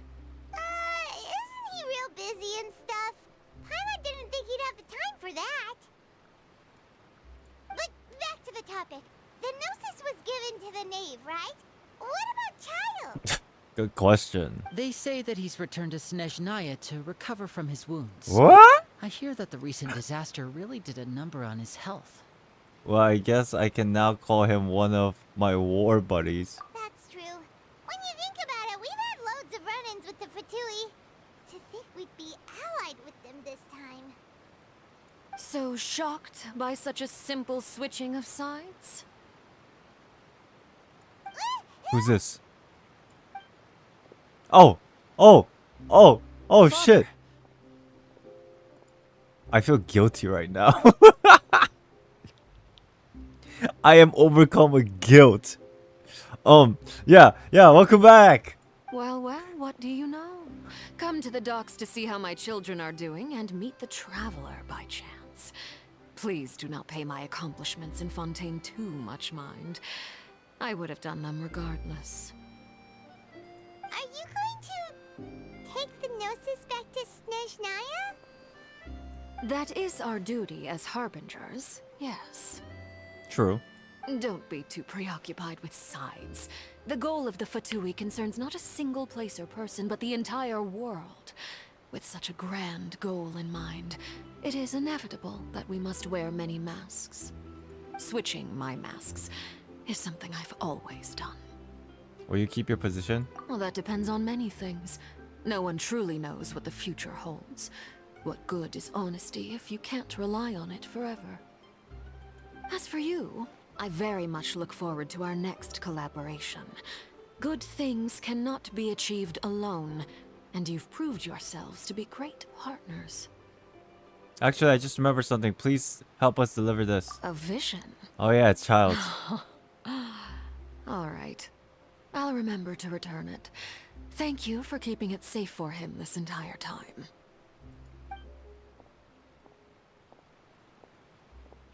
And that's a wrap for me. Huh? You're... Pitch time! Greetings, Miss Journalist. Hello. If I'm not mistaken, there are diplomatic channels I'll need to report to take a photo of you. That is correct. So forgive me, but I will not be able to serve as a subject in your article. However, feel free to write as much as you'd like about our dear magicians and our upcoming rookie talent. Oh, I almost forgot. She's like super fucking important. You know? She's like... Ooh. I will. The sea breeze is quite pleasant. I shall continue my walk while the weather remains so agreeable. Farewell. Dude, she's an awesome character, man. Like, I don't care what people say about, like, she did bad things. She did bad things for a good reason. At least that's my belief in this character. Farewell, Father. Bye-bye. Oh, she has such an intimidating presence. I didn't even dare to take a picture. Thankfully, I've already wrapped up all my pre-scheduled interviews. Thank you all. This'll be more than enough for me to write about, I'm sure. Don't be too nervous. Why don't you take a magic pocket before you go? Here, Traveler, Paimon, you take one too. To move things about? That's right. Funny. I was giving out magic pockets when we first met too. And what do you know? I'm doing the exact same thing right now. So many things have happened, but the pockets are still the pockets. I guess this must be life. We will all follow our own paths, and serendipity will lead you to your fated friends. This is also low-key of saying everything repeats itself. Alright then. We'll be handing out pockets in some other districts later, so we'll get going now. Have a good day, you two. Well, guess we sent Charlotte off. Shall we go see how Neuvillette's doing? I suppose he's not so busy that he doesn't have time to chat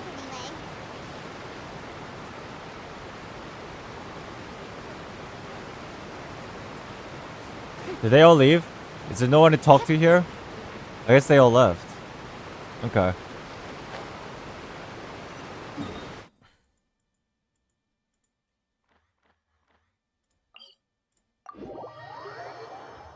They pieced out? Alright.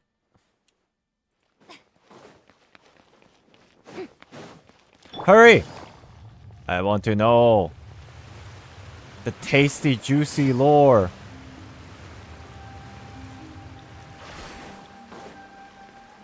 Take it easy. What the? It's telling me to go this way. The entrance to the fortress! Ooh, he really is there! On a scale of 1 through 10, rate mind-blowingness on this conversation.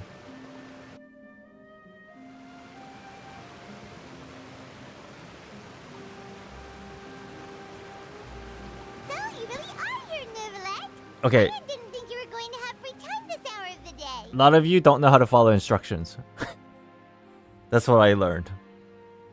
But it seems it's very hype. Really? Oh, I suppose you must have met Mr. Linney. He took the time to greet me earlier when he passed this way. Thank you for the super chat, Colonel. You know Island, good or bad, at the very least, we know we can rely on her if our goals ever align. Sometimes there is more value in the devil you know than the angel you don't.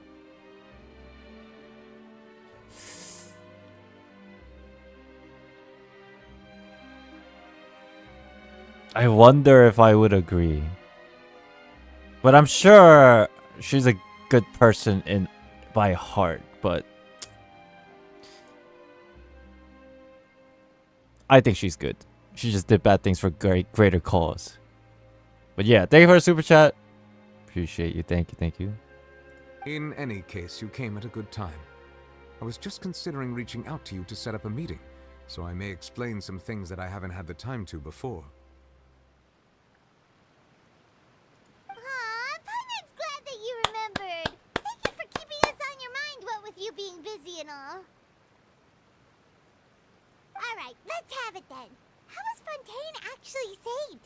The whole business is still quite the mystery to us. Indeed. Colonel, remind me of that exact statement in your super chat. Thursday. Because I think I know what you're saying, but I don't know if I agree or disagree. Is this something I do want to, like, just think about? Just wrap my head around it? But yes. Remind me Thursday. For Theory Thursday.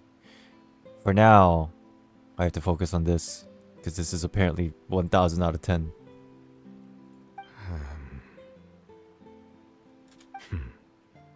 It is strange how words can often leave a bitter taste in the mouth when it finally comes time to say them out loud. Oh, he tells her.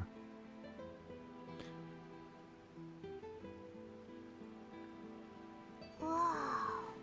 So that's what happened? I only saw Furina's part myself. Focalor destroyed the divine throne of the Hydro Archon and restored your power to you, transforming you into a fully fledged elemental dragon sovereign. But Paimon still doesn't quite get what you did to save the Fontainians from dissolving. For me, the authority of the ancient dragons refers to absolute control over the hydro element. I guess that even includes the primordial sea. Fontainians were incomplete humans born of Egeria's use of the power of the primordial sea, with constitutions similar to that of mimics. But so long as those primordial energies remain within them, I could use the ancient dragon's authority to grant them true blood, after the fashion in which life was first brought into being on this planet. Oh my god, okay, this goes way back. In other words, when I gave my verdict, Fontainians became true humans, and thus would naturally no longer be dissolved by water from the primordial sea. Oh, that's what the ending cutscene was. Oh. It makes more sense now. Focalor must have counted on you to make that decision as well. Your verdict was the key to making the prophecy appear to have come true while saving everyone. You could say that it was at that moment that he fucked up. I mean, that the Fontainians were finally truly born. Yeah, and in a manner of speaking, Focalor finally managed to fulfill the original Hydro Archon's wish to turn Oceanids into real people too. Oh, yeah. It seems from your expressions that you still have more things you wish to ask. Oh, I have a ton of questions. Okay. Ask away. I will tell you the truth as I know it. I'm gonna keep the gnosis for last. Well, I guess I'll just go in order. About the initial verdict that was passed on Child. I have investigated his case along many avenues, and I have learned that he once fell into an unknown chasm when he was young. We know this? There, by chance, he awakened the all-devouring narwhal. True. But whether it be by sentiment or reason, that should not have been enough to consider him the root cause of the disaster. At most, he would have had tangential liability. As for the judgment passed by the Oratrice during the trial, whether it was due to that liability by association, or Focalors deliberately using him to buy time for us on the assumption that he would be able to hold the creature off, I cannot say. Chad, what do you think? What do you think? Wow, okay, so, okay. The first is what we've originally suspected. But now the second one is Focalors planning all this. You really think second? Maybe both?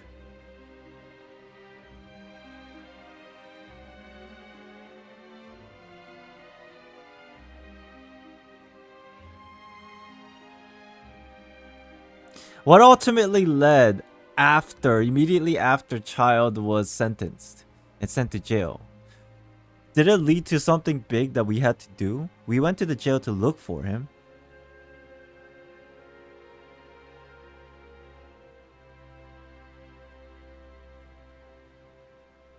He did hold that whale off? Yeah.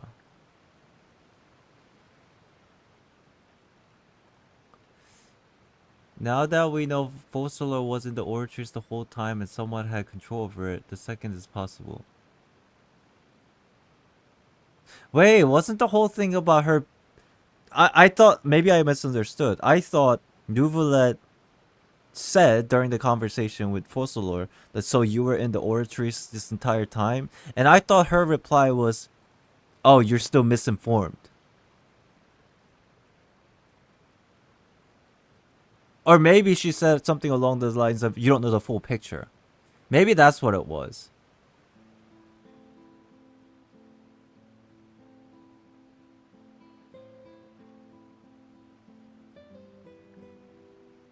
The second one, right? She was basically saying you don't know the full picture yet. Okay.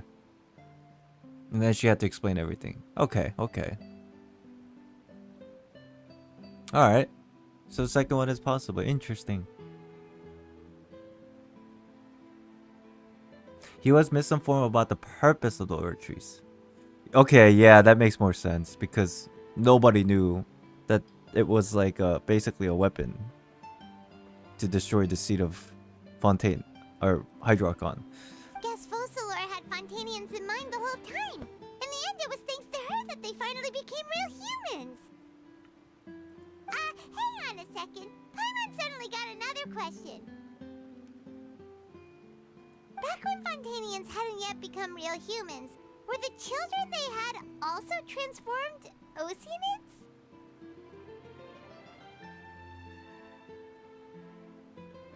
Life has always flowed like water. Do you recall how Fontainians would often come to the Fountain of Lucine to pray for children? Yeah, Lynette said the fountain is where all the waters in Fontaine converge. In truth, even those couples did not know that such prayers were no mere custom, but instead a form of ritual. Those Oceanids who were blessed within the spring water would later descend as new humans in the coming months. Paimon sorta gets it now. Either way, it seems like this ritual won't be of any further use, but it'll probably live on as a local custom. Ask away. I will tell you the truth as I know it. Sure. This world is crazy. Sure. Fontaine's future. Yeah, about that. Risley said Furina has already left. What's that all about? Yeah, where'd she go? Ah, Lady Furina. The people are only aware that her death sentence has not been carried out. She abdicated the post of Hydro Archon and left affairs related to that title to me before leaving the Opera House. I related Focalor's words to her faithfully and completely. After hearing them, she seemed neither saddened nor comforted. Maybe she's now traveling to figure out what to do next. She simply said that she was tired and needed to rest. Oh, okay, that's fair. That's fucking fair. Yeah, I mean, go take a nap. You know what? Sleep for a few days. Having said that, she then packed her things and moved out of the opera house. Not unlike how an ordinary person might. Furina, wow. That's crazy. Free now. Or we should say free now. Ah! Ah! Ah!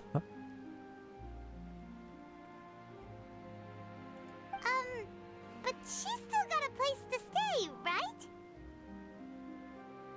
You need not worry. I will make arrangements to ensure that she will not want for food, clothing, board, or travel.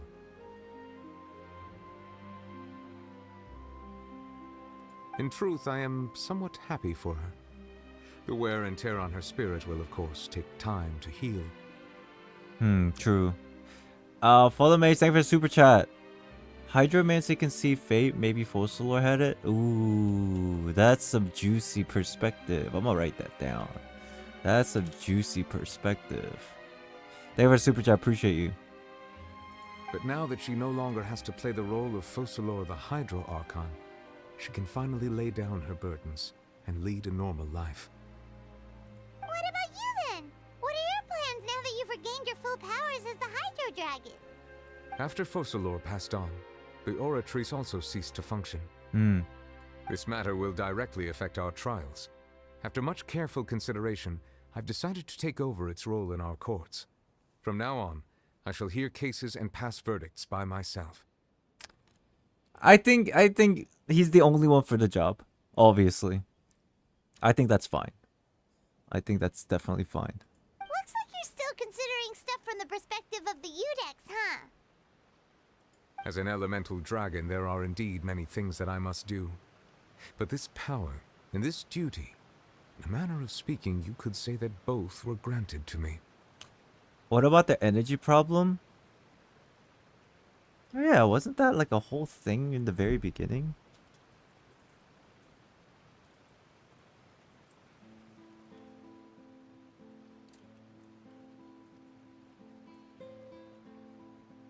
As such, before I attend to my other responsibilities, I must first and foremost continue to serve Fontaine as its highest judge. The duty of the Hydro Sovereign and the duty of the Udex shall coexist within my person.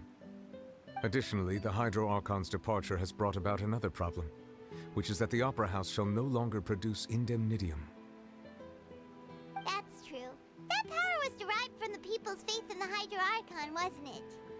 Wait, but the various mechs and machines in the city are all still okay. Where are they getting their energy from? Still the Ark? As I am now, I have full command over Yeah. Navia, and it can serve as a complete substitute. Another reason why I cannot quite leave Fontaine immediately. That makes sense. That makes sense. Wow. This ancient dragon's authority stuff is really quite useful, huh? Dragons are OP. I mean, it makes sense because that's the origin of this whole authority power. And I always figured the dragons were more stronger than Archons themselves at full power. Ask away. I will tell you the truth as I know it. Gnosis. Oh, that's right! They say you've given it to the Knave as a diplomatic gift or something! He's a hydro plant. He's a reactor. Oh shit. Leaving aside their intentionality, the two Fatui Harbingers have indeed done much for us during this crisis. Their sole remaining goal in Fontaine, at least at this point, would seem to be the Gnosis. The Oratrice has ceased to function. The Hydro Archon's divine throne is now no more, and I do not need the Gnosis's power. Yeah, because you're fucking OP. I knew it when you can throw fucking like Kamehamehas and shit. As such, it has lost all meaning for Fontaine. If the Fatui have impure designs, then we might as well accede to their request now, and avoid unnecessary conflict. What complicated considerations! Paimon thought you were just giving it to them out of gratitude to the Knave and as an apology to Child. Ask away. I will tell you the truth That's as it? I know it. Okay. You will soon be heading to Natlan, I presume? Wow. It's only been 3 years. Well, actually, technically, Fontaine's not really over. We're probably gonna have to wait how many patches? Give or take 6? 6 patches? Danes is probably gonna come back. And probably more info on Hexencircle and Skirk and those kind of things. 8 patches? Yeah, till 4.8. So like 6 patches, okay. I'm afraid that I have little talent as a travel guide, so all I can do is tell you what I know about that land. As far as I'm aware, Natlan can be said to be a nation of dragons. Interesting. A nation of dragons? You mean like you? No, I suspect that I would not find myself welcome there. Unlike ancient dragons such as myself, the dragons of Natlan have undergone long years of development and evolution. Large numbers of them have entered a form of coexistence with humanity. Do I have to dig up the lore behind bishops again? Or is this something else, I wonder? Natlan is also the nation of war. War ravages those lands like an undying flame. There is one other piece of information I got incidentally from my negotiations with the Knave that I believe may be useful to you. Is it about her sibling? The Harbinger known as the Captain has thrown his hat into the endless ring of war. Yeah, we suspected this, right? We kind of already had this suspicion from like the previous thing with, what's his name? The Chocobo. What's his I'm so sorry. I just don't remember his name. Ah, shit. And he Mika, thank you. Mika, yeah. The captain. Sounds like a real tough customer. Seriously, everywhere you look, there's a Fatui Harbinger doing their thing. I suggest that you fully prepare yourself before going to Natlan. In the meantime, Fontaine's doors will always be open to you. Ask away. I will tell you the truth as I know it. Hang on a sec. Paimon's still got a question about the Gnosis. Good job, Paimon. Ask him what shape it was. When we spoke to Linny Damn it. earlier, he mentioned that your attitude towards giving away the Gnosis had clearly changed. I was coping so hard there. We guessed that there might be some reason for it that only you were aware of. No wonder the House of the Hearth is the Fatui's intelligence division. They are certainly sharp. So regarding this specific issue, I was just getting ready to share something with you. What is it? In truth, I exchanged some further words with that lady named Skirk after sending you two back to the surface. It went something like this. Oh my god, okay.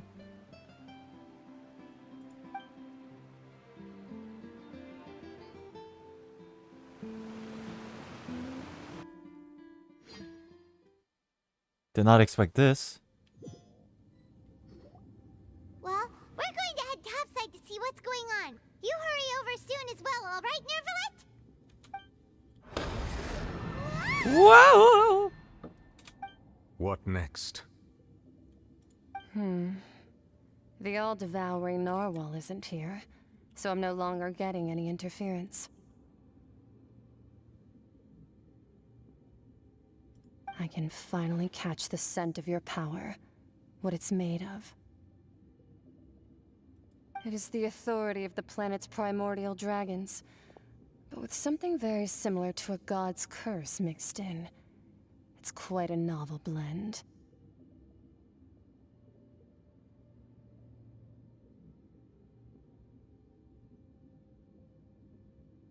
Makes sense. The context makes sense, but I don't know the information. I'm sure I've encountered something like this before. What was it again?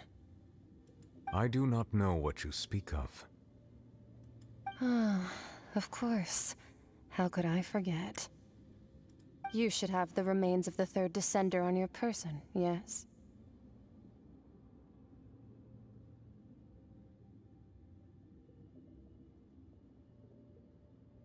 Remains? I've never heard of any such thing. Huh. According to your parlance, I believe it may be called a gnosis.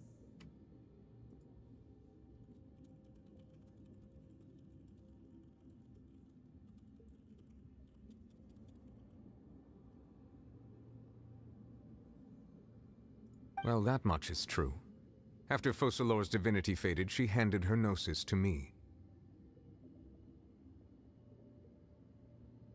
But I fear I have never heard of it described in the manner that you just did. I've been training with my master, the Foul, ever since I was young, and I have never returned to the surface since. So most of the information I possess, I got from him.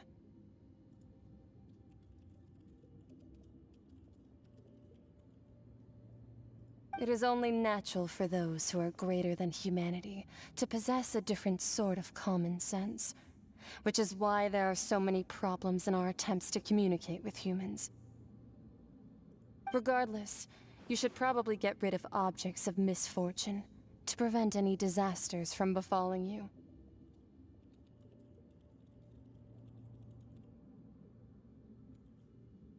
To live in itself is a blessing. But once a person dies, the bonds he once had with this world shall all turn to curses. What do you mean by that? No need to fret. These are just my personal thoughts, and my reason for no longer wishing to return to the surface. This third descender you refer to, who are they? And when did they die? Master never mentioned them to me. Perhaps it just wasn't that important for me to know.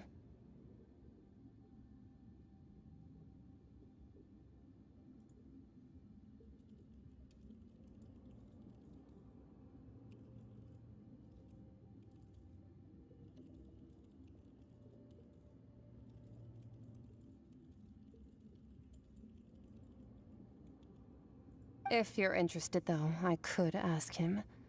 I'll be sure to pass the answer on to you next time. Oh my god, in 3 years?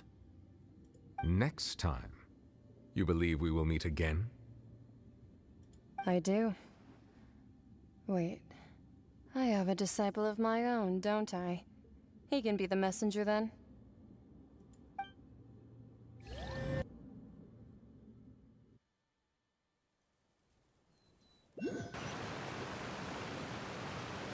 That's what she told me. Whether it would prove useful or not, I wanted to pass that information on to you. The remains of the third descender? So that's what the Gnosis actually are. Paimon just thought they looked like chess pieces. How could they be a person's remains? All the same, assuming that there was no misunderstanding or special metaphor at play, that is what she meant to say. I wonder how important this line is to this context. I'm gonna write it down just in case.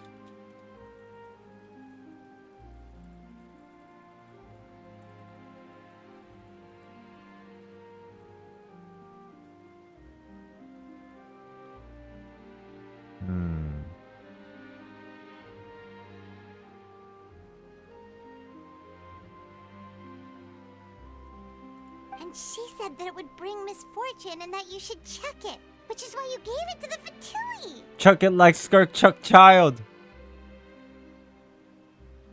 If she speaks the truth, then I would simply be putting Fontaine at unnecessary risk by keeping it here. A descender. She mentioned one of them.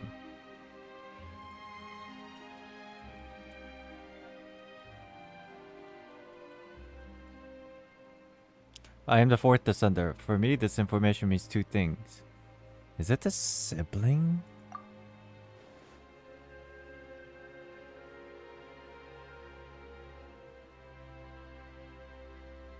Is it death in figurative way, or is it like somebody before the other sibling? I had guessed that you might already be familiar with this concept, but I did not expect you to be one of them.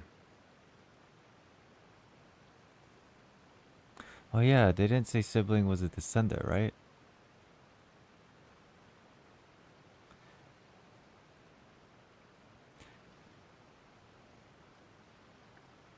So this is just a classification, and if the classification says that sibling is not a descender, then at least along the idea of this concept, it has nothing to do with the sibling. That's like the train of thought that I should be following, right? Descender is just a word for category, and the person who made the category claimed that the sibling was not one, so it's not. That means that the Gnosis, which are exceedingly element compatible and can even enhance elemental abilities, do indeed come from the third descender. I wonder, does your body also possess similar properties? Like being able to use elemental powers without a vision. That does sort of count as special compatibility, right? No, let's not think about this stuff right now. It just feels creepy. Comparing the Traveler to the dead third descender and all. I'm still alive. Okay, but this topic still feels like bad luck.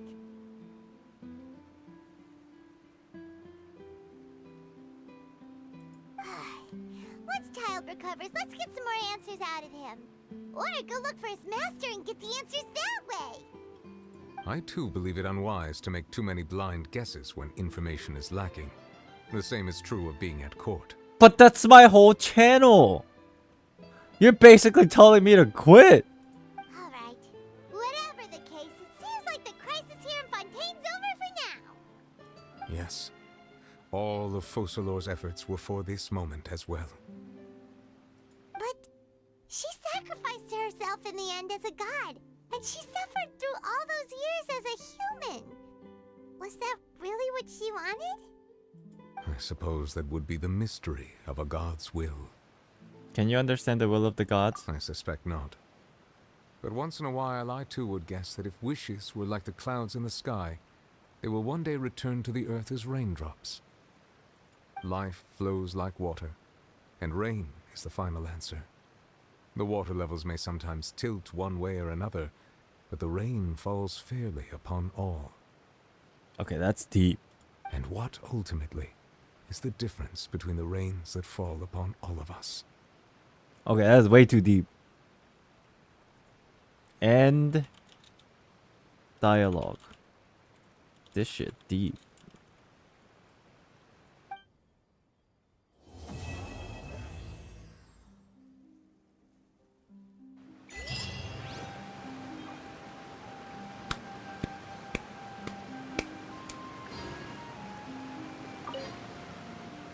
It seems from your expressions that you still have more things you wish to ask. No, I'm good. Ask away. No, I'm I good. will tell you the truth as I'm I good. know it. I suggest that you fully prepare yourself before going to Navia. Thank you. Okay. Number 1, Descender. Okay, number 4 is the Traveler. Number 3 is the Unknown, connected to Gnosis. Number 1, if I were to guess, it's made clear. Number 1 is the primordial one. It's so obvious now. I don't know. I'm pretty certain, with like 95% certainty, it's the primordial one, the first descender.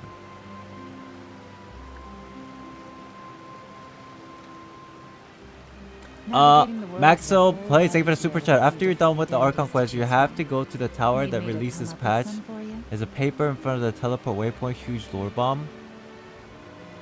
I would love to read it, but since I am pretty much been streaming for pretty much 10 hours, I think I just want to talk about some brief things and call it a day. But I would love to read it on the Thursday, if that's okay with you, Maxo. I appreciate the super chat, but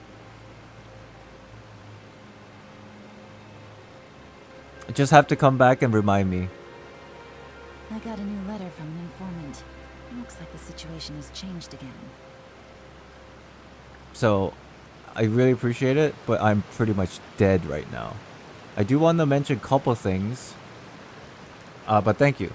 I do want to mention a couple things. I think Primordial one is the first who came. First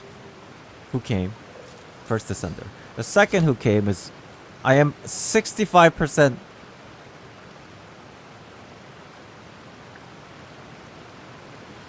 certain that the second who came is a descender.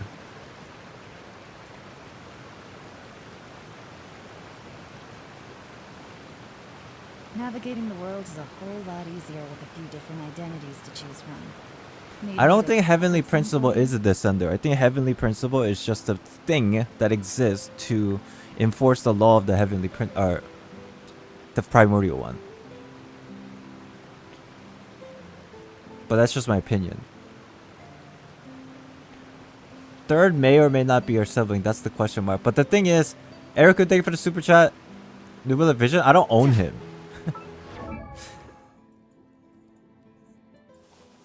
I don't own him.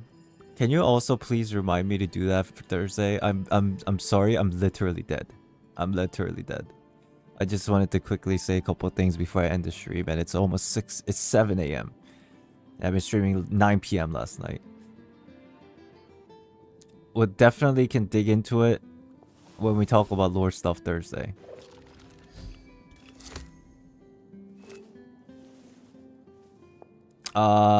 With that said, I think the Gnosis, I mean, there's one more dude that is suspected in my mind to be a descender of not of this world. There's a legend about this character. I don't know if this is the second who came. It could be the same person, but remember that story with the Outlander that the Sealies fell in love with? I don't think this character has a name, but there's that person as well. Now, I don't know if that person is linked to any of the other options. It's a possibility, but it's also not. It could be just a myth, but then again, it's there for information.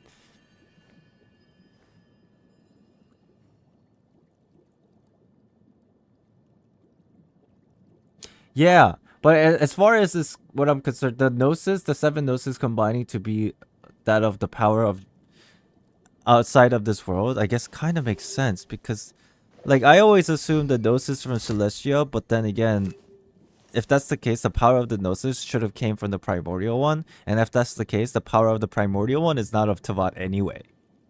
So that makes sense that Gnosis connecting to Descender makes sense because the Primordial one at its origin wasn't from this world either. So realistically then the power of the Gnosis is not from this world. Why are they chess pieces then?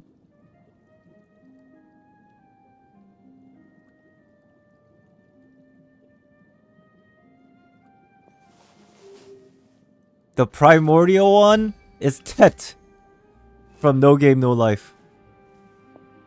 Solved. This game is solved. I can quit.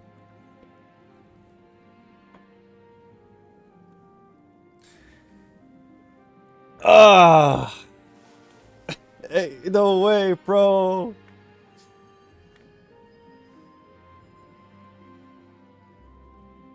Disboard. Yeah. Chat. If you guys are down,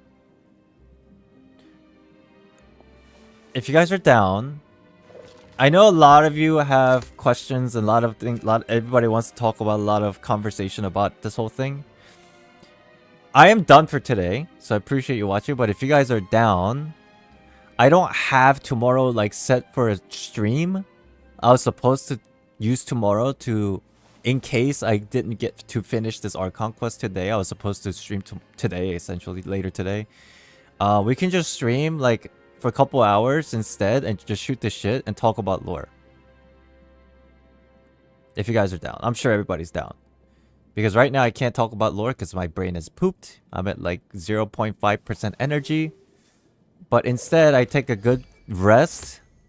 And then the same time I started this stream, so basically in about 14 hours from now, we can talk about all those things. So if I asked you to remind me of something, we can do that tomorrow.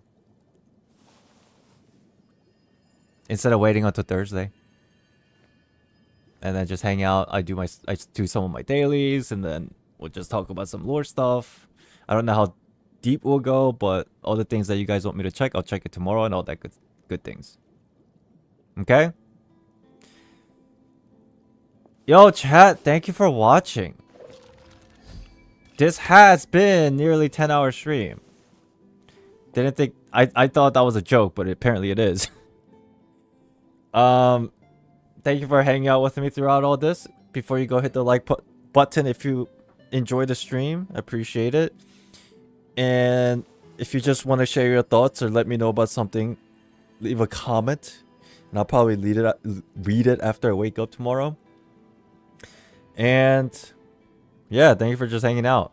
Appreciate you. I'll see you all tomorrow.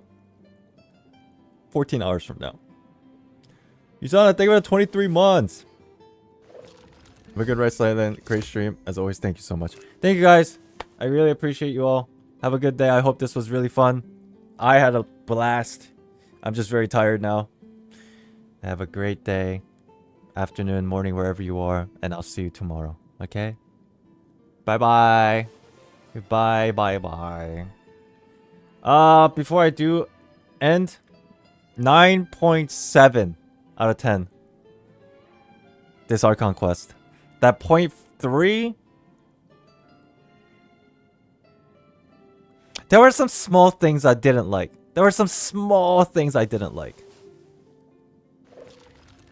As for exactly what they are, I think I will have to sit on it, and we'll talk about it tomorrow if you're down. I think there's just small things that I really didn't like.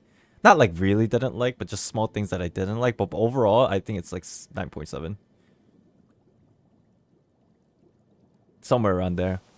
Like mid-9. 9 point mid something.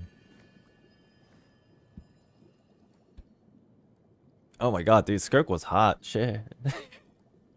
Alright, chat. I'll see you tomorrow. Thank you for watching. Have a good day. Appreciate you all. Peace. I'm gonna have to read through all these notes. Holy shit. Bye-bye.